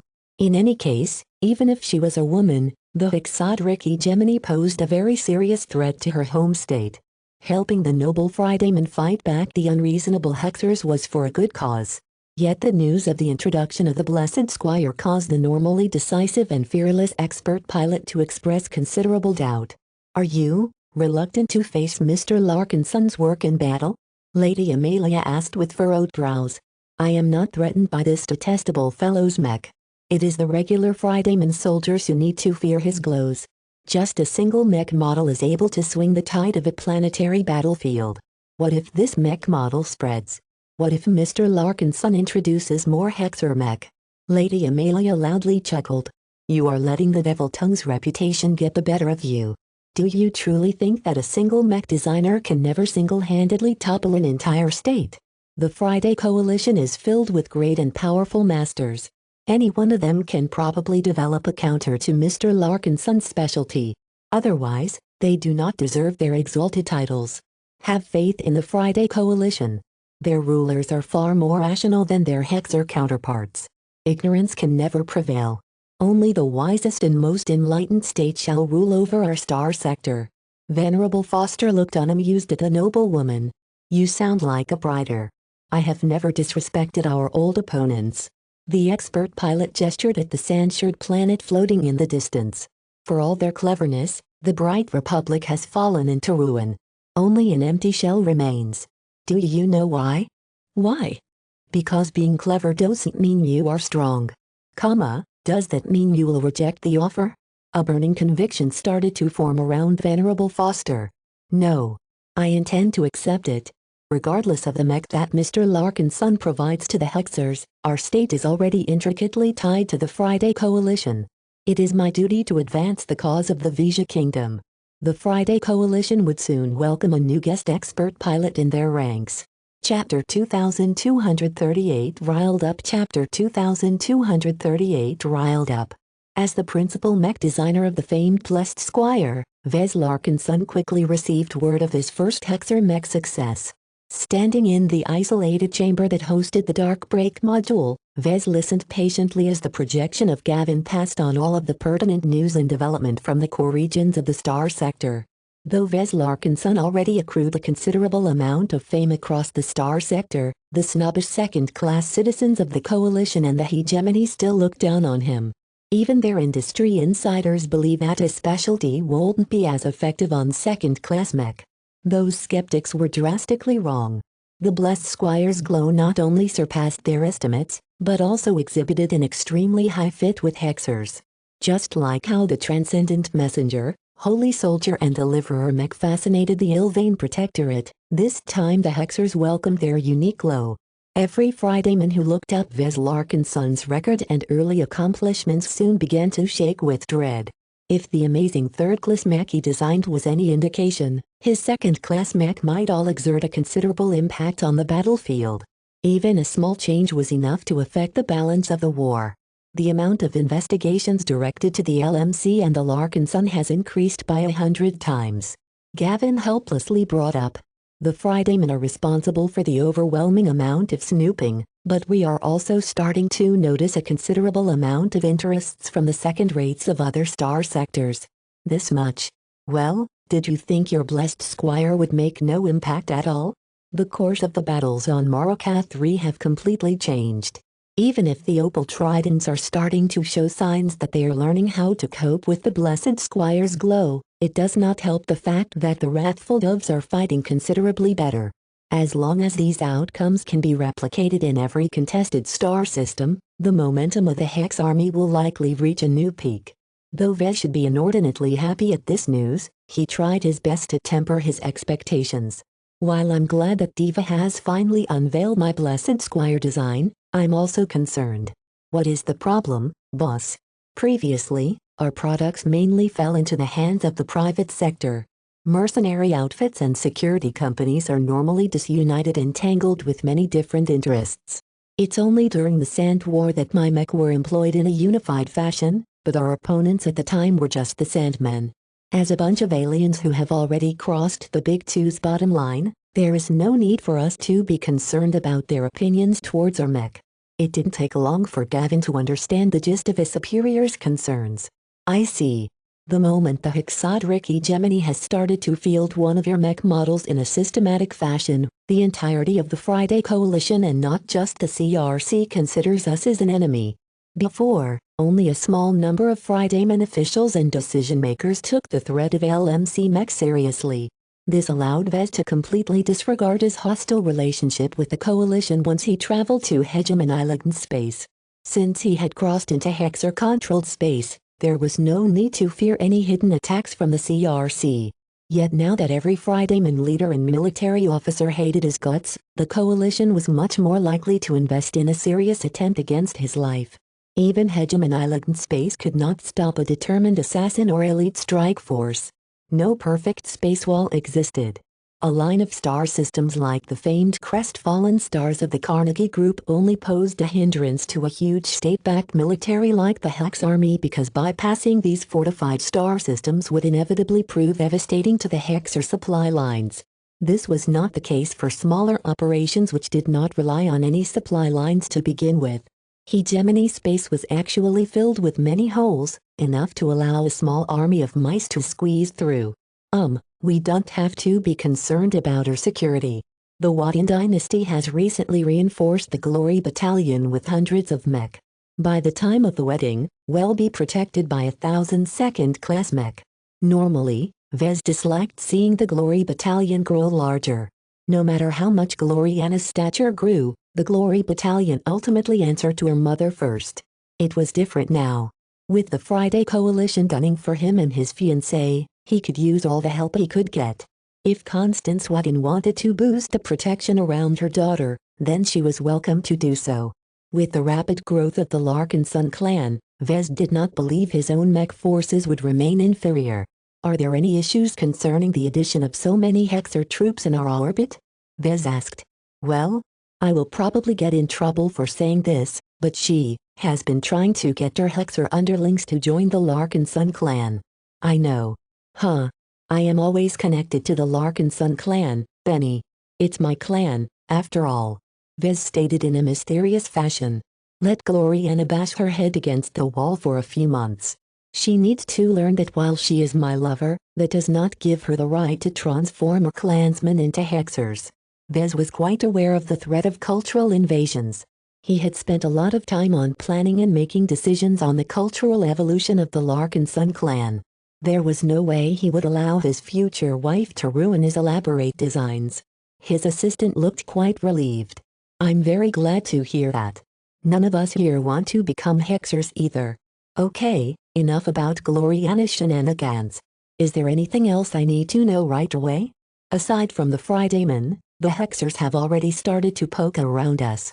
The hegemony is a very big state, and it's split up into many different dynasties and powers. Some of them have a lot of reasons to dislike you and your works. Because I'm a boy? Vez smiled amusingly as he said those words. Not just that, though there are plenty of bigoted Hexers who think you need to know your place. Gavin sighed in an exasperated manner. The bigger threat from the hegemony comes from the mech designers and mech companies that feel threatened by your products. The Blessed Squire alone has already caused the Hex army to lower their priority on a number of mech lines that consists of their current mainstays. We have received word that the Hexer mech designers who are behind the Good Boy Have 77's support mech model are considerably upset at our Blessed Squire. Vez couldn't help but erupt in laughter at this news. Ha ha ha. That's good. This is serious, Vez. There are several powerful female master mech designers who are behind the Good Boy model. They wield considerable influence in the hegemony's mech industry. We believe that they are already working behind the scenes to stop the matriarchs from approving the Blessed Squire. Do you really think that will happen? Vez crossed his arms. Well, no. The Hex Army's demand is too great to be ignored. It's just that the opponents of our products can still push for various restrictions. Vez casually waved his hand. The utility of the Blessed Squire is undeniable. No political opposition can stop the will of the soldiers who are fighting for the future of the hegemony. We don't need to confront our Hexer adversaries directly. We should just hide behind Eva and the Hex army and let them fight our opposition. Just as Gavin was about to tell his boss about the interest they received from powers outside of the Star Sector, the Darkbreak module suddenly released an alert. Vez frowned as a new notification popped in front of his face. His face turned grave as he read that someone was calling him. The identity of the caller was very special and not that much worse than that of Master Willix. Sorry, Benny. You'll have to cut your briefing short. Someone very important is calling me. I guess the impact of the Blessed Squire is greater than I thought. I understand. Don't mind me, boss. Good luck with your talk. As soon as Gavin's projection disappeared, Vez raised his finger and was about to tap the projected button to accept the new call. He hesitated. Of all of the people who could possibly call him after the debut of the Blessed Squire, he never expected this particular individual to get in touch with him again. She had already made it quite clear that the two of them no longer maintained any active ties. In other words, they should be strangers. Yet humans were not so easily able to forget their friendships. Vez still possessed a lingering good impression to his early backer. He always regretted falling victim to Gloriana's scheme. I guess I might as well accept. The projection of Master Carmen Olsen soon appeared in front of Vez. She wore a fashionable business outfit which made it seem that she had just left an important meeting with some government officials. Despite the flaws of her physical projection, his former master exuded a sense of presence and brilliance that Vez had only seen in Master Willix. There was just something about master mech designers that caused them to give him the illusions that they had transcended their minds. Even with many light years of distance between him and Master Olsen, Vez still felt as if he was affected by her considerable gravitas. "Mr. Larkinson." Master Olsen calmly greeted. "It has been years since we last spoke. Are you well?" What kind of a question was that? Officially, they should be enemies. Yet, just like his odd relationship with Tristan Wesseling, Vez simply couldn't paint Master Olsen with the same brush he used towards other Fridaymen. He decided to indulge her. "I am pretty great, actually." "Ah, it is not difficult to imagine that. Recently, you have accomplished a string of successes. The success of your Doom Guard, the creation of 2 masterwork mech in quick succession, and now the explosive unveiling of your blessed squire has propelled your fame to greater heights." In truth, Vez was more ecstatic about all of the plunder and research gains he harvested from Maynard Fields. He not only expanded his collection of stones, but also learned many new facets on spirituality and the properties of his own design philosophy. With plenty of test subjects to experiment upon, Vez was having the time of his life. As an added bonus, his mech forces also grew sharper with each successive confrontation against the pirates.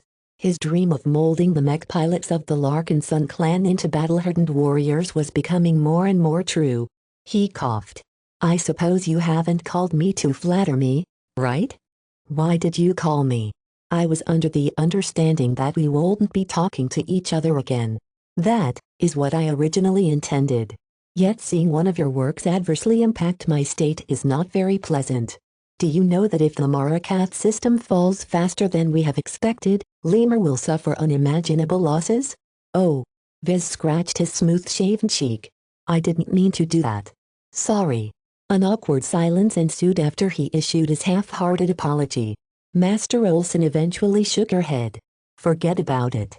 Since you have cast your lot with the Hexers, you do not deserve any blame for helping their war effort.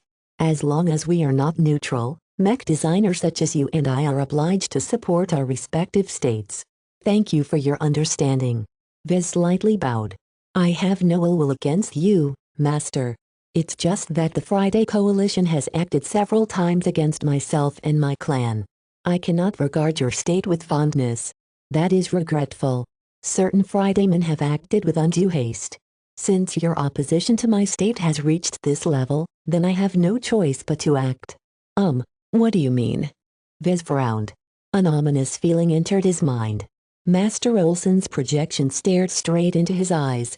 "Other Fridayman mech designers may be clueless about your specialty, but I have known you for years. I have tracked your career progression from the beginning, and I have already developed a certain understanding of your mech. Your blessed squire will not terrorize the combat troops of the Friday Coalition with impunity for long. In some time, I will publish a mech design that is designed to counter your glows." "What?"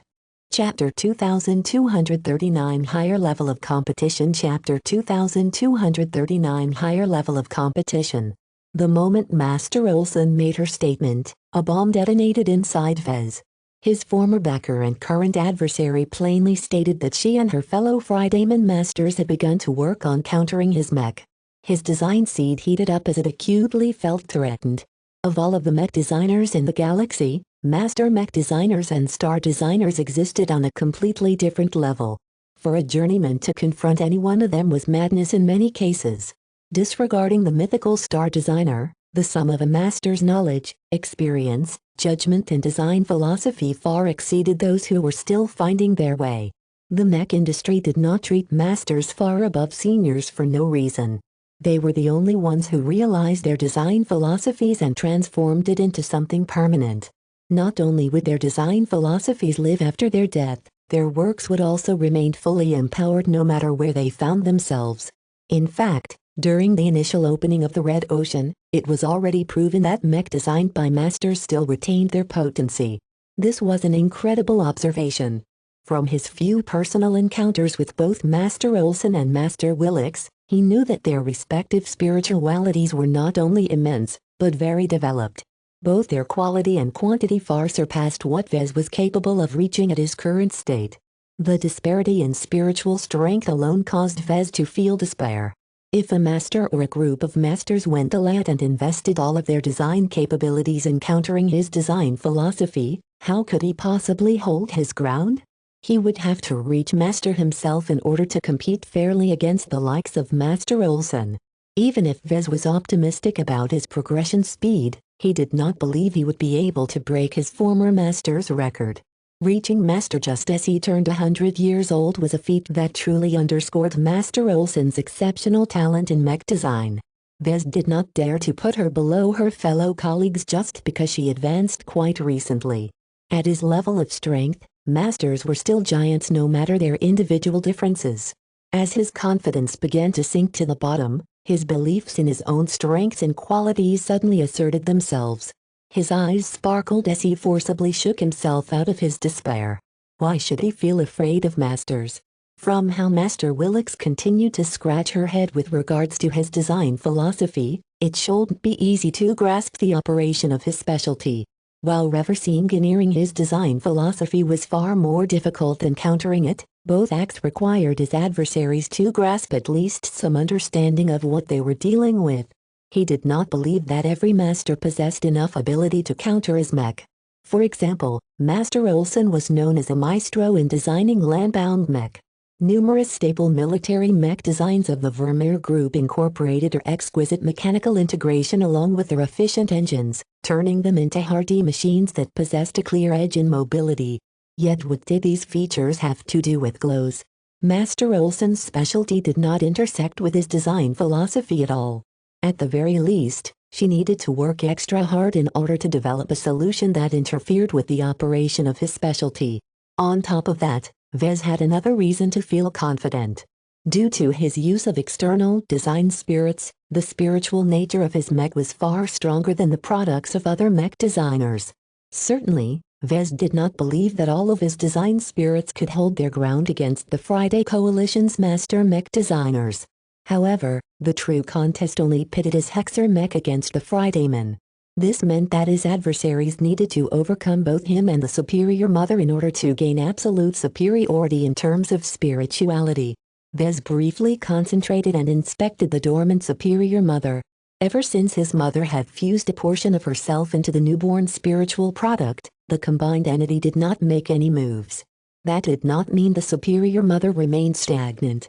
Its strength constantly increased each time Vez checked up on her. In fact, this time he noticed that the Superior Mother had received a significant boost in strength, enough to allow her to come within reach of Calypso. This signified that his latest spiritual product was already taking shape as the ancestral spirit of the Hexer people. The wrathful doves and every other Hexer who became enamored by the Blessed Squire or its glow were already starting to feed the Superior Mother. When he increased his concentration, he noticed the addition of millions of very faint bonds. They were similar to the bonds that the Golden Cat had formed with the members of the Larkin Sun clan. There were differences, though. The nature of their respective spiritual networks differed in scope and scale. The Golden Cat maintained what Vez considered to be the best and most intimate spiritual network. It was akin to a private network that was closed to outsiders in order to maintain as much control and cohesion as possible. The connection between the Golden Cat and every individual clansman was quite strong. The downside was that both sides needed to actively form this bond. This was why every clansman had to pledge to join the clan in the presence of a loyalty medallion, Bright Warrior or the Larkin Sun Mandate. The Superior Mother maintained far more bonds, but they were much weaker. It didn't take much to enable a Hexer to form a connection with the Superior Mother, but the bandwidth and mutual exchange between the two is not as impressive. It didn't matter. The Blessed Squire had only been out for less than a week, and already the Superior Mother far surpassed the Golden Cat in terms of quantity. Vez believed that his own mother's symbiosis with a superior mother might be able to improve the ancestral spirit's efficiency in absorbing all of the spiritual tribute. He also guessed that as long as a few of those worshippers comprised of spiritually powerful expert pilots and mech designers, the quality problem that plagued his other design spirits should not pose a big hindrance. Of all of his expert pilot-level design spirit, the superior mother possessed the highest chance to break through and reach a strength level equivalent to that of an ace pilot. Vez felt very happy about that. Cynthia Larkinson's life was intertwined with a superior mother. Therefore, the declaration made by Master Olson was nothing less than an existential threat to his mother's continued existence. Regardless if every single master mech designer of the coalition poured all of their efforts into countering his design philosophy, Vez could not afford to back down. He needed to confront his challengers head-on and ensure that the Friday Coalition never gained the upper hand in the Komodo War. His surging war intent invigorated his entire body, mind and spirit. He was not afraid of challenges. Master Olson's projection silently observed her former apprentice throughout this process. If an ordinary journeyman heard that a master targeted his works, there was a large chance that he would immediately lose faith in himself. This was a very fatal blow to deal to a younger mech designer. This was one of the reasons why she took the initiative to reveal this news to Vez. No matter what sentiments she held towards him in the past, they were enemies now. She could not be lenient towards the enemies of her state and people. If she succeeded in collapsing Vez's confidence, then his subsequent design work would definitely be impaired. This slowed down his contributions to the Hex army. Sadly, someone as exceptional as Vez was not as easy to take down.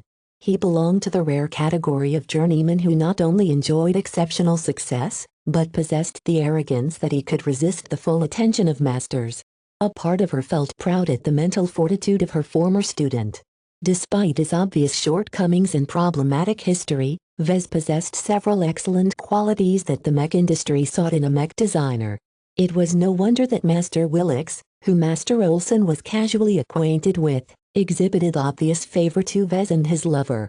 When Vez regained his composure, he looked at his former master without any fear. He had no idea that Master Olson attempted to strike a fatal blow to his confidence. "I await your state's response to my mech designs." He grinned. "The Blessed Squire is just a preview of what is to come." Master Olson smiled back. "Welcome to the real arena of mech design." Small, controlled comparisons such as design duels are merely child's play compared to the competition that takes place between mech designers of my level. In the normal course of your progression, you shouldn't be exposed to this level of competition until you have progressed very far as a senior. Only then should mech designers be qualified to take part in the struggle between states. Due to his abnormally effective design philosophy, Vez essentially cut the line and reached an area that was normally reserved for the big shots. Vez slightly bowed. "I am honored. While I cannot compare to masters like you in almost every aspect, I believe in my design philosophy. I will not roll over without a fight." Inwardly, Master Olson felt exasperated. The longer they talked, the more Vez grew combative. This was counterproductive from her standpoint. "Brace yourself, then. Several teams of masters have already started to design potential counters to your mech, with a special eye towards defeating your glows. As a dedicated servant of the Vermeer Group and the Friday Coalition, I have provided all of my peers with my detailed analysis and understanding of your specialty." Vez chuckled at this revelation. The more pressure he endured, the greater his desire to frustrate his adversaries.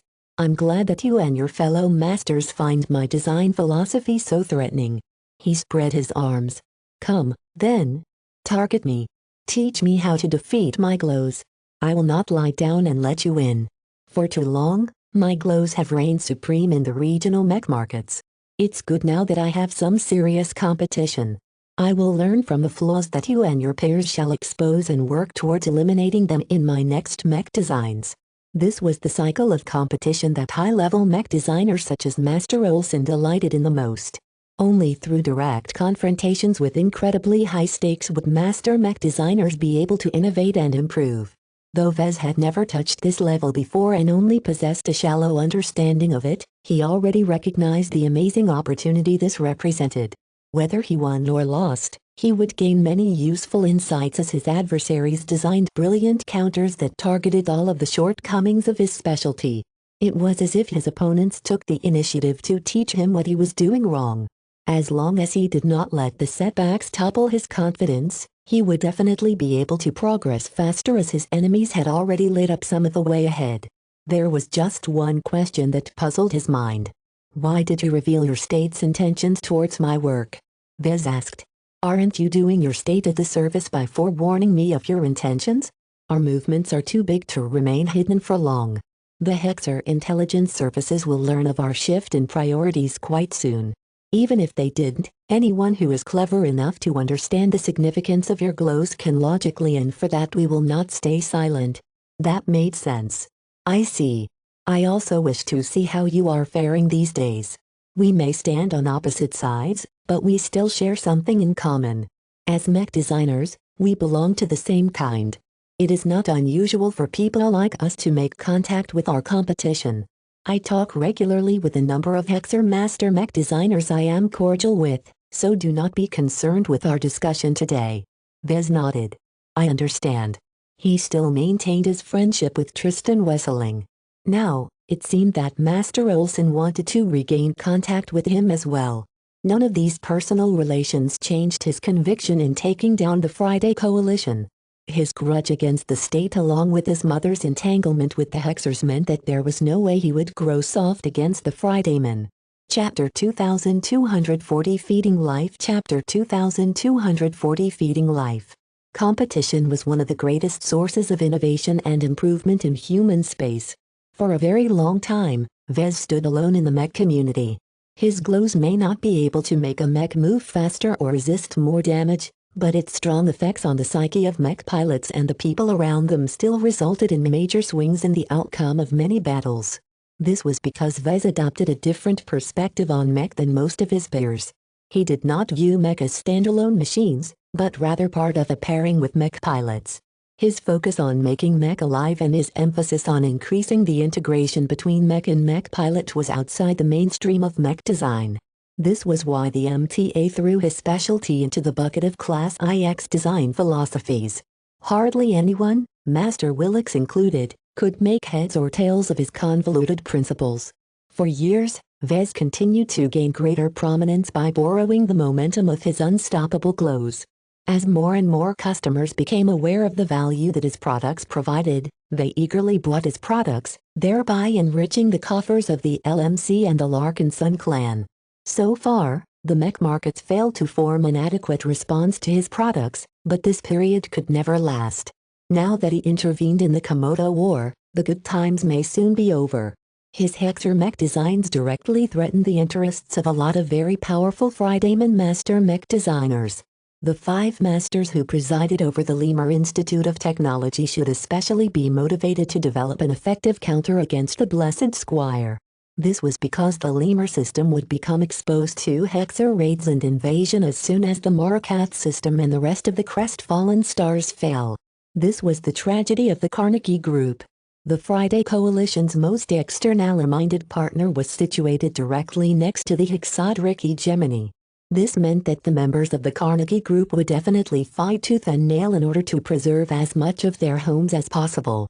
While Master Olsen actually hailed from another coalition partner, the Vermeer Group wasn't in a better position either. It directly bordered the hegemony as well and also faced immense pressure from the Hexers. It's a pity that those 2 coalition partners are first on the chopping block. Vez lamented. Due to the realities of living next to a fearsome neighbor, the Carnegie Group and the Vermeer Group were rather tempered in their conduct. In contrast, the Gage dynasty and the Konso clan adopted a more belligerent posture. The hostile Fridayman who specifically targeted his life and freedom likely came from these arrogant coalition partners. It would have been nice if the Carnegie Group and the Vermeer Group survived the Komodo War and took over the rest of the Friday Coalition. With their rational and restrained leadership, Vez would have nothing to fear from the Fridaymen anymore. Sadly, it was not to be. As long as the Hexers breached the coalition's initial defensive lines, both groups would likely join the ranks of fallen coalition partners. If that was the case, Vez had no reason to go lenient on the rest of the Friday Coalition. Vez possessed an especially intense animosity towards Gage dynasty. Wait for me. With my help, Clarion University shall collapse under the might of Hexer bombardment. He resumed his days of designing mech, directing his task force and experimenting on his captive pirates. It was a bit troublesome for him to do the latter. Due to the Scarlet Rose's lack of space, many of the prisoners had to be contained on other vessels. Vez had to board a shuttle each time he wanted to mess with their minds. It was worth it, though. On one day, Vez, Lucky and Nida entered an interrogation room that had already been prepared for him ahead of time. A familiar prisoner lay strapped to a solid surface. As soon as Vez entered the compartment, the restrained figure began to struggle. Go away. I can't take it anymore. Why must you torment me all the time? Vez calmly set up his jammer while Lucky roamed around to sniff the compartment for any bugs or monitoring equipment. Though the chance that his experiments were being recorded was small, Vez did not let down his guard the slightest. His reputation would definitely take an enormous hit once the public learned of his cruel human experiments. Please don't hurt anymore. I'm just a slave. I never wanted anything to do with the Chronolords. Vez smiled as he approached his current test subject's body. You are looking quite well today, Mr. Seterin. I see you have recovered pretty decently from the damage I've inflicted on you previously. Monster. Get away from me. Of course, he was exaggerating a bit. In his spiritual vision, he could still see the scars and other shortcomings of Peter Seterin's retracted spiritual potential. From the moment that Vez accidentally caused a part of it to crack, Peter had never been whole anymore. Mind and spirit were both tied to each other. Damaging one automatically damaged the other. It was just that the relationship was a bit complicated. This was especially since Peter's spirituality had still withdrawn itself into an untouchable seed. After numerous checkups, the abnormal state of Peter's spiritual potential showed no signs of subsiding. It was very difficult to manipulate something that deliberately went out of phase. Vez was starting to lose patience. No matter whether this condition was temporary or permanent, he knew he wouldn't have a second chance of affecting someone on a spiritual level anytime soon. There were multiple cases like Peter Seterin among his current pool of test subjects. Vez had acted a bit too rough in a couple of experiments. Therefore, Peter was hardly unique. Even if he was, Vez could just mess with the heads of some other test subjects until their spiritualities engaged their defense mechanisms as well. All of this meant that Peter was a disposable test subject. Even if Vez broke him entirely, there were other pirates that could take his place. I have some good news for you, Mr. Seterin. This will likely be the last time we meet each other. No matter what will happen during this session, I will make sure your bodily remains will receive a dignified cremation. Considering all of the contributions you have made towards my research, I will do my best to preserve your ashes and bring them back to civilized space. You're coming home. Those gentle words only caused Peter to become more and more agitated. No matter what pain his body endured, the former slave kept pushing at his bonds. It was useless. The padded alloy manacles were as tough as combat armor. Human bodies were simply too weak to break these kinds of restraints. I'm not a pirate. I'm a human being. Where is your humanity? Vez shook his head and placed his palm over Peter's sweating forehead. You're wrong. You are a legally recognized pirate. We collected sufficient proof and submitted all of the paperwork to the Peacekeeper Association. You have no more recourse. He tolerated no more nonsense and began to work. Though Peter Seterin's spiritual potential may have turned into an intangible turtle shell, it still maintained at least some presence in the material dimensions. Only a tiny opening existed, but this was enough for Vez to perform something radical. Since he embarked on his current research project, he only manipulated the spiritualities of his test subjects in a shallow manner. He wanted to establish some baselines and develop an understanding of the variables in play. He was done with that. After performing repeated experiments on his captives, he developed a good understanding on how to manipulate someone's spirit and personality by constructing specific spiritual constructs. He also possessed a better grasp of his limits and what he could ultimately get away with when he tried to alter someone's very being. No matter what, any change that Vez induced in someone's spirituality was unnatural. It had a tendency to correct itself and return to a stable equilibrium. This meant that it was very hard to make someone act against their nature. In contrast, Vez definitely confirmed that it was easiest to amplify someone's strongest states. It was not just because he found it easier to grasp the spiritual attributes that were more abundant.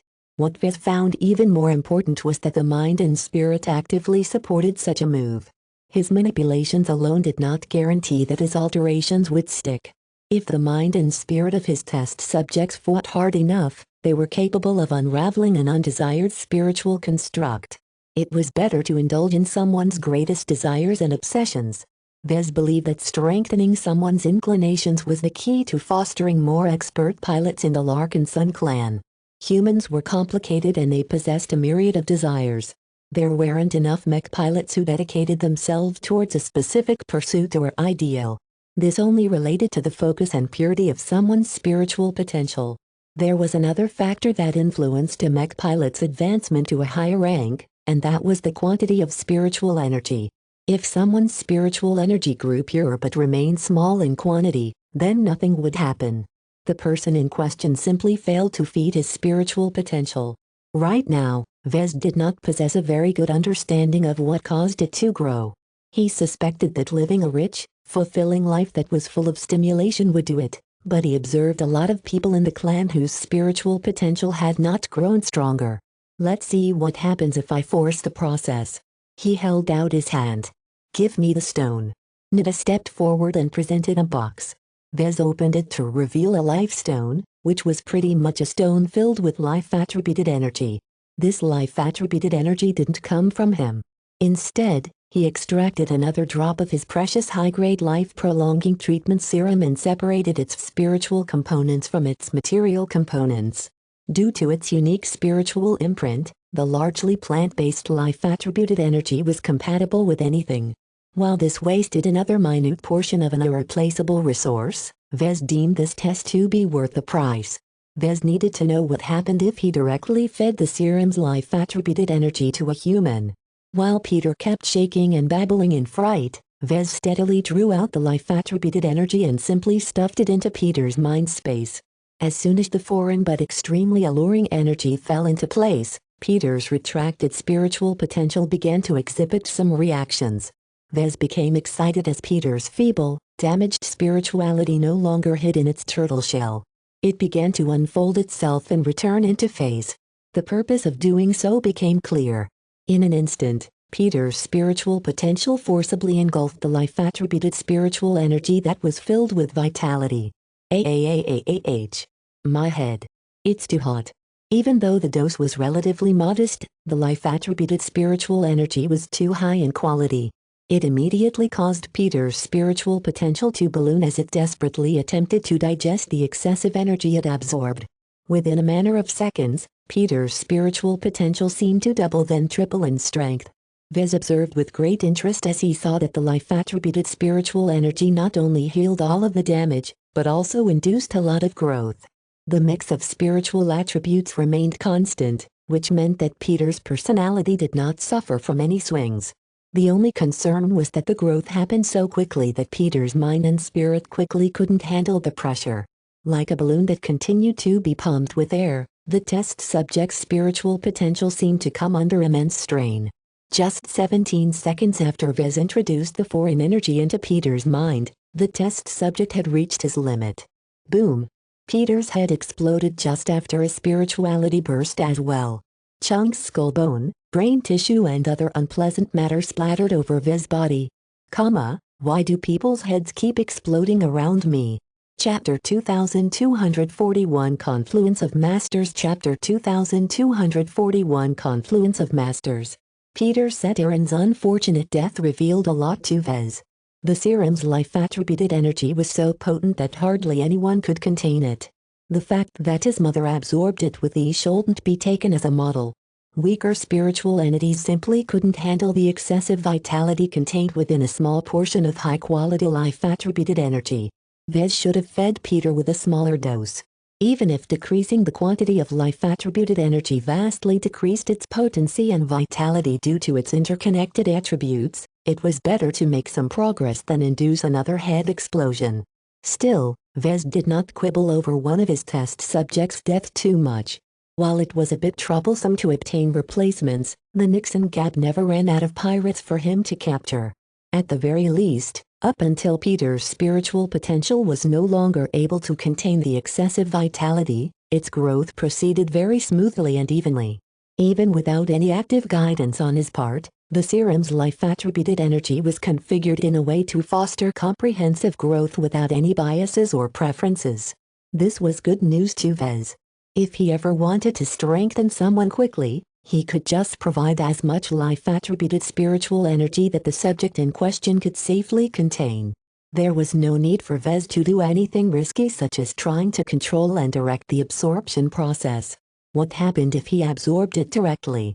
He had a suspicion that he might be able to accelerate the growth of his spirituality and shorten the time needed to advance to senior. However, Vez couldn't guarantee that such a forced growth would affect his foundation. So far, his spirituality had grown at a fairly quick but steady pace. He was already satisfied with its current growth rate. In addition, even if his spirituality grew stronger, his understanding of his design philosophy still remained the same. Unless he made great progress in research and reached a much better understanding in his specialty, there was no way he could break through to senior.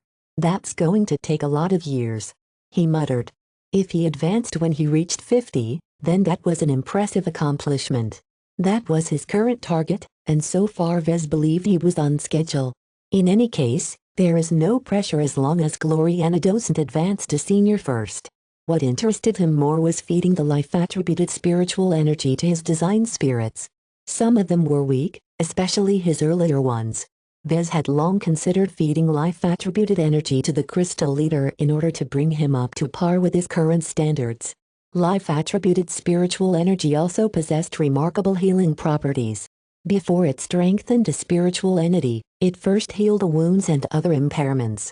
Vez made this conclusion after seeing it work during the birth of the Superior Mother and the fatal experiment that he just performed. Vez had long lamented the fact that some of his design spirits weren't as whole and undamaged as the others. For example, the crystal leader was very deficient in many matters because its main ingredient was very damaged. When Zigra died, the crown cat's spirituality had become detached from its huge body and was just about to slip into the imaginary realm.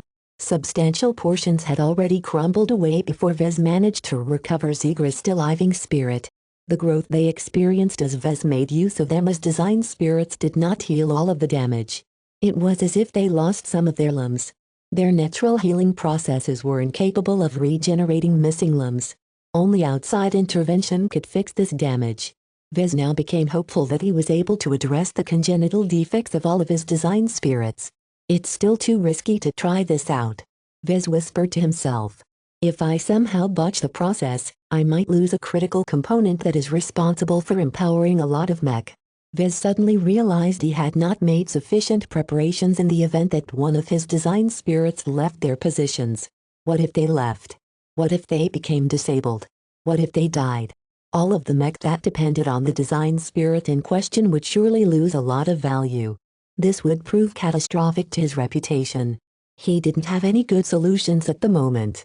The only method he could come up with was to hastily create a substitute spiritual product to take the place of the original design spirit. It was best if the mech model affected by the design spirit's absence had already fallen out of use. Vez didn't care what happened to his oldest designs because hardly anyone piloted them anymore. If that wasn't the case, then the more proper solution would be for the LMC to replace the invalidated mech models with newer models. This is a bit complicated, he thought. Right now, it was too difficult to implement these solutions. This meant that Vez really couldn't afford losing any of his design spirits. At best, he might choose to experiment on an expendable and an important design spirit. Provo came to mind.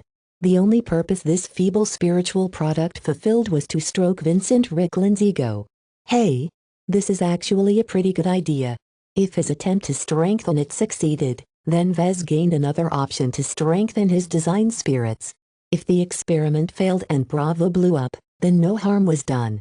Only Vincent actually suffered, and Vez believed that was a pro rather than a con. Only his professionalism restrained Vez from making an immediate move. From an ethical perspective, Vez had promised to deliver a custom mech to Vincent that performed up to a certain standard. He would be doing a great disservice to a customer if his product degraded and weakened ahead of time. While it was normal to expect mech to break down after they had been in service for 5 to 10 years, for one of his mech to abruptly lose its glow was not a regular malfunction. I need to think on this issue further," he murmured. When Vez returned to the Scarlet Rose, he continued to mull over his current research. While he hadn't collected enough data to make any solid conclusions, he was pretty sure he was able to help a mech pilot advance to expert candidate. He was not as confident in helping the likes of Janty Larkinson or Tusa Billingsley Larkinson in undergoing apotheosis. He still didn't understand the trigger to this phenomenon. All he knew that they needed to develop a very pure and solid conviction. As Task Force Predator kept flying calmly through the dense asteroid fields of Maynard Fields, Calabist soon entered his stateroom. "How is it going, Lucky? Would you like to undergo some additional training?" Meow. The gem cat jumped from the desk and floated towards the ceiling. Vez stared up at his cat before directing his eyes to his strategic partner. "He enjoys your company, but he abhors training." "Cats?" Calabist shrugged. "Yup. Cats." When the black-legged woman strode forward, she leaned against the desk instead of sitting on the chair like normal people. "Let me begin with the good news," she said.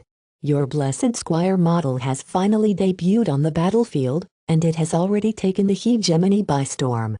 Vez chuckled. "Diva sure did a good job with rolling out the Blessed Squire. With the Hex Army on Morokath 3 making much more progress than elsewhere, there is really no way for those boy-hating women to refute the effectiveness of my work. In addition, the differences before and after the Blessed Squire's introduction was simply too big. Part of that was due to the complete lack of preparation on part of the Fridaymen, but it was undeniable that the Hexers fought considerably more enthusiastically than before. From the beginning, Diva has targeted the hegemony's opposition against mech designed by boys. Fortunately, my former colleagues have managed to overcome the most difficult hurdle. It's very hard to argue that the Blessed Squire and your other Hexer mech can be a boon to the Hex Army if the battle results haven't changed. In fact, if your mech completely fell flat, then Diva will be the first to pull them off the battlefields. That's fair." Vez nodded. "I take it that the Blessed Squire's approval is only a matter of time?" The lives of a lot of Hexer mech pilots was at stake. Diva would never introduce something that imperiled the fate of the hegemony. Calabist nodded. "The matriarchs can't stop the vocal demand from the rest of the Hex Army. Behind the scenes, Diva has made good use of the little angel to convince important Hexers to grant an exception to you. I'm not sure when the Board of Matriarchs will finally issue their verdict, but it won't take too long. Once that happened, Vez would encounter much less hindrance when introducing other Hexer mech. Even his female Hexer mech designs such as the Valkyrie Redeemer would probably make it through." He briefly recalled his talk with Master Olson. His face grew serious. "The Friday Coalition shouldn't be sitting on their thumbs, right? Do you know if they have made any moves towards the Blessed Squire?" "I'm not sure." Calabist shrugged. "I'm no longer with Diva, so I don't have any access to intel relating to the Friday Coalition's response. If you ask me, the Fridaymen will never let a mech that has achieved such a drastic effect on Morokath 3 to achieve the same impact elsewhere. It conveys too many advantages to remain unaddressed. That is all I can say about it. I'm not a mech designer, so I do not know what kind of mech the Coalition will present. Just take into account that your work will likely be targeted by the best. I'm aware. Masters are welcome to spend their precious design time on defeating my mech. If nothing else, that means the Fridaymen are spending less time on figuring out ways to defeat the Hex Army's other models." "That's correct. Whether you win or lose, the Hex Army will always benefit. However." "What is it, Calabist?" "You are overlooking something. With the great impact the Blessed Squire has made, you have definitely proven that you are capable of effecting conflicts between second-rate states. This is not only remarkable in the Komodo Star sector, but also elsewhere. I am sure that many second-rate states in our neighboring star sectors are already paying close attention to what you can do. Some of their eminent mech designers may even feel threatened by your distinctive specialty." Vez widened his eyes. You mean that foreign masters will develop counters to my mech as well? If those foreign mech designers are observant enough to recognize the threat of your mech, then they won't wait until you travel to their star sectors. They will likely develop countermeasures right away. Of course, these potential solutions all need testing. The implication was clear. Those foreign masters will cooperate or collaborate with the Friday Coalition to test out their unique solutions. This is a very great possibility. The Friday Coalition will not reject this foreign aid. Anything that helps stifle your mech is valuable. Isn't this a bit too exaggerated? While I'm okay with competing against the masters of the Friday Coalition, it's another story if I have to resist the top mech designers of the rest of the Yena star cluster. An ordinary journeyman would never be able to withstand such scrutiny. While Vez believed he wouldn't buckle so easily, he knew that there were plenty of weird mech designers out there. Only one of them had to come up with a solution that completely suppressed or negated his design philosophy in order to set back his plans. Look, it's not that bad. Calibust attempted to reassure him. If the Hexers become convinced of the value of your mech and design philosophy, it's possible that some of the hegemony's master mech designers are willing to provide you with help. Vez raised a very skeptical eyebrow. Really? Perhaps not. Chapter 2242 Disunited Coalition Chapter 2242 Disunited Coalition. The realization that some of the best mech designers of the local star CLUS Terra might become his adversaries put Vez in a turbulent mood. It was already bad enough that the masters of the Friday Coalition focused their considerable abilities on countering his design philosophy.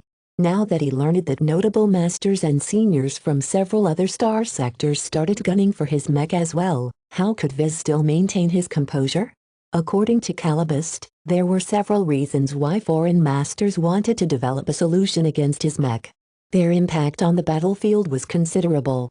Whereas the products of most other mech designers only strengthened a mech on an individual basis, Vez realized mech that acted as powerful force multipliers.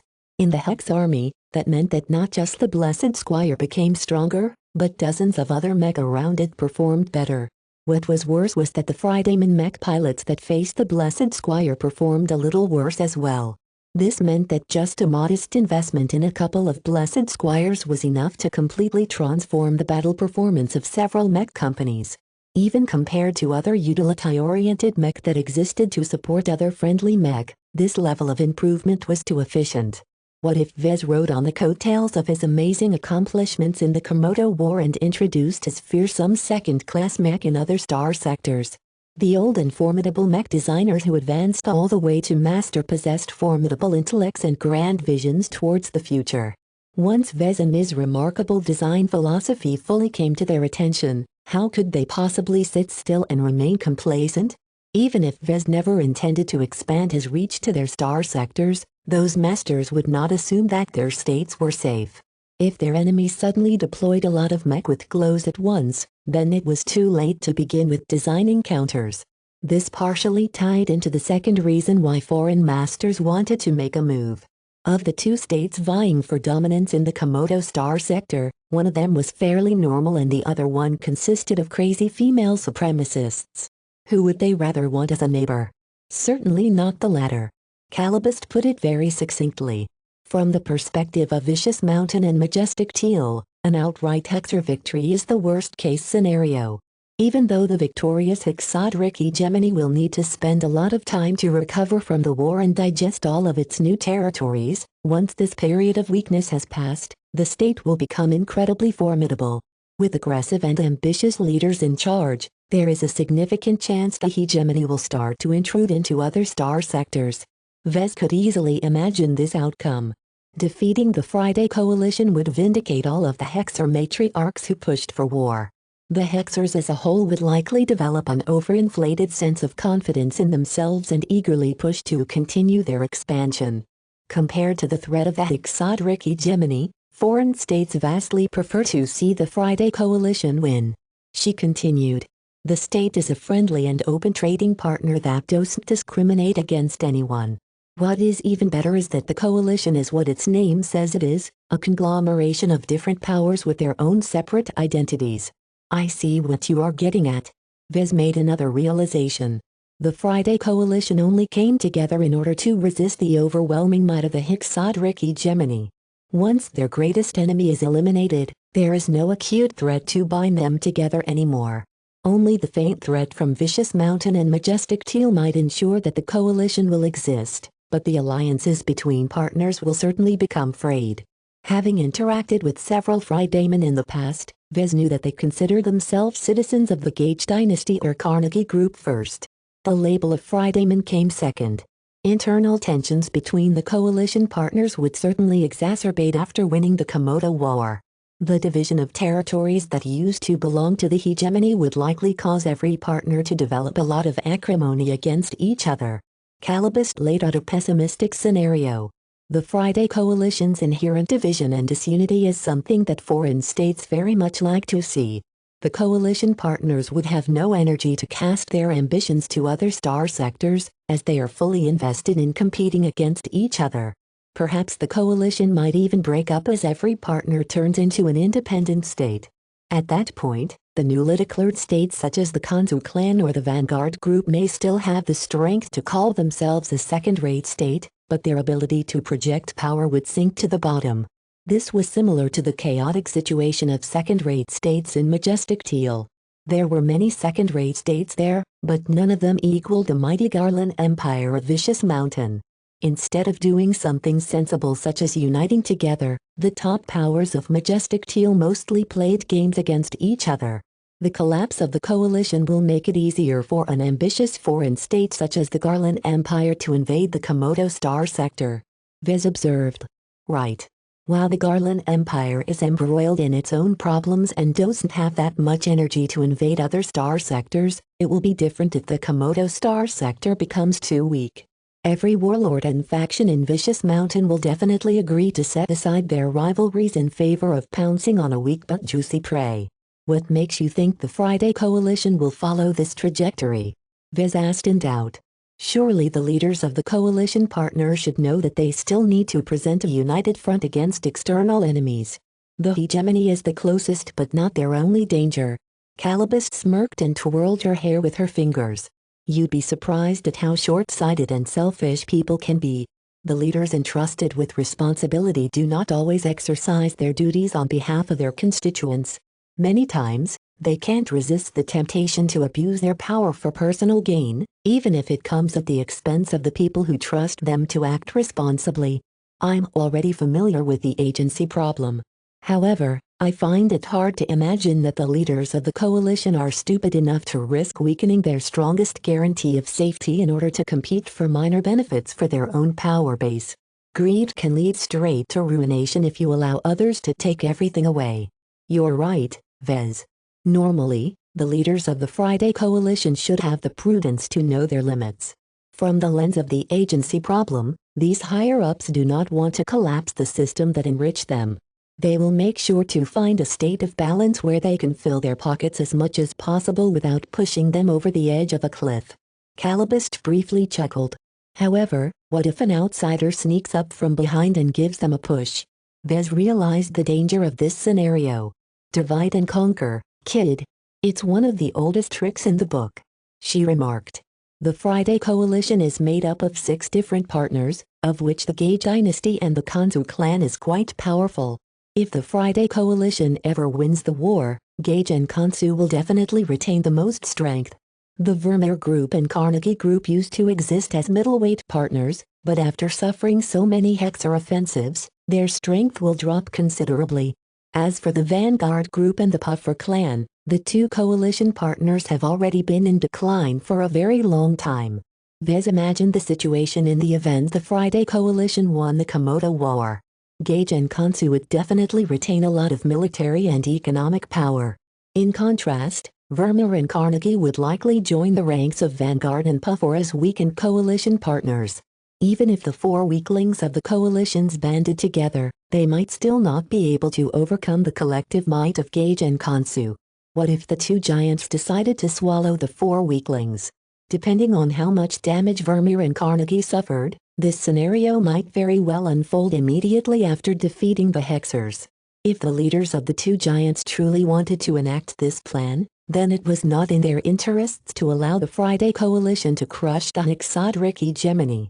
Instead, in the first half of the Komodo War, Gage and Khonsu would secretly cheer if the Hexers managed to rampage through Vermeer and Carnegie space. The more territories the Hexers ravaged, the easier it was for Gage and Khonsu to cannibalize their former allies. Vez grew shocked and numbed at the audacity of such an ambition plan. Such a scheme was too outrageous. Best of all, the Gage dynasty and the Khonsu clan didn't necessarily have to make any deliberate plots. They could fight the Hexers normally without drawing any suspicion and still fail to repel their enemies from the territories of the weaker partners. Of course, there was a risk that the Hexers would gain an even greater amount of momentum and become too strong for the rest of the Friday Coalition to defeat. Gage and Khonsu needed to make some very careful choices over the course of the Komodo War. As for the smaller partners, there was no doubt that they were cognizant of the possibility of being devoured by their former allies. There was no way that Vermeer, Carnegie, Vanguard and Puffer would allow the two behemoths in the coalition to profit off their misfortune. How could these four weak partners possibly make up for the shortfall in strength? By inviting allies. As long as they managed to partner up with powerful outsiders, the four weak coalition partners would be able to resist getting annexed after the Komodo War. The only problem was that borrowing the strength of foreign states came at a hefty cost. If the weaker coalition partners weren't careful enough, they might be devoured by their new friends. Calibist flicked her finger against his forehead. Don't think too much. You're just a mech designer, not a politician. I'm the clan patriarch. Vez defended himself. You're just a mech designer who just happens to assume some responsibility. That does not turn you into the second coming of Senator Tovar.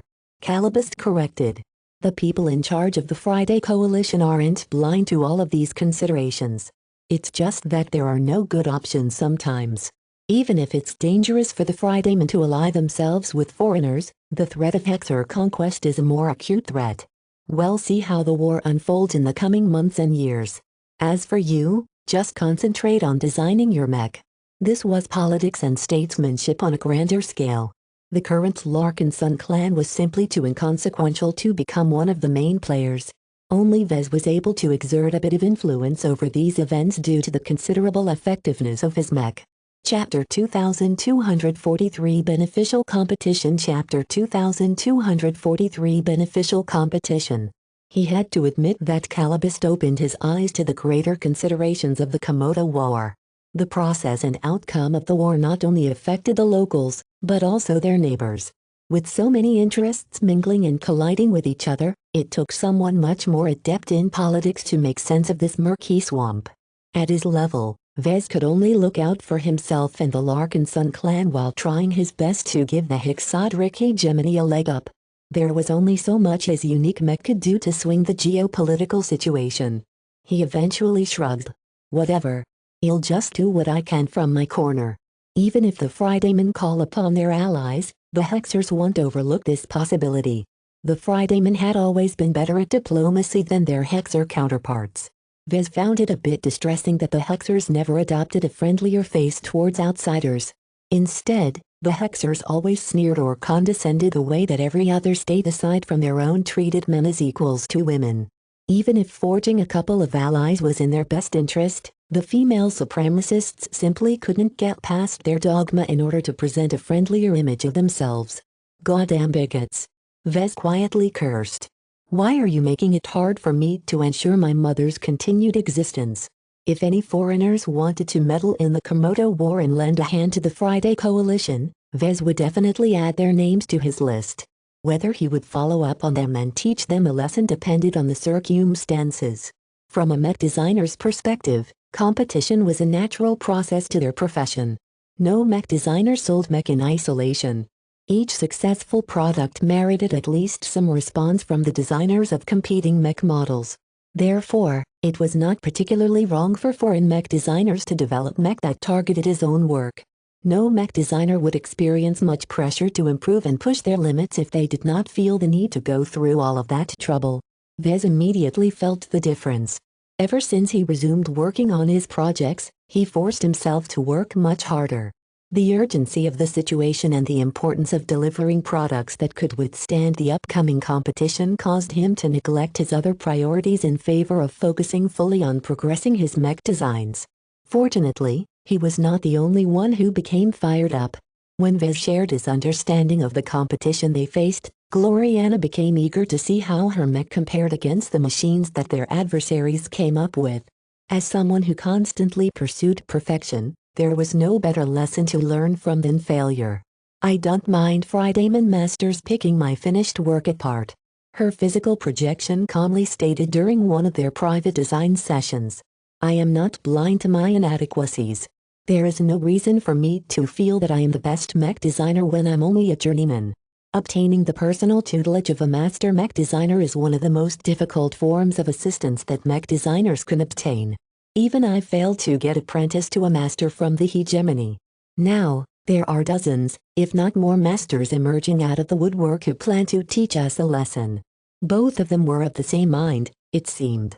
Vez was worried whether Gloriana might buckle under the pressure, but it seemed she wasn't as fragile as he thought. Her immense belief in her own design philosophy provided her with a very strong backbone.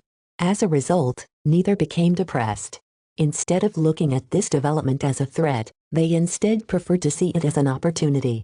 Normally, the phrase teaching a lesson entailed beating someone up. Certainly, no journeyman liked to get bullied by a master, let alone several gangs of masters. That did not mean that the beatings that Vez and Gloriana would endure were senseless. As long as they set their egos aside and studied how the masters picked apart the flaws of their mech designs, the pair would definitely be able to come up with something better next time. There were already clear signs that a number of formidable mech designers started working on researching a counter to GLOWs. There are a lot of mech designers and mech companies who have licensed our mech designs all of a sudden. Gavin excitedly reported one day. "At least half of our new customers are Fridaymen, but there are plenty of vicious mountainers and majestic tealers. There are even mech designers from Winged Serenade trying to figure out what makes our product tick." This amounted to a lot of money pouring into the coffers of the LMC. Just a single Doomguard license cost 400 million hex credits. This was a considerable amount of money to most people, but not enough to trouble masters and state-backed mech institutions. Therefore, all of these masters and organizations who licensed the Doomguard also picked up some other licenses along the way. The Desolate Soldier, the Aurora Titan and many other LMC mech presented a lot of research value to those who set out to counter them. How could they defeat their targets without knowing what they were dealing with? A lot of Fridaymen and foreign masters simply decided to license the LMC's entire mech catalog. Vez shook at the thought of how much money that entailed. How much money does that entail? It's only been a few days, but we have almost accumulated 1 trillion hex credits. While the rate of licensing has slowed down since the initial wave, we project that we'll be able to earn another 1 trillion hex credits in the next couple of months. In fact, we predict that when your Valkyrie Redeemer model successfully debuts on the battlefield, we might see another spike in licensing depending on its battle performance. Only a few months ago, earning 1 trillion hex credits sounded like a distant dream. Vez had to make a very cumbersome deal with Diva in order to obtain a factory ship that was worth this amount of money. He had to win an impossible design duel against Javi Armelon, whose design philosophy consisted of outright cheating, in order to earn another 1 trillion credits. Those were very exceptional circumstances that couldn't be repeated. Vez had to rely on the LMC's regular mech sales to slowly fill up his coffers. He did not expect that the sudden demand for his licenses would present him with another 1 trillion hex credits, with an additional sum of money to follow. For a moment, Vez felt bewildered. He looked at the projection of his assistant in a daze. "What do you want to do with the money, boss?" The Larkin Sun Assembly has already come up with a lot of ideas. Some of the assemblymen want us to procure better combat carriers. Others want to use the money to order another capital ship. Right now, the debate is centered around whether to spend the extra 1 trillion on a fleet carrier or an arc ship. Vez abruptly shook his head. "It's not a good idea to expand our fleet too rapidly. I think it's best to transition to the SHIPs we have already ordered first before looking ahead. It's a very daunting operation to move from our old third-class SHIPs and become accustomed to operating second-class SHIPs. Don't touch the money and put it into our reserves. I'll discuss the matter with the Larkin Son Assembly after I return from the Nixon Gap. Do you at least have a preliminary idea on how to spend that money? I am not against procuring other capital SHIPs, Benny. It is just that now is not the time. As for my choice of SHIPs, I think we should continue to invest in increasing our security and deterrence factor. ARC SHIPs sound nice, but they don't have that much combat value. I'm more inclined to go for a fleet carrier. Vez wanted to invest heavily into a good fleet carrier. The vessel needed to be bigger than his upcoming factory ship in order to accommodate as many mech on a long-term basis as possible. This was why he believed that investing 1 trillion hex credits was not sufficient. Fleet carriers were the closest equivalents to warships to many people. They were more than mech transporters. Not only did they feature an incredibly resilient structure, they were expressly designed to support the functioning of bunkers mech as much as possible without breaking the rules. This meant that a fully crewed and outfitted fleet carrier effectively functioned like an armed cruiser. All of the mech that fired from the hull bunkers took on the role of secondary weapon batteries. If not for the lack of primary weapon mounts such as omega lasers or spin-mounted kinetic weapons, a fleet carrier might be enough to threaten genuine warships. Let's not get ahead of ourselves. Vez warned his assistant. Make sure the Larkin Sons on your side don't entertain any delusions. Understood. I'll be sure to tell the other clansmen that we need to hang on to the money. Even after the call had ended, Vez still felt the situation was a bit surreal. In truth, his situation wasn't actually rare in the mech industry. Any powerful mech designer immediately earned a windfall whenever they published a good mech. Developing effective responses to the most popular and successful mech models was actually a productive interaction that benefit both sides. Of course, Vez and Gloriana had to be good enough to endure the pressure. There was no doubt that their works would become irrelevant if they failed to keep up with the competition. Due to the stimulation of increased competition, the pair invested a lot more passion and enthusiasm in designing their next mech. Both the Valkyrie Redeemer project and the Cat's Paw project benefited considerably from their heightened motivation. The former especially became a priority. The Hex Army's growing demand for the Blessed Squire vindicated their beliefs that their products could make a difference in the Komodo War. The medium aerial Marauder mech served a very different role from the Blessed Squire. Intended to be piloted by female hexers, the highly mobile mech was meant to skirt around the main engagements that involved a huge amount of mech. For this reason, the Valkyrie Redeemer had to become as self-sufficient as possible.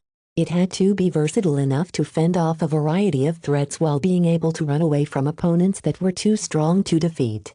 This was a very different approach from the Blessed Squire, which was almost completely incapable of fighting on its own. Even a squad of Blessed Squires couldn't achieve much aside from standing their ground and passing their energy to each other. So far, the design process went well. The Valkyrie Redeemer was not actually that complicated. Vez and Gloriana mainly struggled to fit in as many features as possible into an aerial frame that was designed with mobility in mind. Fortunately, Hexers were quite generous when it came to the budgets of female mech. Since they were piloted by women, they needed to be strong enough to reflect the superiority of their gender. After a bit of back and forth with Diva, Vez and Gloriana eventually decided to set the maximum budget at 400 million hex credits. This was double the budget of the Blessed Squire. Even though the supportive Knight mech was considerably larger and more massive, the faster and nimbler Valkyrie Redeemer would nonetheless make use of better components, many of which were miniaturized to a greater degree. Our Valkyrie Redeemer needs no support in order to pay for its cost. Vez confidently stated. Only a small squad of Valkyrie Redeemers is enough to harass the Fridaymen from range or up close.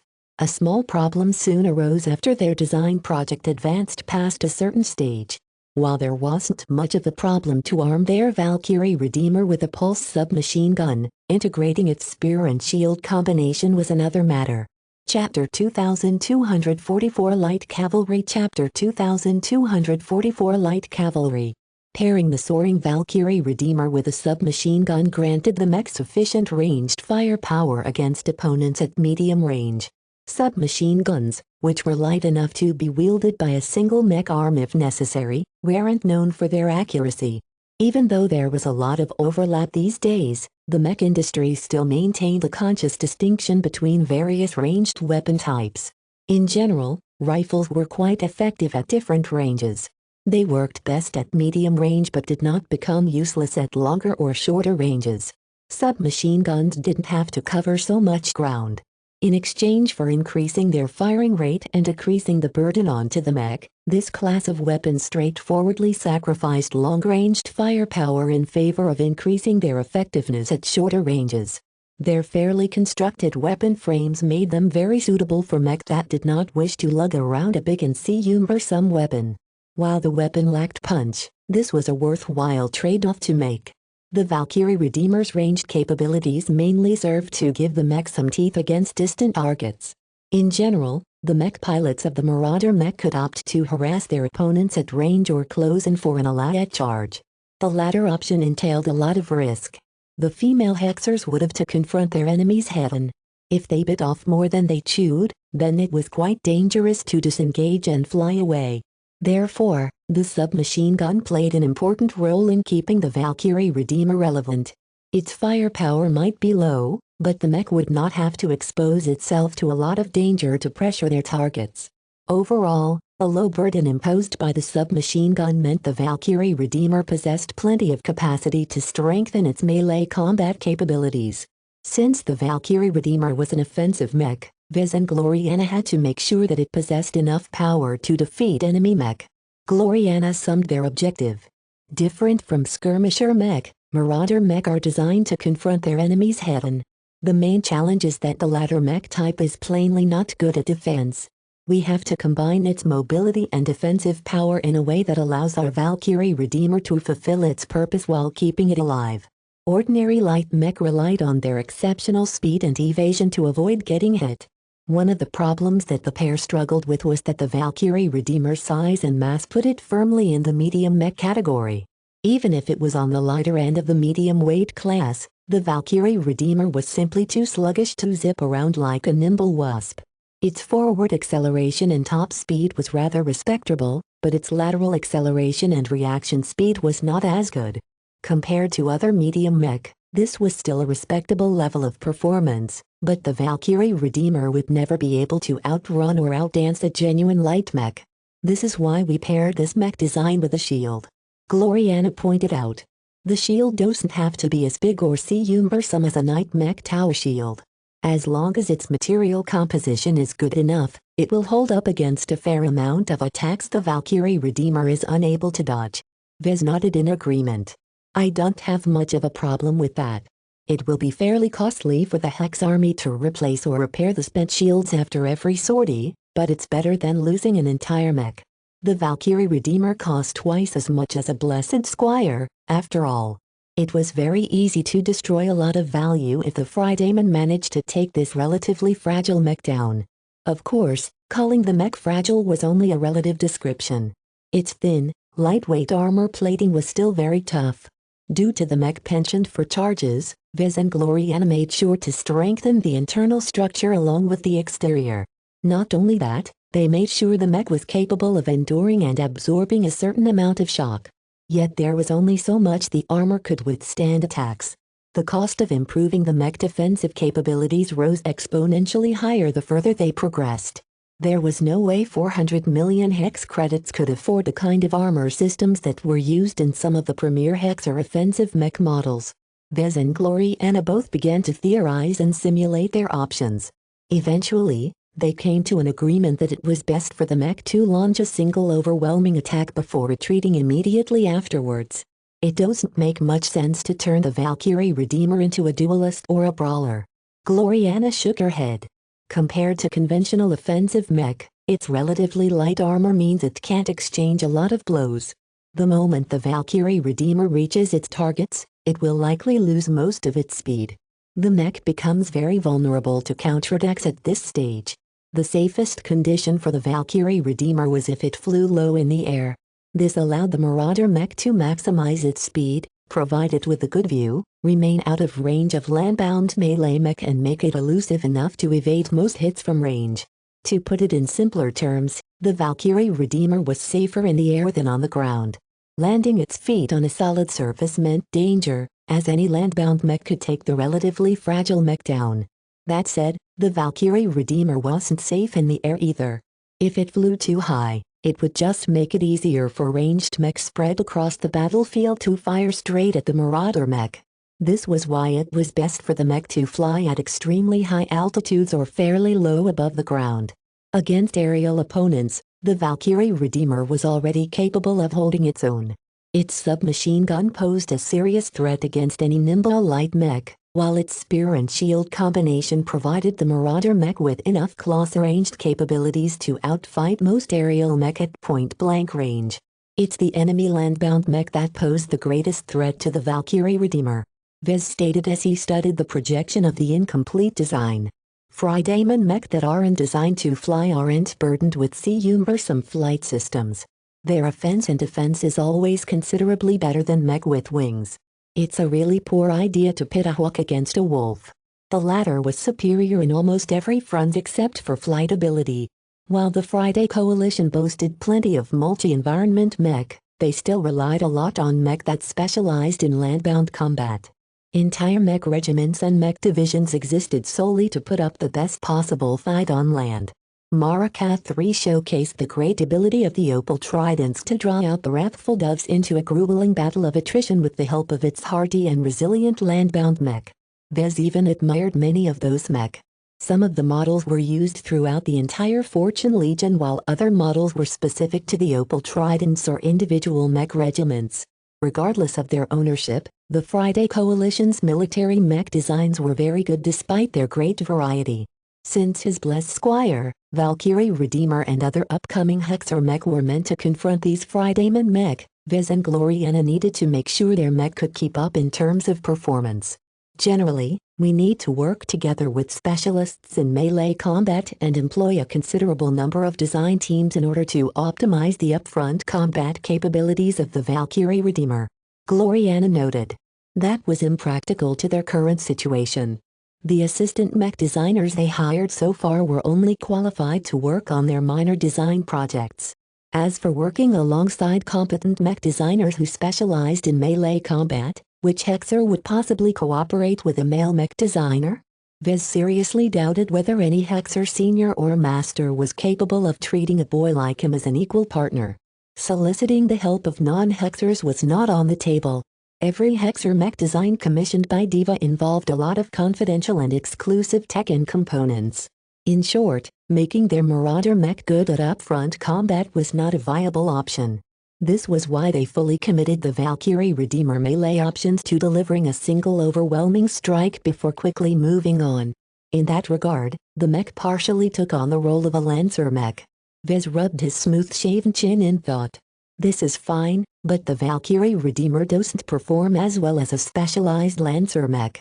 It's a bit more agile, to be sure, but it doesn't have the frontal armor and other attributes to break through a solid defense line.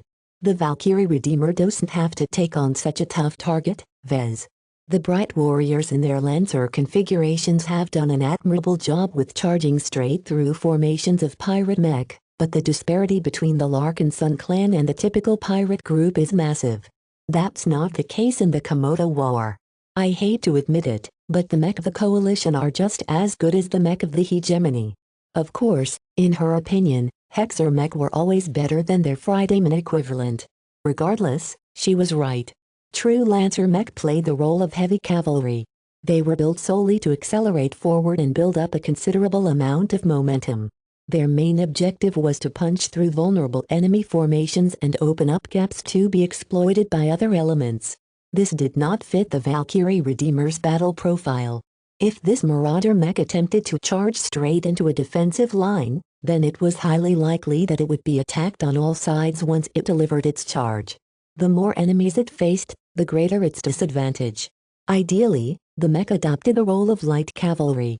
The Valkyrie Redeemer was supposed to steer clear of large groups of enemies and instead hunted for isolated patrols and vulnerable supply vehicles.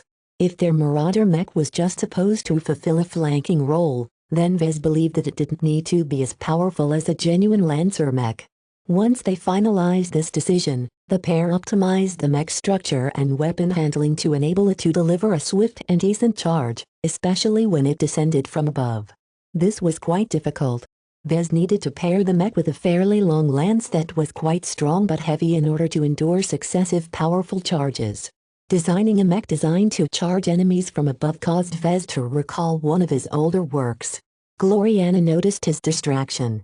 "What are you thinking about?" "Huh. Oh, noting, haha."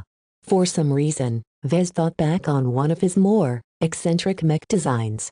The Lady Death's Heel was a particularly remarkable mech that he designed in his early years. Transforming its feet into a giant spike so that the Lady Death's Heel could charge straight down onto a vulnerable surface target was a very original implementation. If the devastating charge of this mech didn't finish off a target, then the mech could always bash its impaled victim with its hammer to finish the job. For a moment, Vez felt tempted to bring up this old work of his to Gloriana. Since he published it onto a pseudonym account, he was pretty sure his lover wasn't familiar with it. Now that he thought about it, a Lady Death's Heel was very compatible with Hexer sensibilities. Vez had a faint suspicion that the female Hexers would love to pilot a mech that was able to deliver death from above by impaling their opponents with a giant spiky heel. He shuddered. Some mech were simply too horrible to introduce to the galaxy. He had no idea what Hexers would do with a mech that possessed such an unusual feature, but he was sure that they would definitely go overboard with impaling enemy mech. Chapter 2245 Starburst Module Chapter 2245 Starburst Module. Turning the Valkyrie Redeemer into the second coming of the Lady Death's Heel was impractical. It may have worked in the simplified setting of virtual reality, but modern mech were considerably hardier. It took quite some effort to pierce through the armor of second-class mech. When Vez performed some quick calculations and simulations with his implant, he realized that a dive attack with a weaponized pair of legs would more likely crumple the Valkyrie Redeemer than its target. This was because the Valkyrie Redeemer was too light. Vez would need to re-engineer the mech's entire frame to withstand the immense forces that came from underneath. While he estimated it would be possible to do so, it would come at the cost of almost every other advantage of the mech. He resolutely shelved this idea aside. From a practical standpoint, such a mech was too specialized and monotonous for his liking. As a mech designed to fight as an independent flanking element, the machine needed to possess at least some versatility in order to respond to various threats. Even if the current configuration did not give his Marauder mech a lot of pronounced advantages, its current toolkit at least boosted its survival rate, which was very important for independent mech. Speaking of survival, one of the most precarious moments the Valkyrie Redeemer could end up in was when it had just completed a charging dive attack. Once it stopped on the ground, it would take at least a few seconds for the Marauder mech to leap back into the air. He turned to Gloriana's physical projection. "I think it's best to add a disengagement tool to the mech. You know as well as I do that our mech is at its most vulnerable when it is stationary, and that happens to be the moment when it has just rammed its spear through a target or the ground." His partner gazed towards the incomplete design schematic. "We've used up all of the capacity of the mech. If we add an extra module, its mass and power draw will increase to an unacceptable degree. It's a tool of last resort. Against weaker targets, the Valkyrie Redeemer shouldn't have to make use of such an ability. I only want to provide our mech with some additional help in case it has landed in hot water." As a mech designer, Vez needed to know his audience. Though he couldn't claim to know Hexer mech pilots in depth, he performed enough study and made enough observations to know that female Hexer mech pilots tended to be aggressive by nature. Their upbringing, training and combat doctrine all caused them to grow overconfident. Certainly, the women would probably learn to respect the Fridayman properly once the Komodo War dragged on, but until then Vez expected many of these female tyrants to die ignoble deaths on the battlefield. Vez did not believe he could single-handedly stop this foolhardiness. He merely wanted to avoid blame when the Valkyrie Redeemer finally began to fielded. He was sure that the Hex Army would assign some of its most hot-headed female hexers to pilot this mech. If those idiotic women began to drive themselves to their deaths in droves, it would definitely lead to a strong degree of pushback towards his involvement in the Komodo War. After a bit of persuasion, Gloriana came around to the idea. She added some caveats, however. Let's limit our selection to a smaller auxiliary module. I don't want to ruin the sweet spot that we have already managed to settle upon. Finding a good balance between offense, defense and mobility was crucial to the Valkyrie Redeemer. Adding some utility to the mix would disrupt this beneficial balance. Vez did not look worried. We don't need a module that needs to be active every time, so it doesn't have to be too big. What we do need is something that is potent in the few times it's activated.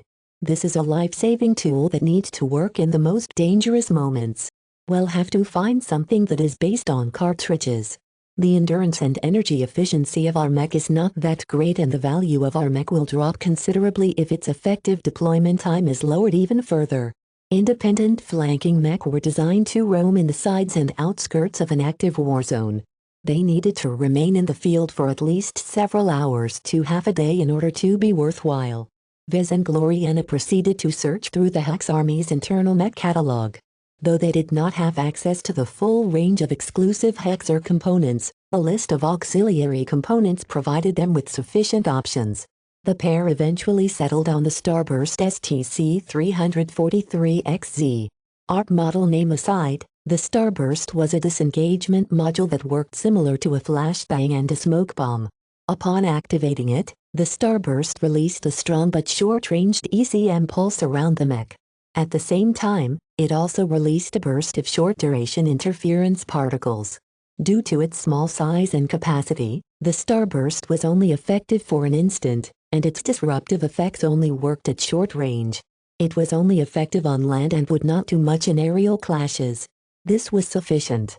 What the Valkyrie Redeemer feared the most was getting struck by a strong blow shortly after landing. Adding the Starburst module to the Valkyrie Redeemer resulted in few issues. Its small size and limited capabilities did not fundamentally alter the current mech design's sweet spot. Sadly, the new auxiliary feature came with a very restrictive limitation. It could only hold 3 cartridges. Once the Valkyrie Redeemer activated the Starburst module 3 times, it could only replenish this function by going back for resupply. 3 times is enough. Vez affirmed.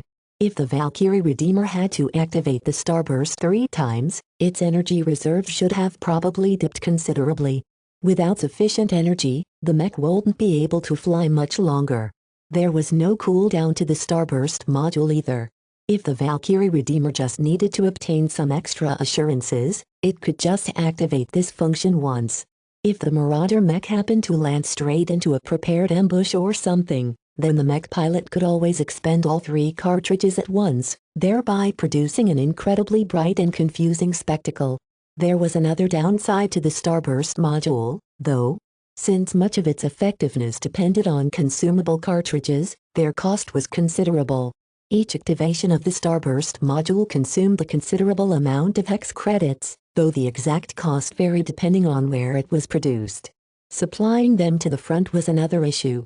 Vez wasn't sure how widespread the Starburst module was being used in other Hexer mech models, but he didn't believe it was ubiquitous. You don't have to worry about this problem. Gloriana reassured him. As long as the battle effectiveness of our mech design is good enough, the Hex Army will definitely invest enough logistical capacity. If the Blessed Squire was any indication, the Hexers might embrace the Valkyrie Redeemer with just as much enthusiasm. From what Vez had learned of Hexers, they were similar to the Ilvanans in their reverence for design spirits that affirmed their beliefs. Whether the Hexers were secular or religious, they all revered the Superior Mother as a symbol and an ideal. The particularly strong reaction among the soldiers of the Wrathful Doves towards the Blessed Squire proved that the Superior Mother strongly resonated with them. The nature of design spirits meant that Vez would always be able to achieve more results with people who held distinct values. Religion was one of the easiest ways for him to find common ground with a specific target audience. Therefore, even if the Valkyrie Redeemer design did not immediately stand out performance-wise, Vez still believed the Hexers would still embrace the distinctive mech design. With all of the design choices they made, the direction of their mech design was pretty much set. From a technical perspective, the remainder of the design process did not require any further pivotal decisions.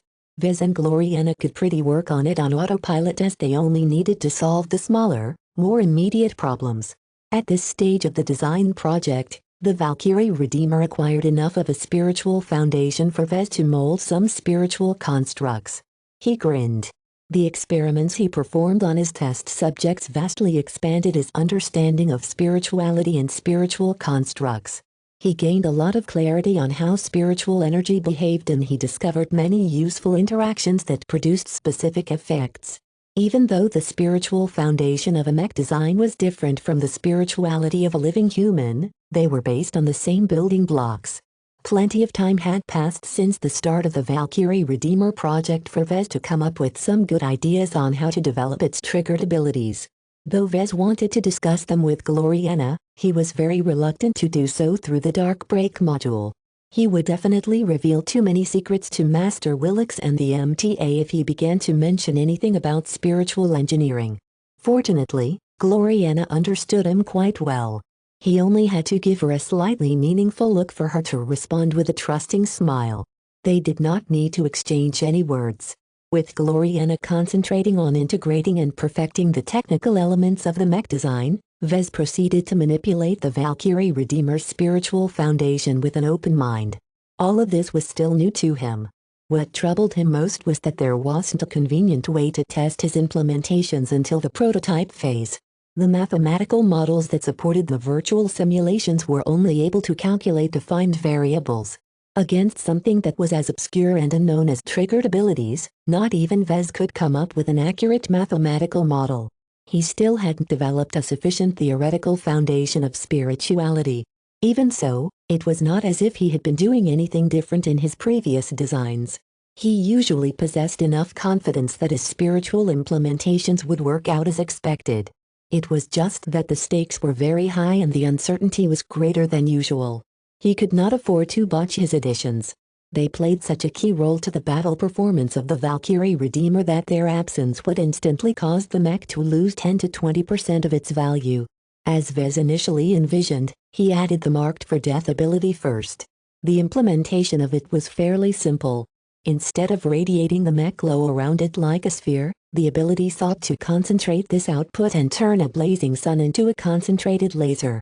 He hoped to increase the intensity and range of the Valkyrie Redeemer's death-oriented glow in this fashion. To form this triggered ability, Vez created a meticulous spiritual construct that looked like a strong and straight spear.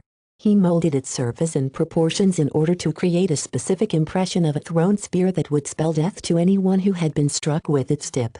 His mind went a little fuzzy during this spiritual design session. He relied on intuition, feeling, his shallow understanding of spirituality and plain old trial and error to achieve the outcome he wanted. When Vez believed the spiritual construct came into form, he took a step back and evaluated the death spear. It radiated supremacy, control and death. The spiritual spear actually contained 3 spiritual attributes instead of 1. This was because it did not consist of one spiritual construct but actually 3 of them put together. This was another innovation he came up with during his previous experiments. While it was all well and good to develop spiritual constructs that embodied a single spiritual attribute, what if he wanted to develop something more complex? What if he wanted to make use of several spiritual attributes? The solution seemed obvious. He could just form several spiritual constructs and assemble them together into a compound construct.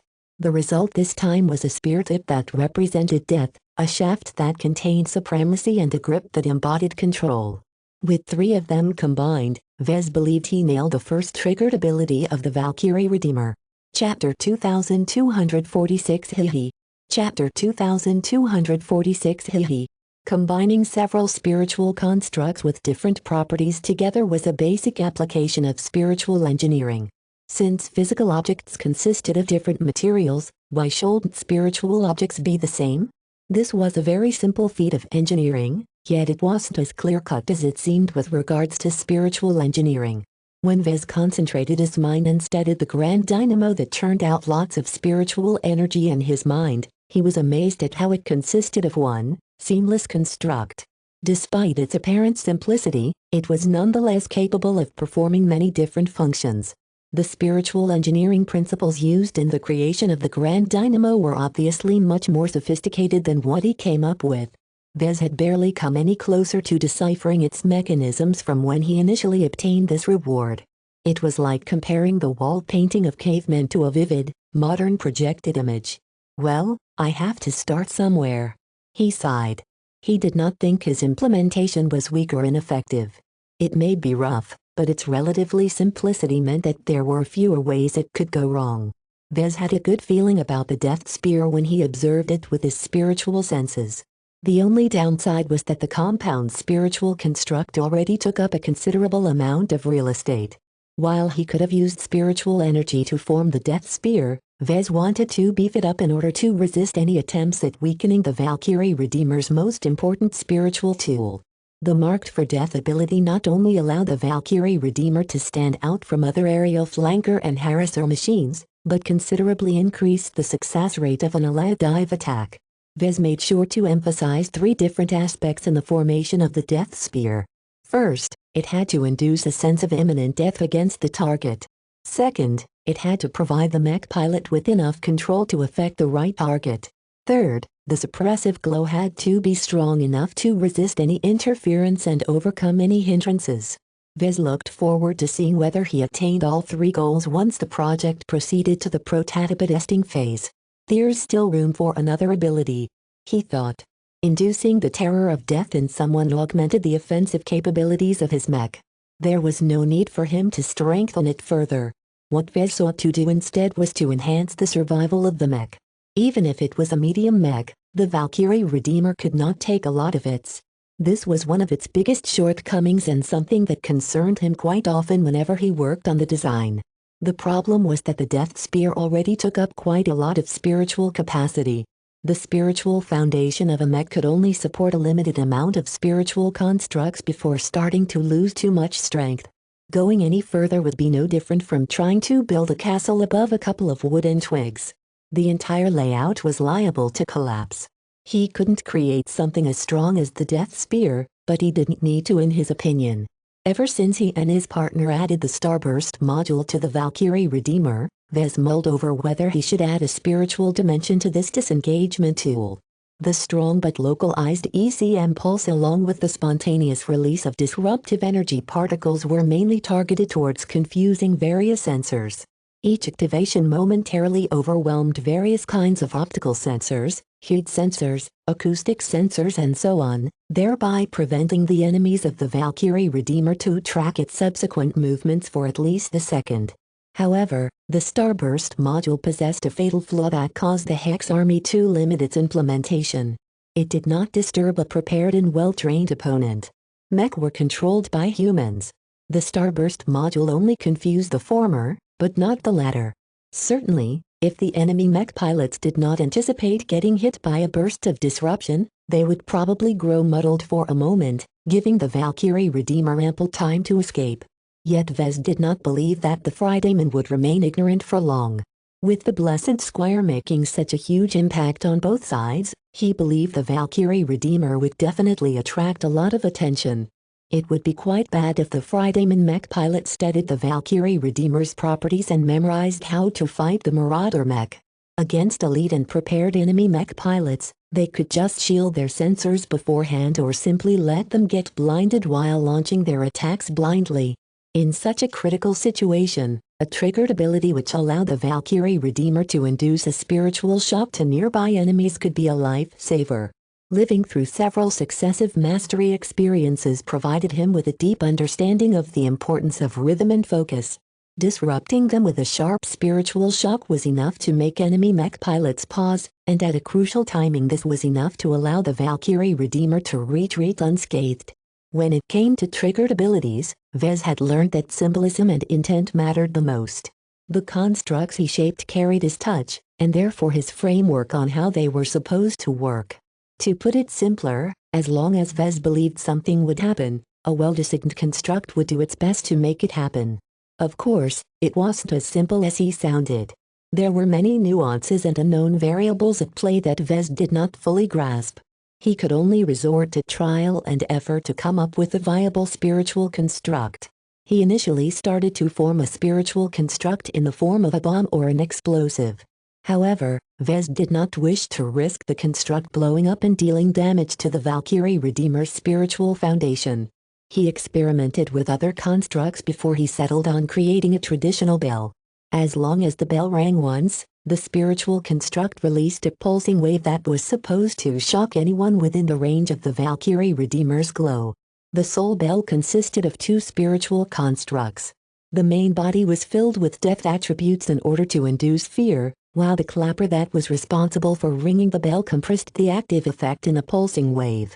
The soul bell wasn't strong if it was constantly active. Vez overcame this problem by designing the spiritual construct in a way that allowed it to accumulate its energy. Once the mech pilot had triggered the ability, the bell immediately rang, thereby releasing all of the pent-up energy at once. He called it the shock pulse. One of the most crucial properties of this shock pulse ability was that it aimed squarely towards non-hexers. Any hexer or believer in the superior mother should be able to remain unaffected, which was very important as Vez did not wish for the mech pilot of the Valkyrie Redeemer to pause at the crucial moment of activation.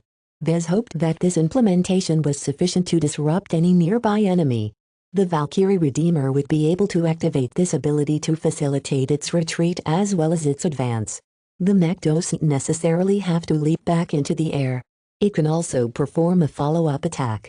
At this point, Vez believed the Valkyrie Redeemer could accommodate no more triggered abilities without weakening its fundamentals. That was unacceptable. I wonder how they will hold up against any possible counters to my mech, he whispered.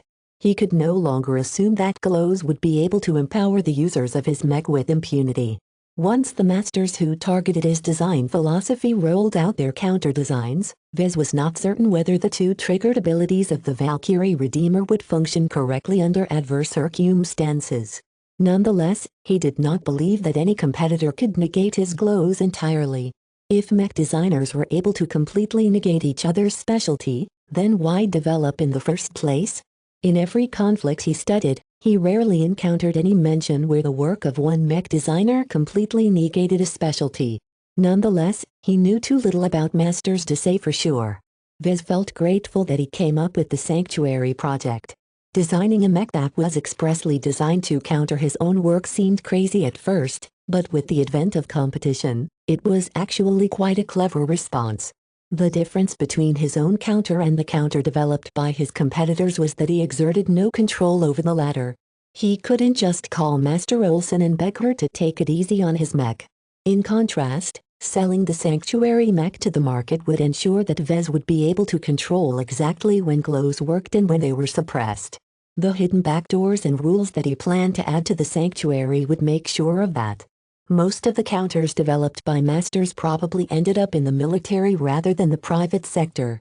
As long as the Sanctuary offered the best value for money, Vez would definitely be able to gain a lot of market share of mech that countered his glows. Now that Vez completed the triggered abilities of the Valkyrie Redeemer, he felt tempted to do the same to his other projects. Some of them were a bit further ahead than others, but they had all progressed to the point where Vez was able to play with their spiritual foundations. Gloriana picked up his exhaustion and excitement when they next contacted each other. Her physical projection stepped close to his and touched his arm. Vez felt a strong pressure on his skin, which caused him to look at her in puzzlement. This isn't supposed to happen. Why is your touch so strong? She grinned at him. I upgraded the physical projection tech of my stateroom aboard the Stellar Chaser. Doesn't that sound great? High-quality physical projection machines are expensive. Why would you possibly spend so much money? Vez frowned. To do this. She snapped her fingers. A smell suddenly tickled his nose. Vez widened his eyes. He could actually smell one of her regular perfumes. A hot and rosy smell intoxicated his nasal senses as he breathed the distinctive smell generated by the dark brake module. He wasn't able to determine whether the smell precisely matched the perfume, but the fact that the dark brake module was able to convey this much was already impressive. You upgraded your physical projectors just to make your projection smell better? No, silly. I also wanted to do this. Her physical projection threw itself at him, causing him to feel a strong pressure exerted on his body. Before he knew it, her projection kissed his lips. Though Vez knew he was just feeling simulated pressure generated by the dark break module, the illusion was very close to reality. When the two began to engage in some tongue action, Vez found to his surprise that he could sense plenty of moisture on his tongue and lips. What an amazing function! Physical projection technology had evidently advanced considerably since the time he interacted with the virtual officers of the Starlight Megalodon. Once Gloriana withdrew her lips, she gazed at him with an intriguing look. Did you know why humans originally developed physical projections? In space, it's very hard for couples to live apart from each other. There is so much you can do to sustain the love you have for someone if you are just limited to talking to an intangible projection. There's also a lot of lonely bachelors aboard vessels who can't go to a club and aren't allowed to fraternize with each other. Wait a minute, are you suggesting that? Hehe. You guessed it. Technology is so amazing. Let us test whether modern physical projection technology is good enough for you to be able to discharge your energy to me across light years. The hands of her physical projection already started to unbutton and peel off his shirt uniform. Though Vez felt excited, he also felt reluctant to engage with her any further. Wait. This channel isn't secure. Our lovemaking will probably end up in the archives of the MTA. Master Willix is probably watching at this very moment. Then let her. I don't mind, hehe. Chapter 2247 Ulimo Citadel Chapter 2247 Ulimo Citadel. Vez looked troubled the next day. Though he admittedly gained a lot of satisfaction after he released all of his pent-up energy yesterday, the circumstances of his discharge was anything but usual. Technology has gone too far. He shook his head. Though he felt a bit weirded out, he had to admit he enjoyed it quite a bit. The dark break module simulated Gloriana's physical properties to such an accurate and realistic degree that he could hardly name the differences. If Gloriana offered to go for another round, Vez would likely nod his head and say yes. He eventually shrugged and readied himself for another day of work. After he finished his breakfast, he met with Major Verlin Calabust in his stateroom. Meow. Lucky curiously looked up at the two older Larkin sons as Vez rubbed his head. Good morning. Vez greeted. I take it that we have approached yet another pirate base, right? That is indeed the case, sir. Major Verl waved his hand, activating a projection that showed a map of their surroundings. Our forward scouts have managed to approach a famed pirate base called the Ulimo Citadel. The projection shifted to a base built into the surface of a small moon-sized asteroid. Ulimo Citadel is the stronghold of the Dry Snakes. According to second-hand intelligence, the Dry Snakes are able to field around 1,700 mech, which is enough to secure their foundation in this rich patch of Maynard fields. The visible structures of Ulimo Citadel looked considerably more formidable than Ziffert Base. Part of it was because it was built into a much larger moon-like environment. Another part of it was because the Dry Snakes invested considerably more resources in its construction. What Vez found remarkable was the elevated amount of traffic going in and out of Ulimo Citadel. Is this open base? Calabust nodded. Ulimo Citadel is one of the rare pirate strongholds that has opened a limited public market. It's similar to Frostbite Fortress in that regard. While Ulimo doesn't host the largest pirate marketplace, it is especially attractive towards smaller pirate outfits and independents. Why so? Many pirate marketplaces are very dangerous to visit if you aren't strong enough. The pirate groups who oversee them also have a penchant for ripping off their visitor. What is remarkable about Ulimo Citadel is that the Dry Snakes charge very low fees for landing a vessel in its hangar and various other services. This turns Ulimo Citadel into an affordable place for SCUM to gather. Trade, recruitment and many more activities took place in this surprisingly lively pirate base. How is the reputation of the Dry Snakes? Fairly good. They mostly abide by their responsibilities. While their guards aren't always proper, according to word of mouth they don't abuse their power too often. It helps to bribe them, though. Vez snorted. I suppose that is the best that you can expect of pirates. Don't underestimate Ulimo Citadel, Vez. Calabust glinted her eyes at him. Under normal conditions, the dry snakes are mainly counting on their formidable base defenses along with their 1,700 mech to hang on to their lucrative base. Aside from the trade that they have attracted, the dry snakes mainly earn their living by mining the more interesting exotics from the surrounding asteroids. This particular portion of Maynard Field doesn't offer as much cabinet as other places, but in return there is a good chance that prospectors are able to stumble on small deposits of medium or even high-grade exotics. Vez leaned forward from his chair when he heard that. He stopped petting Lucky, much to the cat's complaints.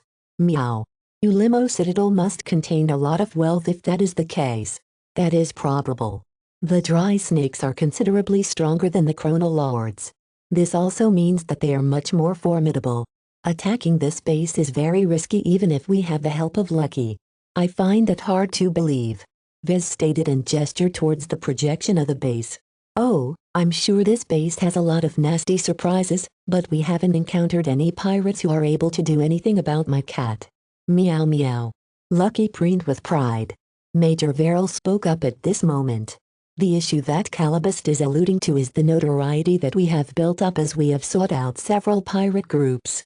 After Ziffert Base, we knocked over 3 other pirate bases, thereby ending the lives of many pirates.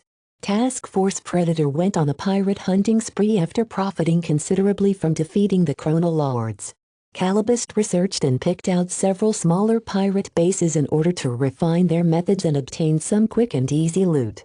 Lucky managed to eat a considerable amount of valuable exotics. Vez expanded his collection of stones with 2 extra samples. He also obtained dozens of test subjects, each of whom were confirmed pirates with spiritual potential. The mech pilots of the Larkin Sun clan accrued even further experience. The task force looted plenty of valuable materials. Though none of the pirate bases held anything truly remarkable, the entire task force had become a lot more accustomed to attacking them. With Lucky's help, the Larkin Sun should have no problems cracking Ulimo Citadel. However, Calabast disagreed. The situation is more complicated than we thought. According to the long-ranged observation data from our forward scouts, there are much more mech and SHIPs present at Ulimo Citadel. She tapped the projection, causing it to highlight 4 different groups of mech forces. Vez frowned. I take it the largest group are the dry snakes. Yes. We already anticipated their presence. What is problematic are the other 3 pirate groups. According to investigations, they are the vassal pirate groups that normally roam elsewhere. The fact that they have congregated at Ulimo Citadel is not a good sign. Major Verrill let out an exasperated breath. We have toppled too many pirate groups. In each and every attack since we entered the Nixon Gap, we completely devastated our opponents. You have to know that allied attacks on pirate bases don't happen very often. Now that an outside factor such as have entered Maynard and shown that we do not abide by the rules, the local pirate organizations have all begun to respond to your actions. The dry snakes have summoned the Zona Stalkers, the Farman Zone and the Habit Clinters to reinforce Ulimo Citadel. While these pirate outfits are weaker, their numbers and individual strength can't be overlooked. Calabast provided a brief overview of the vassal outfits. The Zona Stalkers attracted her attention the most. Presumably founded by intelligence officers and operatives gone rogue, the Zona Stalkers were famed for using stealth mech and stealth shuttles based on outdated stealth tech. However, despite losing access to newer iterations of stealth tech, the Zona Stalkers still managed to maintain their foundation. These days, they were able to field 400 mech, though this was only what everyone knew on the surface. Several rumors swirled around the Zona Stalkers. One of them stated that they were still secretly backed by a lawful organization, most likely a Sentinel noble house. Another rumor claimed that the Zona Stalkers somehow managed to get their hands on some alien stealth tech in the Nixon Gap. The most improbable rumor stated that the Zona Stalkers secretly maintained a research team that consisted of scientists who specialized in stealth technology. Regardless which of these rumors are true, as long as we plunder the Zona Stalkers, we'll likely be able to take over all of their possessions. Calabast grinned. While their stealth gear is probably inferior, the exotics used in making them is very valuable to my black cats. It's quite challenging to obtain stealth materials in the Nixon Gap. Her personal interest in attacking Ulimo Citadel became clear. The zone of stalkers was led by former spies like her. This caused Calibus to become a lot more excited about plundering this specific pirate outfit. The farm and zone are a lot more boring in comparison. It's founded by a number of military veterans, so their discipline and training is a lot better than the typical pirates. They're able to field 700 mech, and they are generally strong in ranged combat and defending strongholds. That's quite a lot of mech. Don't the dry snakes feel threatened by their vassal? It's complicated. Calibus shrugged. The third group is the habit clinters. Unlike the other two vassals, the habit clinters share a different origin. The leaders of the clinters don't come from civilized space. Instead, the clinters are fully made up of Nixon pirates who were born and raised in the region. While they are known for their aggression, they are also famed for their lack of discipline and restraints. They are able to field around 650 mech. The habit clinters sounded like upgraded bottom feeders to Vez. They likely consisted of thugs who lucked out on some raids and managed to grow stronger instead of getting annihilated by the peacekeepers. Though these subordinate pirate outfits weren't particularly threatening to the Larkinson clan when they were alone, it was a different story now that they answered the call of the dry snakes. Disregarding Ulimo Citadel's fixed defenses, confronting over 3,000 pirate mech at once was still a risky endeavor. What do you think? Vez asked with a hint of uncertainty. The dry snakes are ready for us. Major Verrill responded. It is not a wise idea for us to hit a tough and prepared target. Even if the pirates here aren't aware of how we managed to sabotage the defenses of the previous targets that we've hit, there is no way that the pirates will remain complacent when it comes to guarding Ulimo Citadel. I fear that Lucky won't be able to get away with as much mischief as before. Meow. Lucky raised his tail.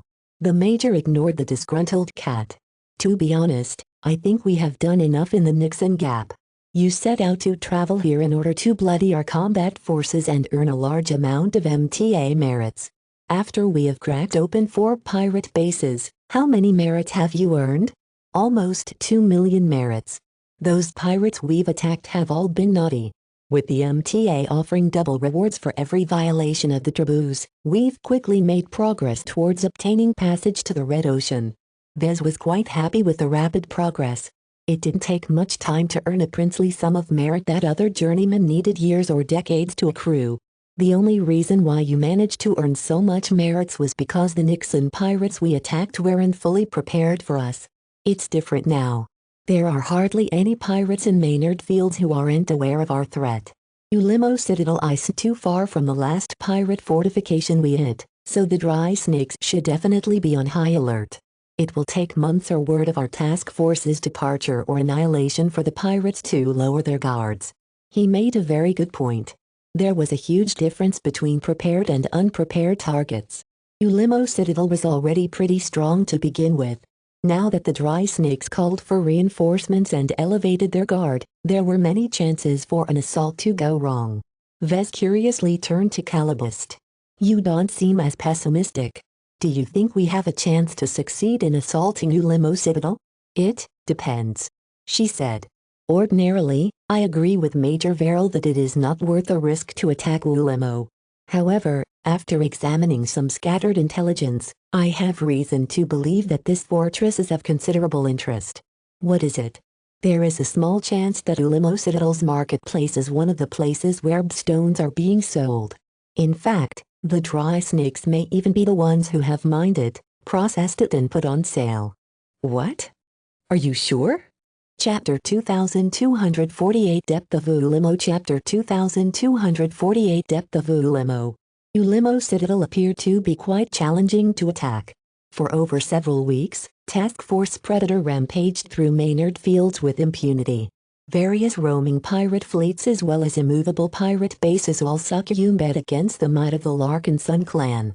Yet the existence of this strong, prepared and reinforced pirate fortification risked stalling the task force's momentum. Certainly, Major Verrill had a good point.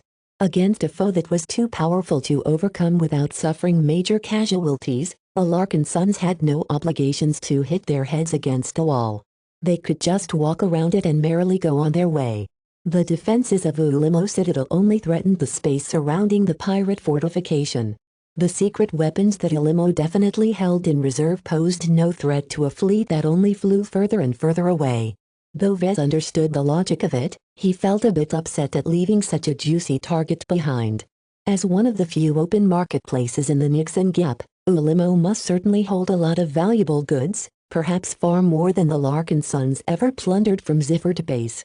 Yet the more he stared at the projection of Ulimo, the more his intuition for danger became roused. The stronghold was dangerous. That was for certain. He even had a hunch that Lucky's infiltration might not go smoothly this time. The presence of the Zona stalkers meant that the pirates residing at Ulimo gained a formidable amount of stealth and anti-stealth capabilities. He jolted in realization. Calabist, are we sweeping our perimeter for enemy stealth vehicles? My black cats are already on the lookout for hidden presences around our fleet. The spymaster casually replied. This is my craft, remember? From the moment I knew that the Zona stalkers are affiliated with the Dry Snakes, I have put my surveillance specialists on full alert. The Penitent Sisters are especially helpful as their anti-stealth measures are just as good as any Hexer outfit. In the Komodo Star sector, there weren't many organizations who could circumvent second-class sensor technology. In a place like the Nixon Gap, the chances of any pirates being able to run rings around Hexer sensors should be slim. However, Vez did not feel reassured. Anything could be beaten as long as someone came up with the right solution. The task force had done so several times over the past month as Lucky's stealth and intangibility turned him into a highly effective infiltrator.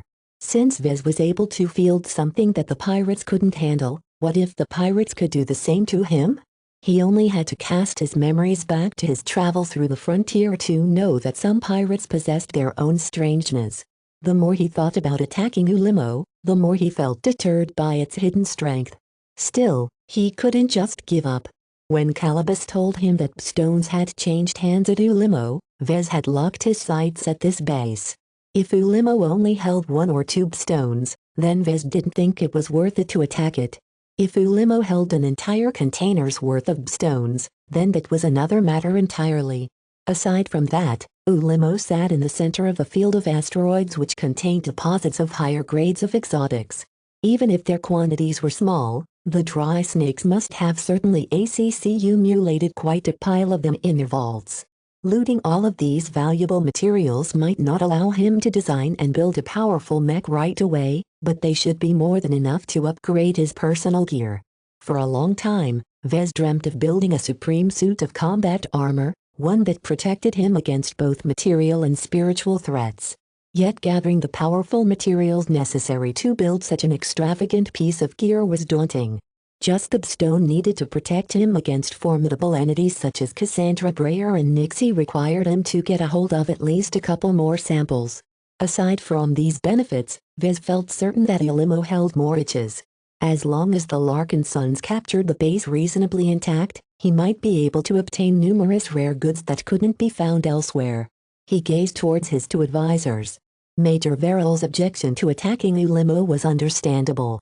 What Vez did not expect was that Calabas did not share the same views. In fact, from the way she presented Ulimo Citadel to him, it sounded as if she was driving him to attack this formidable pirate base. Vez narrowed his eyes at her. Calabas, normally you tell me to dial back and take less risks. Why don't I hear the same from you this time? What is it about Ulimo that makes you reluctant to pass it over? Both Vez and Verrill stared curiously at the black-eyed woman. Calabas endured their stares without a wink. You're pretty observant, Vez. You're right. Ulimo is not just a regular pirate base in my eyes. There are two reasons why we should pay attention to it despite its formidable defenses.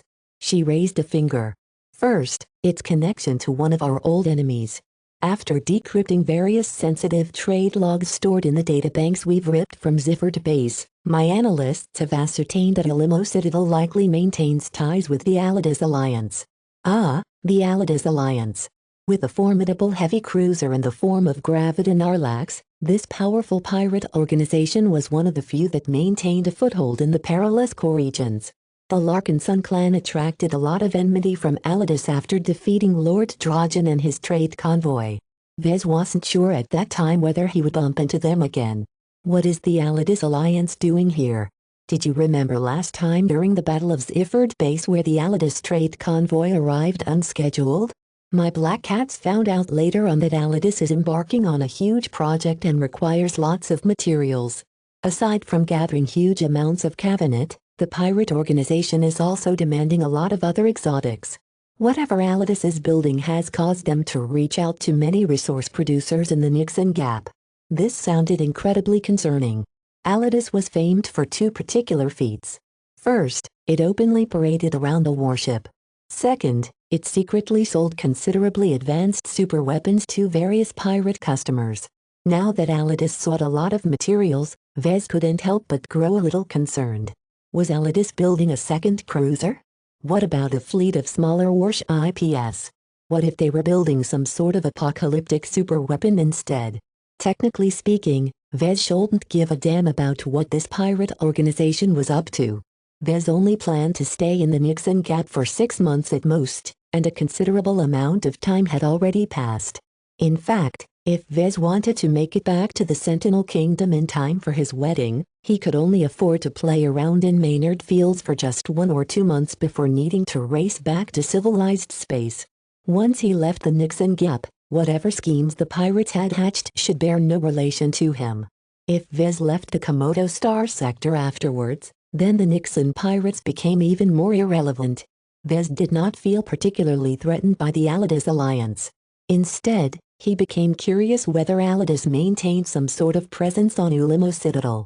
Why does it matter that Alidus is at Ulimo Citadel? He asked. Aside from the goods and intelligence that we might wish to obtain, it's highly likely that Alidus has made some big trades with the dry snakes. Ulimo Citadel produces a fair amount of high-quality exotics, which is exactly what Alidus needs. Now think on what the dry snakes might ask in exchange for these goods. It didn't take long for Vez to connect the dots. Super weapons. Exactly. Calibust smiled. Our analysis suggests that the Chronolords is only a collateral trading partner to the Alidus alliance. While Zifford Base mines a good amount of cabinet, this material isn't rare at all and can be found in many other places in Maynard Fields. In fact, cabinet is also present in other zones.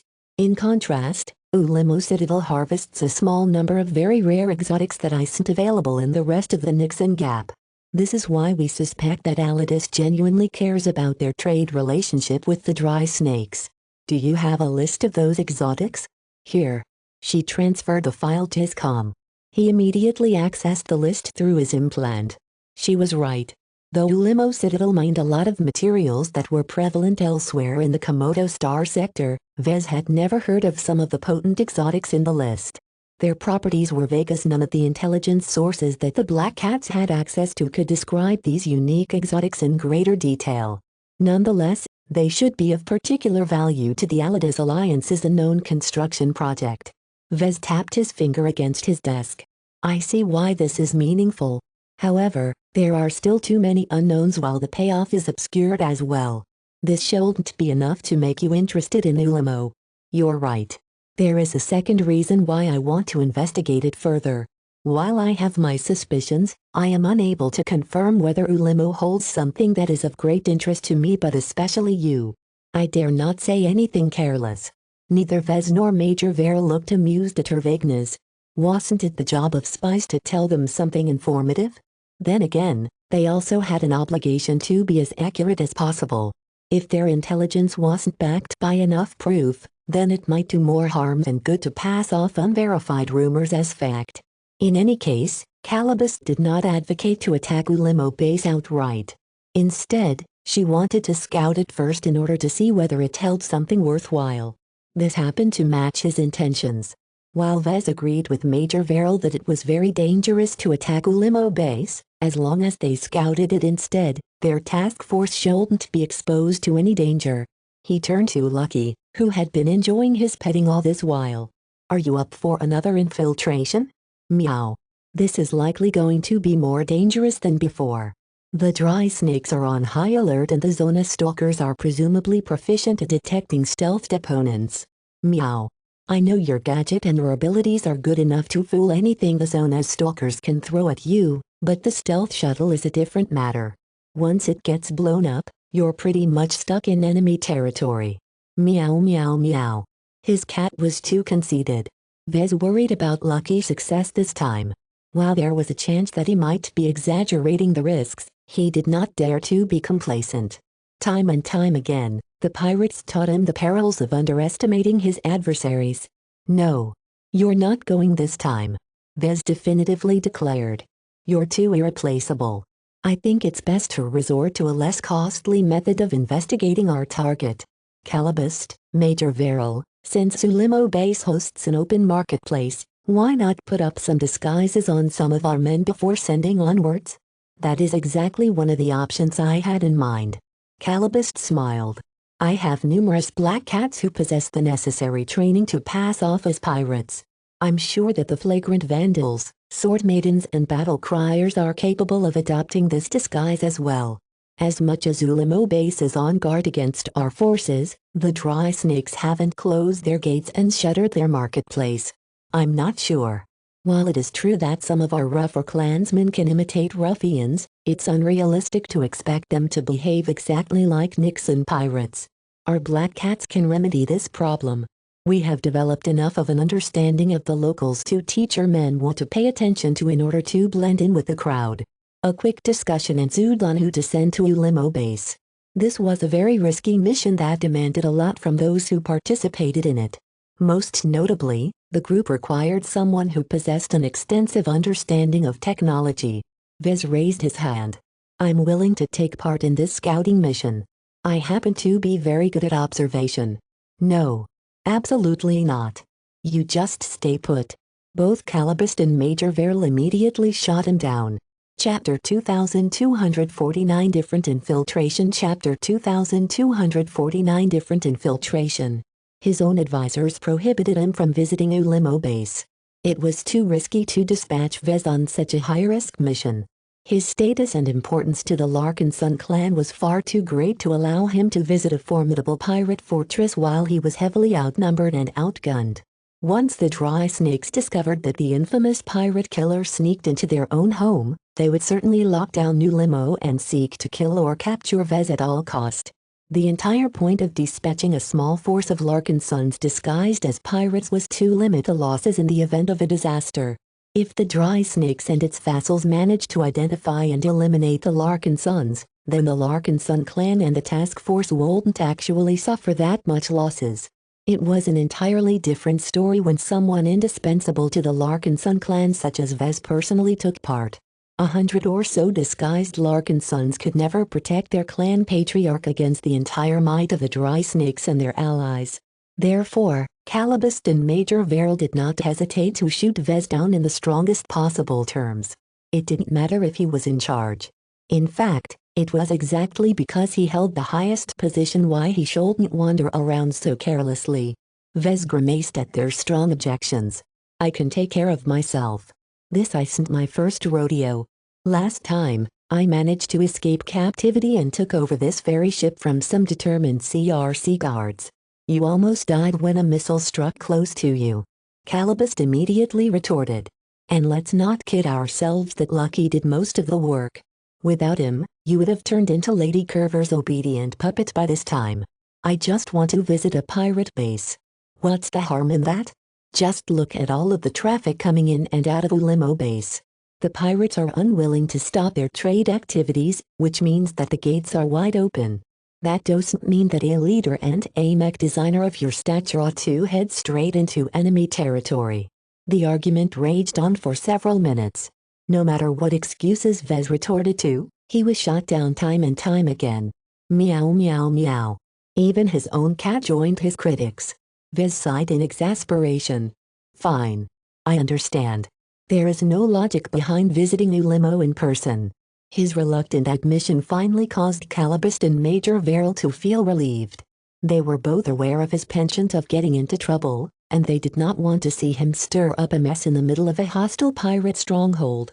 "Good. Now that we have settled this issue, we should prepare the necessary disguises."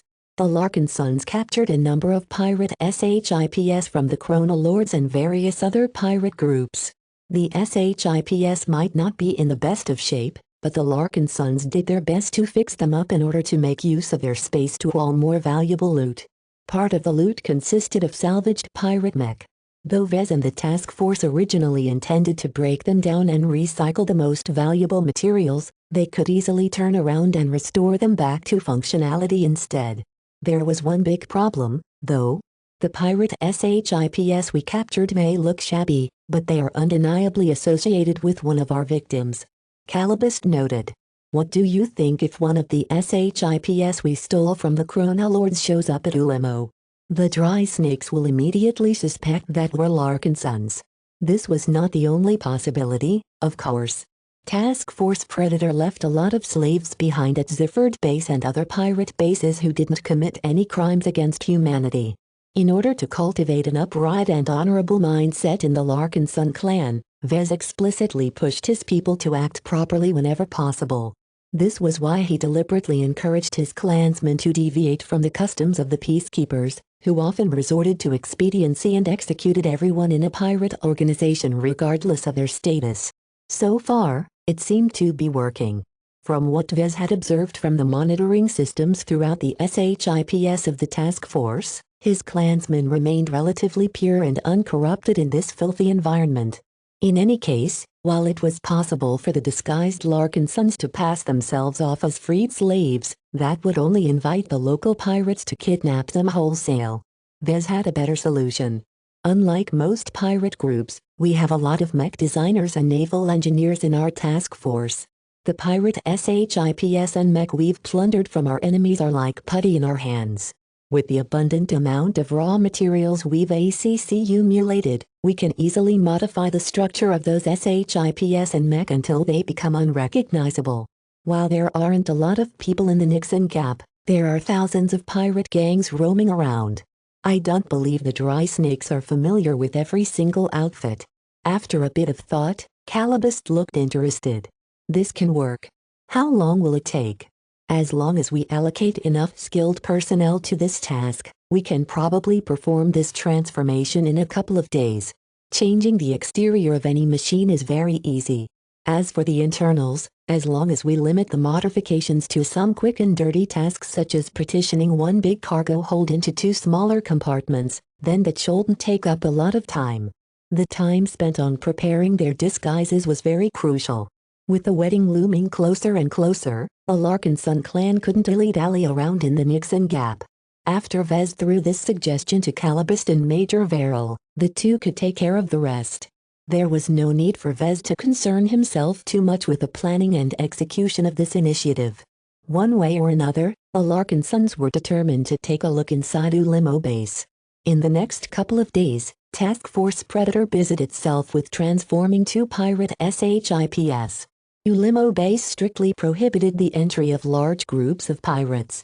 The dry snakes wouldn't be able to maintain control anymore if too many outsiders ran around inside the public spaces of their stronghold.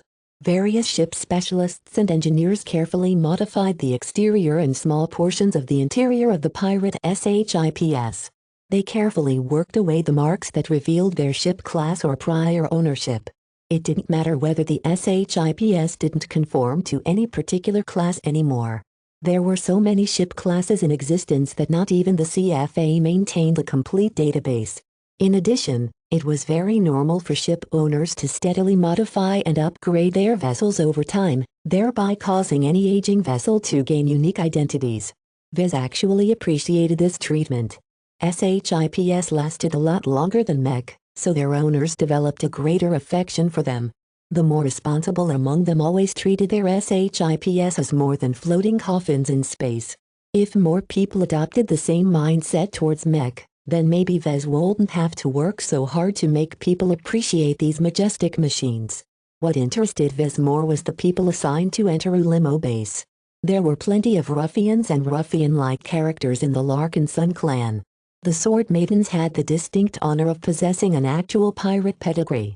Though they pursued an elite path, that still did not change the fact that they lived the life of a pirate for a very long time. They only possessed two flaws. First, they were very distinct and did not work well alongside other people. Second, most of their in-depth knowledge related to the Ferris Star region. This was why Major Verrill decided to assign only a small number of Sword Maidens. They just needed to be there in order to help the others make sense of obscure pirate customs and culture. The second group that had to take part in this mission were the intelligence operatives of the Black Cats. Though Vez never paid much attention to this group, he trusted in Calabast's ability to raise competent spies.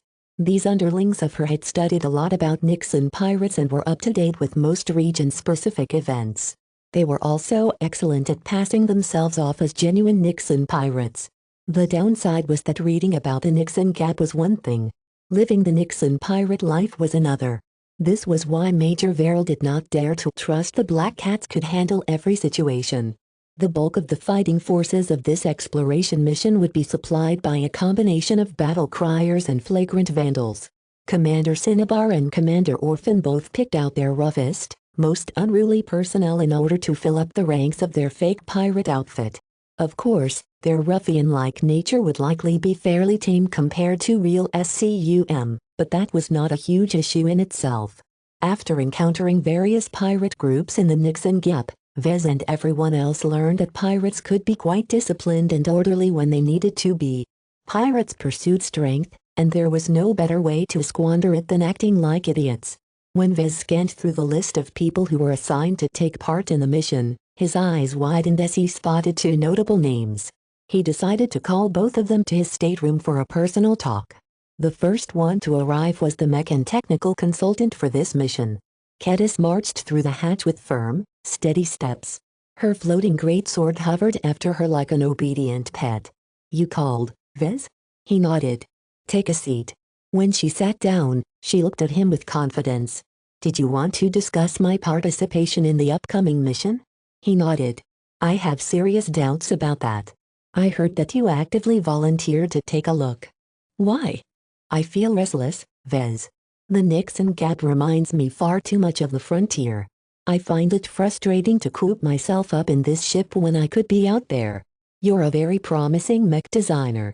This is a sensitive period of time for you. You are already making so much progress in your advancement towards journeyman. If you just design a couple more mech, I am sure you will be close to breaking through. By then, your status inside and outside the Larkinson clan will change completely." Kedis crossed her arms. "I can't stand it, Vez. Designing mech day in day out is not my style. Just like you, I need to go out and challenge myself.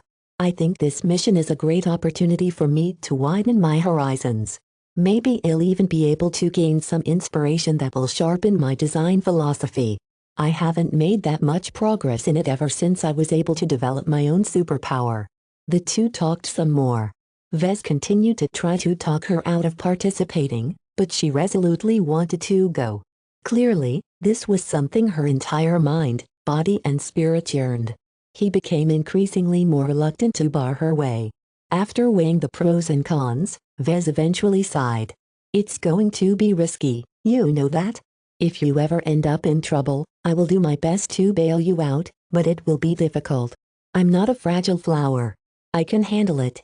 Besides, with all of our preparations, I'm sure we'll be able to slip in and out of a limo base without attracting any suspicion. The dry snakes don't really pay too much attention to the SCUM that visit its marketplace." As a mech designer, Vez understood how much Kedis could benefit from this little adventure. It was the same reason why he wanted to go as well. He became a little softer because of that. His student knew the risks and accepted them. Whether she could truly gain something from observing a limo base or not, she might very well become a much better mech designer after broadening her horizons. Vez didn't have the heart to stand in the way of her passion. "Fine, but take good care of your safety. In fact, let me see all of your gear. Our clan has collected some very good materials, and I'm willing to use some of them to strengthen your equipment." "Sure." Chapter 2250 Battle Gear. Chapter 2250 Battle Gear. Letting Kedis take part in the exploration mission filled Vez with a lot of misgivings. Yet he also felt proud of her. Out of all of the mech designers in the Larkinson clan, he felt she matched his inclinations the most. Of course, they were two very different people. Vez was raised in the Bright Republic and enjoyed a relatively normal, civilized upbringing. Kedis had to fight to survive from the moment she was born. If Lydia's sword maidens had recruited her, she would have likely suffered a much worse fate. From the start, the two led completely different life trajectories. The fact that they encountered each other and developed a close friendship was remarkable. This was because no matter their differences, it was their similarities that bonded them together. Both of them liked to get up close and personal. Both of them were passionate about designing mech. Both of them adopted similar approaches when it came to their respective passions. Vez saw a younger and female of himself in Kedis, and she likely looked up to him as a guide and role model. Though they pursued very different design philosophies, Vez highly respected her pursuit toward sharpness. Her unusual upbringing along with her swordsmanship practice provided her with a much more intimate relationship with swords. Almost no other mech designer had seriously trained in swords and used these weapons to kill people and exobeasts. Kedis was a true sword maiden. While Vez could not match her in terms of pure combat prowess, his pursuit of his own design philosophy was just as intense.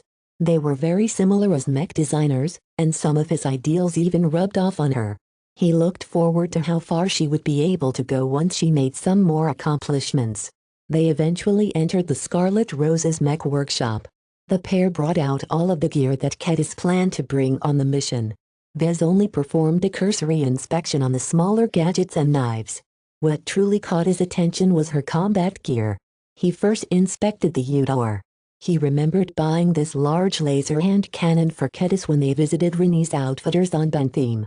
The shop was probably gone, drowned in sand like the rest of the unseen-industrious planet. The most remarkable aspect about the laser pistol was that it was a masterwork. A gunsmith invested a lot to create this exquisite weapon. Otherwise, it wouldn't have been priced at a whopping 39 million bright credits. Did you ever fire this weapon at someone? Kedis shook his head. I never ended up in a situation where I needed to make use of it. Even when I fled the Bentheme system alongside Rila and Vincent, there was no need to shoot at the agents of Spotlight. MMMHMM. Vez hummed for a moment. While the Udor is an excellent third-class masterwork pistol, it's not powerful enough.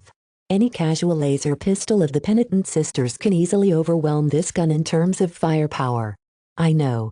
It's the only ranged weapon I have, though. I'm not upset, though. As a sword maiden, my great sword is everything. As long as I have a good sword in my hands, I can take on any enemy. Let's not get ahead of ourselves, Kedis. Even if you don't particularly care for pistols, it's better to have something more effective by your side. After a moment's thought, Vez decided to give her another weapon. He withdrew a surprisingly small and unassuming weapon from his holster. What is this? Kedis frowned. It's a very powerful laser pistol. I stole it from a female Benny when I took over the Scarlet Rose. Don't think it's weak because it's small. The power of this weapon is enough to pierce through dozens of armed guards under the right circumstances. They did not dare to test-fire the weapon in the workshop. Vez merely transferred a document that detailed all of the specs and features of the pistol. As a mech designer, Kedis could easily read and interpret the numbers. She raised her eyebrow. This is indeed a powerful pistol. It's better than any rifle. Don't you need this gun for yourself? Vez smirked. Don't worry about that. I already have something better. After a bit of discussion, Kedis decided to keep both pistols. The Udor may be weak, but it largely looked the part of a ferocious pirate weapon. In general, pirates disliked conveying weakness. The small and compact Fridayman pistol wouldn't intimidate any pirate. Kedis intended to store it in a hidden pocket and only bring it out when it was absolutely necessary. Vez picked up the Udor and studied it from various angles. While this weapon is fairly weak, we can still upgrade it. I have a very great understanding of laser weapons and I'm sure I can enhance its firepower by at least 50%. At the time he purchased this masterwork, the new generation laser technology hadn't become public yet. The Udor actually worked on outdated technology, so it was trivial and easy to integrate some replacement parts. In addition, his extensive knowledge on laser weapons did not only apply to mech. He could also apply much of the principles he learned on smaller-scale weapons. In particular, with his knowledge on crystal laser technology, he believed he could synthesize some custom crystals that substantially increased the weapon's firepower and energy efficiency. The question was whether it was worth it to do so. Kedis looked reluctant. I know we can improve this gun. It's just, if you make too many changes, it won't be a masterwork anymore, right? Vez frowned. You're right. Small, gradual changes are okay, but if you change too much, the original character of the Udor is lost. While Vez was sure there were methods for masterworks to retain their original character even if they underwent huge overhauls, he was not familiar with any of them. Masterworks possessed a very mysterious trace of spirituality and potentially other energies that elevated them above products. His understanding of the workings of all of these phenomena was too shallow for him to mess around. Since you gave me this second-class pistol, there is no need for me to rely on the Udor. We can just make it look fiercer in order to impress the pirates. I can bet you that a lot of pirates will envy me for parading this weapon around. Vez suddenly chuckled. I see what you are trying to get at. If the pirates are aware that you own a masterwork gun, they will all think that it's your main weapon. They won't spare a look at your sword. Speaking of swords, both Vez and Kedis directed their attention to the ostentatious greatsword. As a first-class CF-built weapon, its sharpness and resilience was practically off the charts. If Kedis possessed enough strength, she was even able to cut through the hull of the Scarlet Rose with this incredibly deadly weapon. However, neither of them were optimistic about this weapon. It was too big and iconic. There are plenty of public recordings of you in the company of this weapon. Vez stated. If the Dry Snakes has performed any studies on the Larkin Sun clan, then they will have certainly uploaded all of that footage into the databanks of their monitoring system. Once Ulimo takes a good look at the profile of this weapon, the Dry Snakes will certainly discover your true identity. The answer was obvious. Kedis frowned and stroked her finger against the blade of her favored weapon. I hate to leave it behind, but it's for the best. It's okay, Kedis. We can build another sword for you, one that is not obviously tied to the Sword Maidens. They began to swap some ideas and sketch out some swords. Kedis eventually settled on a broad, saber-like cutlass. Compared to her greatsword, its blade and heft was still considerable, which suited the swordsmanship style of the Sword Maidens. It was lighter and shorter than her greatsword though, which meant that Kedis could easily wield it with a single hand. This allowed her to hold her cutlass in one hand and a laser pistol in the other hand like a glamorous space pirate. The primary material for the sword was brayer alloy, which allowed the cutlass to resist strong impacts without deforming or breaking. In order to enhance the sharpness and various other properties of the weapon, Vez decided to throw in some low and medium-grade exotics. This not only increased the lethality of the cutlass, but also made it difficult for scanners to recognize the traces of brayer alloy. This was a very important detail. Brayer alloy was not common in the Komodo Star sector and the Nixon Gap at all. Of all the entities who made extensive use of this material, the Larkin Sun clan was pretty much the only one in this corner of space. Kedis lovingly made the weapon by hand. As a quick learner, she had vastly increased her fabrication ability. She had even made some other swords in her spare time. It didn't take too long for her to craft her new pirate cutlass. The only reason it took so long was that many of the materials were difficult to work with and because she wanted to add some pirate-like flourishes to the hilt and pommel. In the end, the cutlass looked like a weapon that came straight out of an action drama. The skulls, flowery gilded patterns and other little touches turned it into quite an impressive cutting implement. Kedis grasped the cutlass and instantly entered into a focused state. Vez clearly felt the differences. It was as if her entire spirit became concentrated at once. Her ability to focus was so frightening that the edge of her cutlass even shimmered for a bit. This was her so-called superpower. Unfortunately, a cutlass was not as easy to empower as a butter knife. Due to her lack of spiritual strength and development, her attempt of sharpening her cutlass quickly failed. Damn. I thought I made more progress. Vez gently patted her back. You're still an apprentice. Wait until you become a journeyman. I bet that you will quickly be able to add more sharpness to this weapon. Now that they settled the weapons that Kedis would bring on the mission, the two moved on to her combat armor. The Rising Red Dragon was a suit of combat armor that served Kedis well during their first visit to the Ilvain Protectorate. Together with Hesperus Vise, they managed to survive a church collapsing on their bodies and fend off numerous false flag fanatics. Though the feminine, Mobility-oriented combat armor had served Kedis while a few years ago, Vez believed she deserved better this time. He thoughtfully knocked his knuckles against the surface of this impressive piece of protective equipment. We don't have the time to design and fabricate an entirely new suit of combat armor. What we can do is to replace the armor plating and much of the internal structure with stronger alloys. We can use a mix of brayer alloy and other tough materials. Kedis didn't care so much about her armor. That's fine. We can also make use of this opportunity to change its look and add some extra decorations. Right now, it's too obvious that this is a product that is sold to the upper class of civilized space. This was not a big problem. When they began to scan the rising red dragon and studied its design, they began to plan out some quick and easy overhauls. They couldn't change too much because much of the integrated electronic systems couldn't adapt to radical changes. It took too much time to reprogram them in case they made any drastic changes.